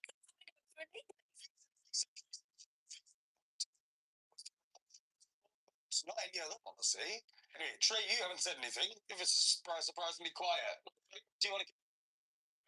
Right. If we ever do have a reform government, I think we're going to be sat here having the same conversation. That's exactly what's going to happen. I think it's easy to do, and I think Shabana Mohammed is trying to do something, at least something. We are going to talk about that. Blood and soil, bought and paid for. Thank you, Patriots. Good friend of yours, the dearly departed Scott Adams, he talked about two things almost incessantly. One was the Southern Poverty Law Center, and the other was Charlottesville. Now, I don't know if Scott ever came out and said that the SPLC was behind Charlottesville, but he seemed to be able to intuit that Charlottesville was at what he always called it the tent pole hoax of the anti-Trump era, and he always said that if you can knock down Charlottesville, then you can knock down this entire idea that Donald Trump is a racist and all the rest, that they're all lying. Well, here we are, a few months after Scott left us, and we find out that not only was there a lie about what Donald Trump said about Charlottesville, that the entire thing was a setup to begin with. And Joshua, how is it, do you think, and this, I want to go a little bit on a meta level here, how did Scott know this? How did he figure that all out without any evidence? He just looked at it and could figure it out. One of the books that Scott released in 2019 was a book called Loser Think, which are ideas that impoverish our own thinking, our own reasoning, but we think are actually really smart. Well, if we think that way, we end up losing a lot in our lives. And one of the models, one of the frameworks that Scott Adams used and Loser Think allows us to think about following the money. And that's a simple phrase that we've all heard before. But it more so gets to this idea of incentive structures. And Scott has pointed out in a number of videos that have resurfaced since then and since his untimely passing, Scott would point out that if you fundraise off the existence of, let's say, racism and racist activities, then your ability to make more money is therefore related directly to the existence of there being more racism, which will often result in the, let's say, demand for racism far outpacing the existence of actual racism, the supply of actual racism. So when you're incentivized for there to be racism, what do you need to do in order to keep making money? You need to fan the flames. You need to exaggerate. You need to do whatever you possibly can to make the problem seem as large as possible. And this, frankly, is the trap of every charitable organization.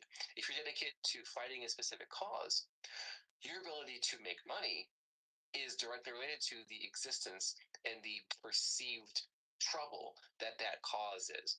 In the case of the Southern Poverty Law Center, and by the way, their 501c4 sister organization, the SPLC Action Fund, which does do the political work that a nonprofit charitable organization otherwise has a wall preventing that.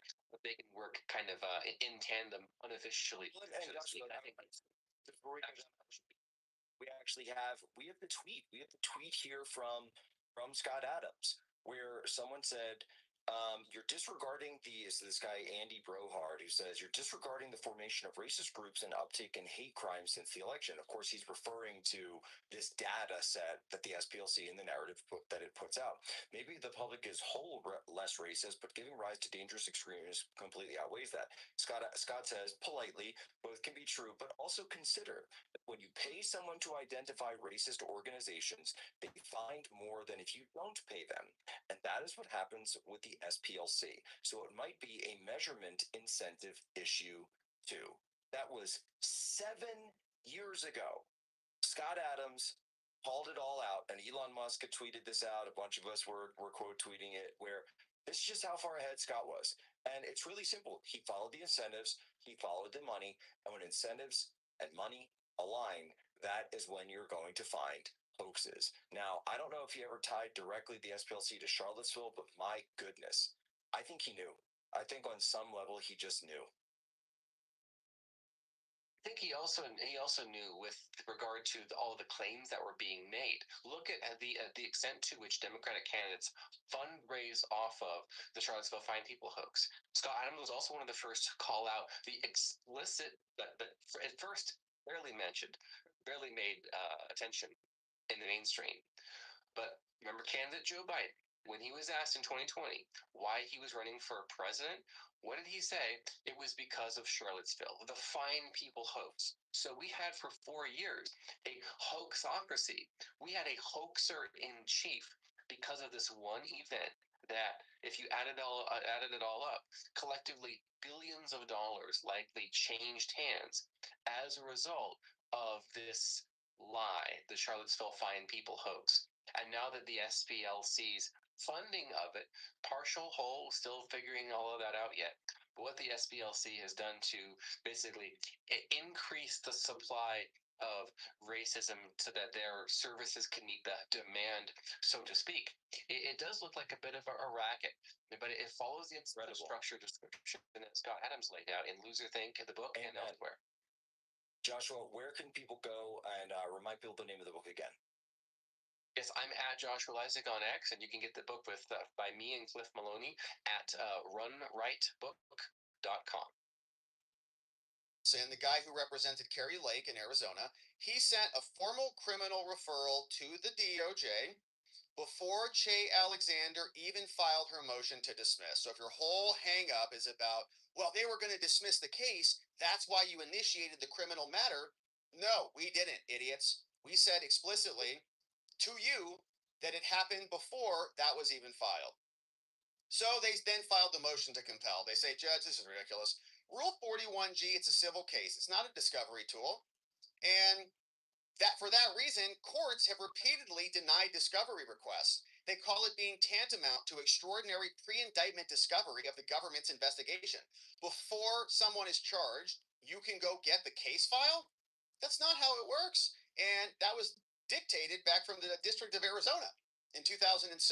So petitioners cannot circumvent those limitations. They cannot say, well, we're not cooperating, and so therefore you have to force them. They can't file a motion to compel for additional discovery under the guise of TUI.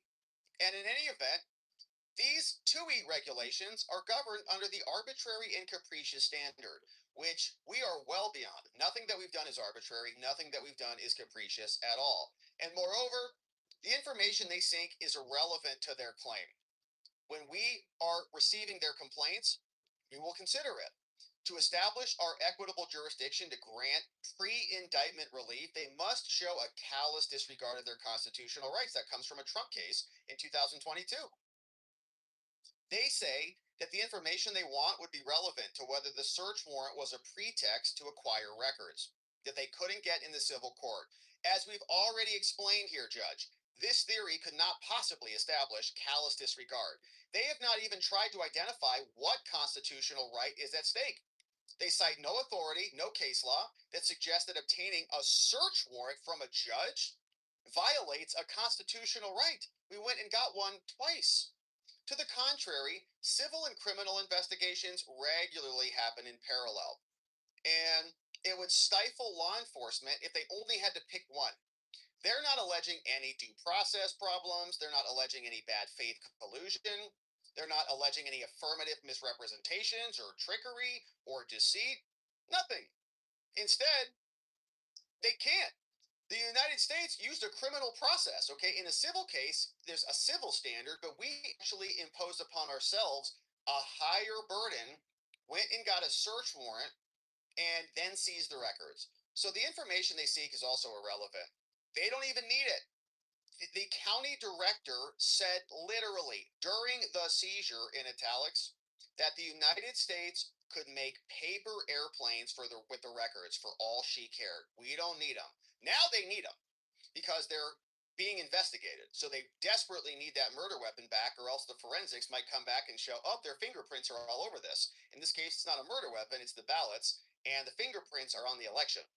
All petitioners muster in response to this is they said, well, it came up during the hearing, but all sorts of topics came up during the day-long hearing. That doesn't make them relevant and then give them permission for intrusive quasi-discovery. And so at the post-hearing, the United States has cited a bunch of case law to show none of this is relevant at all. Because the department's conclusion that the information that they seek is irrelevant, it's not arbitrary and capricious, and so, Judge, you should deny their request. Similarly, their motion fails because they want confidential information about an ongoing criminal investigation, one that is clearly privileged. Under the TUI regulations, we need to review these things. Whether or not, if we give them info, it would disclose investigative techniques or interfere with a criminal matter.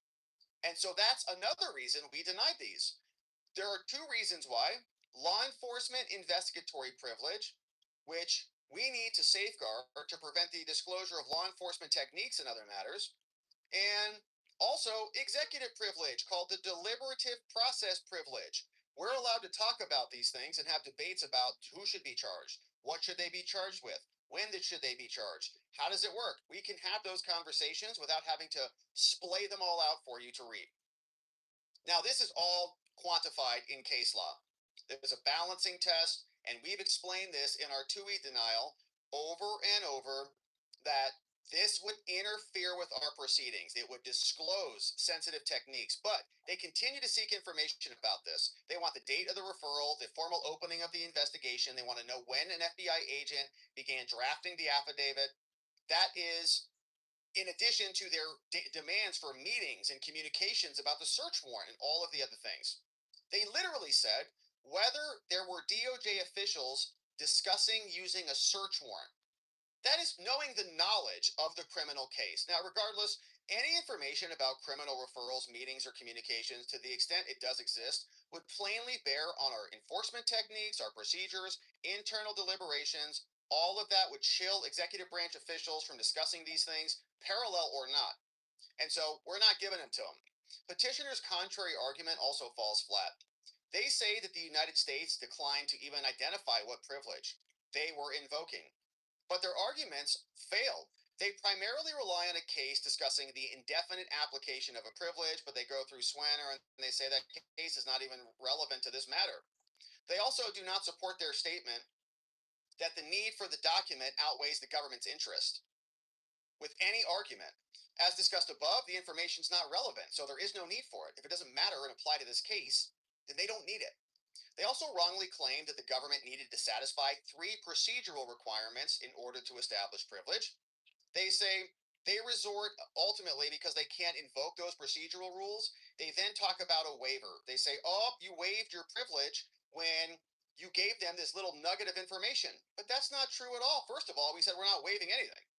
And the United States could not have waived privilege when it declined to give them evidence. For one thing, the court did not ask the United States the same questions that they did.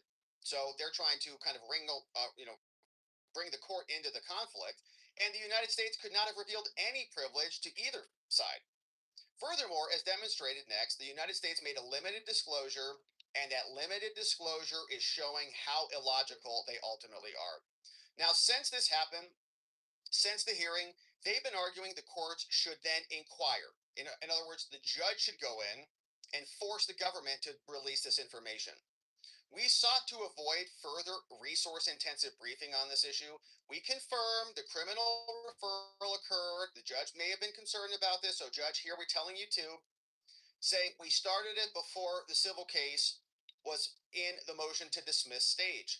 That disclosure, while limited, leaves no doubt that their central theory is completely false, and the disclosure is entirely consistent with otherwise asserting privilege over the details over an ongoing investigation. And so what we're seeing here is their arguments. This is for you, Abby Lowell, and for you, Norm Eisen.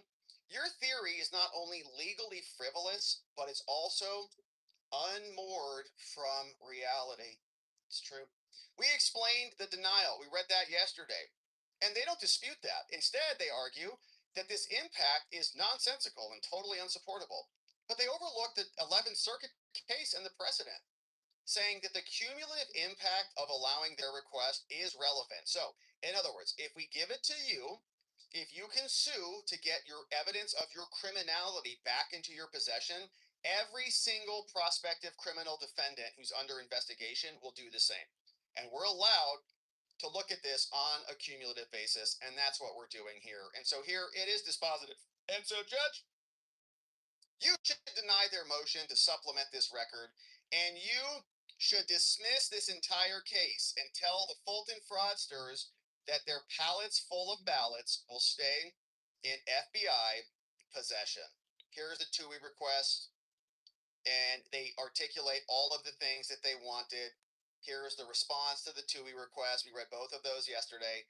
And so now, as we've seen, this case is going to, we have one more reply that will come in from the Abby Lowell Fulton fraudsters that will come in no later than April 27th at 5 p.m. So that's on Monday evening.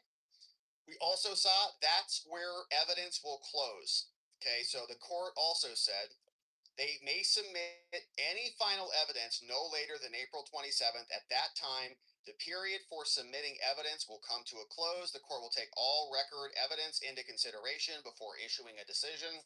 Then we'll know, finally, once and for all, whether the Fulton fraudsters will get their ballots back or whether they can remain in possession of the FBI and the DOJ. So we are getting close to the finish line on this one.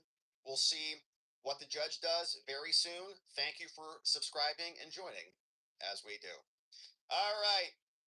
And friends, we got time, I think, for one more segment on the day, and then we'll hear from you and see what you say about all of this and more.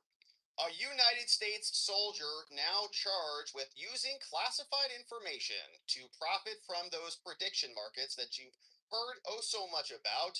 This was a gratuitous post from both the DOJ and from Kash Patel saying that this involved a U.S. soldier who allegedly took advantage of his position to profit off of a righteous military operation.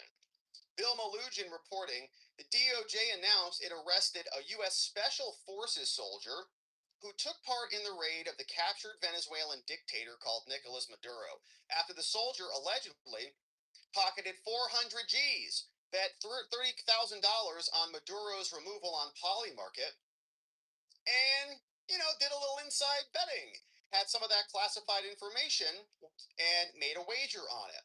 So the DOJ said, you're not a congressman. You're a special forces operator. If you were a congressman, then, whatever. Or if you were a stock trader and you were placing shorts on the opening and the closing of the Strait of Hormuz, or you're in the crypto markets and you're kind of getting some inside knowledge that the Trump family is going to launch a new coin or something, and you place some bets on that because you're on the inside, no problems for any of you. But since you're a special forces soldier, straight to jail. So the DOJ was gratuitous, as I said, about this.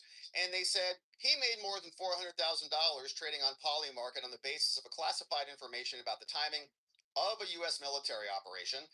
And they posted a whole press release about it and went down, identified him. His name is Gannon Ken Van Dyke. He's a U.S. Army soldier.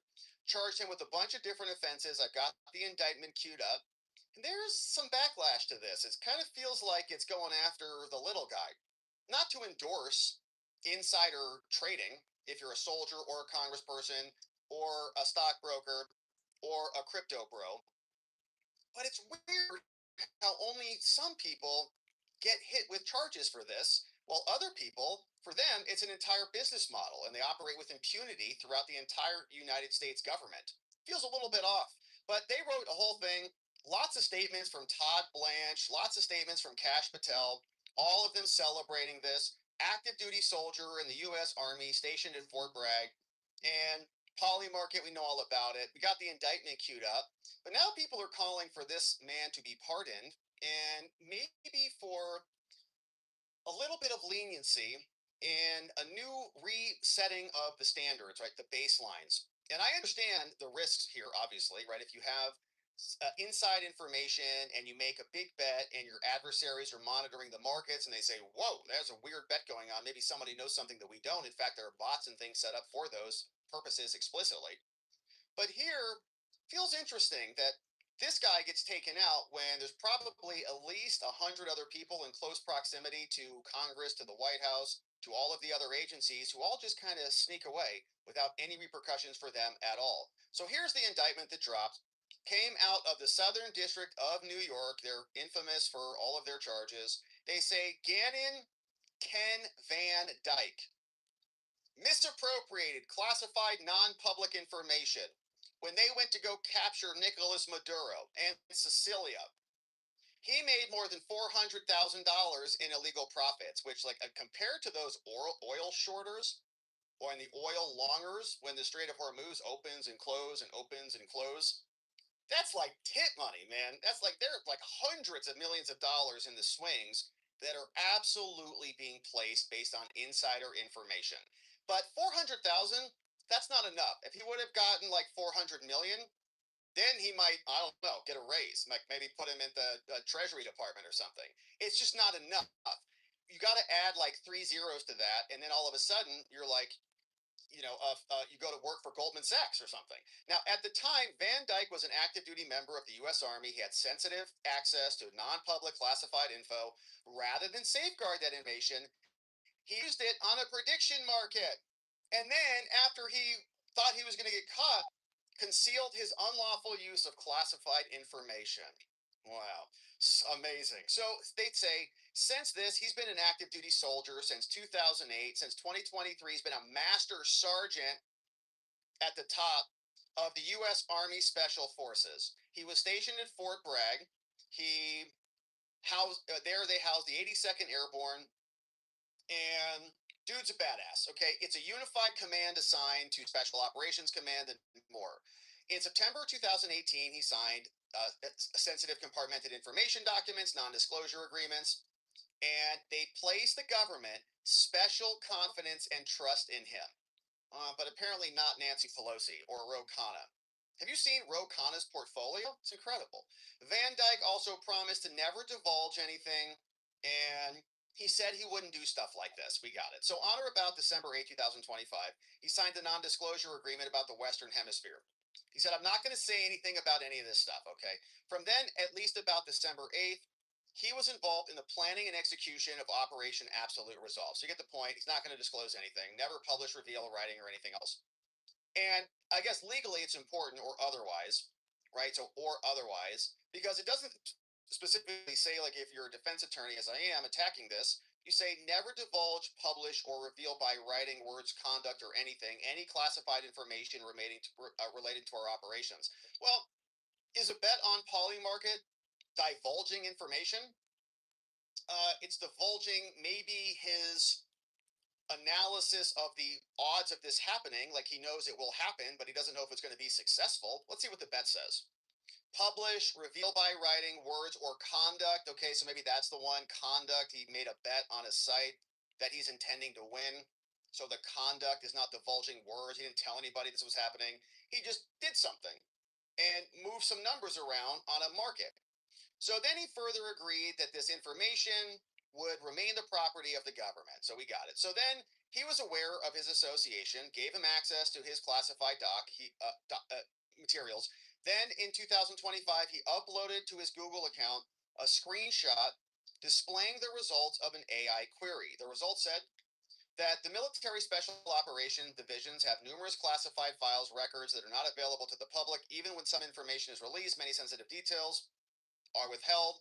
So he goes into AI, he asks it, like, what is released with, with classified info, does a Google search. Then Polymarket, we know who they are. They operate these markets. You can go bet on a bunch of things, some interesting, some not so much. Yes, no questions. Will X happen? When you can vote yes or no. When the correct side pays, you get $1. The other side pays $0, right? So you buy shares of yes, you buy shares of no. Shares trade between $0 and $1. Then if it's a yes, it goes up to $1. If it goes down to no, you take 0. And supply and demand shifts. We've covered it before here in the Kalshi markets, which is the Polymarket analog. And this operates throughout the world. Polymarket operates markets. They trade in cryptocurrencies, USDC, and other things. They began offering binary events back in 2025. Yes, no's. One was U.S. forces in Venezuela. One was Maduro being out. One was offering about the likelihood of invading Venezuela, and some other ones. Polymarket also said Trump invoking war powers against Venezuela. So then, on December 26, Van Dyke, the defendant, created a Polymarket account. He used the VPN service connected to Polymarket through an exit node to hide his internet traffic. And Polymarket, my understanding is that you can't create an account if you're in the United States because it's not regulated by the United States. You need to go onto Kalshi if you want to do that, which is regulated here, which is geolocated to a foreign country. Then between December 27 and January 2nd at 9:58, he purchased 33 grand worth of Yes shares on Maduro and Venezuela related markets. Let's see what they were. He specifically got 13 separate contracts, a couple of them.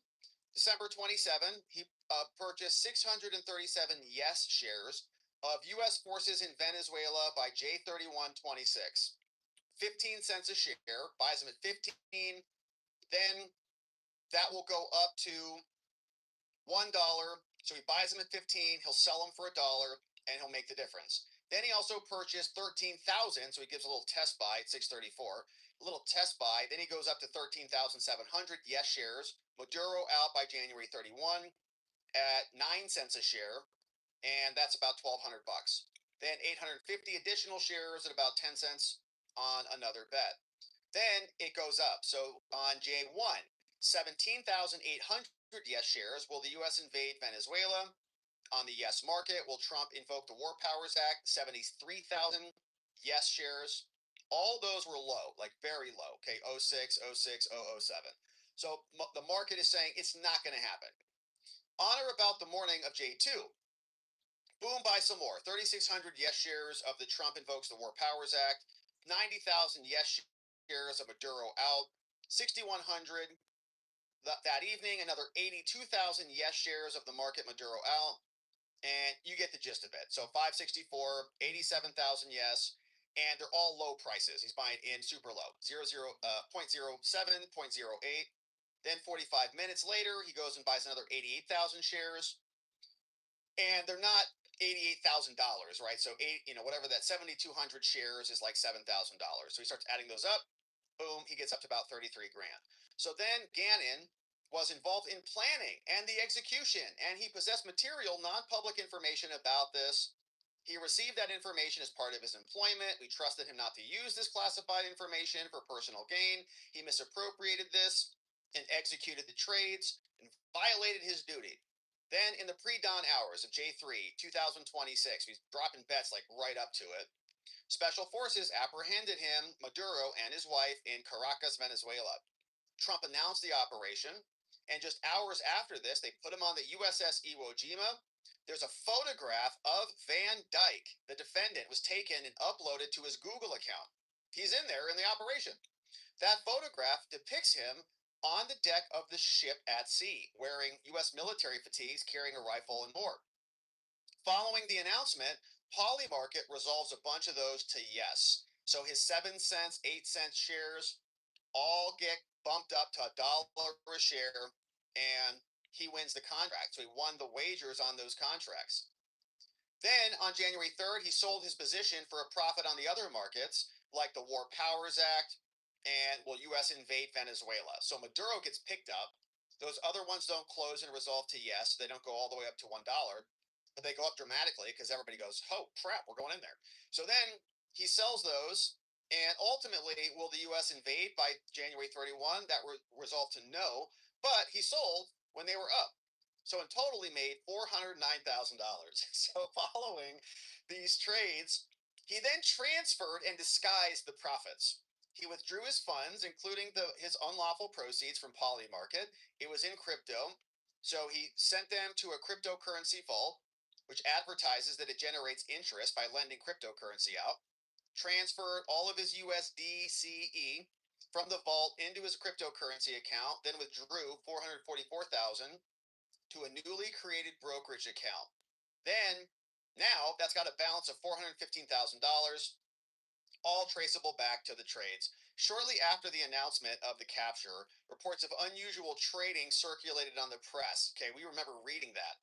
It's like, oh dang, who knew that? The defendant then took steps to conceal his identity. He goes, oh crap, I'm in trouble. So then he asked Polymarket, can you delete my account? Why would we do that?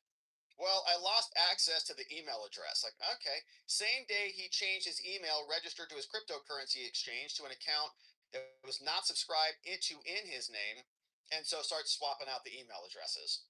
From at least in or about December 2025 up until the latest, he was an agent of the federal government. He used illegal information to get personal benefits, knowingly and willfully doing all these things. And so we're charging him in count 1 of this case. Count 2 is theft of non-public government information. And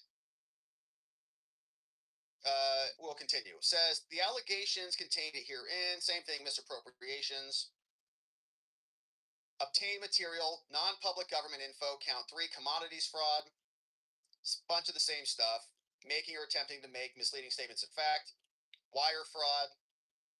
Schemes or artifices. Monetary transactions to conceal the property, count 5. Forfeiture allegations, they say, we want to seize all of that money, $50,000 held in the USAA bank account. As a result of committing the alleged offense, he shall forfeit all of those ill-gotten gains. And we're going to take it now. Signed by Jay Clayton and the foreperson of the grand jury. And so, again, we're not endorsing this. Like, it's not good.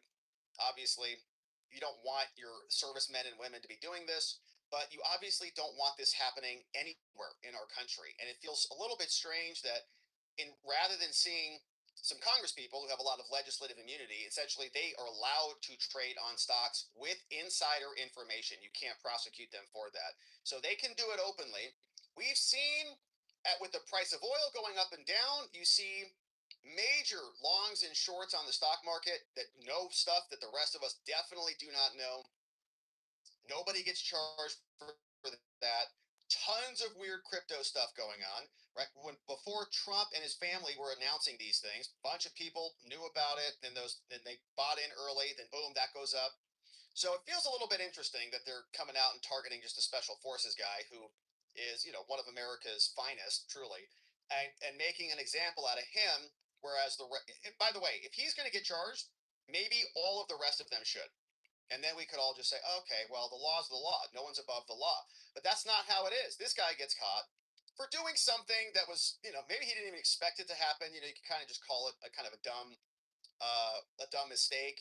Oh, this would be crazy. Let's see what happens. And then it happens. He goes, oh, crap. What have I got myself into? But for some reason, when I saw this story come across last night, I felt some sympathy for the man and some outrage that it's him that's going to jail versus all of the other people. This guy at least put his life on the line. This guy went out and got on the boat. This guy went down in the helicopter and actually took care of the business. Like he's betting on himself. And so you can't say that for the same Congress people or for the same stock people who are making millions, hundreds of millions off the oil swings. So we'll ultimately see how hard they come after him out of the Southern District of New York. But the post from Cash and the post from the DOJ, like they don't do this for everybody. They're celebrating this pretty big time. And we're very happy with themselves for this arrest, while everybody else can just continue to trade on inside information throughout the government with no consequences at all. And so Trump was asked about this. Here's a picture of the man. And Trump didn't seem too perturbed about it. Here's what he had to say when asked about this from the Oval Office. Special forces soldier who's involved in the capture of Venezuelan President Maduro, who was arrested by federal authorities today on suspicion of insider trading and betting on the poly market. Are you concerned that federal see that little flinch? betting on prediction markets potentially getting ready? Well, I don't know about it, but was he betting that they would get him or they wouldn't get him? It sounds like he was betting on his removal from office, that Maduro would be removed. That's like Pete Rose betting on his own team. Sounds like Pete Rose. Pete Rose kept him out of the Hall of Fame because he bet on his own team. Now, if he bet against his team, that would be no good. But he bet on his own team. I'll look into it. I'll look into it. And I don't know if you noticed it, but there's that little right there. See that little jolt right there? See that little body language? So what? See it? One more time. And let me zoom in on this so you can just see it nice and clear. He goes, yeah, he bet inside it. He goes, whatever, cares. Suspicion of insider trading and betting on the poly market. Are you concerned that federal employees are betting on this prediction market? No, not really. I'll look into it. He bet to win, and that's what we do. We win. So here was Luna. She was banging on this drum last night. She said, so many members of Congress are engaging in insider trading every day. For the DOJ to throw the book and be gratuitous about it, like excited, like we got this guy, like we're criminal, prosecutor masterminds. Again, Ken Van Dyke is a ridiculous double standard. There is no fair justice when members are exempt from crimes that everyone else would go to jail from. And it's not just the Congress people. I think there's a lot of people inside the executive branch and elsewhere who are in the kind of extended executive branch and the interfaces with all the banks and hedge funds. Like who are making these shorts and longs on these oil trades? Wild, hundreds of millions of dollars swings like this. Trump makes a tweet. Couple hours before the tweet goes live, boom, major trades are being made. Hundreds of millions of dollars being shifted up and down. Anyways, here's Luna. A story just came out before the show came on about one of the guys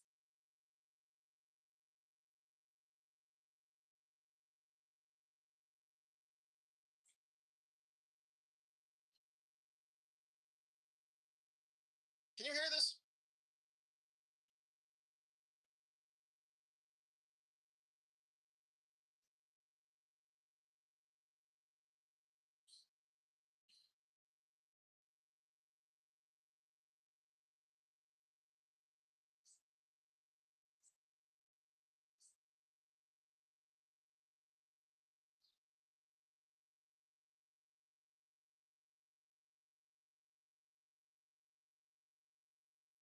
You guys can't hear that? All right, so sorry about that. Let me just see if I can hit a refresh. I'm not sure why it's not coming through. You can hear the Trump, right?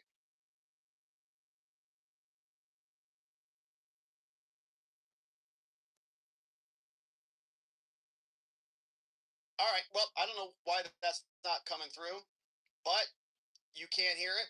She says, this is ridiculous. There should not be double standards. You should go to jail if you're in Congress and not escape liability for your insider trading activities. You can hear Trump though, right?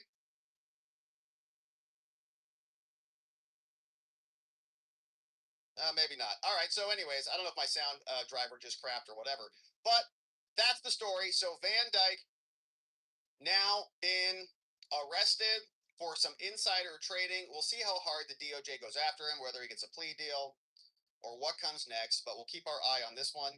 Thank you for joining and subscribing as we do. All right, friends, it's been a beautiful stream. Happy Friday. Hopefully, your week was outstanding and you accomplished every single thing you set your mind to. And it was enjoyable as well. We talked about, if you just got here, a couple of good stories. Virginia update redistricting battle, which is underway. We got our minds around the latest arguments and filings that will be making their way up to the Virginia Supreme Court coming back on Monday. I think we'll do an early stream on Monday and cover that live to see exactly what's going on that one. Then we talked about Fulton County. We got the latest filings that dropped in courtesy of the DOJ. They said that we're not entitled, required to give you anything at all, and we're not going to. And so they submitted their final argument to the judge. The judge will be closing evidence on Monday, and then we'll get a decision about whether or not the Fulton pallets full of ballots can remain in DOJ and FBI possession, or whether they have to be returned over to the Fulton County fraudsters. And then lastly, we talked about Van Dyke, who has been now charged, 38 years old, out of North Carolina, in the Southern District of New York. And some people, like Luna, are calling out the double standard, and rightfully so. And our sound's not working, just died on us. But now, my friends, it is time to hear from you. Let's see what you say about this. Thank you for joining us as we close out the week. And see if we got any comments here. We do. Hey, John. Yes. What do you guys think about the Van Dyke story? I kind of don't like the feel, you know. I don't like the conduct, but I also don't like the singling out. It feels like singling out of a special forces American hero, bro. I don't appreciate that, but we'll see what happens ultimately. You do also have to set, kind of send a message, but it's like, okay, just can they handle that in the military? Can they lower his rank or dock his pay or go through some internal process? Like, why does he have to be paraded around the whole country in the civilian courts when he's a member of the military? Can they do that, or will they do that? Will they go after the other insider traders? I don't think so. Anyways, hey, it's Nicolas Cage from Con Air. Feel that? It's Friday. What's the good line from that movie? Put the baby down, something like that. Great film. Need to remember something. Hey, Tim Jake, what's going on? Thank you, Tim, for bringing in new members. We'll do a short after party with our members today, so stick around, new members. Bob Jones in the house. Jonathan Marcus, good to see you. Wild in Dinah for life. Sabin Putzig, Walt Kowalski in the house. And so if you're on YouTube when the show ends, don't go anywhere if you're a member. It will automatically transfer you over to our new stream, and we'll see you soon. Hey, Mark Schnell. Good to see you, Mark Schnell. And thank you, Mark Schnell. Look at this, 50 new members coming in.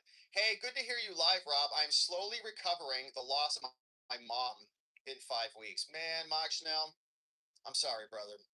We love our mamas here. May your mother rest in peace. She's up in heaven with our other family members, having a great time, looking down upon you, taking good care of you from up in heaven. And we're very sorry for your loss. There's nothing that can even possibly explain that. But Mark Schnell, thank you for at least sharing that with us. I know there will be other people out there praying for you, as will we. And for your mama up in heaven and for your family, but need to do something good for myself. So giving out some membos, and you're an amazing person. Your mama would really appreciate this. New friends coming in. courtesy of Mock Schnell and his amazing mother. Isdilla GAF is here. Chris Tingani. We got Spitz MJ. What's up, Johnny Average? Edward LB. HBG. Michael Barriantos. We got Stephanie Hawkins. John Smoth. What's up, Wednesday Snow? Scott Girl. X Bench. Nick N. What's up, Laced Up Souls? Packed in. Richard Leach. We got Store My Shores. Alpha Squirrel. 1G1L1S. Totally Organics. What's up, Bonnie Swenson? C Grace Happens. Lie Can It. Sebastian Chose in the house. Kimberly Carroll. What's up, Brian? Major Johnson. David Campbell. Torgal. Mia Vita. The PX Ranger. Chipper. Damn, Deb is here. Skevos Mavros. What's up? The Odor E McSee. We got Nancy Buys, That HR Guy, Michelle MD, Sphinx Acoustic, Stephanie Pearson, JR Numero Uno, Dom N, Gordon Schroeder. What's up, DJ KD? Woa, it's Dustin. We got Lee Van Spleefs. We got Hugh, last name Jazz, Amy Blondell, and Mal Hor 01 in the house. Mock Schnell, thank you for bringing in 50 new Membo friends. And we hope you have a peaceful, graceful weekend. And we're going to be sending some love and good energy your way. Thanks for telling us about your mama. And we hope you're doing well. Relantel, Virginia will hinge on whether, quote, general election means election day or the entire 45-day voting window. Oh, that's interesting. Hey, just like the Supreme Court is going to be debating soon. Yeah, that's pretty interesting. Yeah, because election day would have been 90 days out, but the general election started with early voting, which was within the 45-day window. It was actually earlier, right? So it was way before the 90-day deadline expired. It's a good comment, Relantel. Too bad they don't have any Supreme Court precedent to rely on for their decision. Hey, Rob, what's up? Virginia Supreme Court will make it fair. Virginia Supreme Court will make it fair. We hope so, Rob. We sure hope so. Sounds like there's 4 constitutional major problems.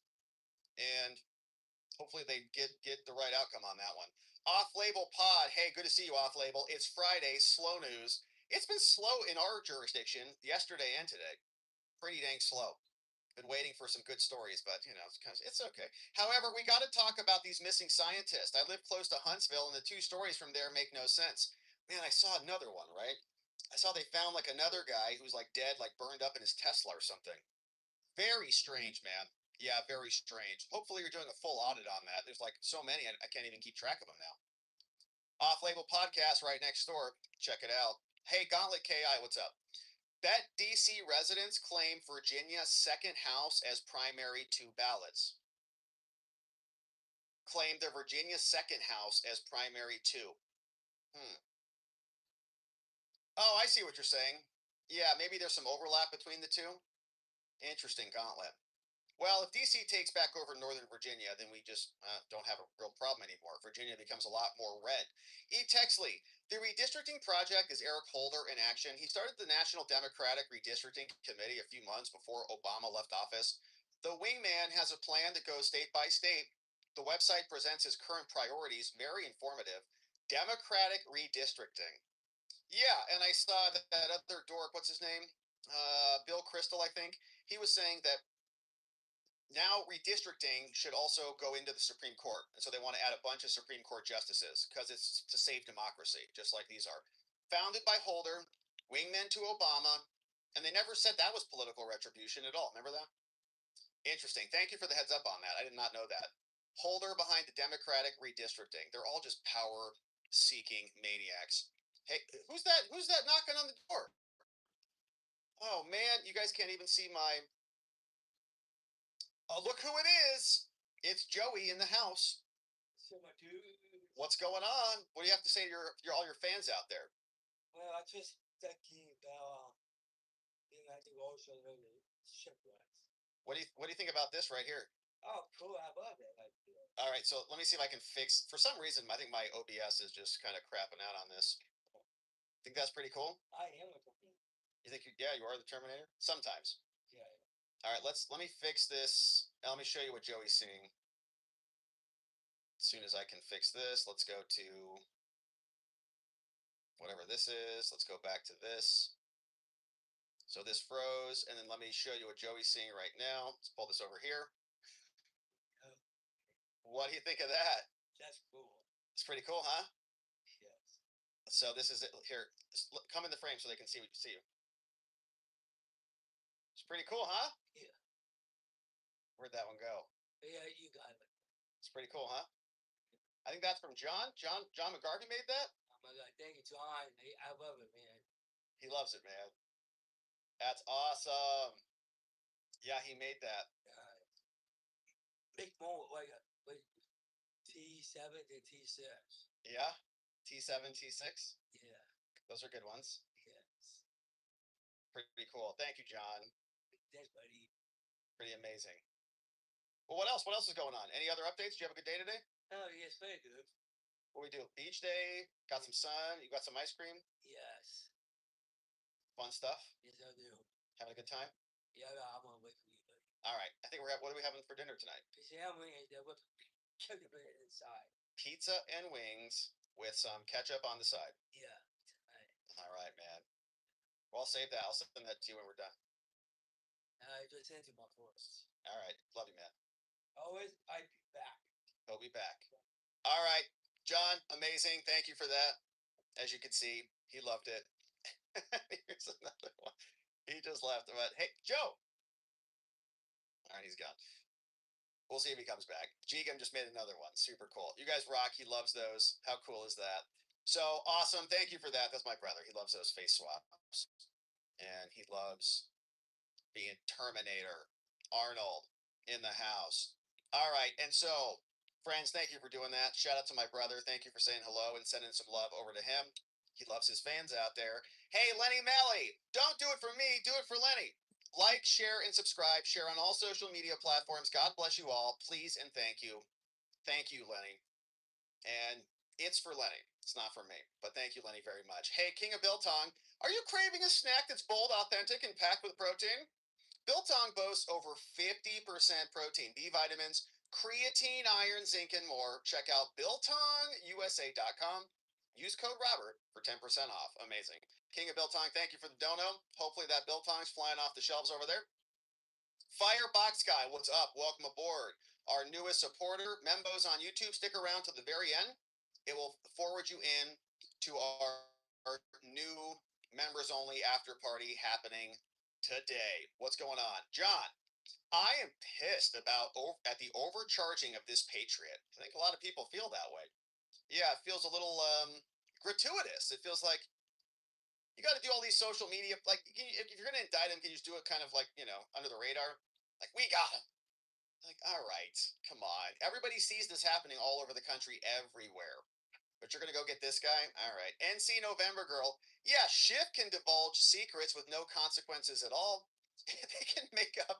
You can lie about insider information and create an entire hoax that the whole nation has to suffer through for multiple years on end. And there are no consequences for that at all. But one special forces dude makes, a couple hundred G's for doing maybe one of the most incredible military maneuvers in history, like right to jail. Like, all right. Like, I get that it's not good, but can you just, if you're going to apply the standard, apply it across the board. Why can't they do that? Thank you, NC November Girl. Thank you for being here for 15 months, almost 2 full babies coming up. King of Biltong, did you hear about NATO giving Iran intel against the U.S., possibly in trade for better oil prices once everything is over? No, I did not hear that. That's not funny. The U.S. needs to leave NATO ASAP. Yeah, we've been wondering what that even does for the longest time ever. Even before Iran. Even with Ukraine and all these, like, what are we doing over there? Why are we paying for all of their military, essentially, when they don't even like us and they threaten our social media companies? Now they're betraying us by stabbing us in the back. Wild. King of Biltong, I did not see that story. Hey, Nancy, NTX Nancy. Hey, regarding Van Dyke, leave him alone. Hey, Rob. Good to see you, Nancy. Yeah, I have that same kind of instinct. I know it's not right, but it's kind of just like, all right, you just give them a little bit of a slap on the wrist and don't do that, special forces. You're not supposed to do that. You make a little bit of an example out of them, but this was just like over the top. It felt like, what are you guys doing? There's a lot of other really, really, really problematic people. This guy at least had some skin in the game. He's like, we're gonna do this. We're gonna go get him. 100%. And they did. Judith, what's up? Judas Jam. Hey, God bless you, Joey. Thank you, Judith. God bless you back. Thank you for that. Joey is a blessing. I think he is absolutely blessed. We're all blessed to have Joey in our lives. Thank you, Judith, for the dono on Rumble. We appreciate you. Hey, it's the Munkets in the house. Hey, could you all please, Anne Marie, shout out, says, could you all please pray for Sweden? We are going towards an election in September. Yeah, prayers up for Sweden. Hopefully it's a good outcome. We need other strong allies with good governance in Europe and elsewhere. America is, the solo ship, it feels like sometimes. So we want other strong nations, including a strong England. Hey, Ray Mengel, what's up? Luke Profansic in the house. Torque Wrench, Eulogy for a Nange, and Gata Politica in the house. All gifted members, courtesy of Tony Hey Munkets. Hey, it's the Munkets. Thank you, Tony Hey. Great to have you in. Welcome, new Membo friends. We're going to hang out for a little bit before we go indulge on some pizza and wings and some ketchup on the side for Joey. Not for me, but for Joey. And so hopefully you can stick around. We'll say what's up. We'll have our after party on YouTube for Membos, on Locals, and on the Substack. Links are all in the description below. Neuro D, thank you for sharing our Locals over on X if you're watching over there. Click that link, come up and join us. And we'll see you here in just a moment. And Sharpie guy. No, we did not get a metal detector for Joey. No, we just, I don't know that we're going to do it. But by the way, I miss your morning stream, but everybody needs a vacation, brother. And I appreciate you giving us something daily. Blessings y'all and watchers. Thank you, Sharpie guy. I miss you guys too. But it has been good. A lot of good family time in and a lot of sun. Your boy's getting a little crispy out there. So thank you, Sharpie guy. We stopped at Lowe's to go get a metal detector and they didn't have one. So I think that idea is kind of over, but it was a very good idea. Thank you, Sharpie guy. Thanks for asking about it. John N. My fingers crossed on the Virginia Supreme Court ruling this redistricting map is as illegal according to Article 12 violations. I'm with you, John. Yeah, I'm with you. If they follow the rules and everything's on the up and up and the voters want it and they, wait the appropriate period of time, it's still a scammy thing to do, to dispossess half your state of any representation. But at least you can say, they followed the procedures. In this case, they didn't do it. So hopefully the Supreme Court agrees. Look at this Joey right here. Man, that's pretty cool. Joey on the Harley going to stop Skynet. Shout out. Man, that's super cool. I don't know who made that one, but that's a good one. He looks good. He looks pretty good. He looks pretty good. Looks pretty good. I'll share that with him. Thank you for sending that one in, man. He's going to love these. That's a great one. So thanks again, friends. Thank you for saying what's up to my brother and showing him some love. He really appreciates it. He gets so excited. And Jigum, this is another great one. There's Joey, Terminator 2, Judgment Day. Dun, dun, dun, dun. And did I tell you guys I made him glasses like this? So I went and bought like a single LED, like these red LEDs. And I got the Terminator glasses from he has it. He probably has it here. For like the Terminator glasses from the movie. And then I wired the LED just like some electrical tape in there, and it it's right at the eyeball on this one eye. And then it goes back to like a 9-volt battery with a switch on it. And he puts it on and he's Terminator. He loves it. He walks into the room. I also got him the shotgun that looks exactly like that. I found a Chinese company that makes these. They're actually really good. It's like his shotgun. So he can click it and it shoots these Nerf guns. And so he walks in the room and he goes like this with his red eye. He loves it. So we have a lot of fun with it over here. Anyways, thank you, Jigan, for that. I'm going to send him all of these as soon as we're done here. But my friends, it has been a beautiful stream. And we're grateful to have you here. Hopefully your week was amazing and you accomplished all the things you set your mind to. I think on Monday we'll come back early and we'll do the stream in the morning to cover the Virginia oral arguments. And it should be good. So hopefully you're back here. Thank you for subscribing. Thank you for hitting the notification bell because we'll get that scheduled Monday morning. And then we'll get into it live together and see exactly what is going on. But we'll pause here for the evening and for the weekend.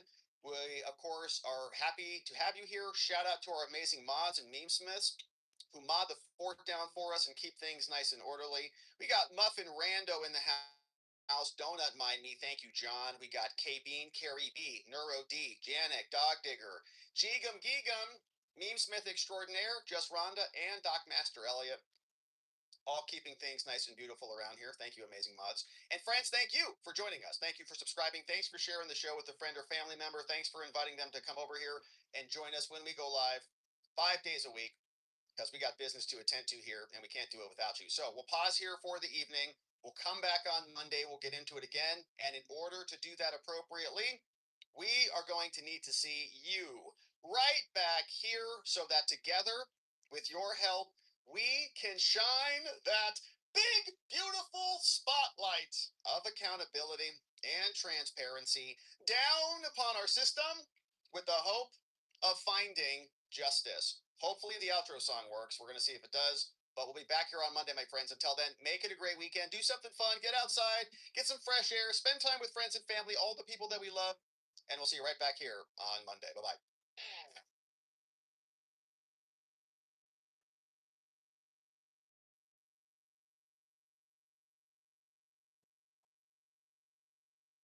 Thanks for watching my beautiful friends. How's that stream must end? Rob with every chat line. Together we expose corruption. One more time we go and the truth with your eyes. Lit up the lies with the seats on all sides. The fight is over. Spent we ain't done yet. Just here. Cause together we are.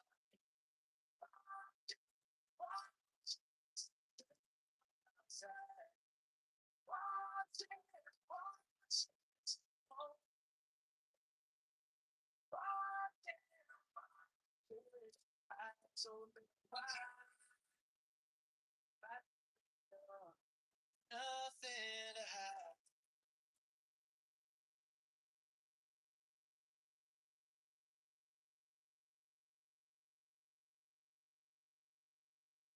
Trouble like don't forget.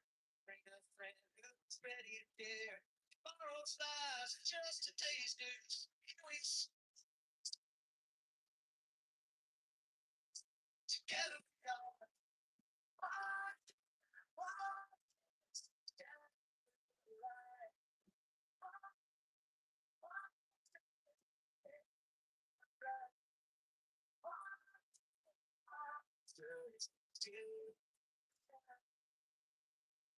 Together, holding the line.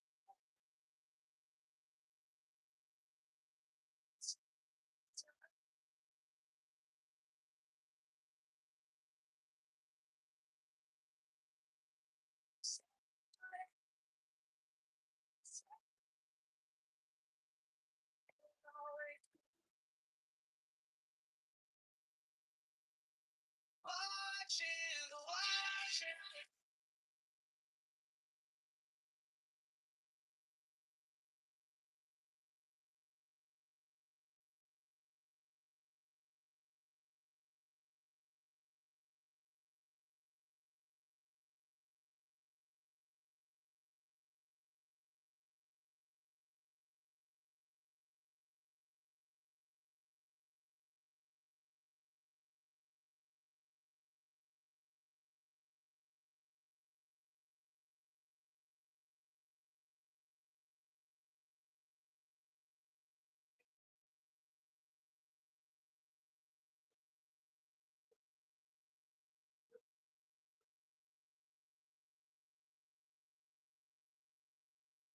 Your sister paper, the Sunday Times, has interviewed Keir Starmer, and in that interview, the top line, the headline is that Keir Starmer thinks that he is going to be in place and still Prime Minister to fight the next general election. And I'm going to be asking one of his Labour MPs, indeed the Labour MP for Camborne and Redruth, Perrin Moon, whether he seriously believes that's going to be the case. He's coming now. I think you're here with me this morning, Mr. Moon. Thank you very much indeed for your time on GB News this morning. Can you hear me okay? Yeah, there you are. Thank you so much. And can I just thank you for coming on in the absence of Darren Jones, the second cabinet minister in a row, 2 weeks now, of not hearing from the government, not sure why they're running scared. But you aren't, Mr. Moon, so I'm going to ask you this question, following on from that Sunday Times front page headline. The Prime Minister seriously thinks he's going to be fighting the next general election for Labour. Your constituents can't think that, can they? I was with a lot of them yesterday. Look, what you've got to remember is that there are 400 Labour MPs. In any group of 400 Labour MPs, regardless of their political persuasion, you will always have noises off. The issue that we have is that it seems to me that it's always the noises off that get invited onto the press. So here am I, a lowly backbencher, no particular aspirations. Do I want Keir Starmer? Do I think Keir Starmer will fight the next general election? Absolutely 100%. And I'll tell you what, I am not alone. Okay, but Mr. Moon, let me just quote some of your colleagues. One backbencher, the game is already up. Another, I think people will now start going over the top of May the 8th after the local elections. A senior Labour MP, I think if there's going to be a process for replacing the Prime Minister, it needs to be as quick as it can be. Another backbencher, dead man walking. Is it simply that you are backing the Prime Minister because you don't think there's anyone better in the Labour Party to replace him? I back him because since he took over as Prime Minister, we've had 6 interest rate cuts. I back him because the economy grew far greater than anyone expected it to in February. I back him because NHS waiting lists are falling rapidly. I back him because we're getting investment into schools and nursery places. I back him because he's taking, in my area, 10,000 Cornish children out of poverty by lifting the two-child benefit cap. I back him and Rachel Reeves to rebuild the economy and to get the investment we desperately need into our public services. All right, I mean, he doesn't back Rachel Reeves. According to reports this morning, he's planning a reshuffle and he's going to turf the Chancellor out. Well, you're always going to get noises off. It's a febrile time. We're heading up to the local elections. Every single government in the local elections gets a shellacking because it's a free hit, and you will always hear noises off. We're facing a job in that. Mr. Moon, do you back the Prime Minister's 16 U-turns and him throwing successive staff under the bus over the Peter Mandelson scandal rather than taking responsibility himself? So let's just take some of those in turn. In terms of the winter fuel allowance and the inheritance tax for farmers, we got the threshold wrong. The policy I 100% support, both not funding winter fuel allowance to millionaire pensioners and also not incentivising the likes of Jeremy Clarkson to buy up agricultural land without a proper focus on farming. We got the threshold wrong on both of those. We fixed them. When it comes to kind of other matters, we're absolutely focused on the job in hand. In terms of the Mandelson affair, Ollie Robinson did not pass on a vital piece of information to the Prime Minister. The Prime Minister appointed Peter Mandelson. He deeply regrets it. He apologised. He didn't know. He wasn't told. He would have made a different decision had he known. Mr. Moon, we can't say that now, can we? Because he did know that Peter Mandelson had very close relationships with figures including Jeffrey Epstein and indeed those linked to both China and Russia. He knew that because we've been given paperwork that was released by the Cabinet Office showing that all of those reputational risks came out and were flagged to the Prime Minister and indeed the former Cabinet Secretary, Simon Case, before the appointment said, Prime Minister, do not appoint this man before you've done the vetting. He ignored that advice from the most senior civil servant of the time and yet still claims with a straight face that due process was followed. How can it have been followed if he didn't follow the advice of his top civil servant? He was not told that Mandelson had failed the UKSV vetting. He was not given that vital piece of information. It was not passed on by Sir Ollie Robbins. It should have been passed on. Had it been passed on, the Prime Minister would have made a different decision. And that's kind of where we're at. Had he had this vital piece of information, it would have been a different story. Hello, I'm Bev Turner. Now, it can feel like the money in our bank accounts at the moment does not keep up with the cost of living, and maybe there's a solution. I'm here today with the CEO of Tally Money, Cameron Parry. Cameron, what is Tally Money? Well, Bev, with Tally Money, you get a current account and a debit card, but instead of pounds, you use milligrams of gold as your everyday money. So why gold? Gold traditionally is a great store of value. It has, on average, gone up at over 11% per annum for the last 25 years against the pound. It's tripled in value in the last decade.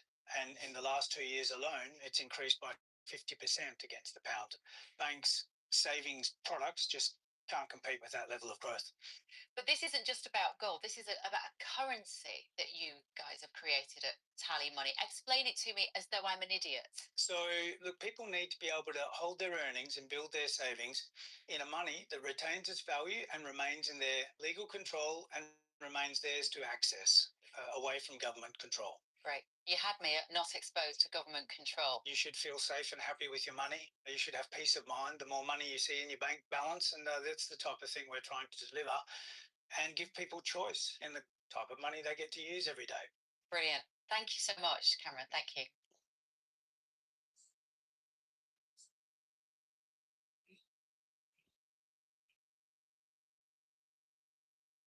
Well, but no, hang on a minute. So Ollie has spoken to the Foreign Affairs Select Committee and said actually the appointment of Peter Mandelson was rushed. That somebody said, or at least it was heard by the committee, that somebody had said, just effing get it done. There was an urgent need to install Peter Mandelson as the US ambassador because they wanted to beat the deadline of Trump's inauguration. Therefore, due process wasn't followed, regardless of what he knew or didn't know about the vetting. And I go back to my original point, Mr. Moon. He was told by his top civil servant, Simon Case, in November 2024, do not appoint this very controversial man, nicknamed the Prince of Darkness. Do not appoint him before the vetting's completed. He ignored that because he was in too much of a rush to get Mandelson out to Washington. He must have to admit that due process wasn't followed, simply because it clearly wasn't, Mr. Moon. You can't argue it was. I've just cited the evidence to the contrary. We've cited somebody quoting something that may or may not have been said at number 10. It was very clear, even from Sir Ollie Robbins himself, that in terms of the overall decision, no pressure was placed on the Foreign Office. He made that absolutely plain. I mean, it'll be interesting to see what Morgan McSweeney says when he comes. Yes. He comes to the to the panel. It will be. As far as I've got to tell you, Camilla, I'll just tell you something. That this is a really important issue, and I'm not trying to belittle it. But all of yesterday, I've been talking to dozens and dozens of residents across my Campbell, Reduce and Hale constituency. The issue of that they wanted to talk about was the cost of living crisis, NHS waiting times. It was the minimum wage. Prime Minister. Really, really important that the Mandelson affair is not what the vast majority of people are thinking about at the moment. But you might be worried that the Prime Minister, because he's caught up in a scandal and because his own members of his own cabinet and his own party think that he's, quote, a dead man walking, that he hasn't actually got his eye on these priorities. If he's got nothing to hide, why doesn't he appear before the Privileges Committee? He repeatedly called for Boris Johnson to face investigation after investigation. As you say, his former right-hand man, Morgan McSweeney, is appearing on Tuesday. If the Prime Minister is so-called whiter than white, why doesn't he face his own grilling? The fundamental difference between Boris Johnson, who claimed he wasn't at any of the parties. Why won't he face his own? And was photographed at 5 of them, and Keir Starmer, who we now know, because we know from the evidence, he wasn't told, and why doesn't he? Knock and Nigel Farage are pulling Why back doesn't he appeal? because they know. Why doesn't he agree to go before the committee and be grilled? If he has nothing to hide, he's nothing to worry about. He should be volunteering himself. Because he's a man of decency. Because I would rather he were focusing on the priorities of the people, which are bringing down our bills, bringing down our NHS waiting list. I don't want him to be wasting time going through a committee that is completely unnecessary, because it's been very, very clear for all to see that he wasn't told, he didn't know, and had he known, he wouldn't have appointed Mandelson. He did appoint Mandelson, and he's apologised for it. As far as I'm concerned, we need to get on with the priorities of the people. Okay.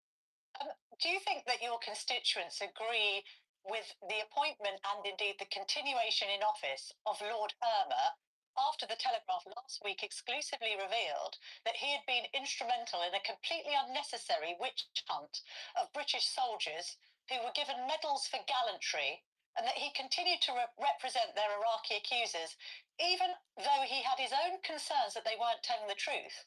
And the Al Swedi inquiry later revealed them to have deliberately lied. You know, I'm aware of this report, Camilla, but frankly, I haven't had the opportunity to get more deeply into the story. As with everything, there are all sorts of other priorities going on at the moment, but not least what's happening in the US.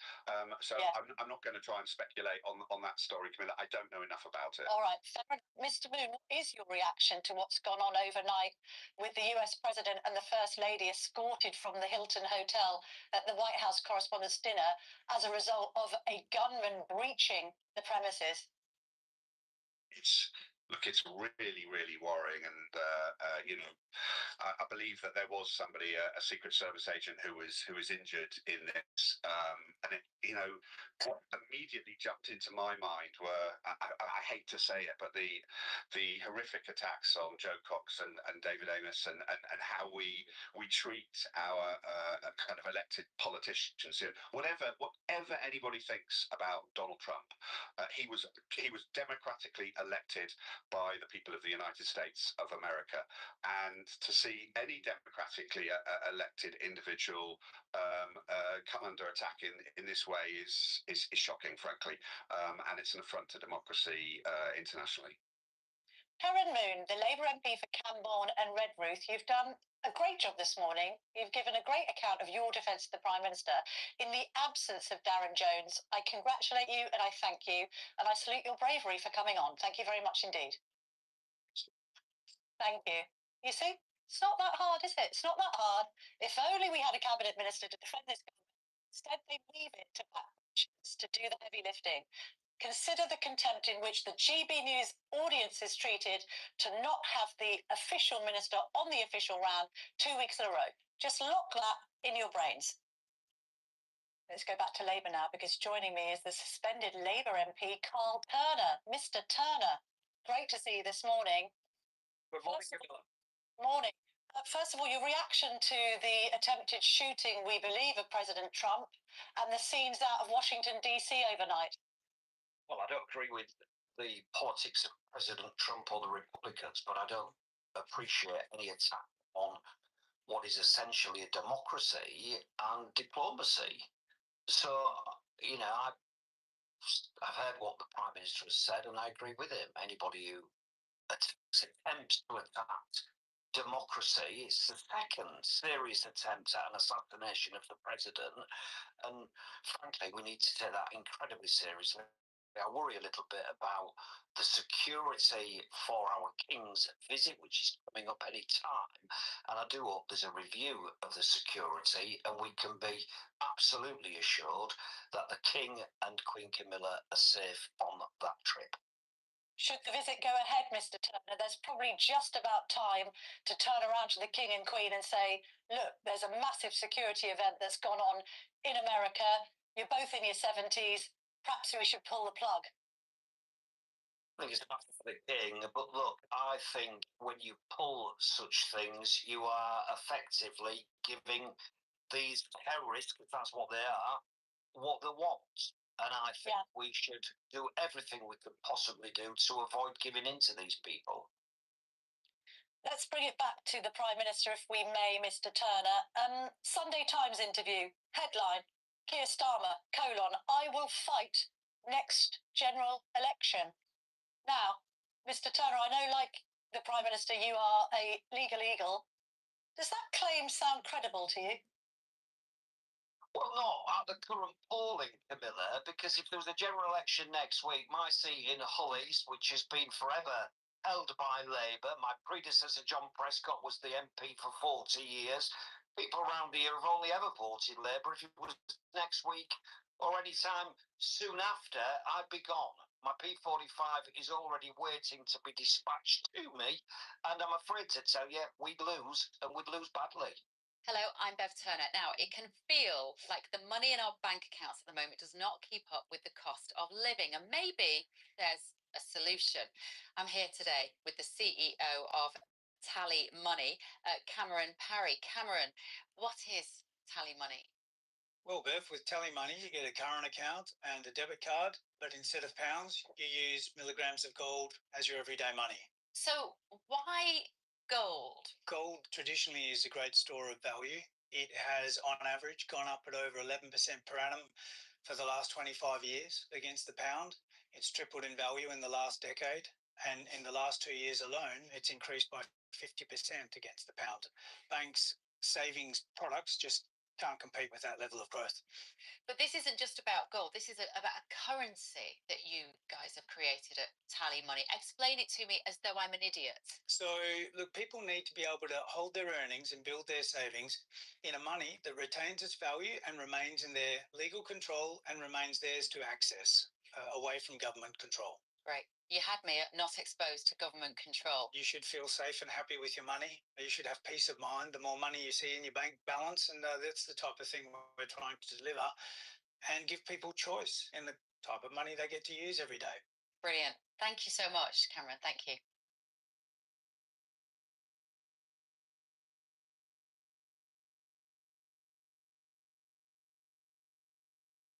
And is that Keir Starmer's fault?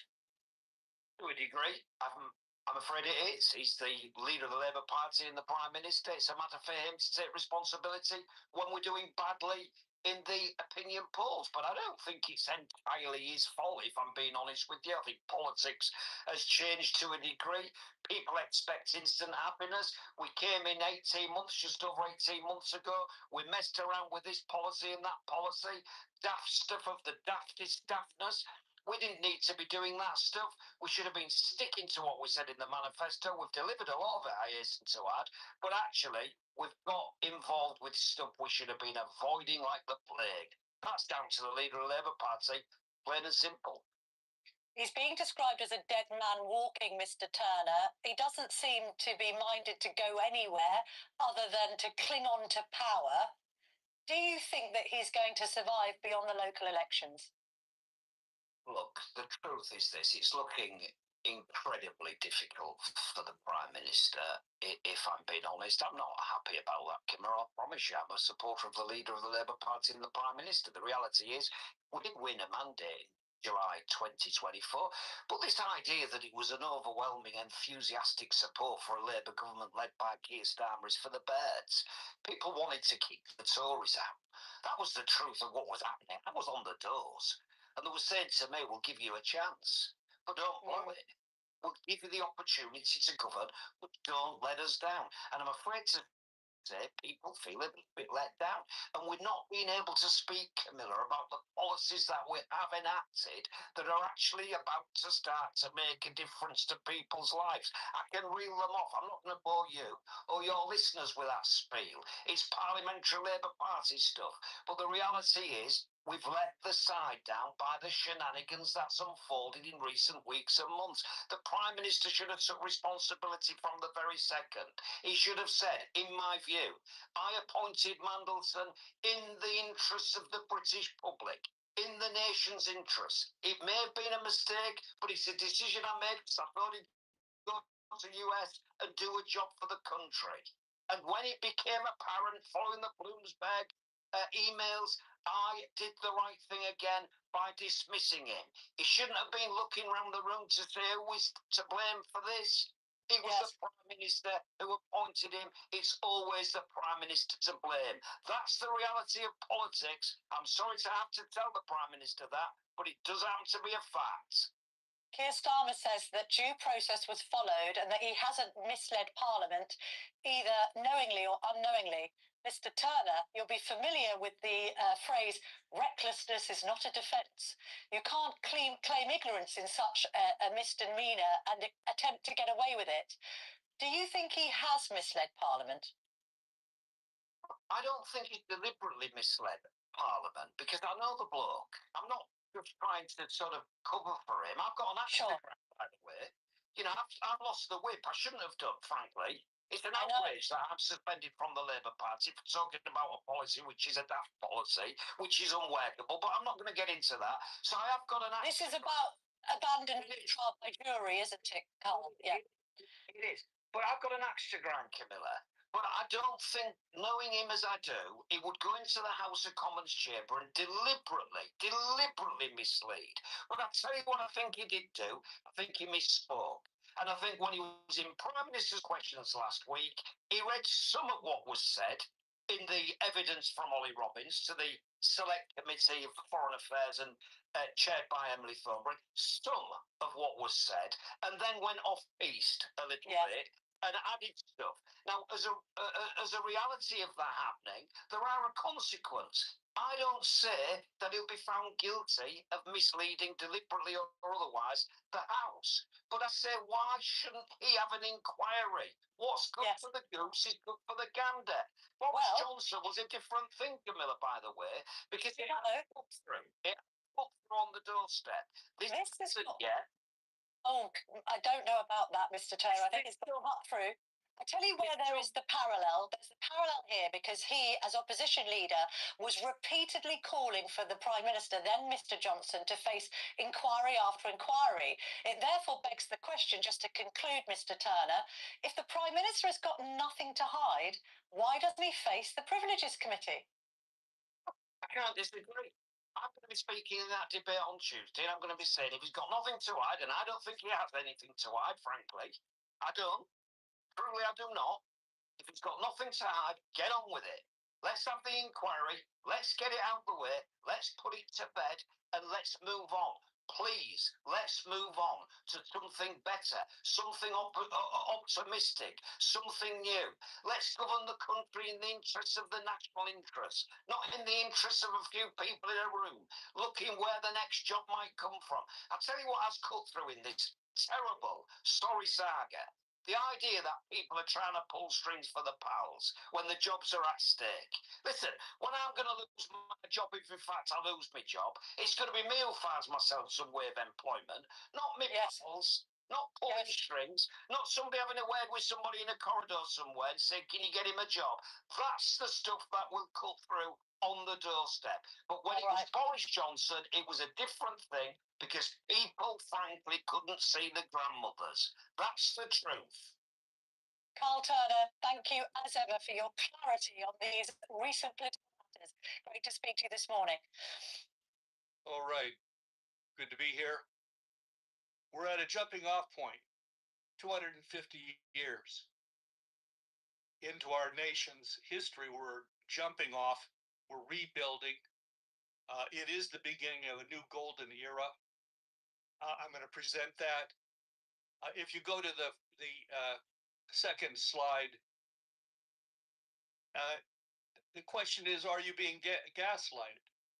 Is your neighbor being blackpilled? Do you know what actually is occurring right now under our nose? Let's cut through the spreading mind viruses. Let's get people out of their little holes that they've been shoved into, because the American system is back, and that's the name of our latest pamphlet. The American system is back. Bye globalism. You can take that slide down, Tony. The U.S. manufacturing is expanding, and we're going to be taking this message this coming week to Capitol Hill. Our delegation, self-chosen Promethean action activists, are arriving right now in Washington, D.C., and they're going to be up on Capitol Hill next week with this picture and this big picture, and with the pamphlet as well. Durable goods orders in 2025 in the United States were up 8.2%. Durable goods are everything from refrigerators to big gas turbines and electric motors and so on and so forth. And I'm going to be taking you through here more or less in succession here, a quick set of slices, if you will, of what's going on in terms of the U.S. economy. Put up the next slide, if you will, Tony. Industrial production. Industrial production. This is a Federal Reserve graph. Here is from January 2025 when Trump took office.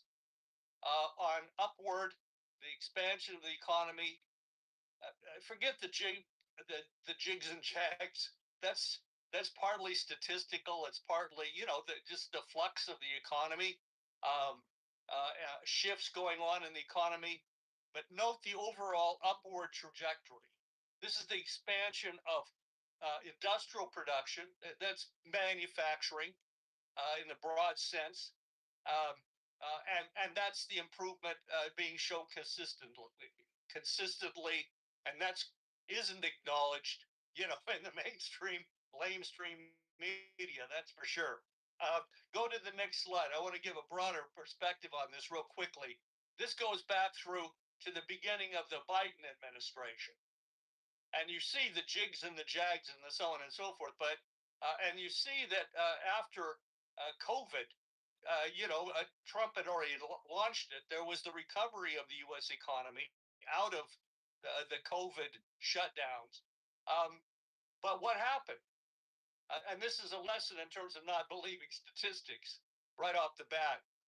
That expansion of the economy upward in 21 and 22, and then of course plateauing in early 22. That was financial. That was pumping money, cash into the system. This is what Kevin Warsh, the nominee to be the new head of the Federal Reserve, was identifying. President Trump, Bessent, and others have also spoken to it very directly. This was the cause of inflation. This was not real growth. This was, you say, industrial production? Well, what kind of industrial production was this? This was the Green New Deal. This was throwing real industrial capacity and manpower, labor, into a burn pit, using it for nothing of advantage really to the U.S. economy overall. So there's a limit to the way these graphs, what they look like, and how they can be used and what they can hide. But going back to that last slide, Tony, this is the picture of what has occurred so far. A little over a year into the Trump administration, a solid building of the U.S. industrial production out of the hole. We're digging ourselves out of the hole. It's underway. I want to bring forward that you can take that down. The announcement this last week by the White House of the presidential determinations, 5 of them, directed to the Department of Energy, ordering under the Defense Production Act of the United States, that's 1950 legislation, the Defense Production Act, ordering a massive deployment of resources, whatever, and all the federal government has in terms of tools at its disposal, to expand oil, natural gas, coal, and particularly large-scale energy projects. This is going to take the lid off of restraints still operating on the U.S. economy. And I think we're going to see some major developments coming out over the next few months, playing out I hope, I expect, to a degree at least, before the November 2026 midterm elections. This brings into play the Energy Dominance Council, the National Energy Dominance Council, the NDEC, which is it's chaired by Doug Burgum of the Interior Department. Number 2, Vice Chairman is Chris Wright, Secretary of Energy. And they're going to be playing a major role, along with other cabinet members, in overseeing this process. So I really would suggest looking at these presidential determinations, utilizing the Defense Production Act. That is, the government is going to say, which is true, we're in an emergency. We're in a energy economic emergency. That's the president declared that in January when he came into office in January of 2024. And now we're taking off the gloves. We're going to move mountains. So I'll leave it there for right now. But that's going to be coming into play. But returning now to this question, well, let me move on to manufacturing starts. Construction starts. This is construction of new manufacturing facilities, factories in the United States. In the last 12 months, manufacturing starts were up 20%, 20.2% to be exact.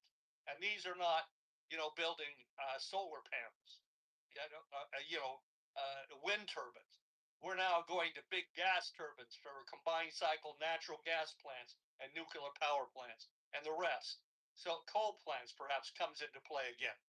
The electric power utility starts in construction of factories, utility electric power related, grew 68.6% in the year to date through March of this year. 68.6% in 1 year.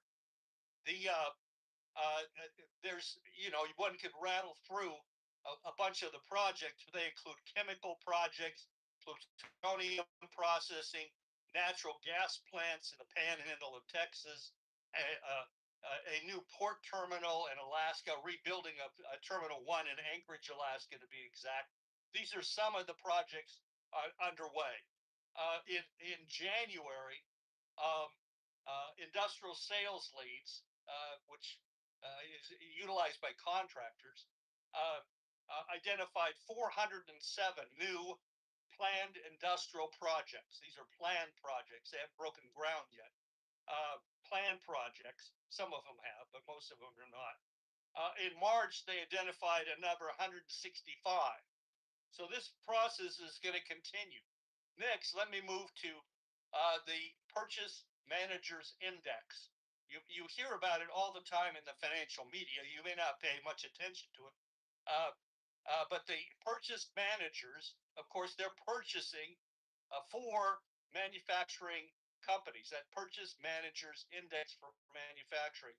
They're purchasing for manufacturers in the United States, and they're polled the most consequential and realistic such PMI is S&P Global, their manufacturing index. And it's shown again in March up to 52.3. That is, 50 is break even. 52.3 is solid growth. This is the 8th consecutive month of growth in the PMI for manufacturing. This is orders coming through from purchase managers, orders going out for equipment and the rest. Each straight consecutive month of growth. Machine tools going to machine. Now this is maybe should be more visceral. Machine tools is what you use to make machines. This is exactly what Tony mentioned at the very start. We'll get into it a little bit more in a few minutes. But the machine tool orders were up in 2025, 22.5% as a whole, and that's continued in January of this year, up 24.4% over a year ago. It's and likewise up over 2024, and similar figures in February, up 10.7%. So this is a tremendous expansion. Let me just correct those figures. A 24% increase over January 2025, and then February 2026 was a 10%, 10.5%, 10.7% increase over January, the month before, but a 27.4 increase over February of the year before. So you get the gist. this is expansion. This is real expansion of the physical economy. Machine tools build everything else. And then we have a finer tuned reading, cutting tools. Machine tools actually don't cut anything. They need tools. Think of drill bits, abrasive instruments, and so forth. They're attached to machine tools, and they're used up very rapidly. And so, a very important measurement of actual production levels right now is the rate at which we're consuming cutting tools, which are being used by machine tools, CNC machine tools, and the rest. Well, in 2026, orders so far are 445.8 million orders for more new machine for cutting tools, right, to replace other ones. That's up 11.3% just so far in the year, just through March. So these are all types, carbide tipped inserts, drills, milling cutters, etc., etc. Very important. And I'll just note there that one of the biggest machine tool companies and robotics companies, FANUC, based in Michigan here in the United States. It's a Japanese firm, but based in Michigan. I believe it's Highland, Michigan. FANUC has announced a new robot manufacturing plant that they're constructing. It will invest $90 million, 840,000 square feet. That's just the money for the building. And so they're going to target completion by 2027. This is part of the expansion that's going on in the U.S. economy. And we're growing productive jobs. I think this is important to look at.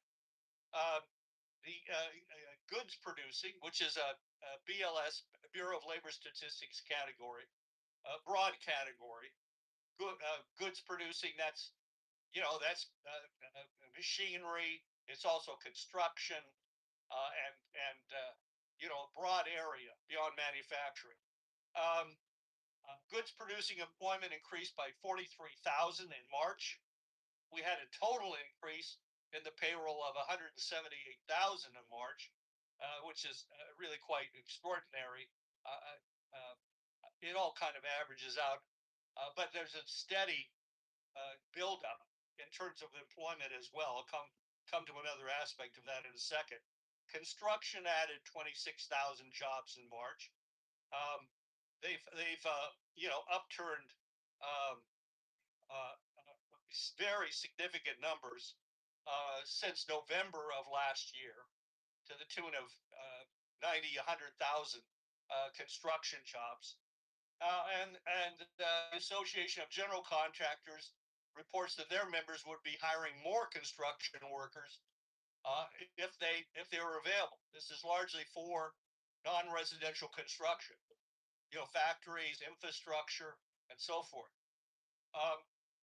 Wages simultaneously are going up. Production and non-supervisory goods producing employees, again, BLS category, have seen an average of a raise of $1.40 an hour in wages and benefits over the last several months. This adds, if you calculate it, this adds to about $3,000 in a year in wages and benefits without including overtime. And of course, in terms of overtime, there's no tax on overtime now because of the one big beautiful bill. And further, there's no inflation. If we set aside the temporary inflation caused by the Iran conflict, which is here today, gone tomorrow, these geopolitical events, set that aside. That's not inflation. That's caused by those geopolitical events. Inflation is caused by monetary expansion, printing presses, and no correlated actual physical expansion of the economy. That's what we saw under Biden and the auto ban. This is real expansion going on, and therefore, the inflation, the nominal inflation, is around 3% thereabouts. Then I want to just bring in another feature. This is a little deeper, but I think it's very relevant, something to keep in mind. We're in a new demographic reality. 2.5 million illegal immigrants, that's an approximation, have left the country. 600,000 of those left as a result of action by the government directly. The others did it voluntarily on their own. But the total figure is around 2.5 million. I'm not dwelling on that here at this moment, but that changes the layout, the topography, if you will, of the U.S. labor force significantly.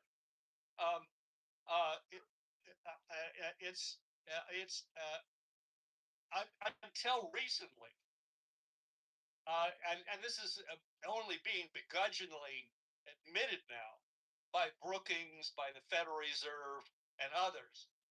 But up until now, it's assumed that you have to add 100,000 jobs a month to keep up with the growth in the labor force, potential labor force. That is, who's out there looking for a job. You need at least 100,000 new jobs a month being added to the labor force. We had in February, we had minus 133,000. I mean, these are surveys, they're statistical, they're approximations. But, we supposedly lost 133,000 workers in February. Unemployment hardly moved in terms of the numbers. Then we gained 178,000 in March. Well, that's a total. If you combine the two together, that means that the actual addition over those 2 months was 40,000 new jobs, 20,000 a month. Well, that's actually the new reality. It's now admitted by the Fed, Brookings, and so forth that because of the removal of illegal immigrants, which obviously we're also suppressing job availability, wages, and also driving up rents and other factors, including expenditures by state and federal agencies and local government. That flight means that now, under current conditions, that a near zero growth in new jobs is not necessarily a negative factor. I'm not proposing, and no one's proposing, that no growth is what you aim for. It's that we're in a new demographic reality. I'll quote here the Dallas Federal Reserve. Incorporating these updated estimates of net unauthorized immigration into our full model, allowing the labor force participation rate to vary over time, yields substantially lower break-even employment growth. That's what we're talking about. What's the break-even employment growth that we need to have jobs for everybody entering the workforce? It continues. The break-even rate peaked at about 250,000 jobs per month in 2023. That would be that break-even point. Roughly fell to 10,000 jobs in July of 2025 and declined to near zero thereafter. Anyway, so you get the drift. This is a new demographic reality that we're in, and it's going to be a feature of the economy going forward. It's also a demographic reality we want to address by growing families, by creating growing wages, continually growing higher wages, as the Trump administration is emphasizing, and home building, and all the rest, so that we're promoting the development of stable family homes, stable neighborhoods, and changing the demographic in the United States itself, including illegal immigration, of course. So moving on, the trade deficit is falling. The trade deficit is falling. All right. We're getting outside of this box where we're printing money and shipping it abroad to buy goods that other people produced. You know, basically on the lam, freeloading, if you will. The economy as a whole, basically, of the United States, having been outsourced. This is being reversed. The goods trade deficit fell 24% from April 2025. That was April 2nd was Liberation Day, as you recall, when President Trump announced the first big wave of tariffs.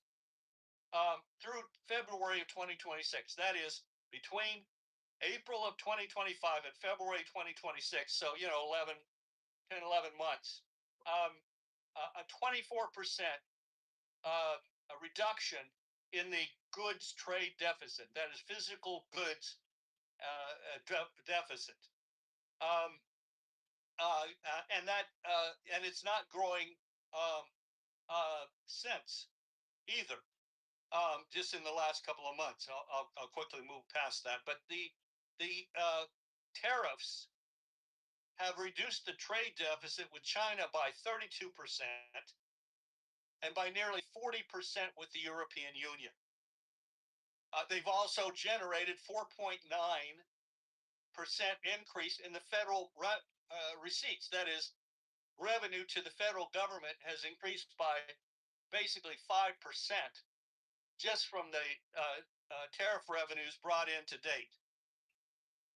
And these tariffs are not going away. I want to emphasize this because people get nagged. They're nagged by this. Your neighbor's nagged by this. The tariffs are not going away.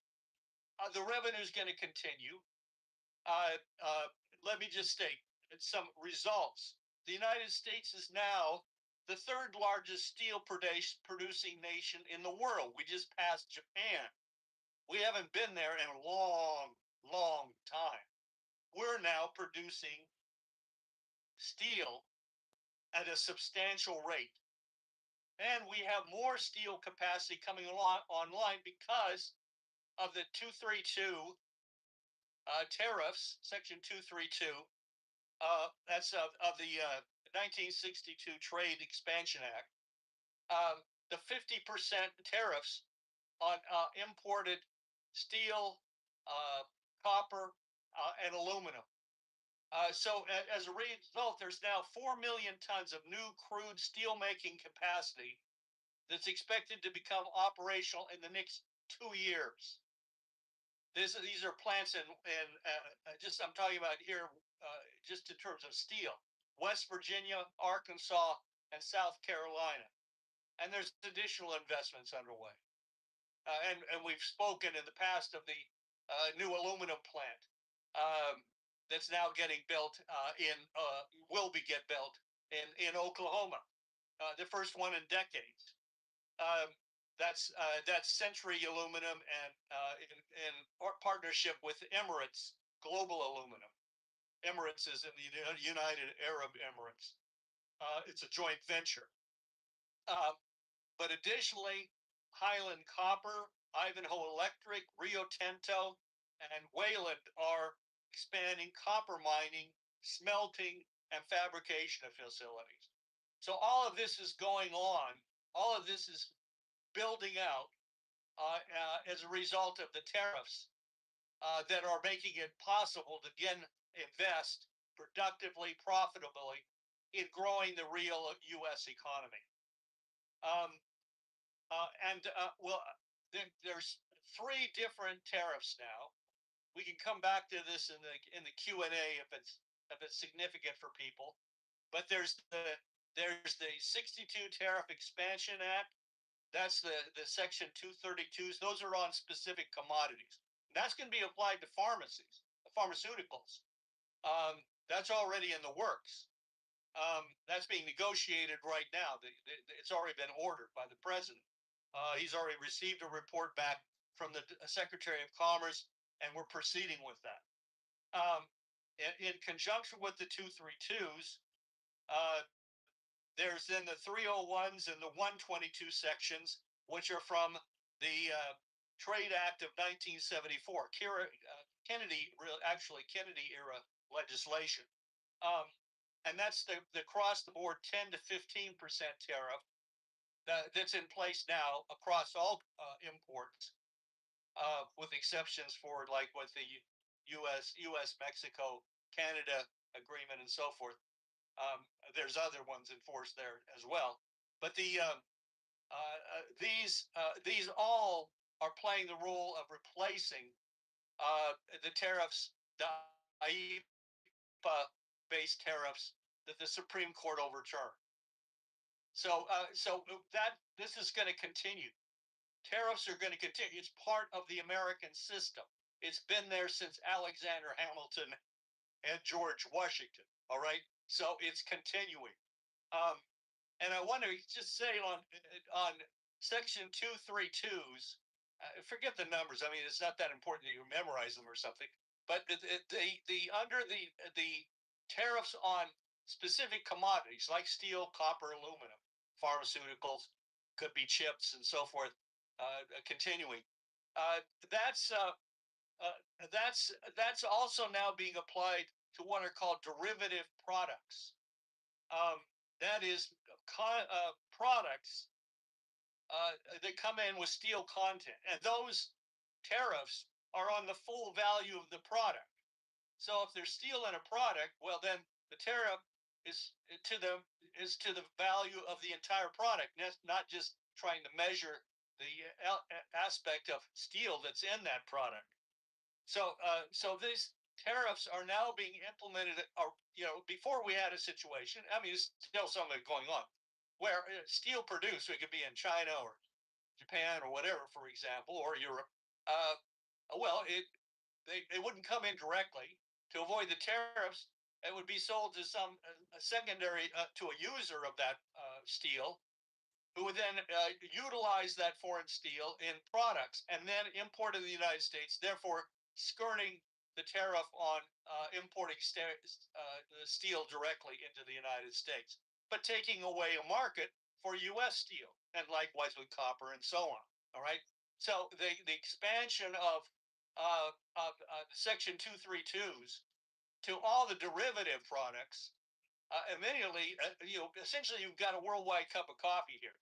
The utilization of these basic essential minerals, resources, in all sorts of fields, means that these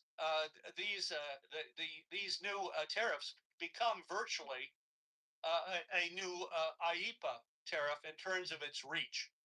So again, we can come back to that, and I'll just say, in terms of settling up on the IEPA tariffs, who's going to get paid back, who's not going to get paid back, who really paid the tariffs? This is not straightforward. The way the media makes it out, who pays the customs? Well, that could be, it's the importer that pays it at the door.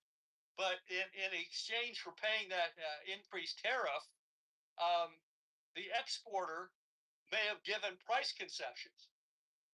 Basically paying for the tariff under the table, and so on and so forth. So this is going to have to be worked out, and there's all kinds of ins and outs in it. It's going to be very messy, but obviously the Trump administration and the U.S. economy is rolling forward.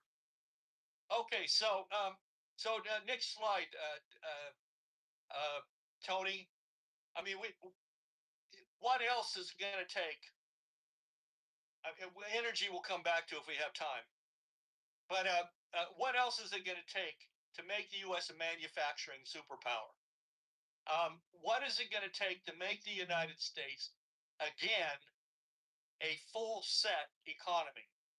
That is where we essentially produce everything. And that means we have the skill sets to produce everything, not just today, but the advancing skills, the creativity to generate the new technologies, the new capabilities tomorrow. We achieved that. By the time of the period of Lincoln through McKinley, we were a full set economy. We imported, we exported, but we were largely self-reliant as a growing industrial economy. That was revived with the arsenal of democracy mobilization of World War II. under Roosevelt, and Trump is calling for, as he calls it, a Republican New Deal. We're going to deliver the same kind of expansion today. So what else is required to make that happen? And this comes to the merger, an ongoing merger now. I want to single this out, of advanced machine tools with robotics and AI, artificial intelligence. Next slide. My Substack, Physical Economics, it's free. You can go there. My latest article there featured Servant Not Master, the merger of advanced machine tools, robotics, and AI is available, and it goes into this in a much deeper way than we can here right now. It's about 8 pages, so it's not a tome, but it's some serious reading. That's Brian Lantz. Brian with an I, Lantz is LANTZ, .substack.com. Just put that into a search engine. You'll go right there. You can either subscribe or not, and then it opens up. So what are we talking about here? We're talking about real world production utilizing AI as a tool. That's what's called physical AI. I didn't invent that term. Physical AI. And I'll just say right now that there's an entire chapter in my book. Next slide, please, Tony, which is on Amazon. Rebuild the USA, the Trump presidency bomb.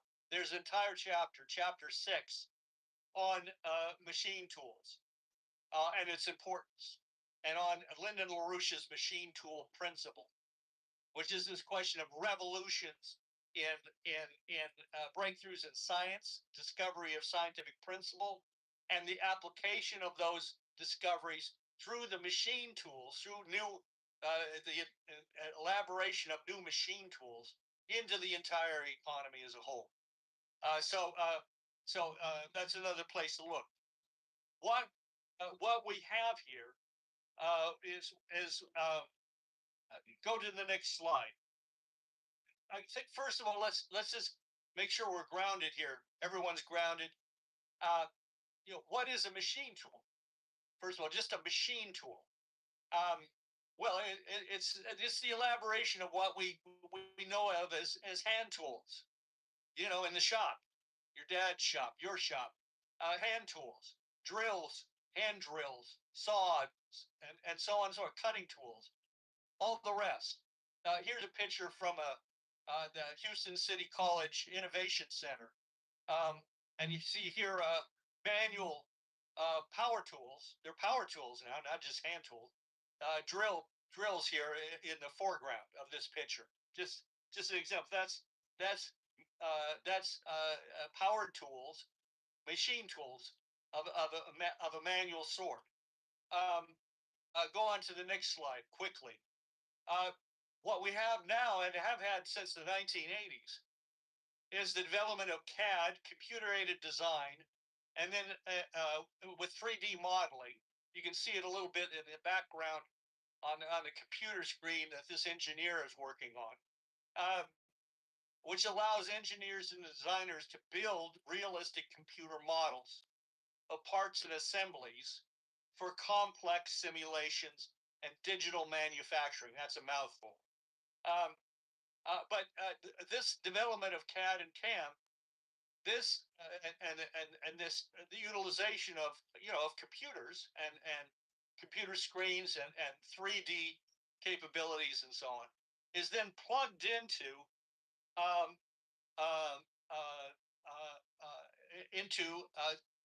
CNC machine tools. CNC machine tools are computer numerically controlled machine tools. That is, they're programmable. They're automated versions of the manual machine tools which are still in use today, of course, as well. They're directed through the use of computer software. They're programmable. I want to just emphasize that. And so they can automate production, but they also increase precision, speed, and capability in the process. Go on to the next slide. And then as a feature of CNC machine tools, we have automatic tool changers. This is a rack, a rotating rack of tools. An automatic tool changer, a chain type they call it. Each one of those you see, vertically there is a tool, and that thing rotates, and each of those tools can be pulled out as required. The programming of the CNC machine tool now involves these automatic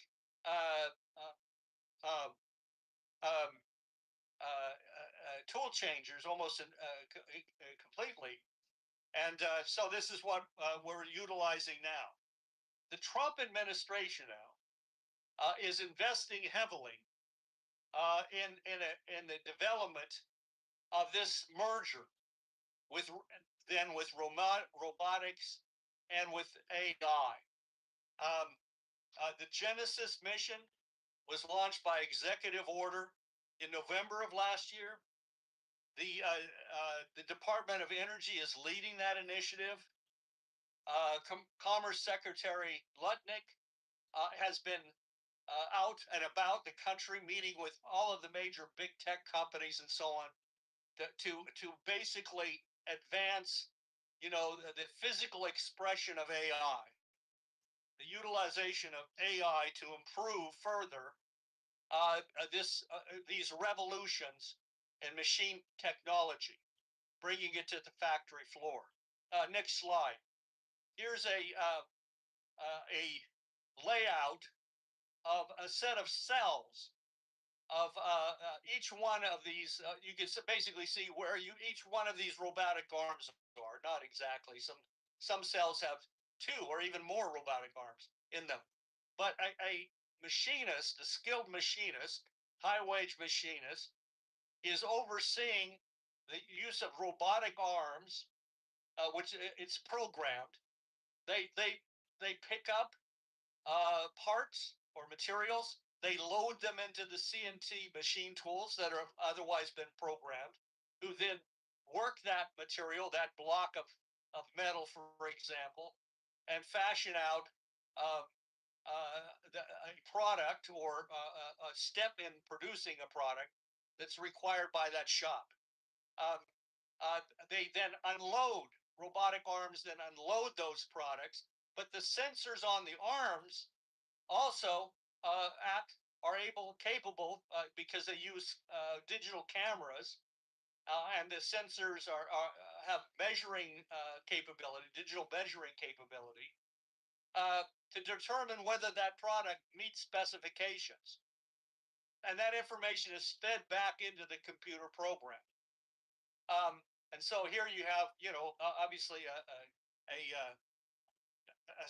layout of such a set of robotic cells. Common, what we used to call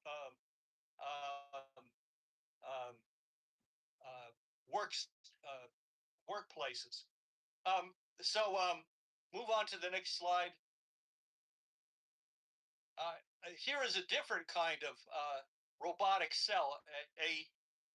You see that it's enclosed, and it generally, besides co-robots, the use of AI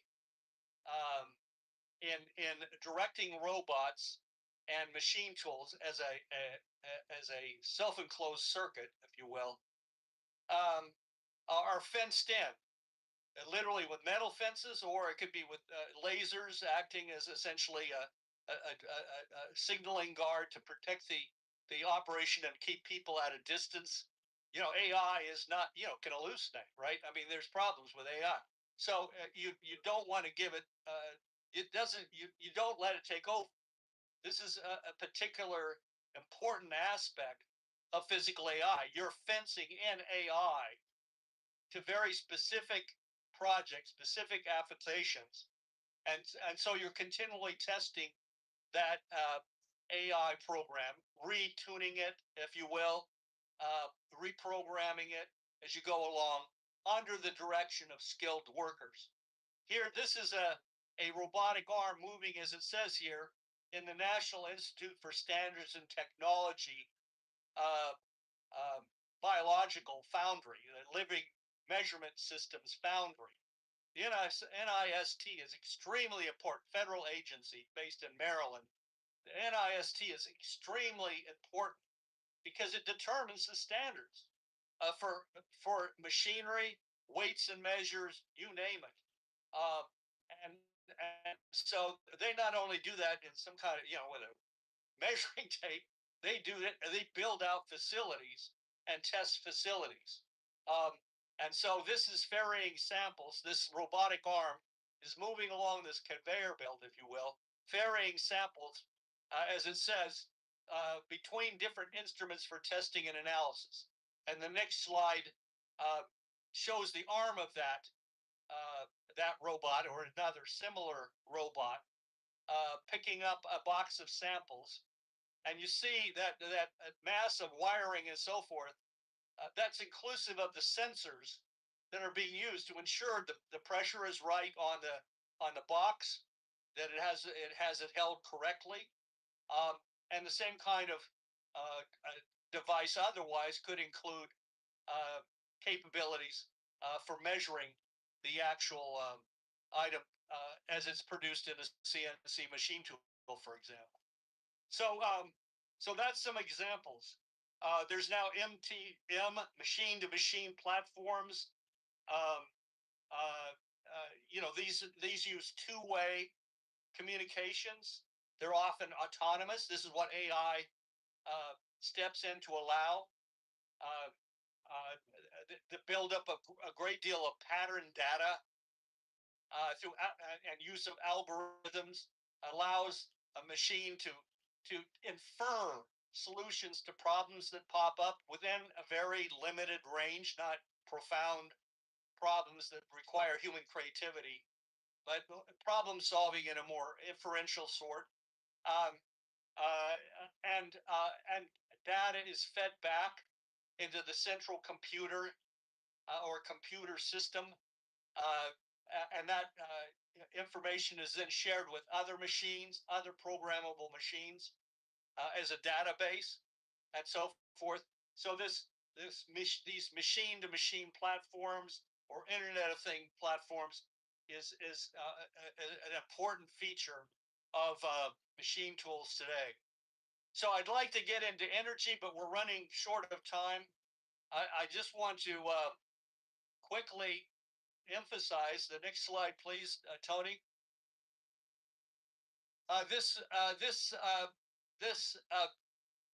This coming week is Apprentice Week in the United States, National Apprenticeship Week, April 26th through May 2nd. Apprenticeships are just one aspect of mentoring, which is the broader category of what's required, and that is being addressed.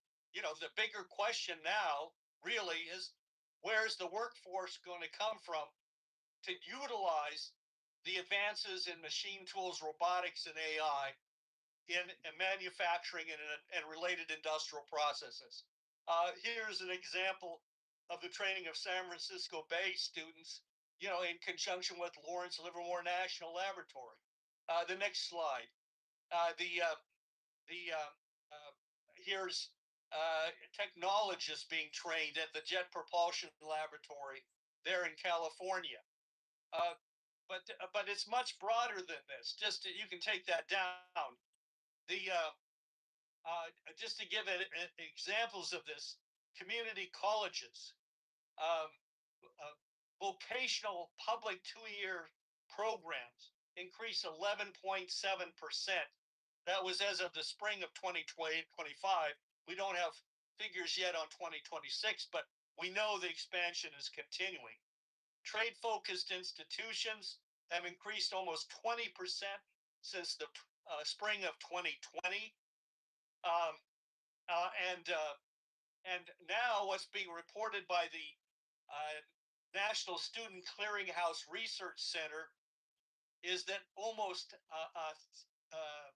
it's almost a third of students graduating with associate degrees, a lot of them are in the trades, are from the age of 18 to 20. They're graduating with the equivalent of community college degrees, many of them with certs in the trades. That's now a new phenomenon. The increase in the number of 18 to 20-year-olds who are receiving associate degrees has jumped 50%. This is 2026 figures. And then finally, don't forget the U.S. Armed Services. Most, if not all, men and women who enlist end up being trained in the trades or in related skills, whether it's nursing or mechanics. I mean, you got to keep a tank running, right? You can't just drive it. And so on. The Air Force and so on and so forth. This is a huge training ground for the workforce going forward as well.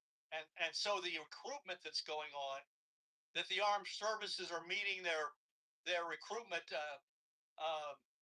quotas in record times, bodes well for the nation as well. It's very encouraging. So again, on energy, the Defense Production Act has been activated by the president. More will be coming out. The governors of New England on March 31st issued a joint statement, all 6 New England governors, calling for the advance of a regional energy strategy focused on nuclear power plants and advanced nuclear technologies. They don't want to be an energy island cut off from the rest of the world. They need energy. So these realities are sinking in. There's a lot of developments on nuclear power. I'll just mention a few really quickly here. There's nuclear power in space. As of April 14th of this year, just a week ago, the White House established the National Initiative for American Space Nuclear Power to bring nuclear reactors into orbit by 2028 and to the moon by 2030. So this is another integrated aspect of the U.S. nuclear program. Air Force nuclear reactors, micro-reactors for bases, have now been bases have now been selected. That's moving forward. Luckily, Air Force Base in Colorado, Malmstrom Air Force Base in Montana are the first ones. New Jersey has lifted its de facto nuclear moratorium as of April 8th, just 2 weeks ago. Diablo Canyon's license in California just was officially extended. That was April 2nd. A 20-year operational extension by the NRC. The Palisades plant in Michigan is moving forward, the restart of that facility. And there's a number of projects at Oak Ridge and the Tennessee Valley Authority area in Tennessee, including Caros Power's Hermes plant that's broken ground on April 17th. There's GE Vernova Hitachi's BWRX 300 plants that are being built at the Clinch River site of the Tennessee Valley Authority.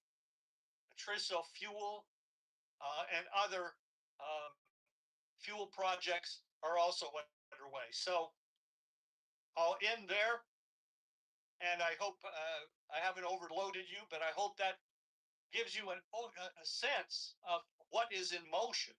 What is in motion with our economy, with our nation, here on our 250th anniversary. If I can find it, I'll use it. If I can't, I won't. But I recall President Abraham Lincoln's statement that the whole world, you could say, the universe is a mind, and every man is a miner. So thanks for your attention. I look forward to questions and answers, questions and discussion. And so let's move to that.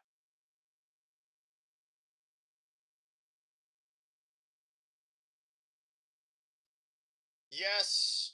Hello, my beautiful friends. What a day it is. We are back. We've got yet another assassination attempt on our president. And this one was also, like the others, way too close for comfort. We'll talk about it. We've got a lot of reaction, bunch of clips out there, a lot of people hitting the media. Of course, Todd Blanche was out, Kash Patel, President Trump himself.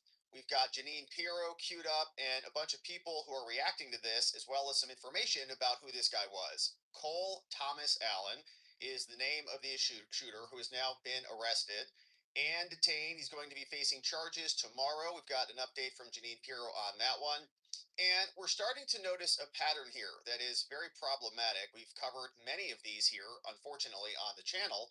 And we've seen Trump almost killed in Butler when the bullet whizzed past and hit him in the head, in the ear, almost killing him, killing another man behind him and injuring many other people.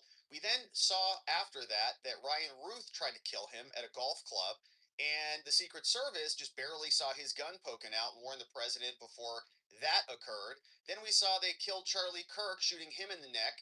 Then we turn around and we see an entire organized Antifa insurgency that is texting each other, forming databases of federal agents, organizing themselves in a way that many other federal officials said was shocking when we covered that story. And here we go, yet again. Another man breaks through the outer perimeter at the White House Correspondents' Dinner, and bullets flying all over the place in a very harrowing situation. So we'll talk about it all. Thank you for joining us on this Sunday, and we appreciate you being here. Hopefully, you are processing the news well and understanding what time it is, like the rest of us have been screaming about for a long time here.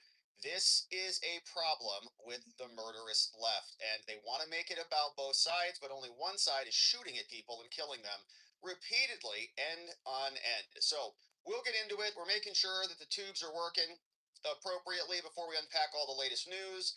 Thank you for also, if you catch anything as we're going through this, if you alert me to it, we'll make sure that we incorporate it here today, because a lot of information is still breaking about who this guy was.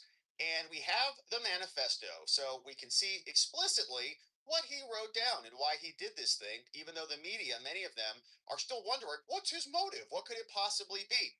Well, we know what it is. It's because there's an indoctrination afoot to smear this administration and this president and our side of the aisle as being certain PDF file protectors and other horrific things, of course, which are not true at all, but they just keep hammering that so that they can instigate these types of attacks. And every one of these is a shot on goal. I think Gretzky or somebody said you miss the shots that you don't take.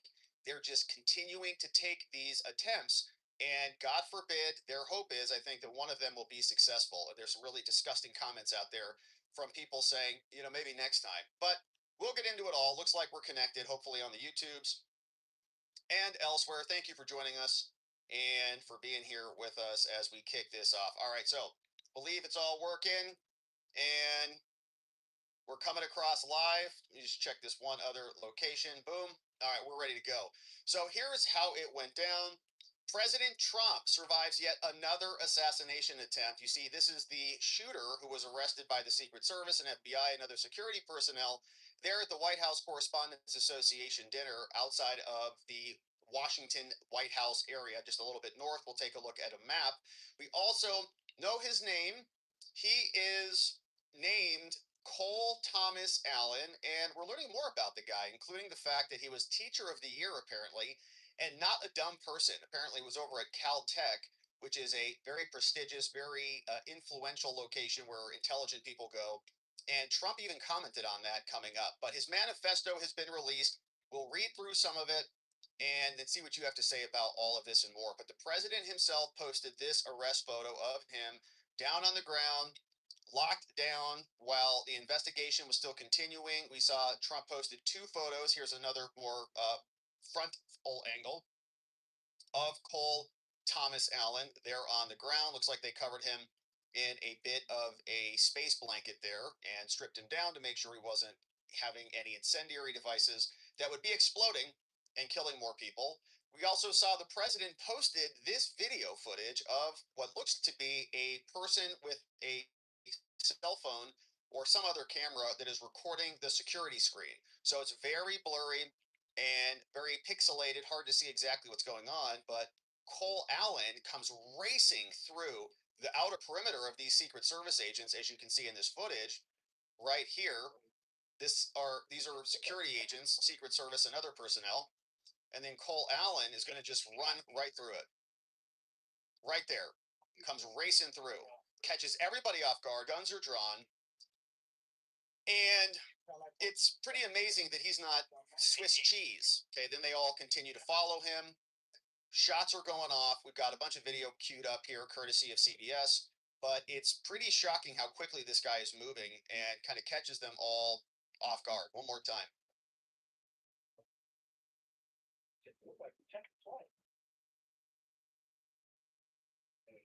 Turns the corner right there. Boom, races around the corner. Racing right through. And one little leg out, one little leg trip right there from this fella would have been enough to probably stop him right there. But he motors on past and presumably was racing in there to get inside the building and start firing at the president and or cabinet members. So that's one scene. CBS News also shared this. They've got some details on it. So the White House Correspondent Association, I mean, we saw that. That's the one where Obama was ripping on President Trump. And then turns out President Trump ran for office and beat the crap out of Hillary Clinton, which was Obama's main person to be his replacement. But this is where it all started a long time ago. Trump sat there and he took a lot of the daggers from the mainstream press. Now he's there to kind of return the favor, and this happens. So 8:34, 29 seconds, surveillance video that was shared by Trump shows a person barreling at full tilt through a Secret Service metal detector, stunning a half dozen officers. A swarm of officers chase after, just down a staircase. 2,600 guests were dining on a salad appetizer in the Washington Hilton Ballroom. And they give us some more here. Then at 8:34, 33 p.m., a series of gunshots can be heard in the ballroom. You start to see they evacuate people right there. On the dais where Trump is seated, the gunshots are muted, if audible at all. And I think you can hear them if you listen closely. So this is the mentalist guy. And he's doing his little mentalist shtick, and just like he did with Joe Rogan and others, saying, I can guess your PIN number or something.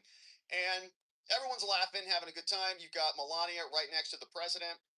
And if you listen closely, I do think you can hear these gunshots in the background. Let's see if we got it captured on this video. Right there. Okay, then you hear the shuffling about of the silverware and the plates.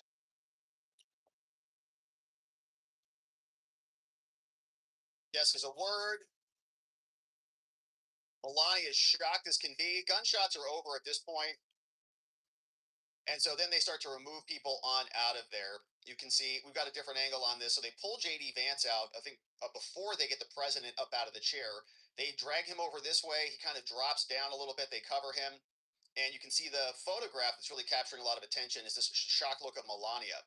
And Melania, I saw a great meme about this, not to make light of the situation, but Trump's kind of smirking. And there's a comment, you know, because he's he's kind of looking at her. I saw a comment with like a info bubble right above his head that says first time, because this has happened to him multiple times. Okay, just a little gallows humor there. Looking over at Melania's like, oh gosh, is it oh, it's your first time here? It's my third time. Okay, they tried to kill me in Butler, shot me in the head. Then they tried to kill me on the golf course, and fortunately, Secret Service fired back when they saw a barrel poking out of the bushes. Ryan Ruth, that crazed maniac who was over in Ukraine a bunch. Then Trump now is the third time. Charlie Kirk's already been killed.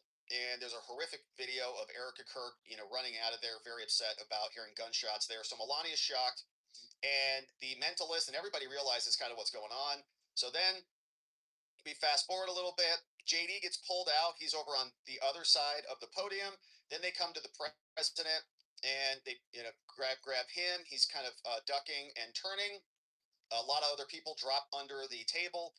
And it's just ridiculous, right? That we have crazed lunatics who are trying to kill our president. So then at 8:34:35, some guests at the back of the ballroom are taking cover. A lot of video coming out from people. Here are some women underneath the table. Some shooting video on their phone of the unfolding scenes.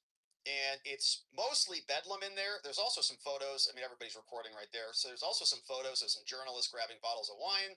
There's another photo that's video going around of a guy who's just finishing his salad, like, well, you know, all right, yeah, this is a good salad though. Love that Caesar.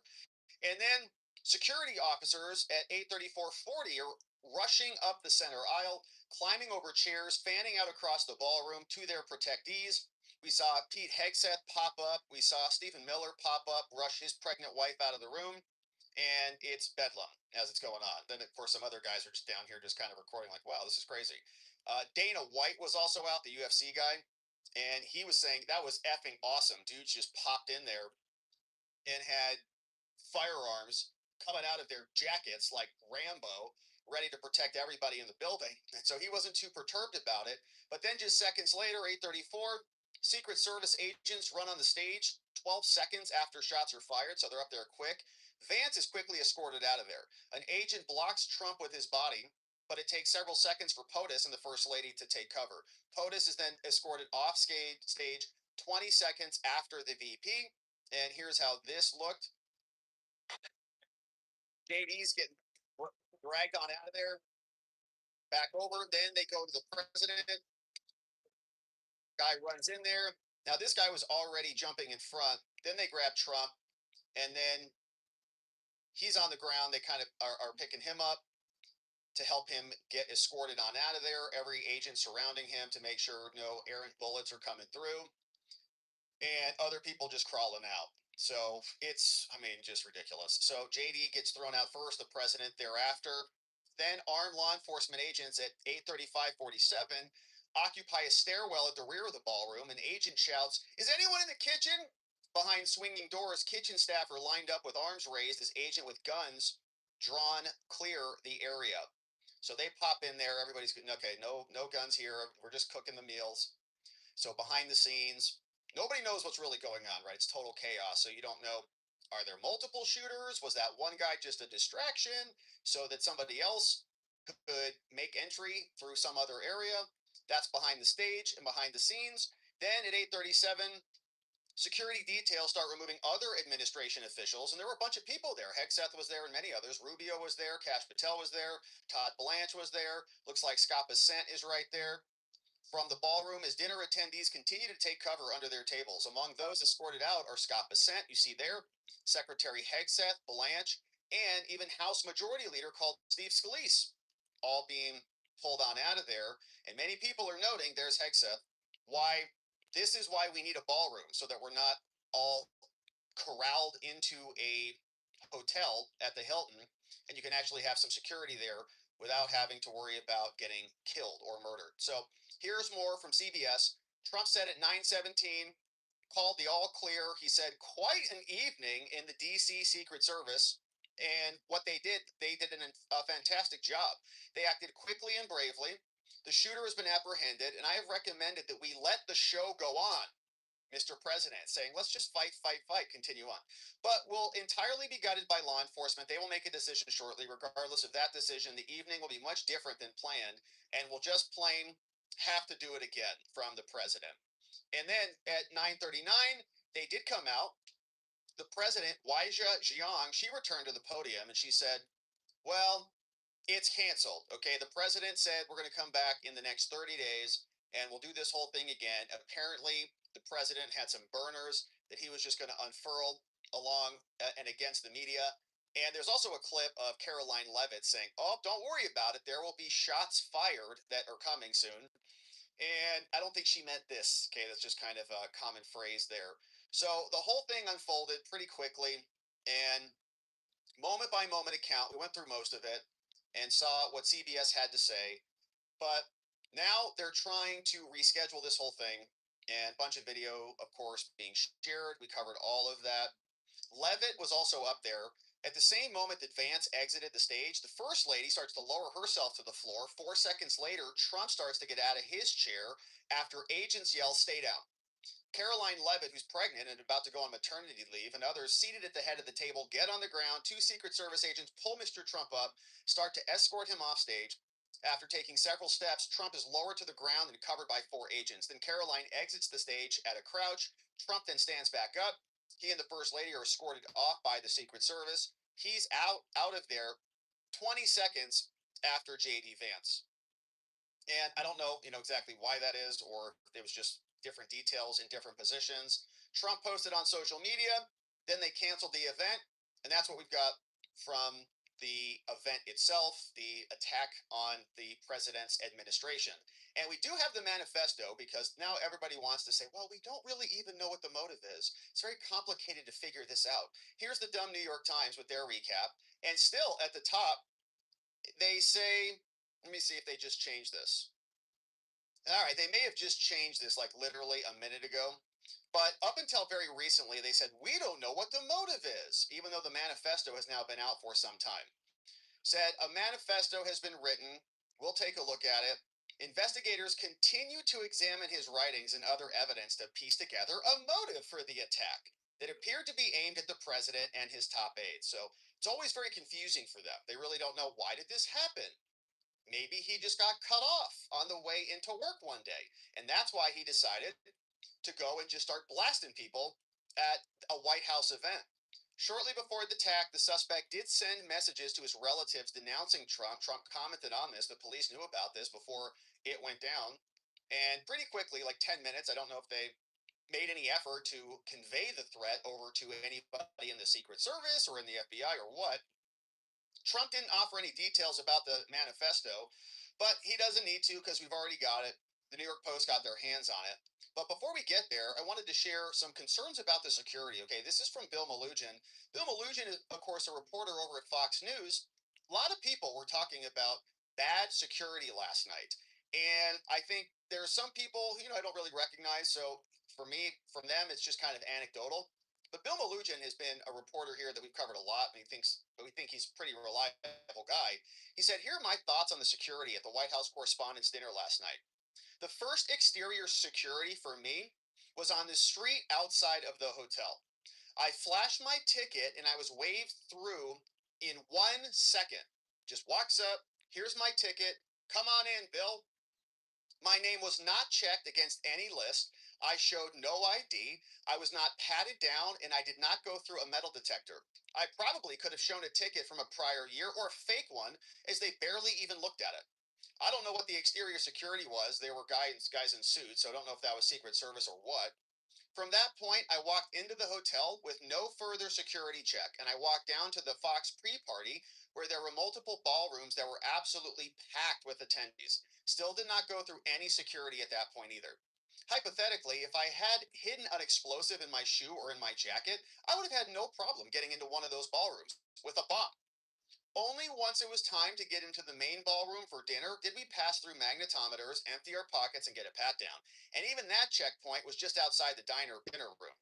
So 2 things can be true at the same time. Secret Service did react quickly to an active armed threat and prevented that threat from getting into the ballroom where the president was. But the security leading up to that point, in my opinion, appeared to be lacking severely. And he's not alone. Even Democrat Senator Fetterman, John, he said, we were there front and center. And Mediaite shared this story. I was inside the Washington Hilton tonight. The security was downright awful from Mediaite. And that's not a right-leaning organization at all.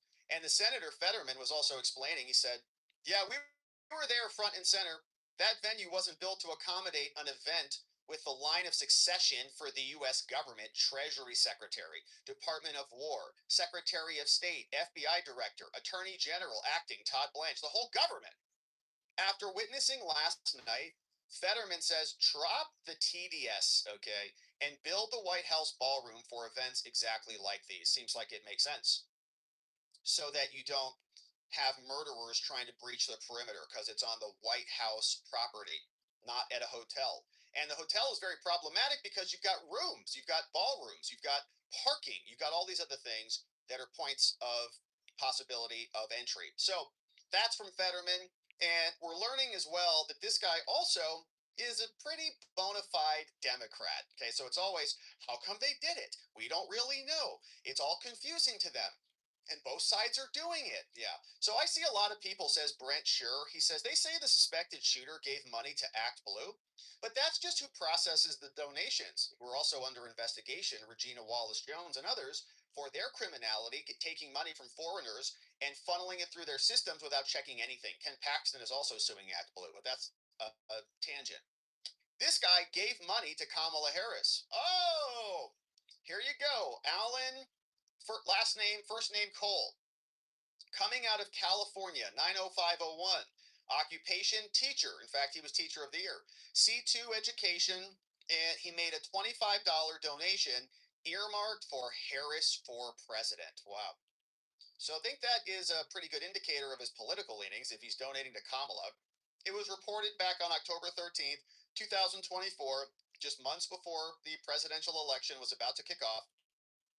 And documented here from the FEC forums, Brent Sure is editor-in-chief for the Real Daily Wire, sharing that with us, and I'm sure more will be revealed on his political leanings as well. But we also saw that the Post-Millennial shared some of his Blue Sky posts. And Blue Sky, of course, as we know, is the alternative to X. It's a bunch of very feral, angry leftists who don't like Elon because he's too powerful for their liking. And they think X is now a smorgasbord of conservative ideology. It's really not. This thing is pretty neutral. Previous to this, it was a communist hellscape. But now they explain the White House correspondent dinner shooter's Blue Sky posts have been revealed. He's aggressively anti-Trump, anti-JD Vance, and pro-Ukraine, which is a very interesting coincidence. Same sentimentality as Ryan Ruth, the golf course shooter who was hiding in the bushes, who also seems like a crazy person, who went over to Ukraine and was very upset about any anti-Ukrainian sentiment, saying that they are basically all being killed and they needed all of our money, and you know the story. So here we now learn more about this person, Libby Emmons, Jack Posobiec. Shout out to both of them for posting and reporting on this. They say in post shared with the Post Millennial from a senior government official, the Blue Sky account of Cole Thomas Allen reveals that he was aggressively opposed to President Donald Trump and may have believed that violence may be the only answer. We'll take a look at his manifesto and we'll see the details inside. His account is called Cold Force, with eye emojis instead of the zeros, made many posts espousing violent feelings about Trump. The profile description reads, I'm a random Californian guy with posts about American politics, support for Ukraine, and many observations of small creatures. He said, I choose my own battlefields, not through my blood, but with my heart. I stand on the battlefield to protect what I want, he wrote in quotes. Allen was arrested at the White House Correspondents' Dinner. It's incredible that he's not dead. All those agents firing at him, at least pointing in his direction. I think we'll get a full post-mortem of the shots. But Trump was set to be the keynote speaker, but he and his wife were rushed out after gunshots rang out. We also know Todd Blanche revealed that he brought weapons with him. He traveled all the way from California to Chicago and on to D.C., all via train, presumably because he didn't want to bring his firearms onto an airline. He checked into the Washington Hilton a few days before the dinner, was staying there in the very hotel. So to one post, a reply to one in which another user said that every single one of these effing charlatans, talking about CNN pundits, would support the Antichrist himself. If he spouted enough anti-immigrant and anti-trans stuff, probably trans stuff, as he rode through the town. So it's interesting. You see these patterns brewing. Just like the anti-ICE insurgency, which was creating organized chaos and attacking federal agents. They did it, walked right up to the line of criminality, playing the I'm just a dumb tourist routine, just like Preddy did, Alex Preddy, when he was shot after constantly obstructing federal agents. They push him aside. He waltzes right back in. I'm just going to stand here. Oh, what's going on? What's going on? He kicked the crap out of the back of a ICE vehicle, breaking the taillight off, spitting at cops, attacking them repeatedly. Anti-immigrant is what they say. So they organize. They get the license plate numbers of all these federal agents. They blow whistles in their ears, deafen them. They want to instigate chaos, and then once something bad happens, they say, "Oh, we're victims. How dare you attack us? We're just peaceful protesters. We're so innocent." So again, you see the pattern with that. Then you see the anti-trans stuff. That's why they say Charlie Kirk was killed. Tyler Robinson said, "Oh, I have to protect my gay lover." And Charlie says, maybe this is not a good idea to have our society trans itself up into oblivion. So they shoot and kill him for that. So it's the same type of content and comments as he rode through town. Allen said that it would be better stated every single one of these effing charlatans supports the Antichrist. So here's just one post. Hi, no thanks. Shares that one. That's the original post. Cold Force responds. Apparently, this is the guy, Cole Allen, saying delete everything after himself, add an S directly after support. So revising the statement like he's redlining a document. Now, in response to a clip of Trump saying, "I ask questions from very intelligent lunatics, you people. I give the right answers. There's never a scandal. There's never a problem. I give you answers that solve your little problems." Allen shared a GIF and or GIF of an animated criminal thug character delivering a violent slap. Okay, so Aaron Rupar, who is an anti-Trump leftist, shared this one. Trump, he's commenting, "Is Trump in good health? You know, I sit here," said the president, "I do 4 news conferences a day. I ask questions from very intelligent lunatics, you people. I give the right answers.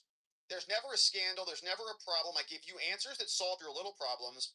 And then he says, right here, okay, this is a guy doing the old backhand, I guess, to the president. In another post, responding to Trump calling out the failures of Democrat leadership in California, Chicago, and New York, he simply also shared a GIF of a man pumping a long rifle, getting ready to shoot. So another post from Cole Allen, aka Cold Force at Blue Sky, sharing this guy pumping a shotgun, saying shame.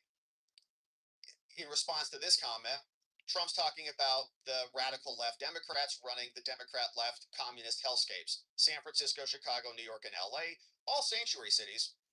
And Allen then advocated for buying guns in response to a report that Trump may be considering ways to ban trans persons from owning guns. Because if you have a mental disorder and you're unstable, hopped up on hormones and testosterone, maybe you become a little bit unstable. So he says best time to buy a gun was in parentheticals, or essentially greater than or equal to your state's waiting period days ago. Second best time is today. Trump DOJ looking at ways to ban the T's from owning guns, according to sources. So he says, go get some guns. Maybe he's also trans-aligned, just like the Charlie Kirk alleged assassin was. Another post shows him complaining about the perceived lack of coverage of the war in Ukraine. Yeah, Margot on Blue Sky says, have your mainstream media reported about Russian missile and drone attack on Kyiv this night? Cold Force, aka Cole Allen, says founded on one ABC but barely noticeable. A literal propane tank blowing up a mall has more visible entry than the coverage over Ukraine. It was every day under Joe Biden's administration. Now it shifted a bit because we've got other conflicts to worry about, and so they just want to go back to Ukraine, just like Ryan Ruth did. And lambasting J.D. Vance for saying he's proud that the U.S. has stopped funding for Ukraine.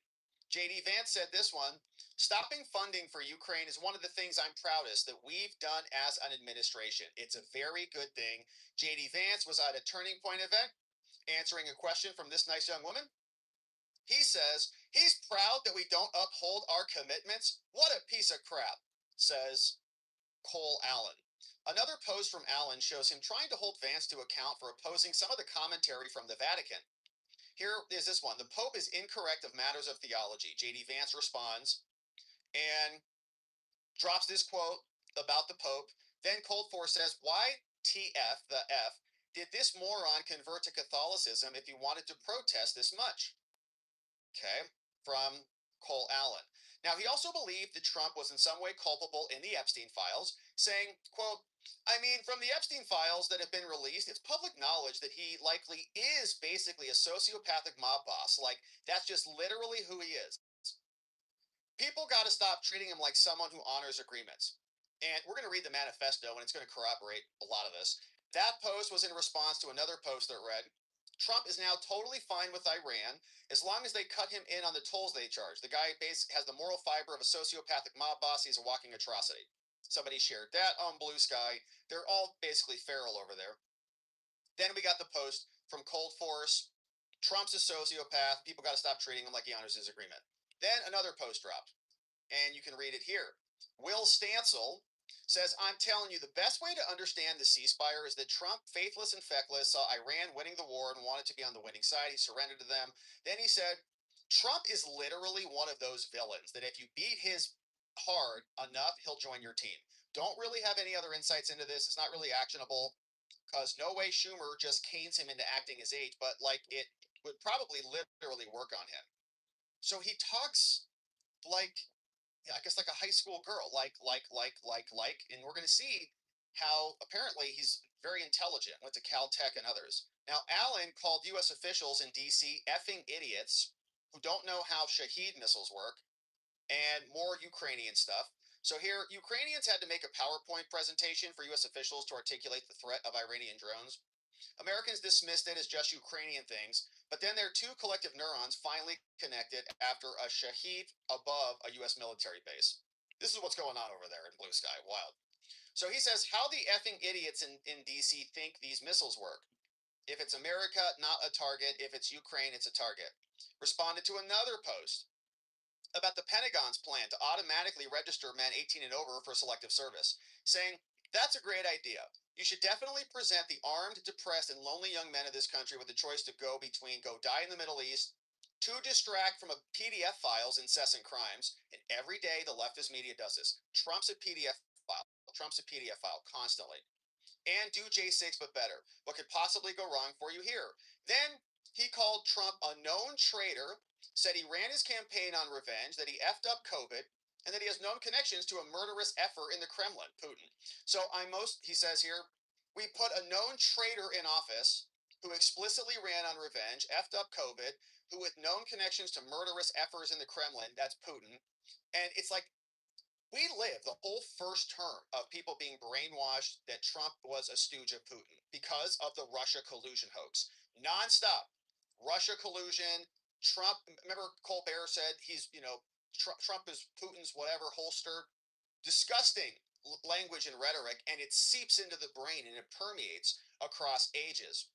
I'm mostly surprised by this administration's incompetence in fascism, and I was expecting actual fighting to have started much earlier. Here's another one from him. Someone's talking about the Ukrainians. And again, 4 years of Joe Biden, Ukraine, really, 2 years of 2022, right? Ukraine. They brought the flag out, unfurled it right in our halls of Congress, Nancy Pelosi. Keep your hands off Naboo. Ukrainians say, shut the F up. Then he responds, current impression of the Ukrainian public, these hands rated E for everyone. And I guess he's going to go do some fighting. So it's also been revealed that he left behind writings in a hotel room where he was staying in D.C., just upstairs at the Hilton. In those writings, he said, I am no longer willing to permit, this is in the manifesto that we'll look at next, a PDF file on a rapist, okay, which is, again is another made-up hoax, courtesy of E. Jean Carroll and her lawyer, Roberta Kaplan. He was actually acquitted on that, right? There was a civil lawsuit, by the way, and the jury found that E. Jean Carroll was not truthful, was not accurate, when she said that Trump ordered her in the dressing room at Bergdorf's, for which there was no witness, no police report, happened 20, 30 years ago, and they couldn't even put a clear date on it. And the witnesses, who she allegedly called thereafter, didn't believe her at all at the time, and she now paints her trees blue, so she's kind of a crazy lady. And a traitor to coat my hands with his crimes. So in order to minimize casualties, we'll read the rest of this over in his manifesto, but that's what he's posting on the internet. And of course, you start to wonder, just like with Tyler Robinson and with the Butler shooter, were there other people who knew about this? Was he communicating with anybody about this? Or was just another lone individual who was just kind of going nuts? Was he in Telegram groups? Was he in Discord chats like Tyler Robinson was? Did he have questions about who he was going to a gun range with, like Thomas Matthew Crooks was at the Butler shooting?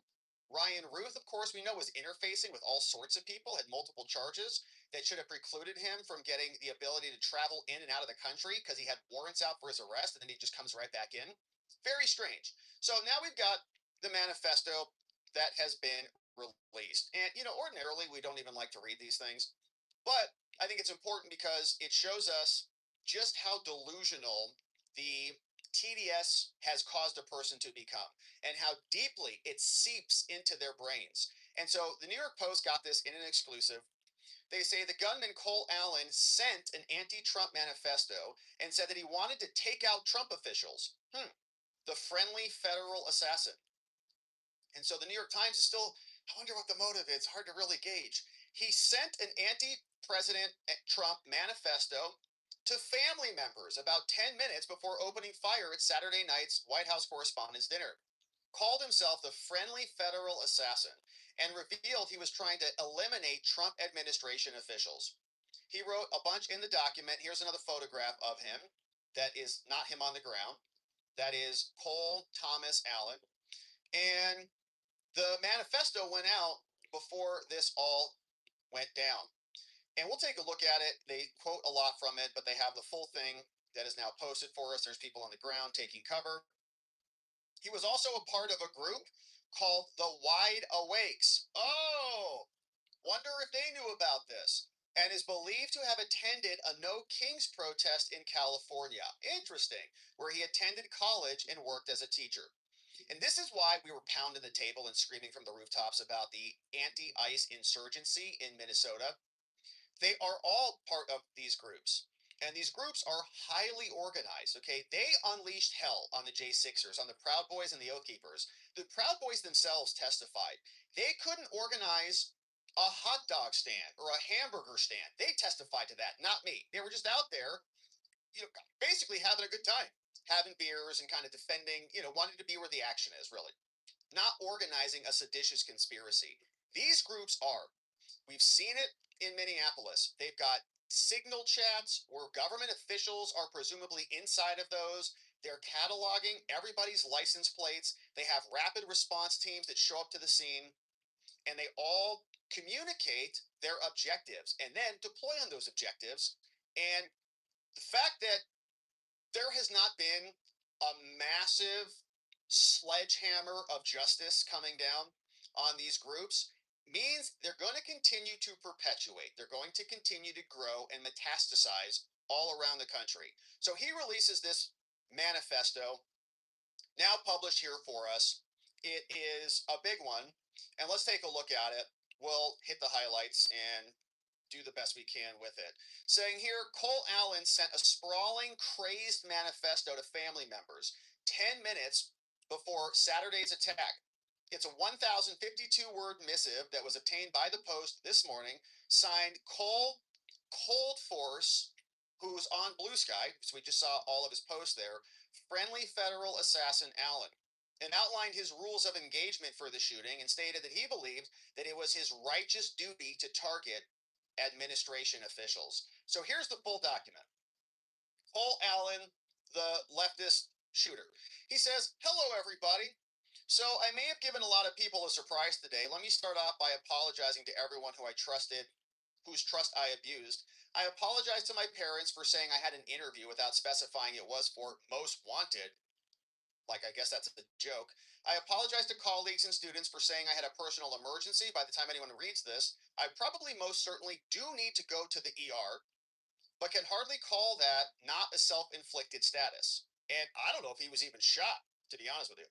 You don't see a lot of bleeding out going on in these photographs from the president. And I know shots were absolutely fired. You could hear them on camera, but maybe he wasn't hit.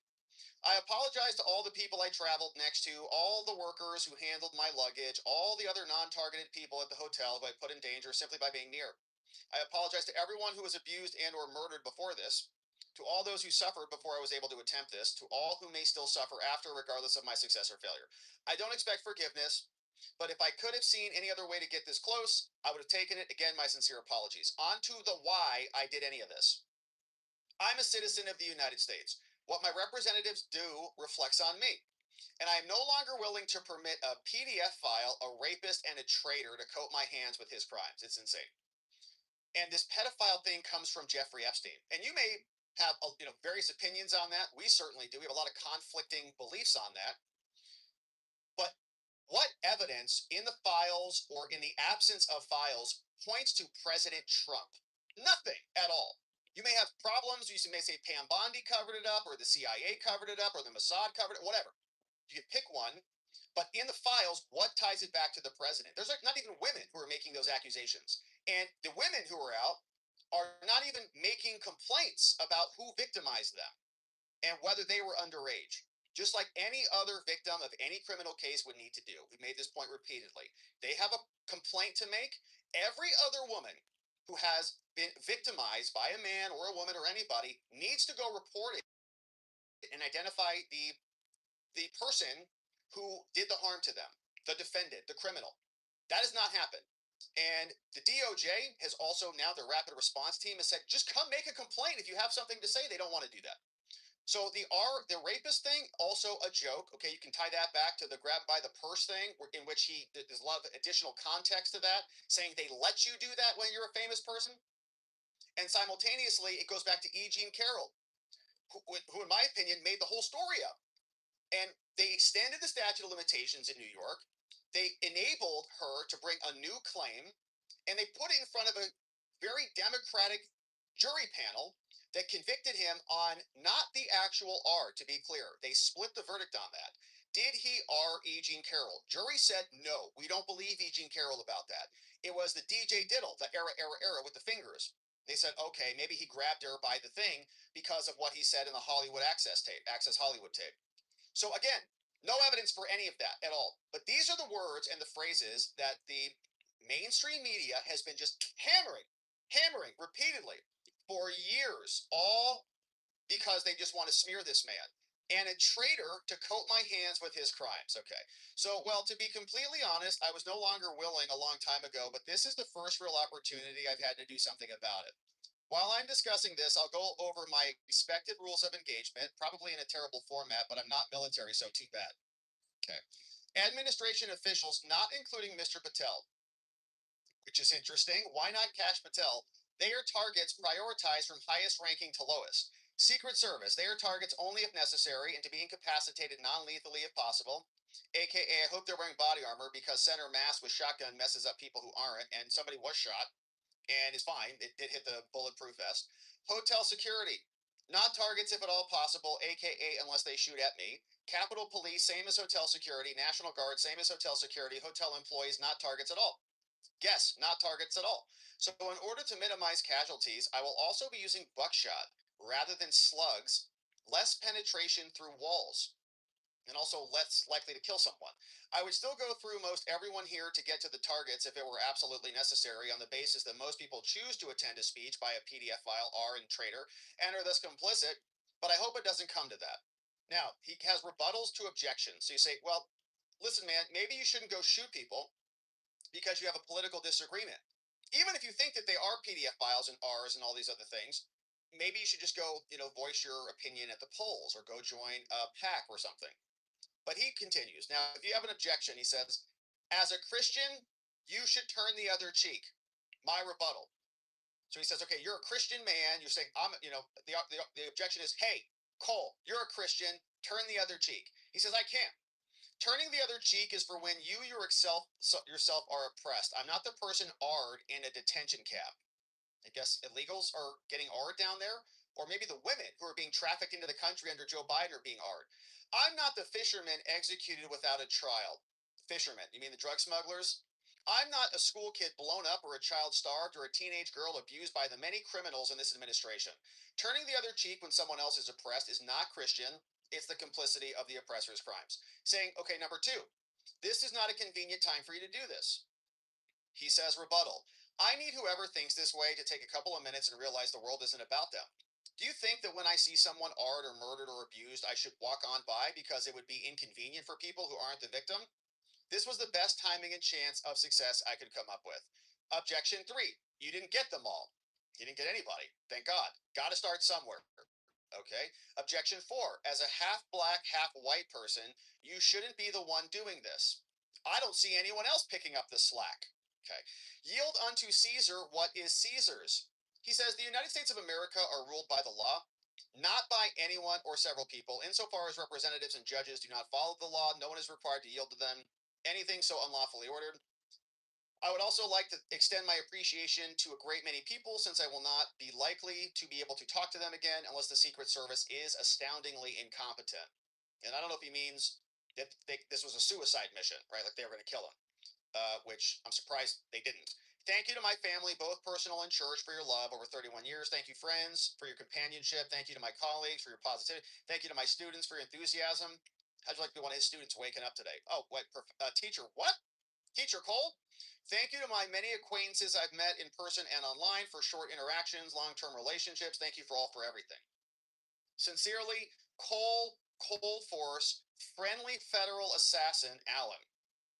Okay, so P.S. Okay, now that all that sappy stuff is done, what the hell is the Secret Service doing? Sorry, I'm going to rant a bit here and drop the formal tone. Again, I expected security cameras at every bend, bugged hotel rooms, armed agents every 10 feet, metal detectors out the wazoo.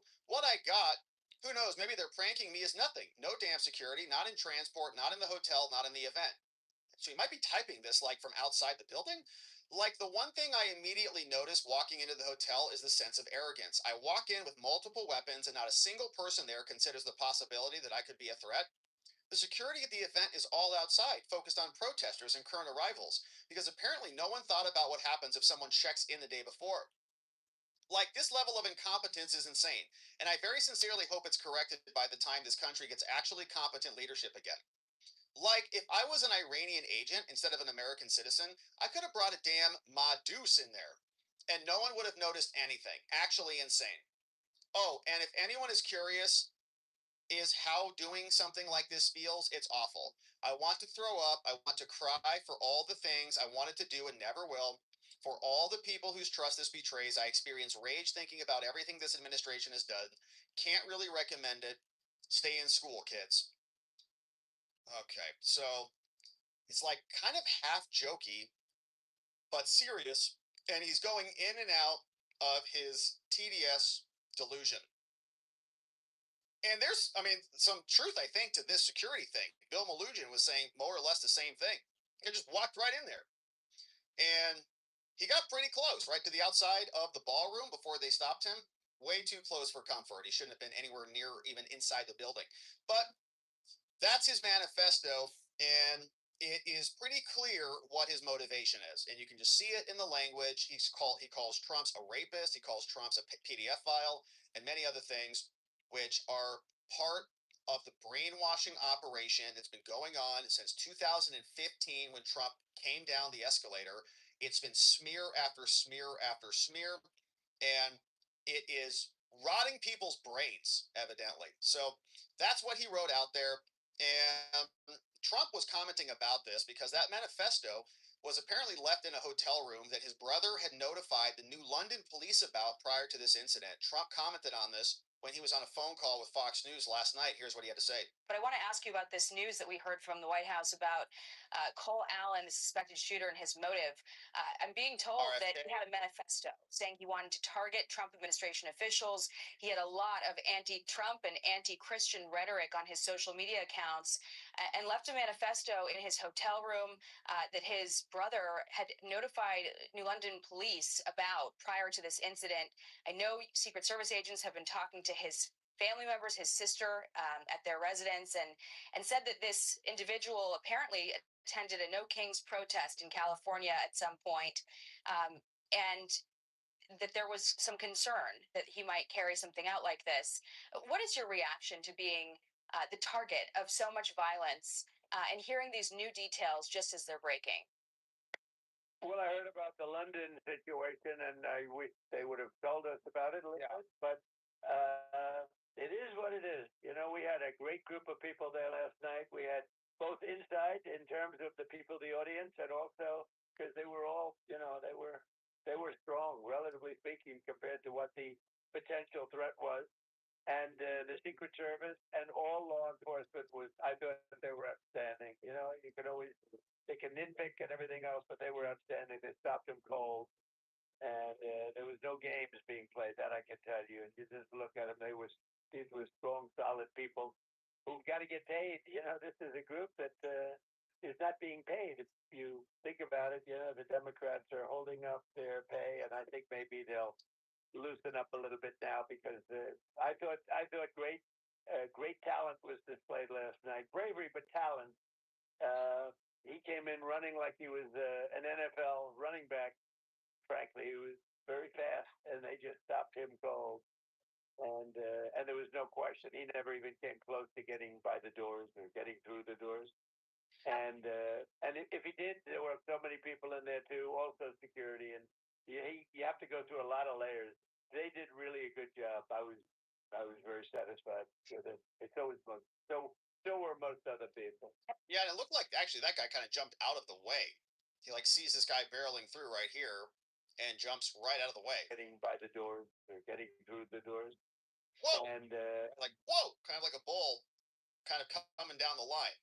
All right, so that's the president. We also now see that he did have multiple weapons. The DC police chief confirmed that the White House correspondent's shooter was armed with multiple weapons, including a shotgun, handgun, and several knives. And here's what they said during a press briefing last night. You can see here's the chief of police. We also got Mayor Muriel Bowser. And to his right, we've got Janine Pirro. Detail for the Correspondence Center. As the mayor mentioned, at approximately 8:36 tonight, an individual charged a U.S. Secret Service checkpoint here in the lobby area of the hotel. He was armed with a shotgun, a handgun, and multiple knives. As he ran through that checkpoint, members of law enforcement from the United States Secret Service intercepted that individual. This is a very preliminary investigation at this point. We do know that law enforcement exchanged gunfire with the individual. We do know that a U.S. Secret Service uniformed division officer was struck in his vest. He was transported to a local hospital for treatment. He seems to be in good spirits at this time. The suspect in this case, he was not struck by gunfire. However, he was transported to a local hospital to be evaluated. All right, so to be evaluated, was not shot. And we are learning more about this guy.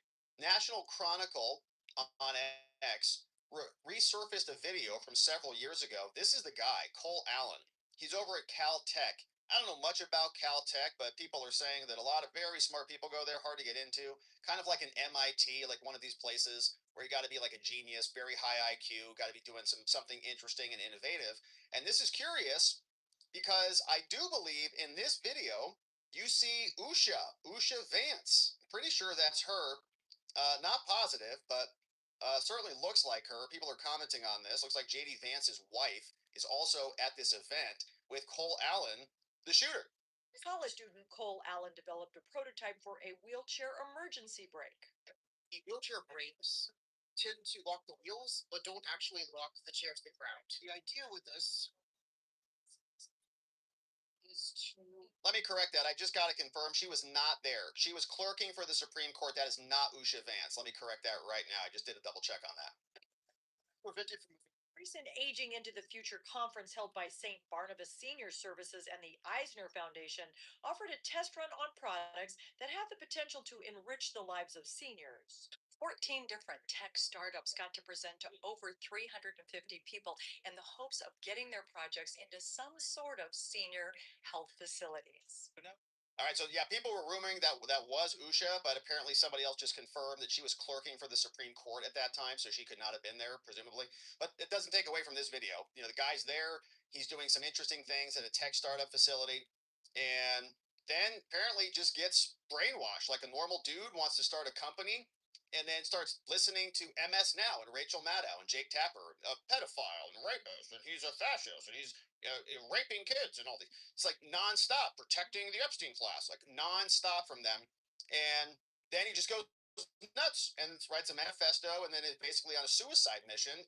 Who is hell bent on killing the president because it's his time and his opportunity to do so. So Trump commented on that. He said, "These seem to be pretty high IQ people, but they're crazy. Secret Service, they are doing a great job protecting us." Here's the president a little bit more. That's right. And other agencies too, other great agencies that, brave patriots, they're great people to have a rough job, not an easy job. When you have to stop murderers and get them out of our country, when you have to take people out of the country who murdered 7 people or 5 people or 1 person, that was released from a jail in, a country someplace. A lot of them came from Venezuela. A lot of them came from other countries. They came in from the Congo. This was under Biden's open door policy. It was terrible. I mean, we can try and make it nice and all, but there's nothing nice about it. So we have people that are doing an incredible job of removing these people and just getting them out of the country or putting them in jail. To me, these are violent people, drug dealers, drug lords, were allowed without checking, without anything, but murders. Over 11,888 murders were let into our country with Joe Biden's open door policy. And, these are the people that are getting them out. This is a tough job. These are nasty people that were let in, rough, tough people. And by the way, in many cases, very smart. These assassins, they seem to be high IQ people, but they're crazy. And so, Secret Service and all of the different groups. You look at Border Patrol, you look at ICE. I mean, ICE is so incredible. Border Patrol is so incredible. And, they have a hard time being recognized for the job they do. I'm very proud to recognize them. I mean, I think I had 100% of the vote of law enforcement.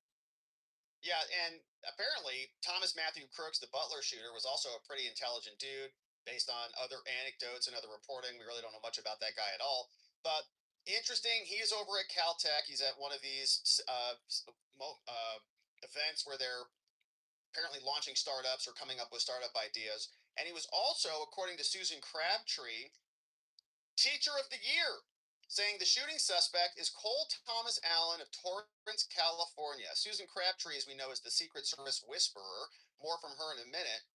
Saying this guy came from Torrance, California. Allen is a no-party preference, according to R. Pyers, somebody else who's reporting on this, so not an official Democrat, even though he donated to Kamala Harris $25 in the 2024 election. Cole Allen was named Teacher of the Year in LA, where the teachers union has become a vocal mouthpiece for anti-Semitism and pro-Palestinian sentiment, as she's reported above before. And here is a screenshot of this, December 2024, Cole Allen, C2 of Torrance, and he is Teacher of the Month. And then he just goes nuts and decides he's going to go on a suicide mission. So Todd Blanche was out last night and this morning, and he said, there is something unique about the threats to the president and more. Here's what the new acting AG had to say about this. It's a great question. There have been threats against leadership for a very long time, years and years and years. That's not new. There is something unique about the threats against President Trump and his cabinet that is disgusting and it shouldn't be happening. On the other hand, that's why we have great law enforcement. That's why we have DHS and our intelligence community and the FBI and all of our other partners that are working every day to stop those threats before they happen. And we've seen that exposed publicly a lot, like you just said. But you also have a lot of times when we foil attempts at whether it's terrorists or whether it's domestic terrorists or Iran or other nation states that are threatening us. And so it's a fight. It's something that has kept all of us busy for a long time, and we are at a crunch time right now with security and keeping all of us safe, and we will continue to do that and to work hard and identify threats and stop them. And the rhetoric that is out there on social media is one of the reasons for it, and so we monitor that very carefully, as you would expect us to, and we'll keep doing that. Yeah, and on mainstream media, on ABC this week, they've had George Stephanopoulos and many others make claims that are not supported by fact at all. They just keep regurgitating the same talking points over and over and over in order to create an environment like this where people think that they have no choice but to go take out the president. So he said they've executed a number of search warrants last night. Charges will be coming soon, and we should see an arraignment tomorrow. Here is more Todd Blanche. What has law enforcement learned so far from the gunman? Have you been able to determine a motive? Good morning. So we executed a number of search warrants last night. FBI worked through the night along with state and local law enforcement at both coasts in Los Angeles and here in DC. We executed search warrants on devices, electronic devices that we found that we believe belong to the suspect. And we're still looking to try to understand a motive. From our preliminary investigation, it does appear the suspect was targeting members of the administration. I don't want to go beyond that because we don't have specifics yet about particular members of the administration, except that we do understand that that was his goal and his target. We know that he traveled from Los Angeles to Chicago and then Chicago to DC. It appears he traveled by train during both those legs of his trip and checked into the Washington Hilton a couple days ago on the 24th. And then obviously attempted to breach the perimeter last night and it was quickly subdued. All right, so they'll continue to create their prosecution, and that prosecution will involve a deep background check. This is Kash Patel, FBI Director, explaining more. The president's absolutely right. You saw the best resolve of American law enforcement because you, Mr. President, inspire them 24/7, 365. You give them the resources that they need, and they know that you have their back. And that is a changing dynamic in this country, and that's why you saw brave Secret Service agents respond immediately, swiftly, subdue and take down the suspect, and safeguard the lives of thousands of individuals at that hotel. Thanks to our interagency partnership with the Department of Homeland Security and the Metropolitan Police Department, the FBI was rapidly deployed onto the scene, took over the evidence response unit, is examining all the ballistics that were found on scene to include the long gun and the shell casings. We are conducting witness interviews as we speak. You will hear from our team on the scene there with the mayor and the head of the FBI field division there. But please know what the Attorney General has just said reigns no truer. You saw the very best of America tonight. The very best unite us at a time of uncertainty because we have leadership here with the president, the vice president that backs law enforcement, and the men and women that I shook their hands on the scene today could not have been prouder to show up on scene. And as the Attorney General said, make no mistake, we are conducting witness interviews. If you have any information whatsoever related to this event, 1-800-CALL-FBI, 1-800-CALL-FBI. No piece of information is too small. No piece of information is inadequate. We will evaluate it all. We will also be conducting interviews of those that were there. And if any of those individuals have information, please come forward to law enforcement of the FBI or the Metropolitan Police Department. We will be examining this individual's background thoroughly. That process has already started, and we are going to ensure that he was either a lone wolf actor or anyone else that was responsible. We will analyze all evidence immediately to make sure that we safeguard this country. Mr. President, Mr. Vice President, thank you for your leadership. Attorney General, Homeland Secretary Merlin, thank you for your partnership in law enforcement. All right, that's Cash. We also got Janine Pirro. She said the defendant, Cole Allen, will be arraigned on Monday. It is clear that this individual was intent on doing as much harm as he could. Thank God for our law enforcement who acted so quickly to prevent what could have been a horrific event. Here is Janine, the DC U.S. attorney, who will be bringing the charges in federal court, presumably tomorrow. Right now, the defendant is being charged with 2 counts, 924C, using a firearm during a crime of violence, and a second crime under 111, which is assault on a federal officer using a dangerous weapon. Now, as you all know, there was an individual, a uniformed Secret Service officer, who was shot, and fortunately, he is doing all right and he will be fine. But it is clear, based upon what we know so far, that this individual was intent on doing as much harm and as much damage as he could. And thankfully, because of the checkpoint right outside the ballroom, where thousands of people were situated to hear the President of the United States, because that checkpoint worked, there was no one who was injured when it was clear where this defendant was going. Now, I want to make one comment. As a participant, someone who was in the ballroom, came this evening to be part of a very lovely event at the White House Correspondents' Dinner. I, for the first time, was in a situation where there were shots fired, shots heard, and a whole room went silent.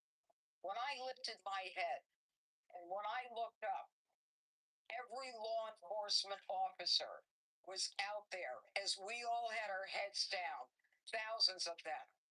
These are the men and women every day who do what they do silently, and they do it with courage and with dignity. Thank God for our partner, the FBI, the Secret Service, the Metropolitan Police, all of them tonight acted so quickly that they prevented what could have been a horrific event where we were all sitting there in one room. The defendant will be arraigned on Monday in federal district court. All right, we'll see what the charging document looks like. Should be a criminal complaint. I'm sure they'll indict him by grand jury later, but they'll get that filed in soon, and we'll see what judge it gets assigned to. We know there are many very wonderful judges there in DC. So we'll come back on that one, of course, tomorrow. Hopefully you can join us as we do. We also saw the president with a couple of questions from the press on this last night. Here's what he had to say. The people across the globe are watching you demonstrated courageous leadership, and thank God you and I, all of us, are alive today. What is the message that you want to give to the world that this should change? What corrective measures can we take from here on? Well, all you can do, look, I don't care how many people you have, how good they are. They can be the greatest people. You have the greatest security in history. If you have a whack job who's got a brain, but it's a little bit distorted or a lot distorted, they can make trouble. I would say, Pete, right? You know, they can make trouble. Some of these people are of genius level IQ, and they're nuts. So it can be trouble. So you do absolutely the best. You get the best. We have the best people. Well, look, it was proven tonight. He started running from 50 yards, and he was fast. He was like a blur on tape. He was moving. They turned. It was very impressive the way they got him. Because a lot of people would be looking and saying, you know, it's like a weird feeling, and they would let him get through, but they didn't let him get through. They drew those guns so fast. They looked like Matt Dillon. They looked like somebody that knew what they were doing. We do, but it comes with the territory. And if you want to do a great job, I really believe that. And you take a look at what's happened to some of our greatest presidents, and it doesn't happen to people that don't do anything. And it's not going to deter me from winning the war in Iran.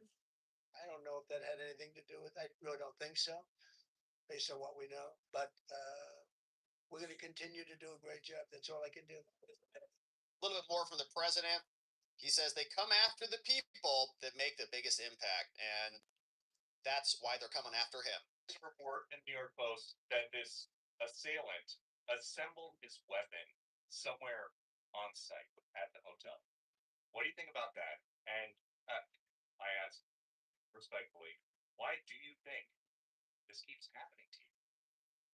Well, you know, I've studied assassinations, and I must tell you, the most impactful people, the people that do the most, you take a look at the people, Abraham Lincoln, I mean, you go through the people that have gone through this where they got them. But the people that do the most, the people that make the biggest impact, they're the ones that they go after.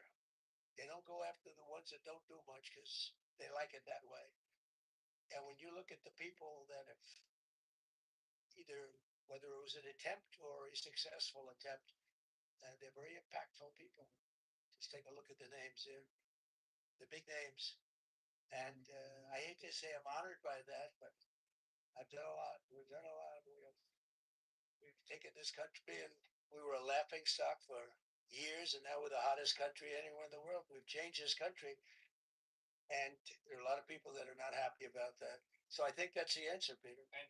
All right, so that's the president in good spirits, and the rest of the administration, of course, safe. We're happy for that. We're hopeful that the Secret Service agent who got shot, it was just a little bit of a bruising there, and he'll be back on his feet in no time. And then, of course, we'll see what these charges look like when they hit the DC federal court docket and continue to cover this case. So thank you for joining us as we do. We're glad that this was not much worse than it was, but the problem remains. We've got a propaganda brainwashing machine that is in perpetual cycles all across America that is indoctrinating people to leave their jobs as teachers, to abandon their hopes to create a new technology startup, and becoming unhinged psychopaths who are willing to go on suicide missions to go kill somebody who is not anything that they claim that he is. And so hopefully now the pattern is becoming crystal clear. We've got Butler, we had Ryan Ruth, the golf course shooting, We had Charlie Kirk shot and killed in the neck by a trans activist lunatic. We also then saw this one today, along with the anti-ICE insurgencies that have been brewing all throughout the country. We are facing a real serious threat. The last FBI made up threats. They said, oh, the Catholics, or oh, the pro-lifers, or oh, if you believe in the First Amendment, the free speechers. They came up with every new quarter a new domestic, homegrown, violent extremist threat. This is a real one. This doesn't need to be made up. We've seen it in effect. We've seen it actually result in multiple deaths. And so hopefully the two guys right behind the president on the stage are realizing what time it is. And we see some good action soon to protect America for the future. And we're going to be here to continue to cover it. So thank you for joining us and subscribing as we do. All right, friends. Thank you for joining us on this Sunday. I wish it was under better news, but we're glad that we got to go through some of the latest and learn more about this person and what exactly happened. I saw some great comments and donos come in. Thank you for sending these in. Let's take a look at who's joining us and see if we missed anything and what else you happen to see that is going on out there. Hey, Viva rated us. Shout out to our friends over from Viva's house. Right next door. Good friend. We love Viva. Here you go. Make America great, wealthy, strong, proud, safe, great, wealthy, strong. Again. That's what we're doing, baby. That's why we're here. Hey, Relantel. I know, man. This is the second time, and we had nothing to do with this, okay? Relantel. Rob goes on vacation, shots happen. Coincidence? Yeah, the last time we went on vacation, Butler happened. And then we went on vacation again, and then the White House dinner happened. We were not on vacation with Ryan when Ryan Ruth happened, so that breaks the chain of causality. But it is not really good. It is really not a good coincidence. I was telling that to Alexis last night. I'm like, this is just perfect. Joke, it's not perfect. I'm like, this is just okay. So Relantel, we noticed that too. Yeah, I think John sent me a message. He's like, you need to stop going on vacation. John sent me a message. Stop going on vacation, okay? This is what happens. So thank you, Relantel. We had nothing to do with it, I swear. Serrano Gordius. Hey, thanks for being here. Happy anniversary. For his efforts, 12 months here, Serrano in the house. Thank you for joining us for 12 months. For his efforts, he got stripped on national TV. Yeah, and he wrote a weird manifesto, and he ruined his whole life. And he's probably on way too much Blue Sky, on way too much Reddit, on way too much MS Now, and just starts to believe these things. Indoctrination, just snaps, goes mentally insane. And that it might be exactly what they want to happen. And they need to keep that energy up, that pressure up, so that their little insurgencies and their insurrections can continue to metastasize all across America. Thank you, Serrano. Thanks for being here for 12 months. We appreciate you. Hey, Voice of the People. Good to see you. Also, right next door, Voice of the People. Check out their podcast, Off Label Podcast. I think this was a message. That message is we can still get you whenever we want. From this assassin, well, failed message, right? I mean, he really caused a lot of panic, but not a lot of damage. Thank God. I'm not saying that, but I think the point is that they're out there. Like there's a lot of them out there, and if they just keep taking shots on goal, eventually, it's the law of averages and the law of odds. Like something bad is going to happen. We saw what they did to Charlie. We saw what they did to Corey Comparator, the fireman who was shot and killed. They almost got Trump with that one. And shot in the head. It's like, oh my God, man! Like, how close can we get? How can we make sure the people who are perpetuating this insanity no longer do that? Right? We have free speech here, so we have to balance that out. But maybe they should be a little bit more responsible with their words. And people like Jake Tapper and people like Rachel Maddow who continually put these false narratives out.